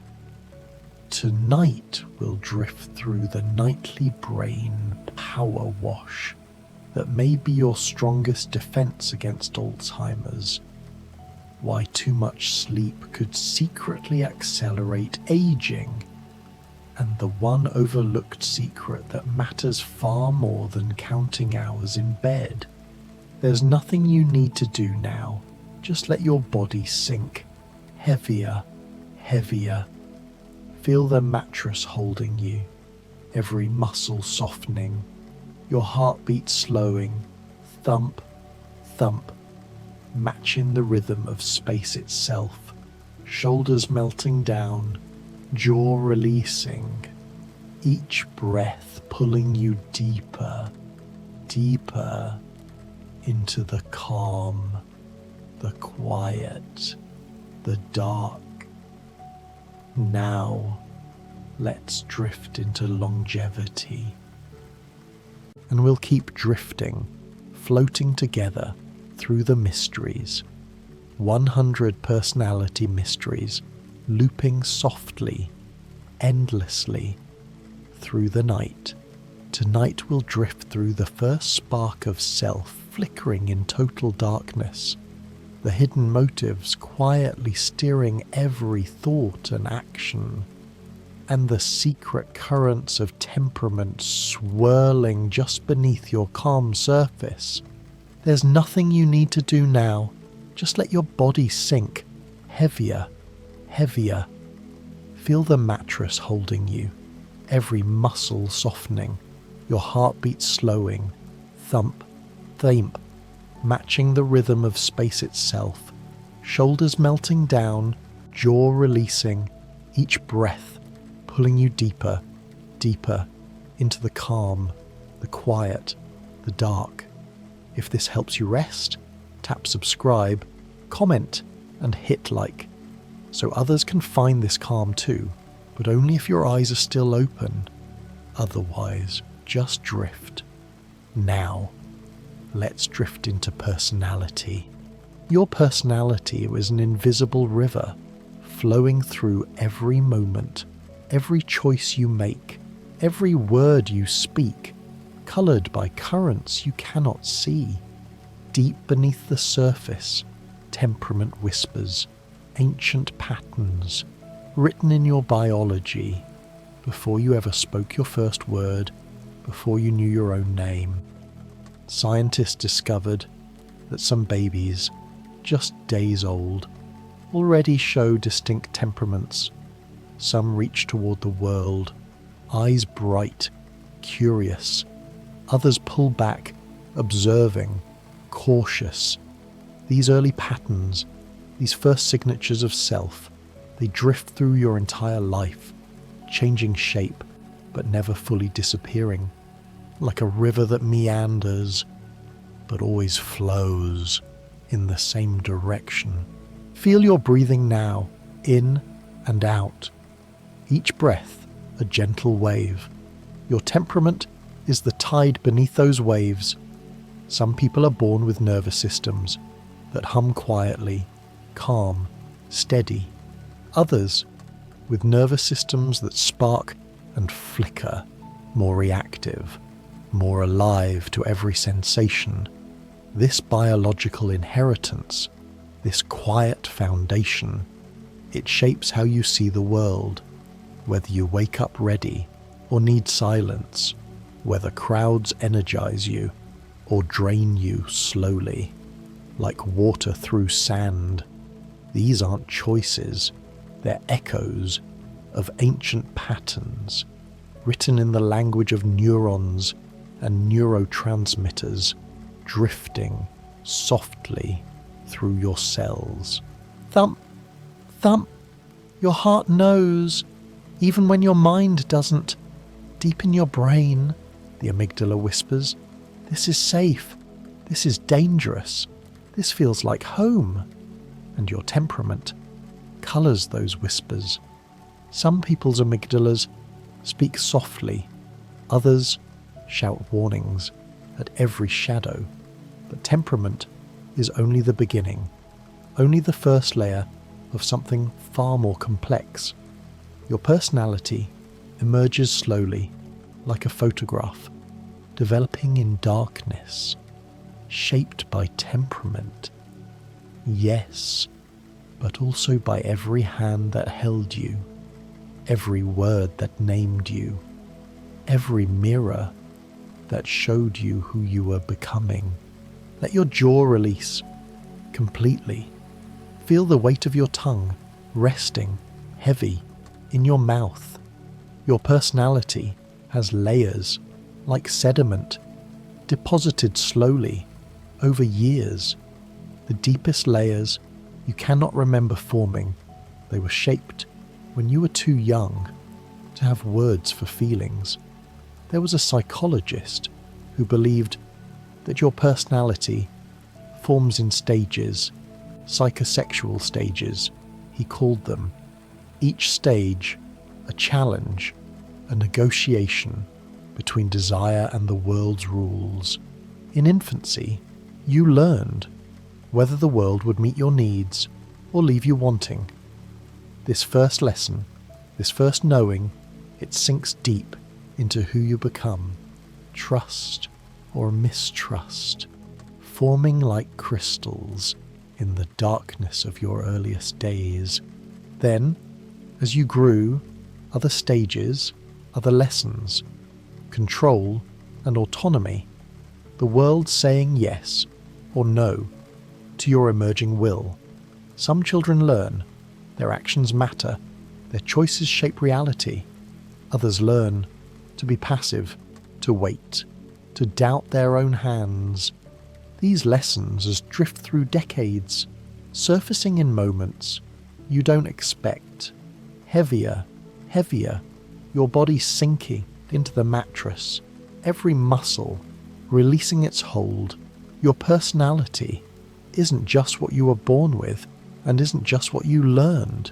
It's something stranger, more fluid, a dance between nature and nurture, between the self you brought and the self the world sculpted from that raw material. The Big Five. Researchers discovered 5 vast dimensions that seem to capture something essential about human difference: openness, conscientiousness, extroversion, agreeableness, neuroticism. Ocean, like the ocean you're floating in now, drifting gently on dark water. Openness is how wide your windows are. Some people gaze at the world through vast glass panes, curious about everything, hungry for new ideas, new experiences, new ways of seeing. Others prefer smaller windows, the familiar, the concrete, the known. Neither is better, just different patterns of how the mind meets mystery. Conscientiousness is the quiet architect. Some people build their lives with careful plans, organized, disciplined, checking twice, moving methodically. Others flow more freely, improvising, adapting, less bound by structure. You can feel it in how you move through your day. Are you guided by lists, or by impulse, by schedules, or by the moment's call? Thump, thump. Feel your heartbeat. Steady, slow. Extroversion is about energy and where it flows. Extroverts turn outward, drawing life from voices, faces, the buzz of connection. Each conversation recharges them like sunlight on solar panels. Introverts turn inward, finding energy in solitude, in silence, in the rich inner landscape where thoughts bloom in the dark. Neither is lonely, neither is afraid. They're just different directions. The self faces when seeking restoration. Some people are ambiverts, drifting between, depending on the day, the mood, the context, floating between inner and outer, like the tide, moving in and out, in and out. Agreeableness is the softness or sharpness of your edges. Highly agreeable people move through the world seeking harmony, cooperation. They bend to avoid collision. They smooth the rough places in relationships. Others, more disagreeable, hold their ground, challenge, compete. Neither is weak, neither is cruel. Just different strategies for being among others in this strange dance we call social life. A neuroticism, perhaps the most misunderstood. It's the sensitivity, of your emotional instrument.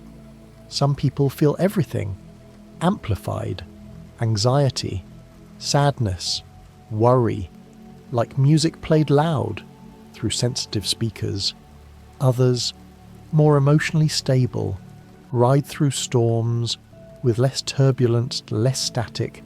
Less doesn't mean better. High sensitivity can mean greater empathy, deeper art, richer inner life. Low sensitivity can mean resilience, steadiness, calm. Your body is so heavy now, so relaxed, each limb made of lead, sinking into softness. These 5 dimensions, they're not boxes. You're not one thing or another. Everyone exists on a continuum, a spectrum between the extremes, drifting somewhere on each dimension, creating a unique constellation, a fingerprint of personality that belongs only to you. But even these 5 don't capture everything. There are other patterns, other currents, flowing beneath. Locus of control, for instance. Do you believe your actions shape your destiny, or does fate or luck or other people hold the steering wheel of your life? Those with an internal locus believe they captain their ship. When things go well, they take credit. When things go wrong, they accept responsibility. They feel powerful, effective, in control. Those with an external locus see themselves as passengers. Life happens to them. Success is luck. Failure is circumstance. They feel smaller, less powerful, but also less burdened by blame. Neither is truth. Both are stories you tell yourself about how the world works. And these stories shape everything.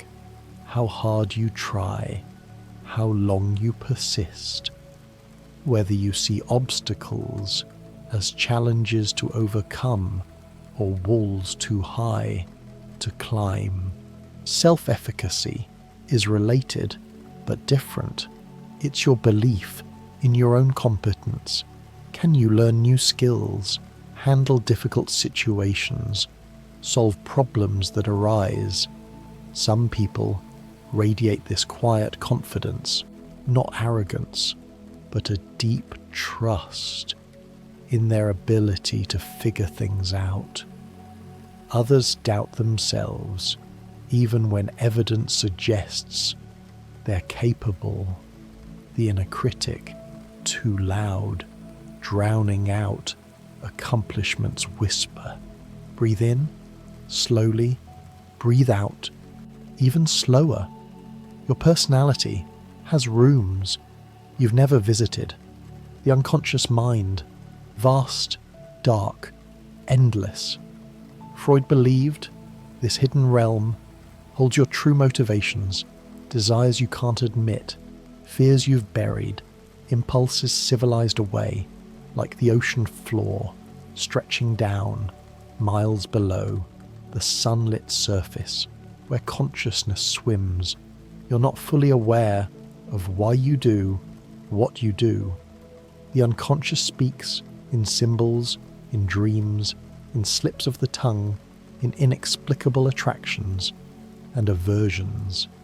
It's the puppet master, pulling strings, while your conscious mind creates explanations, stories that feel true, but miss the deeper current. Jung expanded this idea. He spoke of the collective unconscious, a deeper layer still, shared by all humanity, filled with archetypes, universal patterns, the hero, the mother, the shadow, the wise old man. These aren't learned, they're inherited, ancient templates that shape your dreams, your myths, your sense of what stories mean. You feel them when a story resonates in your bones. When a character feels familiar, though you've never met them, when an image stirs something older than memory. The archetypes drift through every culture, wearing different clothes, speaking different languages, but underneath the same patterns, the same essential forms, heavier and heavier, sinking down. Your personality, yes, has a shadow, Jung said. Everything you reject as about yourself, everything you can't accept, gets pushed down into darkness. The shadow isn't evil, it's just the parts you won't claim, the anger you've suppressed, the selfishness you deny, the weakness you hide, the desires you've learned are wrong. But the shadow doesn't disappear. It leaks out in unexpected ways. You see it in others, projecting onto them the traits you can't own, the things that irritate you most about other people are often whispers of your disowned shadow, reflected back like a dark mirror. Integration, Jung believed, means meeting your shadow, bringing it into light, not acting on every impulse, but acknowledging, yes, this too is me, this darkness, this imperfection, this humanity. When you accept the shadow, you become whole, more real, less fragmented, less exhausted by the work of hiding. Thump, thump, your heart beating slower now. Personality isn't fixed, it drifts over time.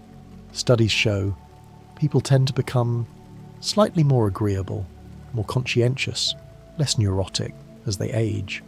The sharp edges soften, the chaos settles into patterns.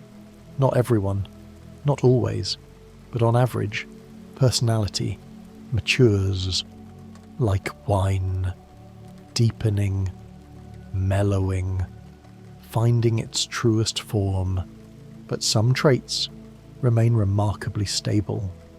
The shy child often becomes the reserved adult, the curious toddler, the open-minded elder.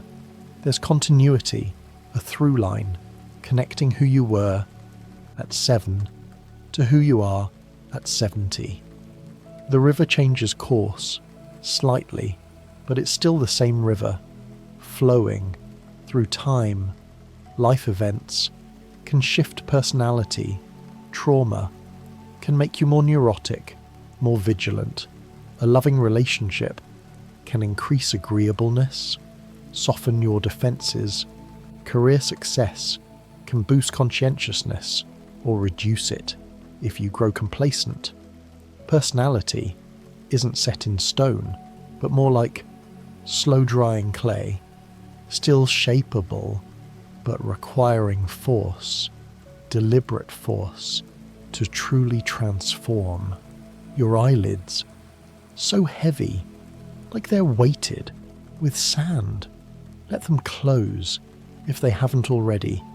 Rest in the darkness behind your eyes. Maslow saw personality as a reaching toward something higher. The hierarchy of needs, a pyramid with basic survival at the bottom, safety, love, esteem, and at the peak, self-actualization, becoming your truest, fullest self. Most people, Maslow said, live in the lower levels, worried about food, security, belonging, never reaching the summit where personality fully blooms. But those who do, the self-actualized, they're creative, spontaneous, accepting. They see reality clearly, without distortion, without desperate need, clouding their vision. And sometimes, Maslow observed, these people experience peak experiences, moments of transcendence where the self dissolves into something larger, perfect unity, joy beyond words, time stopping, everything exactly as it should be. These moments are personality at its most expanded, most free, most alive. Your breath is so slow now, so gentle, like a whisper, barely disturbing. The air, Bandura spoke of reciprocal determinism. Your personality shapes your environment, and your environment shapes your personality. In constant dialogue, constant exchange, you choose friends who reinforce who you are. Those friends shape who you become. You select situations that match your traits.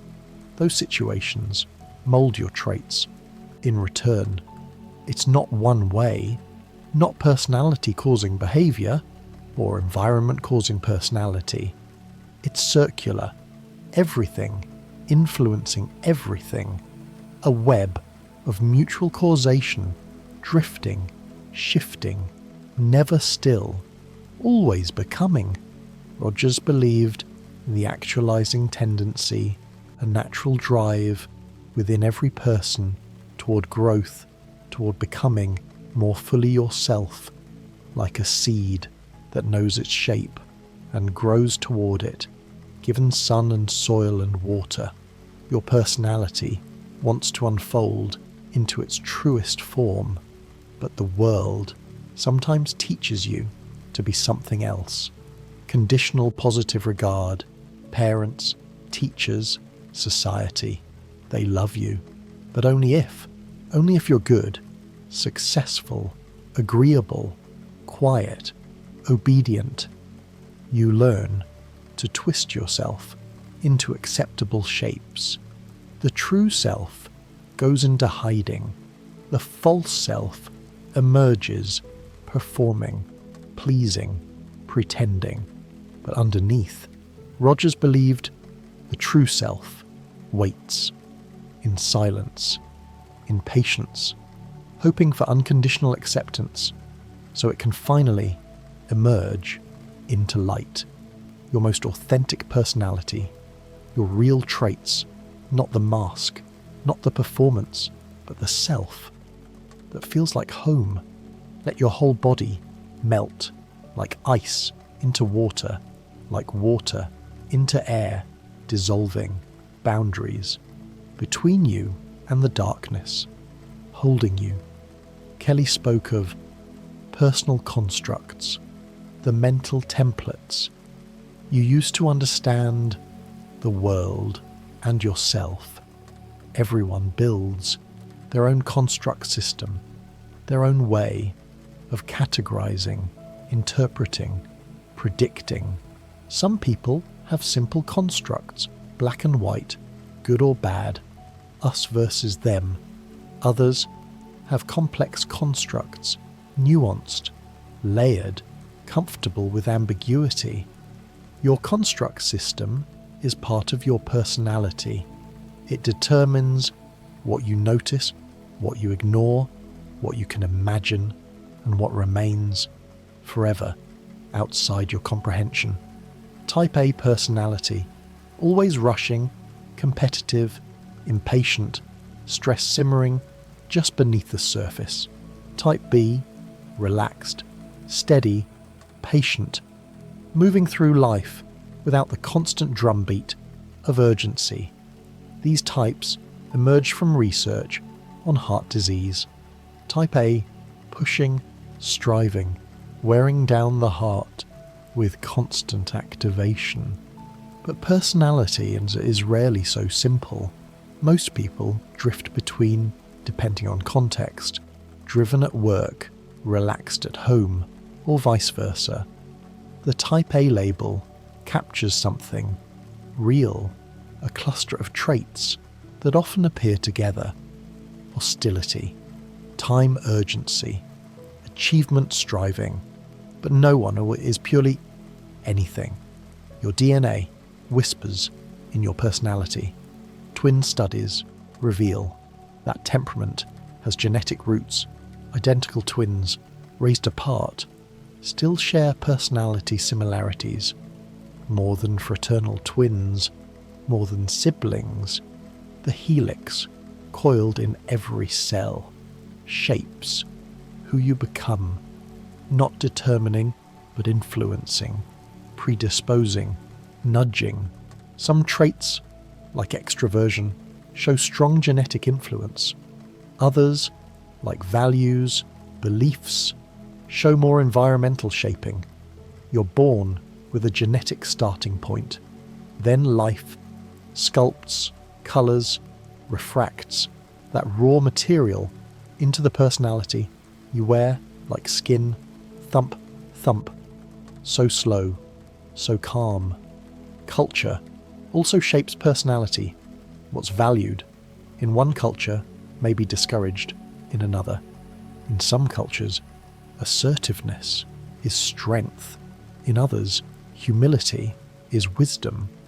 Western cultures often prize independence, individual achievement. Eastern cultures may emphasize interdependence, harmony, group cohesion. Your personality develops within these cultural waters, swimming in assumptions so deep you don't question them. Who you are and who you're allowed to be, partly written by the culture you cannot see because you're swimming inside it. Narrative identity is the story you tell about yourself, the plot of your life, the themes that recur, the character arc you're living. This story, McAdams said, is part of your personality, not separate from, but woven into who you are. Some people tell stories of redemption, suffering transformed into growth. Others, stories of contamination, good things spoiled by tragedy. The story you tell shapes your identity, and your identity shapes which stories you can tell. It's circular, like everything in personality, circular, drifting, endlessly flowing. Your muscles will have forgotten how to tense. They only know releasing, softening, melting. The self-concept is how you see yourself. Am I competent, lovable, worthy, intelligent? Some people have high self-concept clarity. They know who they are, certain, consistent. Their self-image, sharp, focused. Others have low clarity. The self, blurry, shifting, uncertain, like trying to see your reflection in rippling water. Clarity brings confidence, but maybe less flexibility. Blurriness brings doubt, but maybe more openness to change. Again, no answer is simply better, just different ways of holding the mystery of self. Self-monitoring is how much you adjust your behavior to fit the situation. High self-monitors are social chameleons, reading the room, adapting, performing the version of themselves that fits. Low self-monitors are consistent, authentic, maybe, or rigid, maybe. They're the same, everywhere, regardless of context. Which are you? Can you feel it? How much do you shift when you move from one group to another, from work to home, to strangers, to intimates? Do you have many selves, or one self, shown in different lights? Heavier, heavier, sinking, so deep now. The dark triad, 3 traits that cluster together: Machiavellianism, using others for your own ends, narcissism, grandiosity, need for admiration, psychopathy, lack of empathy, shallow emotions, impulsivity. These aren't diagnoses, just traits that exist on a spectrum. Everyone has a little, some have more. These traits can bring success in certain contexts, leadership, competition, risk-taking, but they often bring relationship destruction, loneliness, beneath the charm, emptiness, beneath the confidence. The dark triad reminds us personality isn't always pleasant, not always about growth. Some patterns harm even as they help the person possessing them navigate or dominate the social world. Affective style is your emotional fingerprint, how quickly you feel, how intensely, how long emotions linger. Some people flash hot, then cool instantly. Others simmer for days, weeks. The same event produces wildly different emotional journeys depending on your affective style, your emotional instrument, its sensitivity, its resonance, its decay time. Optimism versus pessimism, another dimension. Some people expect good outcomes, see opportunities in obstacles, bounce back from failure quickly. Others expect the worst, see threats everywhere. Failure confirms what they already knew. Happiness is temporary, suffering is the default. Neither sees reality objectively. Both are biases, filters that colour experience. Optimism protects mental health sometimes, or leads to crushing disappointment. Pessimism protects from disappointment sometimes, or becomes self-fulfilling prophecy. The mood creates the evidence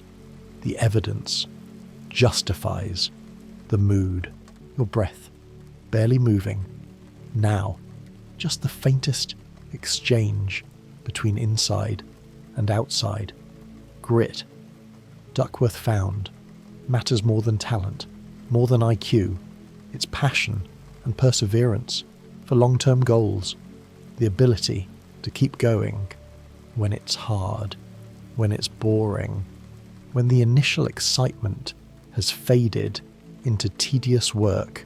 Gritty people aren't always happy, they're not always balanced, but they achieve, they persist through setbacks that would stop others. Grit is personality in action, the trait of not quitting, even when you desperately want to. Sensation seeking is the hunger for intense experience, novelty, risk, stimulation. High sensation seekers skydive, travel constantly, try every drug, every extreme sport. They're bored by routine, stifled by safety. Low sensation seekers prefer the familiar, the calm, the predictable. They see danger where others see adventure. This trait correlates with dopamine. Thrill seekers may need more stimulation to activate their reward systems, their brains, wired differently, craving what others have plenty of. Emotional intelligence, reading emotions in yourself, in others, managing feelings, using emotional information to guide thinking. High EQ, people navigate social complexity with grace. They know when someone's hurt, even when they smile. They regulate their own storms without flooding others. Low EQ doesn't mean uncaring. Sometimes it means simply not noticing. Emotional data doesn't register, doesn't compute. Like being colorblind to feeling, moving through a social world, missing half. The signals Thump, thump, your heartbeat, the only sound in the vast darkness. Attachment styles, formed in infancy, anxious attachment, clinging, fearful of abandonment, constantly seeking reassurance that you're loved, avoidant attachment, distant, uncomfortable with closeness, needing space, dismissing intimacy as neediness, secure attachment, comfortable with closeness, comfortable with independence, trusting as not fearing abandonment, not fearing engulfment. These patterns formed before language, before memory, with your first caregivers and the drift. Through every relationship you'll ever have, romantic, friendship, even with yourself, how you relate to your own needs, vulnerabilities, dependencies, cognitive styles, how you think.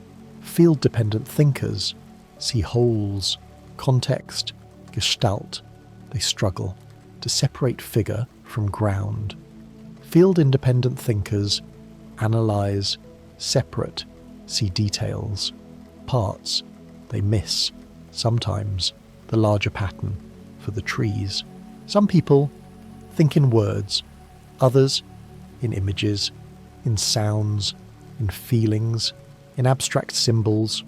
Your cognitive style shapes what problems you can solve, what insights you can have, what parts of reality remain forever, just beyond your particular way of knowing, sinking deeper into soft darkness. Hardiness is resilience. By another name, 3 components: commitment, feeling engaged with life, control, believing you influence outcomes, challenge, seeing difficulties as opportunities to grow, not threats, to endure. Hardy people survive stress that would break others, not because they don't feel it, but because they interpret it differently. Stress becomes stimulation. Trauma becomes transformation. The mind reframes what the body endures. Shyness and social anxiety, often confused but distinct. Shyness is temperament, quiet, reserved in new situations, preferring smaller gatherings, but not necessarily distressed. Social anxiety is fear, intense worry about judgment, humiliation, panic at the thought of social situations, avoidance despite desire for connection. One is preference, the other suffering, but both shape personality, how you move through the social world, whether you approach or retreat, whether gatherings energize or deplete, whether solitude is rest or lonely.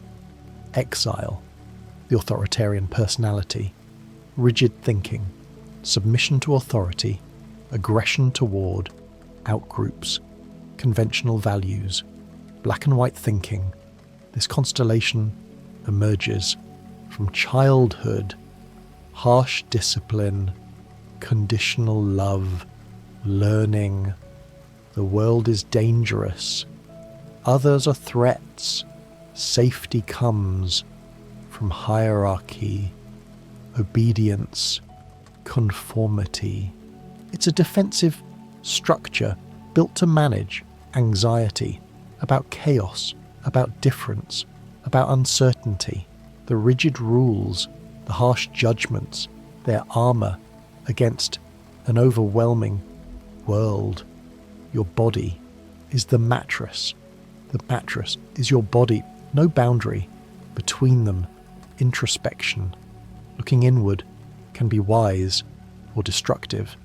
Healthy introspection explores with curiosity, learns from inner experience, rumination circles obsessively.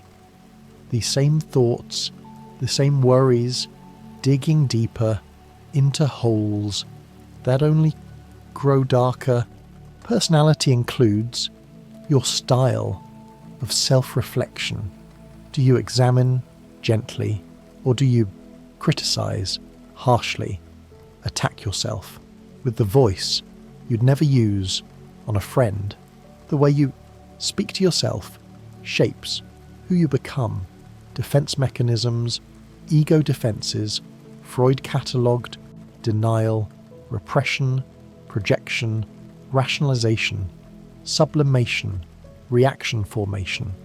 These unconscious strategies protect you from unbearable truths, unacceptable feelings, reality, too painful to face directly.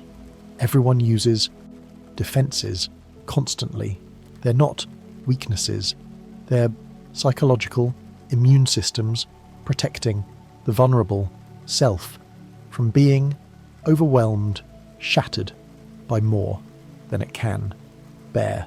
Some defenses, like sublimation, transform pain into art, work, creation. Others, like denial, simply refuse to see what's there. Thump, thump, slower, quieter. Value systems shape personality. What you believe matters most. Security, tradition, hedonism, achievement, benevolence, universalism. Your values guide choices.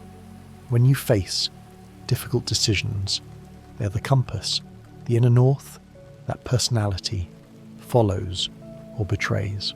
Values conflict, sometimes with traits. The introverted person who values social justice must push against temperament to engage. The disagreeable person who values harmony faces constant inattention between authentic self and aspirational self. The interpersonal circumplex maps relationships on two dimensions, warmth and dominance. Some people are warm and submissive, nurturing, yielding. Others, warm and dominant, leading, caring. Some, cold and dominant, controlling, harsh.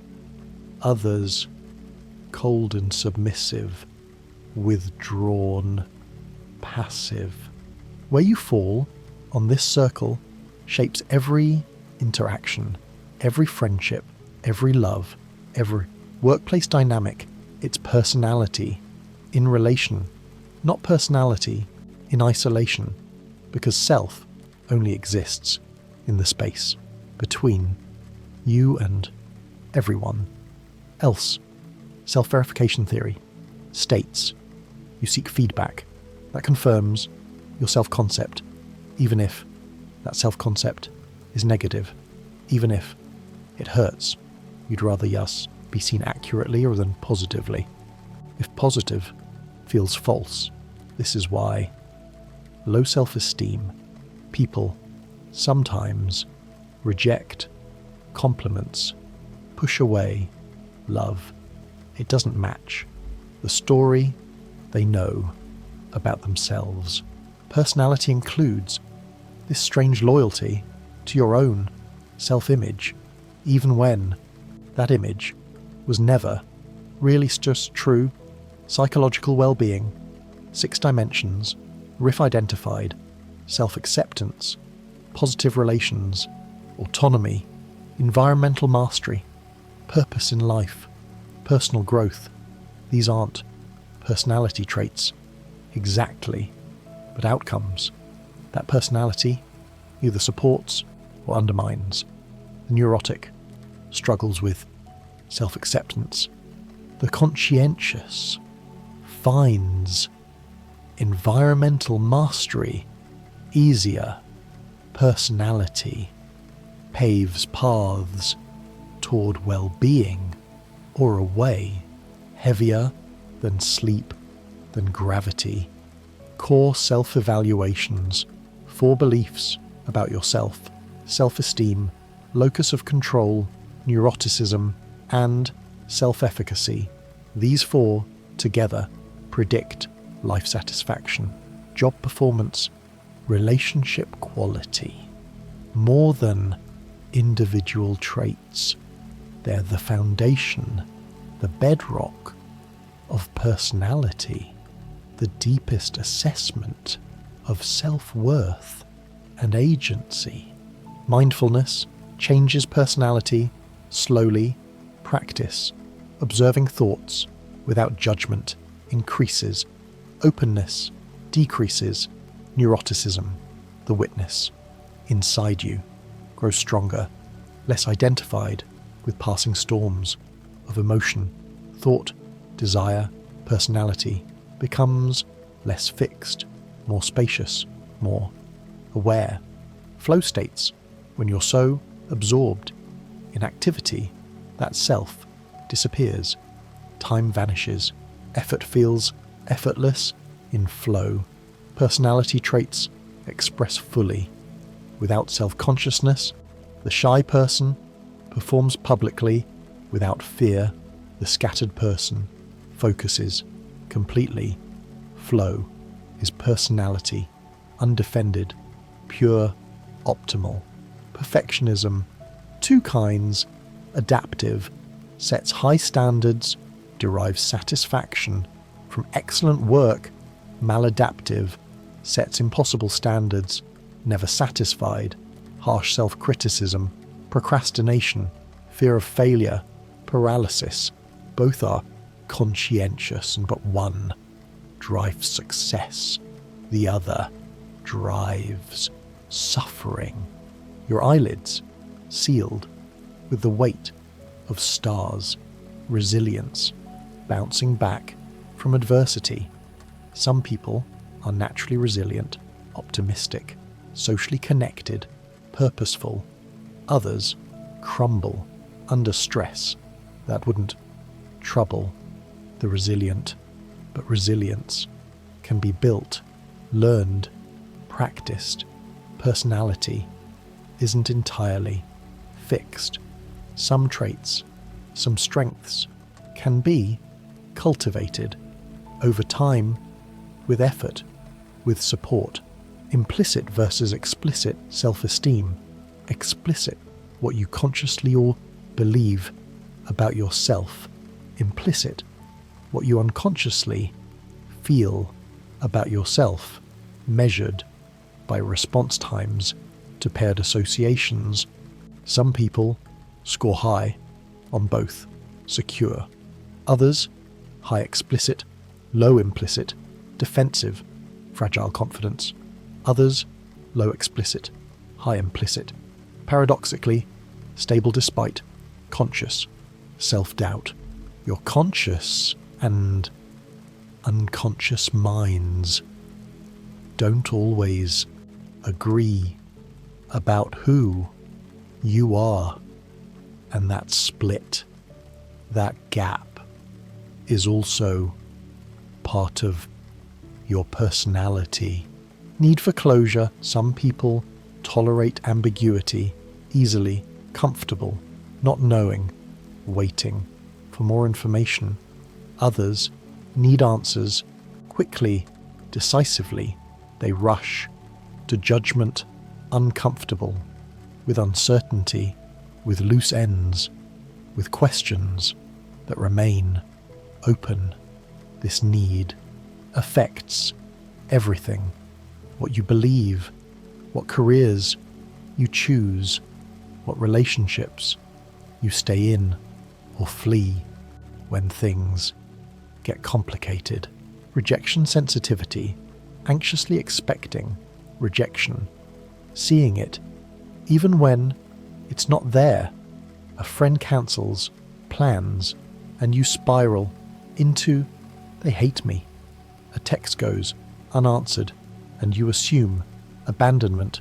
This sensitivity, born often from early rejection, becomes a lens distorting every social interaction, creating the rejection it fears. The Enneagram, 9 types: the reformer, the helper, the achiever, the individualist, the investigator, the loyalist, the enthusiast, the challenger, the peacemaker. Each type has core motivations, core fears, wings, lines of integration and disintegration, a complex map of personality emphasizing not just traits, but underlying motivations, the why, beneath the what. Some find the Enneagram deeply revealing. Others see it as overly simplistic. Like all personality systems, it captures something but misses other things. It's a map, not the territory. Useful, but not the whole truth. MBTI, Myers-Briggs, 16 types, based on 4 dimensions: extroversion, introversion, sensing, intuition, thinking, feeling, judging, perceiving, and beneath 8 cognitive functions: introverted feeling, extroverted thinking, introverted intuition. Each type uses functions in different order, creating unique patterns of perception and judgment. Critics say MBTI lacks scientific validity, that people don't fit into boxes, that reliability is poor. Others say it's useful for self-understanding, for appreciating different cognitive styles. Again, a tool imperfect, but sometimes illuminating, a flashlight in the dark cave of self. Thump, thump, your heart, almost silent now. Personality is all of this and more. The biological, the psychological, the social, the cultural, the conscious, the unconscious, the stable and the changing. It's the mask you show the world and the face you wear in darkness, alone, with only your own thoughts as witness. Your personality as a mask, Jung called it, the persona, the social face, the acceptable self. You wear different masks for different audiences: employee, friend, lover, parent, child. Each role demands different performances, different aspects of the multifaceted self. But beneath the masks, the core remains, or does it? Some psychologists believe there is no core, only masks, all the way down. Others insist something essential persists beneath the performances, the true self, waiting to be known. Perhaps both are true. Perhaps personality is masks and core, surface and depth, performance and authenticity, all at once, paradoxically coexisting to keep the body gently alive. Social learning theory, Bandura observed, we learn personality by watching others, modelling, imitation, vicarious reinforcement.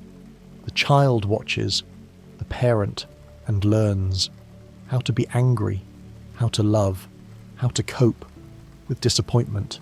You didn't just inherit traits or develop in isolation. You absorbed personality patterns from everyone around you: teachers, siblings, friends, characters on screens, all of them teaching you acceptable ways to be in the world. You're a mosaic of everyone you've ever observed, admired, or feared becoming. Trait, situation, interaction. Your traits don't express uniformly. The extroverted person can be quiet at a funeral. The agreeable person can be harsh when protecting a loved one. Context modulates expression. You're not one fixed thing, but a range of possible selves activated by different situations, different demands, different permissions. Strong situations demand specific behavior, funerals, job interviews, emergencies. In these moments, personality takes a back seat to social norms. Weak situations, ambiguous, unstructured, these allow personality to shine through, to guide behavior freely, without constraint. Heavier still, like you're made of stone, sinking through the mattress, through the floor, through layers of earth, down, into the quiet center of everything. Your personality has quiet chambers where identity is stored. Your self-concept is not monolithic. You have many selves. The actual self, who you believe you are now. The ideal self, who you wish you were. The ought self, who you believe you should be.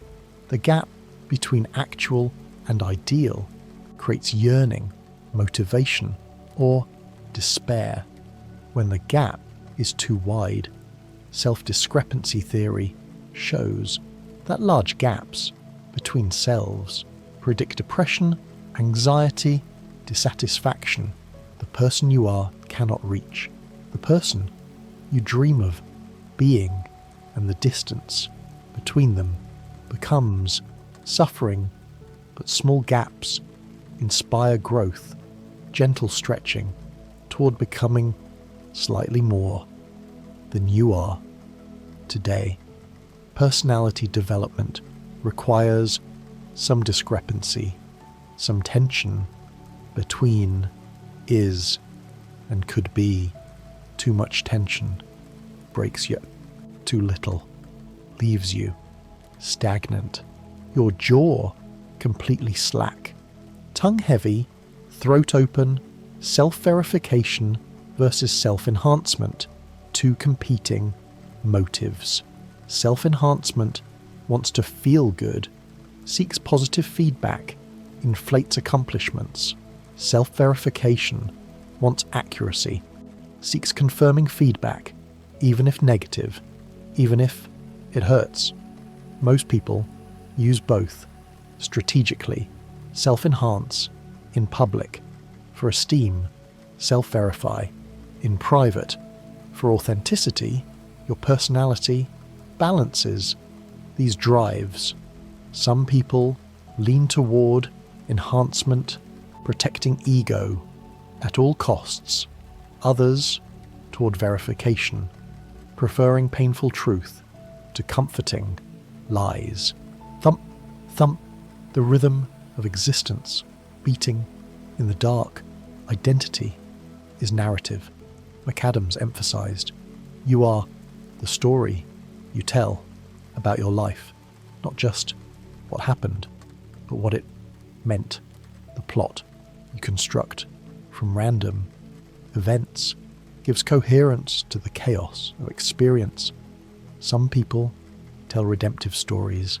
I suffered, but I grew. I failed, but I learned. These people tend toward generativity, caring for future generations, contributing something beyond themselves. Others tell contamination stories. Things were good, then they spoiled. I achieved, then it crumbled. These people struggle more with meaning, purpose, hope. The story you tell becomes the self you live. Narrative creates reality. As much as reality creates narrative, you can rewrite your story, and in rewriting, transform your personality. Therapy often works this way, helping people author new meanings from old events, your whole body dissolving into darkness, boundaries fading. Where do you end? Where does the world begin? The self is permeable, influenced constantly by context, by others, by culture. The individualist view sees personality as internal, stable, belonging to you, alone.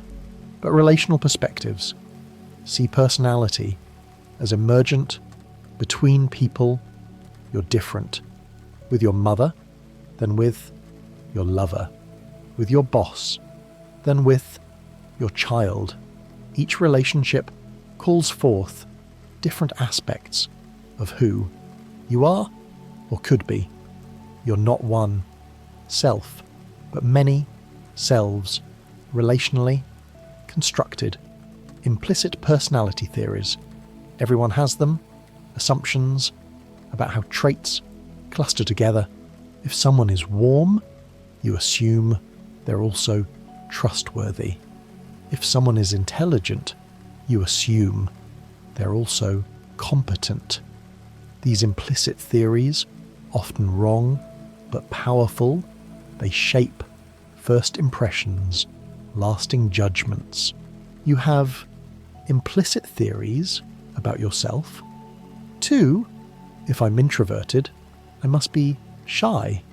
If I'm creative, I must be disorganized.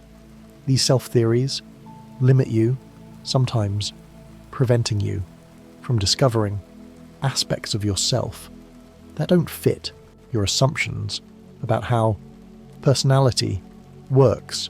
Personality at rest. What do you like when no one is watching, when no demands press upon you, when you're alone in comfortable silence? This might be your truest self, or perhaps the self needs others to exist. Perhaps alone you're not fully anyone. Philosophers debate whether the self exists independently or only in relationship. Maybe both are true. Maybe you're most yourself in solitude, and also most yourself in connection. Contradictions don't negate truth. Sometimes they reveal deeper truth beyond simple logic than mountains, than planets. Your body, pure weight, pure stillness, identity at low tide, when the energy drains away, when depression visits or exhaustion takes hold. Your personality, muted, flattened. Who are you when you can't perform, when you can't maintain the usual presentation?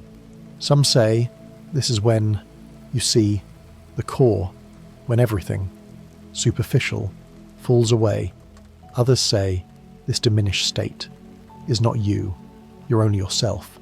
When vitality returns, when energy allows full expression. Again, the question remains open, drifting through centuries of thought. The ego, Freud's term for the conscious self, the executive, mediating between id's desires, superego's demands, and reality's constraints. The ego uses defense mechanisms to manage anxiety, to protect the fragile sense of self from being overwhelmed.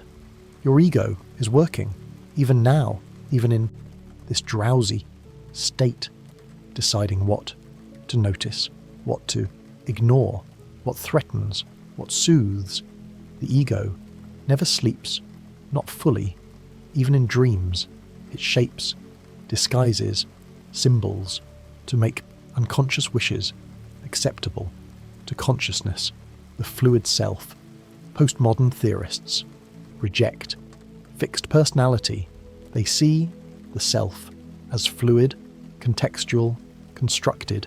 different in every moment, no essence, only performance, only social construction. This view can be liberating.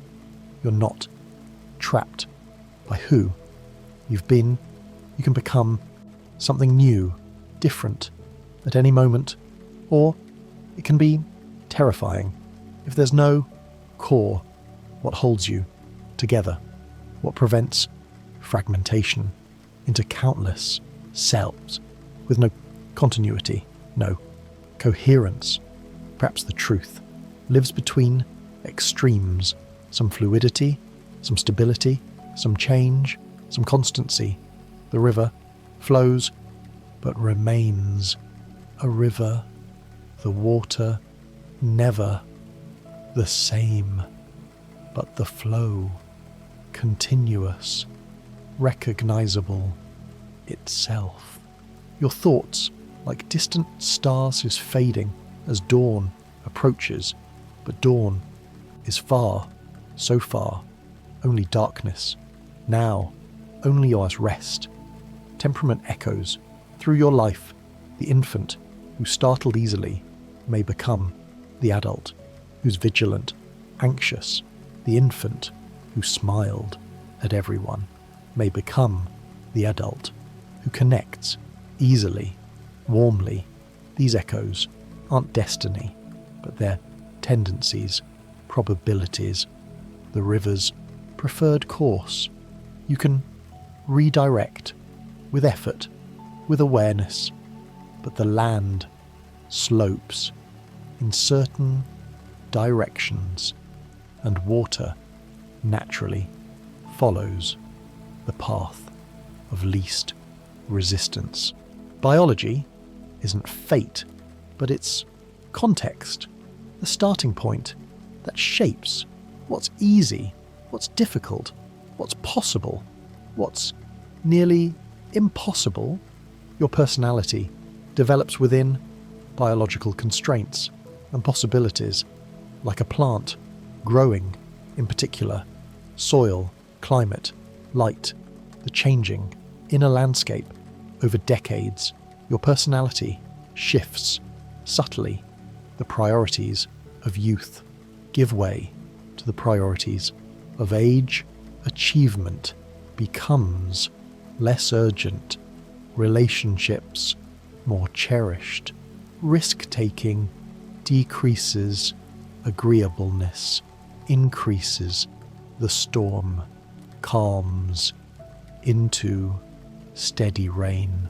These changes aren't universal, but common, a kind of maturing, mellowing, the sharp edges of identity worn smooth by decades of experience, of learning what matters, what doesn't, what's worth fighting for, what's worth letting go, heavier, softer, melting into sleep, into dreams, the calm of self-reflection, looking inward with kindness, without judgment. This is rare. Most self-reflection is harsh, critical, attacking, but gentle. Self-observation reveals so much about who you are, what you need, what you fear, what you long for. Mindful awareness of your own personality patterns creates space between stimulus and response, between trigger and reaction. You see yourself about to act out an old pattern and you pause, choose differently, slowly. Over time, this awareness reshapes personality itself, not by force, but by light shining into darkness. Hidden preferences. You don't always know what you like, what you want. Implicit attitudes, measured indirectly, show biases you'd consciously reject, preferences you've absorbed from culture, from early experience. They operate below awareness, guiding choices you think are free. Your personality includes these hidden layers, the parts of you you don't consciously endorse, but that shape behavior. Nonetheless, integration means becoming aware of these hidden currents and deciding consciously whether to follow them or redirect them. The personality trait that seeks novelty, beauty, ideas, emotions, fantasy. Open people are curious, creative, willing to question convention. They see possibilities others miss, but they also struggle sometimes with focus, with finishing, with the discipline of narrowing options. Closed people are practical, conventional, focused. They see what works, what's proven, what's real. They may miss the poetry, the possibility, but they get things done reliably, consistently, without getting lost in abstractions. Neither better, neither worse, just different ways of meeting reality, different doors that open to different rooms in the vast house of human experience. The rhythm of conscientiousness, organized, disciplined, dependable, conscientious people create order from chaos. They plan, execute, follow through their lives, run smoothly, efficiently. They achieve what they set out to achieve, but sometimes they struggle with spontaneity, with letting go, with the freedom of disorder. Unconscientious people live more freely, flexibly. They adapt, improvise. They're not bound by plans, schedules, but they also miss deadlines, disappoint others, struggle with long-term goals that require sustained effort. Again, trade-offs. Every trait has costs and benefits. Every personality, a unique distribution of strengths and weaknesses, of gifts and limitations. Traits at rest. What does extroversion look like? When you're alone, in bed, in darkness, does it disappear or does it persist as a kind of restlessness, a longing for stimulation that even silence cannot fully quiet? Does introversion feel like peace in these moments or like loneliness? Does neuroticism amplify in the dark with only your thoughts for company, or does it settle in the absence of external stresses?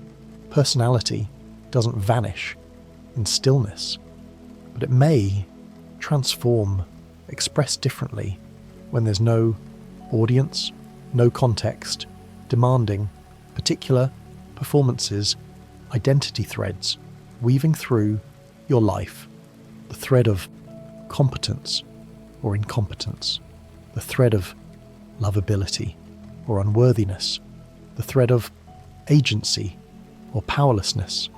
These threads run through every story, every relationship, every choice. They're the themes of your life, the recurring motifs that give continuity to identity. You can trace these threads backward into childhood, into your first relationships, your first successes and failures, and forward into the future, into the person you're becoming. The threads may change colour, texture, but they rarely disappear completely thump, thump, the faintest whisper of life continuing, the inner narrative, the story you tell yourself about yourself. It runs constantly in the background, narrating, interpreting, judging. This is me. This is not me. This is who I am. This is who I wish I were. This is who I fear I am.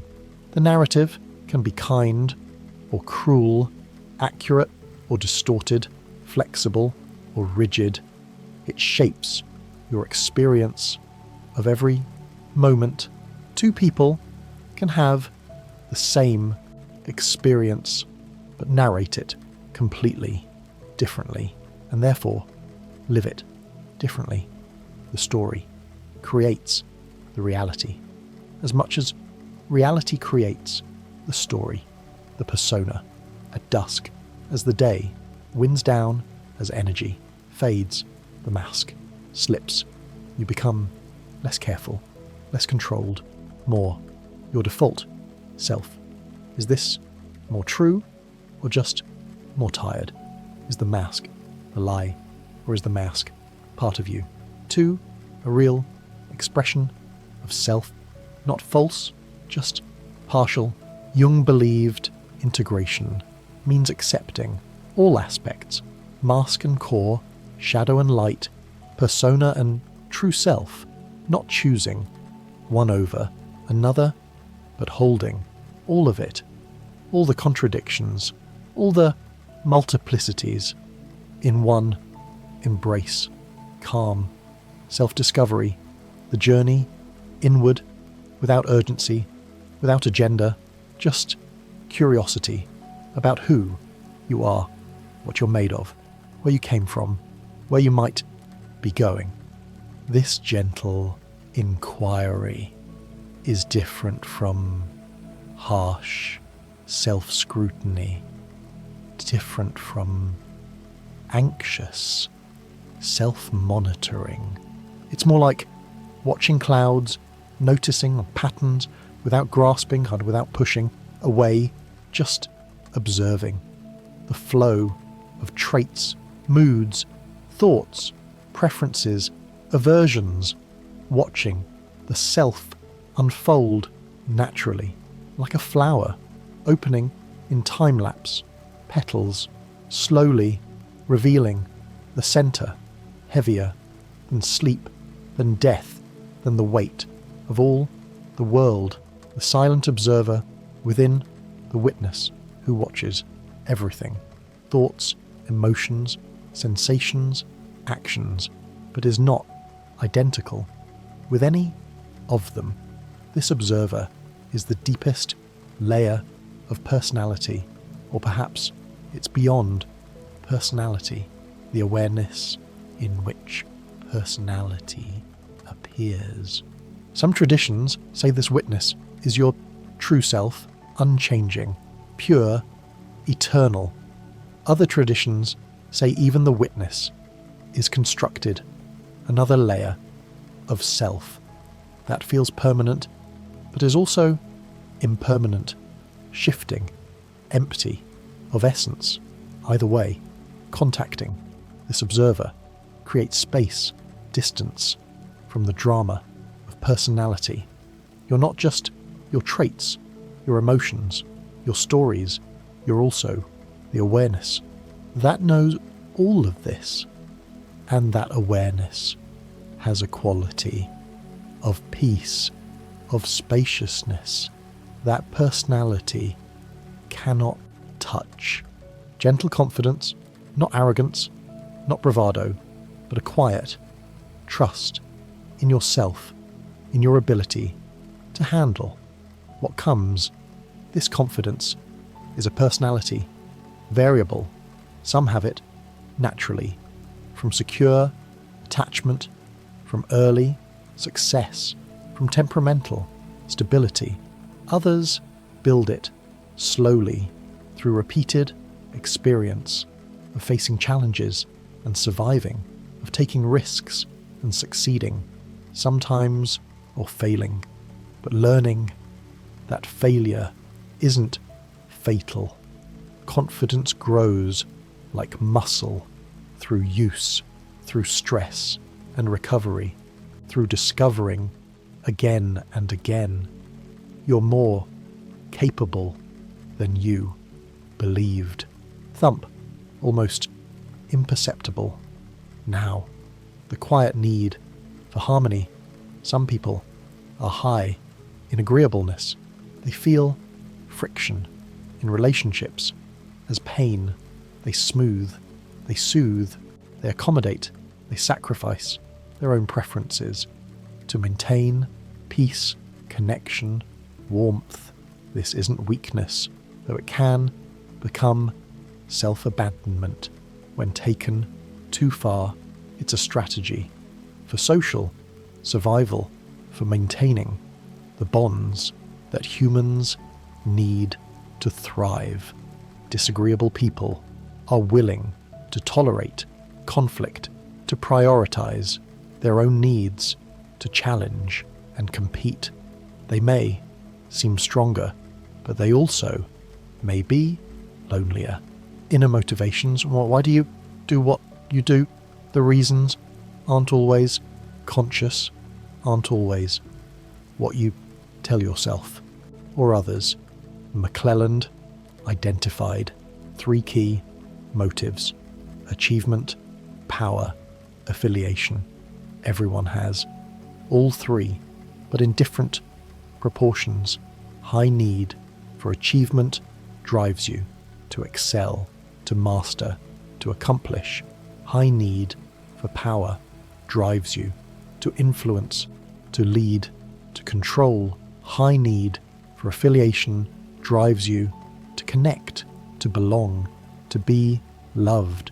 Your motive profile is part of your personality, shaping what satisfies you, what feels like success, what feels empty, even when others would call it achievement. Identities, night garden, where the self blooms in darkness, where forbidden desires grow, where rejected parts of self still live, waiting for acknowledgement, for acceptance, for integration. This garden is wild, untended by the conscious mind, but lush with life that refuses to die, simply because it's been denied visiting this garden in dreams, in therapy, in moments of deep reflection. You discover parts of yourself you didn't know existed, or that you knew but had buried so deep you forgot they were yours. The night garden is frightening sometimes, but also where the most beautiful, surprising, authentic parts of you are waiting. Your breath barely stirring the air, so still, so calm, the inner pulse, the rhythm of your deepest self, beneath thoughts, beneath emotions, beneath even physical sensation. Something pulses, some essential aliveness that is you at the most fundamental level. This pulse is the same, whether you're happy or sad, successful or failing, loved or alone. It's the isness of existence, the simple fact of being here, now, alive, aware. This pulse connects you to everything that lives, every creature, every plant, every bacterium, all sharing this basic, mysterious fact of being rather than not being. Soft identity currents flowing, always flowing, never frozen into final form. You're not solid, you're liquid, vapor, energy, constantly changing shape while somehow remaining recognizably you. This paradox, This simultaneity of change and continuity is the essence of personality, of identity, of self, temperament, moonlight, illuminating your inner landscape softly, not harsh, like sunlight, but gentle, revealing shadows and highlights the contours of your my character. Temperament is the moon, constant, cycling, influencing the tides of emotion, of energy, of social engagement. You can't change the moon, but you can learn its patterns, predict its phases, work with it rather than against it.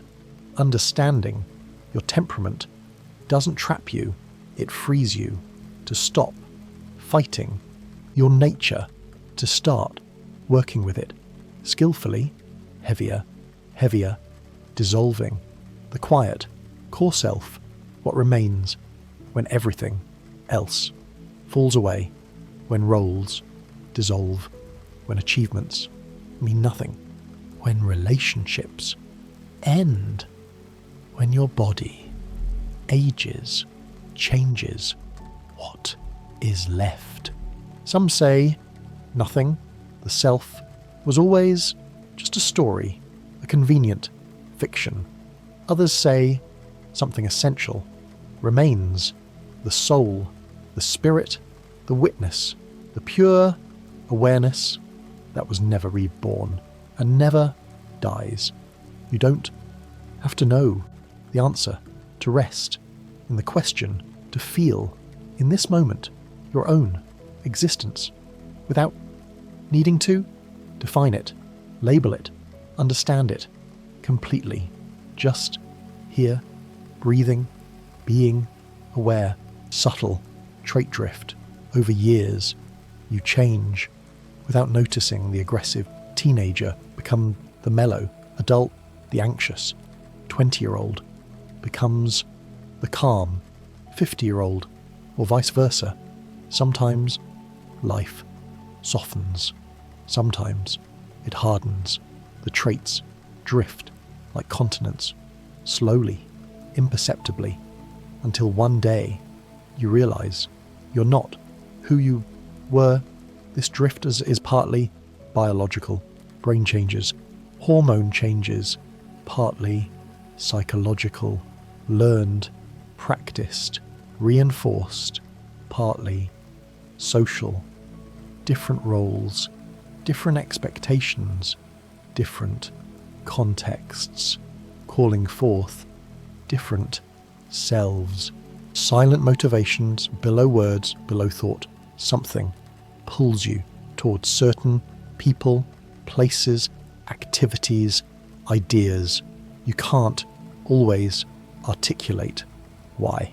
It just feels right or wrong. These silent motivations are personality speaking in a language older than language, the body's wisdom, the unconscious knowing, guiding you toward what you need, even when your mind doesn't understand. Dreamlike self-patterns, the self. You are in dreams, uninhibited by waking. Social rules. Is that closer to truth or further? Are dreams the unconscious revealing itself, or just random neural firing, creating meaningless stories? Jung believed dreams show you parts of yourself. You have rejected the shadow, the anima, the animus, the archetypes, speaking in symbols. Freud believed dreams fulfill wishes too forbidden for waking consciousness. Modern neuroscience sees dreams as memory, consolidation, emotional processing. Maybe all true, maybe dreams. A personality unbound, the self experimenting with being without consequences, testing possibilities, exploring what if. What if? What if? The night side of character and what you're like at 3 a.m. when no one watches, when inhibitions lower, when defences weaken. Do you become more cruel, or more kind, more honest, or more delusional, more yourself, or more lost? The night reveals some people at their worst, anxiety, spiralling, regrets, amplifying. Others at their most creative, reflective, peaceful. Your night self is part of your personality, even if only you ever meet it. Hidden identity, layers, like an onion, like a Russian doll. Peel away one layer, find another and another. How deep do the layers go? Is there a centre, a core, or just layers? All the way down, infinite, regress of selves, within selves, within selves. This isn't pathology, unless the layers don't know each other, don't communicate. Dissociative identity is different, but healthy. Personality also has multiplicity, different modes, different facets, all belonging to one integrated but complex whole. Heavier than anything that's ever been heavy. Traits in the shadows, the parts you hide, even from yourself, the vanity you pretend isn't there, the envy you deny, the lust, the rage, the pettiness, the selfishness. Everyone has these shadow traits. Denying them doesn't make them go away, just makes them unconscious and therefore more powerful. Owning your shadow doesn't mean acting on every impulse. It means acknowledging, yes, I have this capacity, this darkness, this humanity. And in acknowledging, you gain choice, control. The shadow, integrated, becomes strength. The shadow, denied, becomes poison. Gentle ego currents. The ego doesn't have to be harsh, defended, fragile. A healthy ego is flexible, resilient, able to take feedback without shattering, able to fail without collapsing, able to succeed without inflating. The ego is necessary. It's not the enemy. It's the structure that allows you to function in the world, to have boundaries, goals, identity. The problem isn't ego, it's rigid, defended, fragile ego that can't adapt, can't admit mistakes, can't grow, thump, or silence. You can't tell anymore. The soft mirror within, how do you see yourself? Is the mirror clear, accurate, or distorted by old messages, harsh judgments, impossible standards? Most people's internal mirror is cruel, showing them only flaws, failures, never beauty, strength, growth, polishing. The mirror, through self-compassion, through accurate feedback from others, through therapy, through mindfulness, slowly the reflection becomes more accurate, more kind, more whole. Twilight dispositions as consciousness fades between waking and sleep. You're neither fully here nor fully gone. Your personality loosens, becomes more fluid, more open. The boundaries between self and world blur. This twilight state is where creativity often blooms where insights arrive, where the rigid patterns of waking self relax enough to allow something new. The whispering self-story told so quietly you barely hear it, but it's always there. I am someone who I am, not someone who I always, I never. These whispered stories shape everything. They're prophecies that fulfill themselves, limits you've imposed without realizing, listening to the whispers, writing them down, examining them.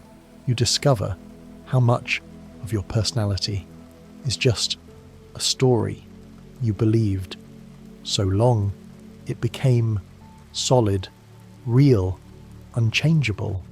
But stories can be rewritten, and when the story changes, personality changes too. Calm emotional undercurrents beneath the surface. Emotions flow like rivers underground. You feel them vaguely, but can't always name them. These undercurrents shape mood, motivation, perception without your full awareness. Becoming attuned to emotional undercurrents is emotional intelligence, feeling the subtle shifts before they become overwhelming, recognizing I'm anxious, before panic, I'm angry, before explosion, I'm sad, before despair. This attunement, this sensitivity to inner weather is part of personality. Some have it naturally, others can develop it with practice. The floating sense of I, who is the I that says I, that knows itself as itself. This reflexive consciousness, this self-awareness is mysterious, unique to humans, perhaps a few other species, but mostly us. The I feels solid, permanent, but is it? Buddhist psychology says no.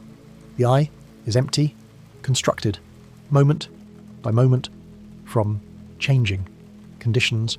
Western psychology often assumes the I is real, continuous, the core of personality. Maybe both are true. The I is real enough to function, but empty enough to use transform, solid enough to provide continuity, but fluid enough to allow growth. Heavier, so heavy you've forgotten what light feels like. Personality in stillness when nothing's happening. No demands, no decisions, no interactions. What remains? Just being, pure existence without doing. Is this personality or the absence of personality? Maybe. Personality only exists in motion, in response to situations, challenges, others, maybe imperfect. Stillness, imperfect. Solitude. The self dissolves into something larger, something without boundaries, without traits, without story. Inner harmony threads when all the parts of you agree, want the same thing, move in the same direction. This is rare. Usually your conflict, desire versus duty, pleasure versus responsibility, authentic self versus social expectations, but sometimes, rarely, everything aligns. All your values, desires, traits pointing the same way. In those moments, you feel whole, integrated, at peace. This is the raw goal of development, not perfection, but integration. All parts working together in harmony. Such resting persona, when you're not performing, not working, not socializing, just resting, being who are you. Then the most relaxed version of yourself, guard down, mask off, the unconscious, the stable and the changing. It's the mask you show the world and the face you wear in darkness, alone, with only your own thoughts as witness. Let every thought drift away like clouds dissolving into sky. Your personality has a mask. Jung called it the persona, the social face, the acceptable self. You wear different masks for different audiences: employee, friend, lover, parent, child. Each role demands different performances, different aspects of the multifaceted self. But beneath the masks, the core remains. Or does it? Some psychologists believe there is no core, only masks, all the way down. Others insist something essential persists beneath the performances, the true self, waiting to be known. Perhaps both are true. Perhaps personality is masks and core, surface and depth, performance and authenticity, all at once, paradoxically coexisting. Your breathing, so shallow now, almost imperceptible, just enough to keep the body gently alive. Social learning theory, Bandura observed. We learn personality by watching others, modelling, imitation, vicarious reinforcement. The child watches the parent and learns how to be angry, how to love, how to cope. With disappointment, you didn't just inherit traits or develop in isolation. You absorbed personality patterns from everyone around you: teachers, siblings, friends, characters on screens, all of them teaching you acceptable ways to be in the world. You're a mosaic of everyone you've ever observed, admired, or feared becoming. Trait situation interaction. Your traits don't express uniformly. The extroverted person can be quiet. At a funeral, the agreeable person can be harsh when protecting a loved one. Context modulates expression. You're not one fixed thing, but a range of possible selves activated by different situations, different demands, different permissions. Strong situations demand specific behaviour: funerals, job interviews, emergencies. In these moments, personality takes a back seat to social norms. Weak situations, ambiguous, unstructured. These allow personality to shine through, to guide behaviour freely, without constraint. Heavier still, like you're made of stone, sinking through the mattress, through the floor, through layers of earth, down, into the quiet centre of everything. Your personality has quiet chambers where identity is stored. Your self-concept is not monolithic. You have many selves: the actual self, who you believe you are now; the ideal self, who you wish you were; the ought self, who you believe you should be. The gap between actual and ideal creates yearning, motivation, or despair. When the gap is too wide, self-discrepancy theory shows that large gaps between selves predict depression, anxiety, dissatisfaction. The person you are cannot reach the person you dream of being, and the distance between them becomes suffering. But small gaps inspire growth, gentle stretching toward becoming slightly more than you are today. Personality development requires some discrepancy, some tension between is and could be. Too much tension breaks you, too little leaves you stagnant, your jaw completely slack, tongue heavy, throat open. Self-verification versus self-enhancement, two competing motives. Self-enhancement wants to feel good, seeks positive feedback, inflates accomplishments. Self-verification wants accuracy, seeks confirming feedback, even if negative, even if it hurts. Most people use both. Strategically, self-enhance in public. For esteem, self-verify in private. For authenticity, your personality balances these drives. Some people lean toward enhancement, protecting ego at all costs. Others toward verification, preferring painful truth to comforting lies.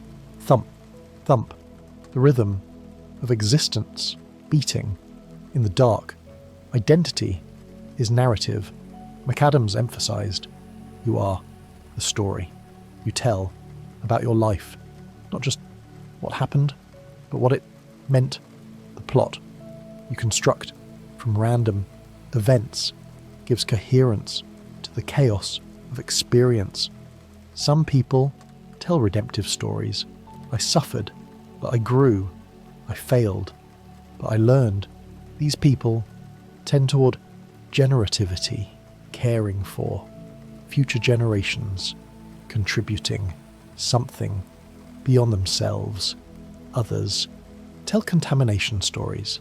Things were good, then they spoiled. I achieved, then it crumbled. These people struggle more with meaning, purpose, hope. The story you tell becomes the self. You live. Narrative creates reality.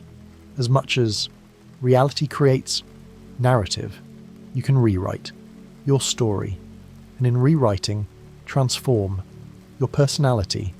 Therapy often works this way, helping people author new meanings from old events, your whole body dissolving into darkness, boundaries fading. Where do you end? Where does the world begin? The self is permeable, influenced constantly by context, by others, by culture. The individualist view sees personality as internal, stable, belonging to you alone. But relational perspectives and see personality as emergent. Between people, you're different. With your mother, than with your lover. With your boss, than with your child. Each relationship calls forth different aspects of who you are or could be. You're not one self, but many selves, relationally constructed, sinking deeper into the soft embrace of night. Implicit personality theories, everyone has them. Assumptions about how traits cluster together. If someone is warm, you assume they're also trustworthy. If someone is intelligent, you assume they're also competent.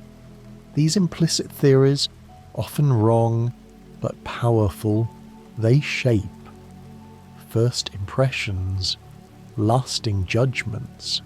You have implicit theories about yourself. 2, if I'm introverted, I must be shy. If I'm creative, I must be disorganized.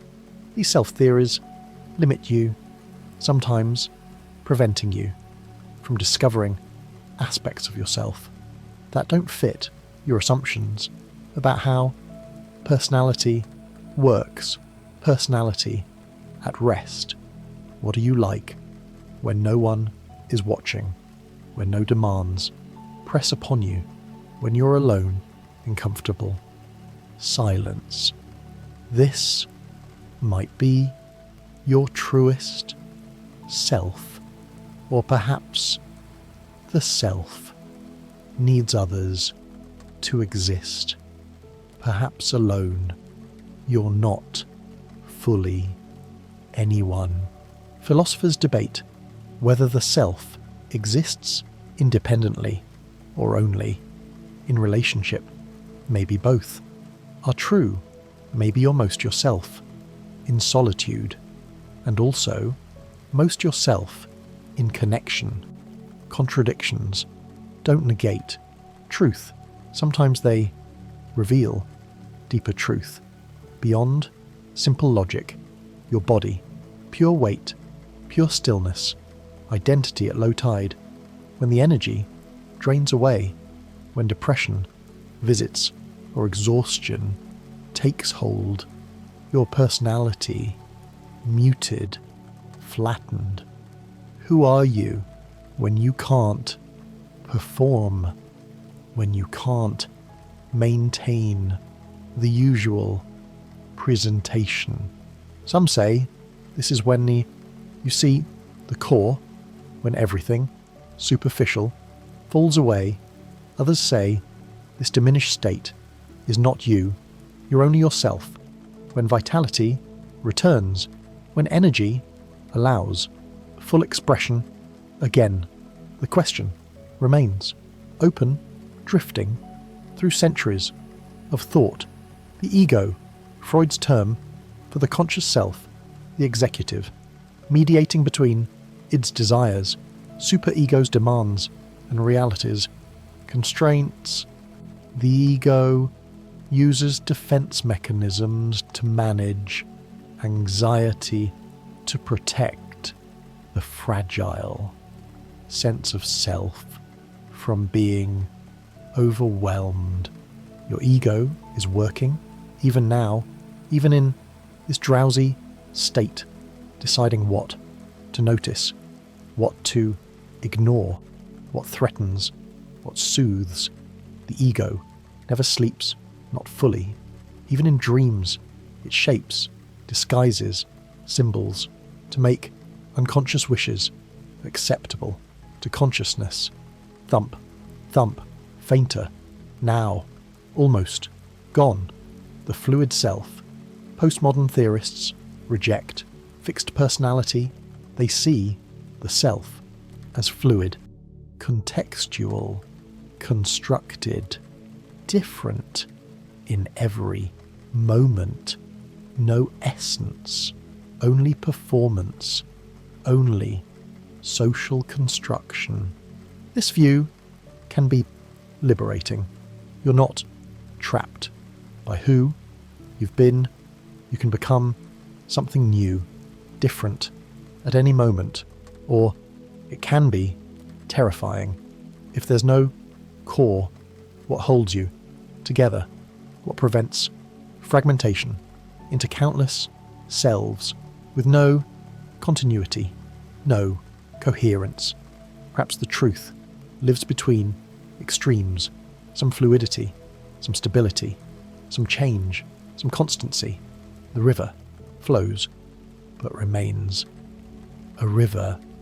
The water never the same, but the flow continuous, recognizable, itself. Your thoughts like distant stars, fading as dawn approaches, but dawn is far, so far, only darkness. Now, only rest. Temperament echoes through your life. The infant, who startled easily, may become the adult, who's vigilant, anxious. The infant, who smiled at everyone, may become the adult, who connects easily, warmly. These echoes aren't destiny, but they're tendencies, probabilities, the river's preferred course. You can redirect with effort, with awareness, but the land slopes in certain directions, and water naturally follows the path of least resistance.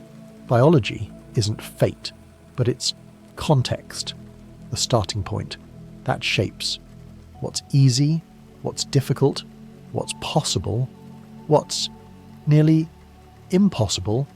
Your personality develops within biological constraints and possibilities, like a plant growing, in particular, soil, climate, light, the changing inner landscape over decades. Your personality shifts subtly. The priorities of youth give way to the priorities of age. Achievement becomes less urgent. Relationships more cherished. Risk-taking decreases. Agreeableness increases. The storm calms into steady rain. These changes aren't universal aces, but common, a kind of maturing, mellowing, the sharp edges of identity worn smooth by decades of experience, of learning what matters, what doesn't, what's worth fighting for, what's worth letting go, melting into sleep, into dreams, the calm of self-reflection, looking inward with kindness, without judgment. This is rare. Most self-reflection is harsh, critical, attacking, but gentle. Self-observation reveals so much about who you are, what you need, what you fear, what you long for. Mindful awareness of your own personality patterns creates space between stimulus and response, between trigger and reaction. You see yourself about to act out an old pattern, and you pause, choose differently, slowly. Over time, this awareness reshapes personality itself, not by force, but by light shining into darkness, hidden preferences. You don't always know what you like, what you want. Implicit attitudes, measured indirectly, show biases you'd consciously reject, preferences you've absorbed from culture, from early experience. They operate below awareness, guiding choices you think are free. Your personality includes these hidden layers, the parts of you you don't consciously endorse, but that shape behavior. Nonetheless, integration means becoming aware of these hidden currents and deciding consciously whether to follow them or redirect them.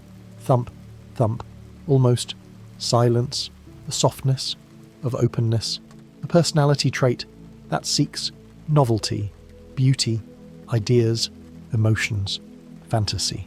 Open people are curious, creative, willing to question convention.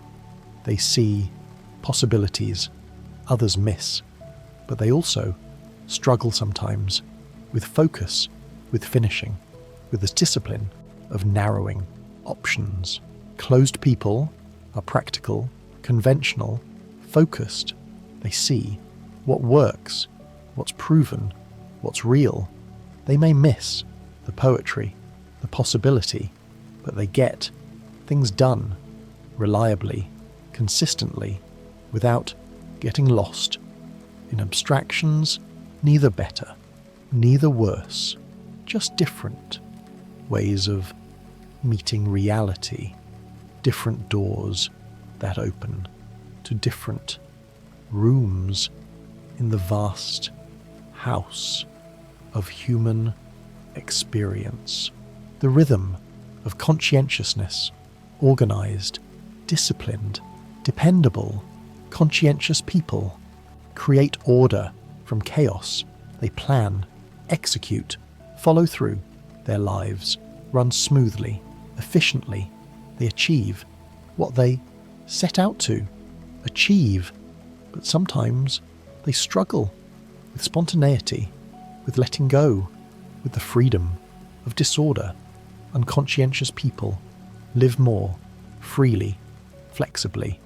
They adapt, improvise. They're not bound by plans, schedules, but they also miss deadlines, disappoint others, struggle with long-term goals that require sustained effort. Again, trade-offs. Every trait has costs and benefits. Every personality, a unique distribution of strengths and weaknesses, of gifts and limitations. Your muscles have forgotten themselves. They're just sensations now. Weight, warmth, stillness, traits at rest. What does extroversion look like when you're alone, in bed, in darkness? Does it disappear, or does it persist as a kind of restlessness, a longing for stimulation that even silence cannot fully quiet? Does introversion feel like peace in these moments, or like loneliness? Does neuroticism amplify in the dark with only us and your thoughts for company, or does it settle in the absence of external stressors? Personality doesn't vanish in stillness, but it may transform, express differently when there's no audience, no context demanding particular performances. Identity threads weaving through your life, the thread of competence or incompetence, the thread of lovability or unworthiness, the thread of agency or powerlessness. These threads run through every story, every relationship, every choice. They're the themes of your life, the recurring motifs that give continuity to identity. You can trace these threads backward into childhood, into your first relationships, your first successes and failures, and forward into the future, into the person you're becoming. The threads may change colour, texture, but they rarely disappear completely. The faintest whisper of life continuing, the inner narrative, the story you tell yourself about yourself. It runs constantly in the background, narrating, interpreting, judging. This is me. This is not me. This is who I am. This is who I wish I were. This is who I fear I am. The narrative can be kind or cruel, accurate or distorted, flexible or rigid. It shapes your experience of every moment. Two people can have the same experience but narrate it completely differently, and therefore live it differently. The story creates the reality as much as reality creates the story. The persona at dusk, as the day winds down, as energy fades, the mask slips, you become less careful, less controlled, more your default self. Is this more true, or just more tired? Is the mask the lie, or is the mask part of you, too, a real expression of self, not false, just partial? Jung believed integration means accepting all aspects, mask and core, shadow and light, persona and true self, not choosing one over another, but holding all of it, all the contradictions, all the multiplicities in one embrace. Calm, self-discovery, the journey inward, without urgency, without agenda, just curiosity about who you are, what you're made of, where you came from, where you might be going. This gentle inquiry is different from harsh self-scrutiny, different from anxious self-monitoring. It's more like watching clouds, noticing patterns without grasping, without pushing away, just observing the flow of traits, moods, thoughts, preferences, aversions, watching the self unfold naturally, like a flower opening in time-lapse, petals slowly revealing the center, heavier than sleep, than death, than the weight of all the world, the silent observer within, the witness who watches everything, thoughts, emotions, sensations, actions, but is not identical with any of them.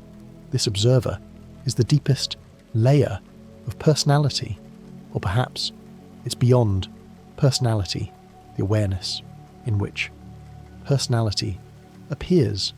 Some traditions say this witness is your true self, unchanging, pure, eternal.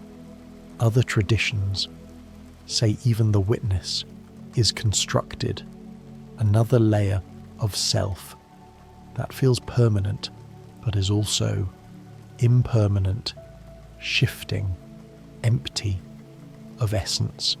Either way, contacting this observer creates space, distance from the drama of personality. You're not just your traits, your emotions, your stories. You're also the awareness that knows all of this, and that awareness has a quality of peace, of spaciousness, that personality cannot touch. Gentle confidence, not arrogance, not bravado, but a quiet trust in yourself and your ability to handle what comes. This confidence is a personality, variable. Some have it naturally, from secure attachment, from early success, from temperamental stability. Others build it slowly through repeated experience of facing challenges and surviving, of taking risks and succeeding, sometimes or failing, but learning that failure isn't fatal. Confidence grows like muscle, through use, through stress and recovery, through discovering again and again you're more capable than you believed. Thump, almost imperceptible. Now, the quiet need for harmony. Some people are high in agreeableness. They feel friction in relationships as pain. They smooth, they soothe, they accommodate, they sacrifice their own preferences to maintain peace, connection, warmth. This isn't weakness, though it can become self-abandonment when taken too far. It's a strategy for social survival, for maintaining the bonds that humans need to thrive. Disagreeable people are willing to tolerate conflict, to prioritize their own needs, to challenge and compete. They may seem stronger, but they also may be lonelier. Inner motivations. Why do you do what you do? The reasons aren't always conscious, aren't always what you tell yourself or others. McClelland identified 3 key motives: achievement, power, affiliation. Everyone has all 3, but in different proportions. High need for achievement drives you to excel, to master, to accomplish. High need for power drives you to influence, to lead, to control. High need for affiliation drives you to connect, to belong, to be loved. Your motive profile is part of your personality, shaping what satisfies you, what feels like success, what feels empty, even when others would call it achievement. Identities, night garden, where the self blooms in darkness, where forbidden desires grow, where rejected parts of self still live, waiting for acknowledgement, for acceptance, for reintegration.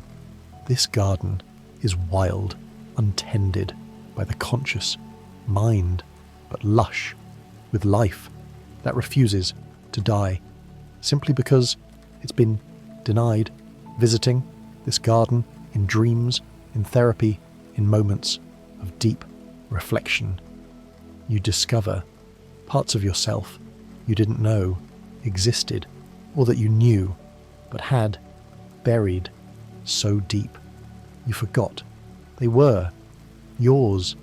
The night garden is frightening sometimes, but also where the most beautiful, surprising, authentic parts of you are waiting. Your breath barely stirring, the air so still, so calm, an inner pulse, the rhythm of your deepest self. Beneath thought, beneath feeling, beneath the body, something pulses, essential aliveness, the raw fact of being you. This pulse never changes, happy or broken, loved or alone. It beats the same, the simple isness of existence, here, now, alive, aware. It links you to every living thing, tree, insect, stranger, all sharing the mystery of being rather than not being.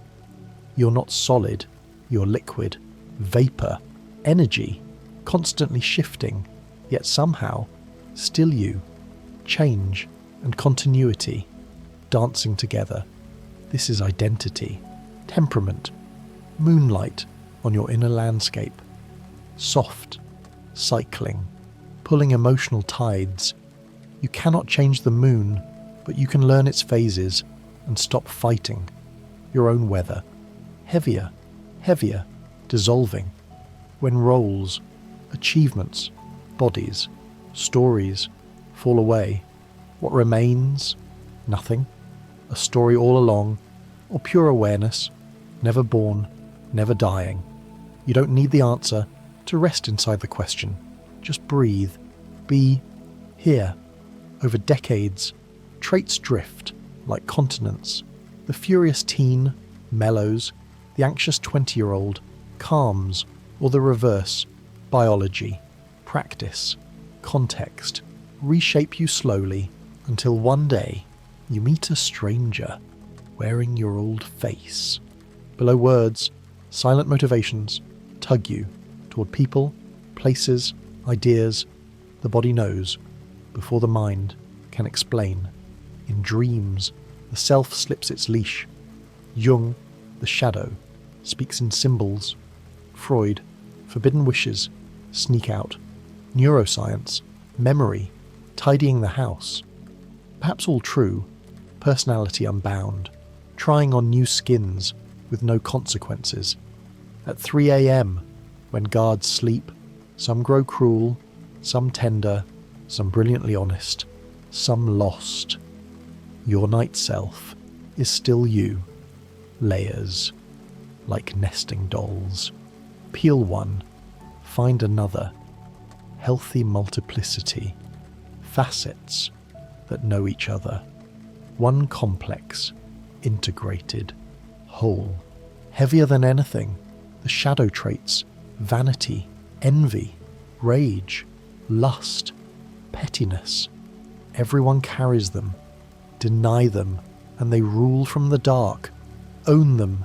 Yes, this capacity is mine, and choice returns. The integrated shadow and becomes strength. The denied shadow becomes poison. Feel the pulse. It was here before the first layer formed, and will be here when the last one dissolves. You are that, always. Gentle ego, currents. The ego doesn't have to be harsh, defended, fragile. A healthy ego is flexible, resilient, able to take feedback without shattering, able to fail without collapsing, able to succeed without inflating. The ego is necessary. It's not the enemy. It's the structure that allows you to function in the world, to have boundaries, goals, identity. The problem isn't ego. It's rigid, defended, fragile ego that can't adapt, can't admit mistakes, can't grow, thump, or silence. You can't tell anymore. The soft mirror within.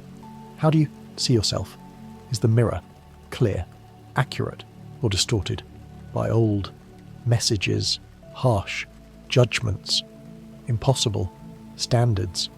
Most people's internal mirror is cruel, showing them only flaws, failures, never beauty, strength, growth, polishing the mirror through self-compassion, through accurate feedback from others, through therapy, through mindfulness.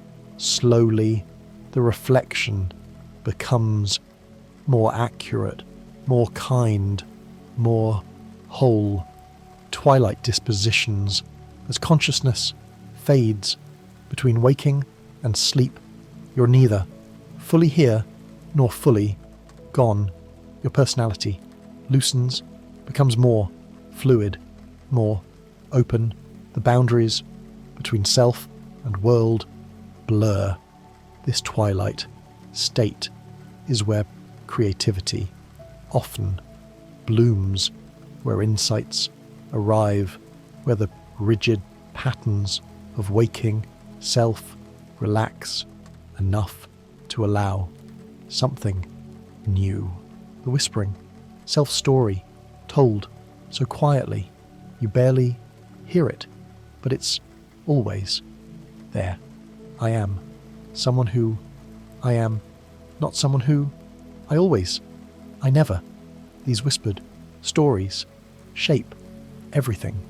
They're prophecies that fulfill themselves, limits you've imposed without realizing, listening to the whispers, writing them down, examining them. You discover how much of your personality is just a story you believed so long it became solid, real, unchangeable. But stories can be rewritten, and when the story changes, personality changes too. Calm emotional undercurrents beneath the surface, emotions flow like rivers, underground. You feel them, vaguely, but can't, always, name them. These undercurrents shape mood, motivation, perception, without your full awareness becoming attuned to emotional undercurrents is emotional intelligence, feeling the subtle shifts before they become overwhelming, recognizing I'm anxious, before panic, I'm angry, before explosion, I'm sad, before despair.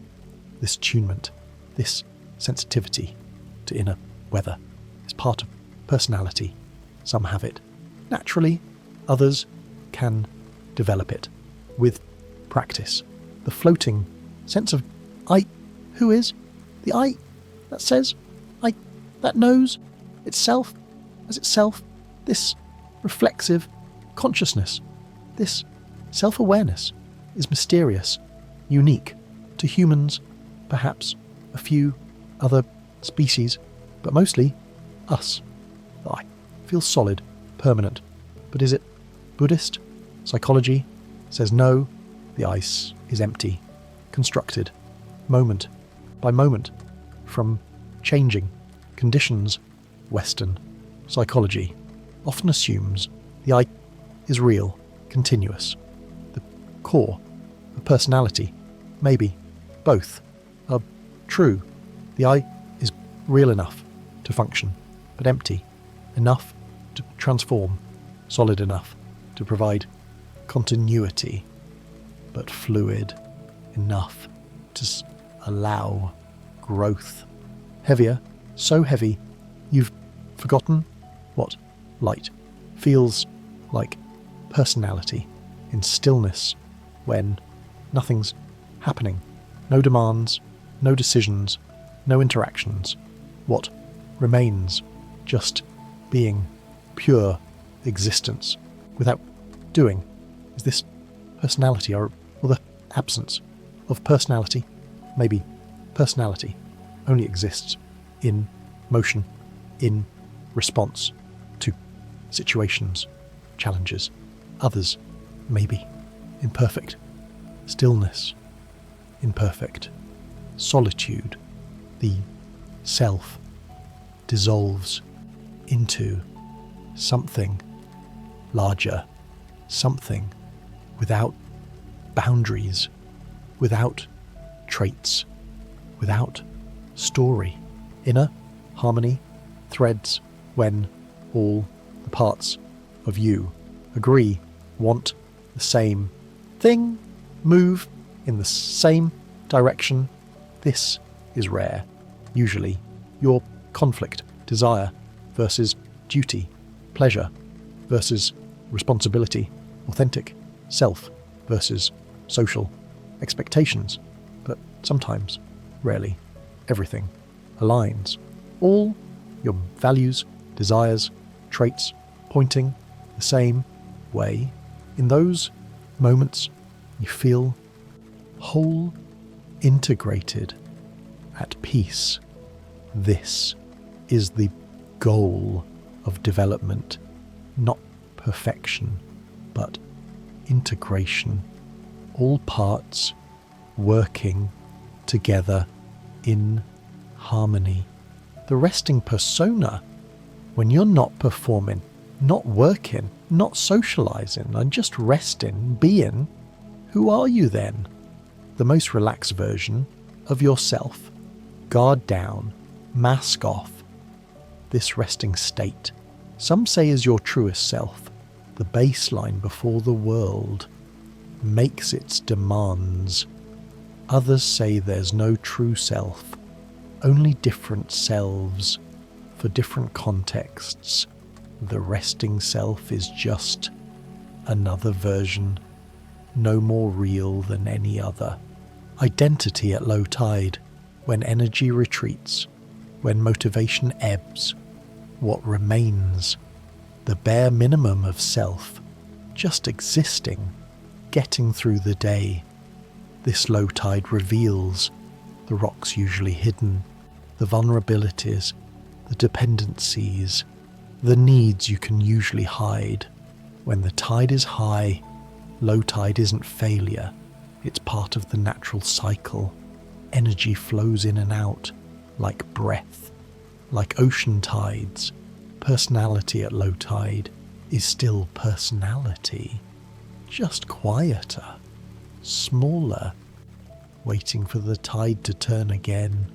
Heavier than the universe, your body forgotten, only consciousness remains, floating in vast darkness. Ego defense mechanisms, protecting you from unbearable truth, denial, when reality is too painful to accept. I'm not addicted. He's not abusive. I'm not failing. Repression, pushing unacceptable feelings, memories into the unconscious, the trauma you can't remember, the rage you never felt, or thought you never felt, projection, seeing in others, what you can't accept in yourself. They're so selfish, so weak, so needy, when really it's you who are these things, but the ego can't admit it. Rationalization, creating reasonable explanations for behavior driven by unacceptable motives. I'm not avoiding work. I'm taking necessary breaks. I'm not being cruel. I'm just being honest. Sublimation, the healthiest defense, transforming unacceptable impulses into socially acceptable outlets, aggression into sports or competitive business, sexual energy into art or creative pursuits, pain into poetry, reaction formation, expressing the opposite of what you truly feel. The person who's overly nice might be hiding hostility. The person who's prudish might be hiding strong sexual desires. The opposite is so strong because it's defending against something equally strong underneath. These defenses aren't weaknesses. They're psychological immune systems. Everyone uses them.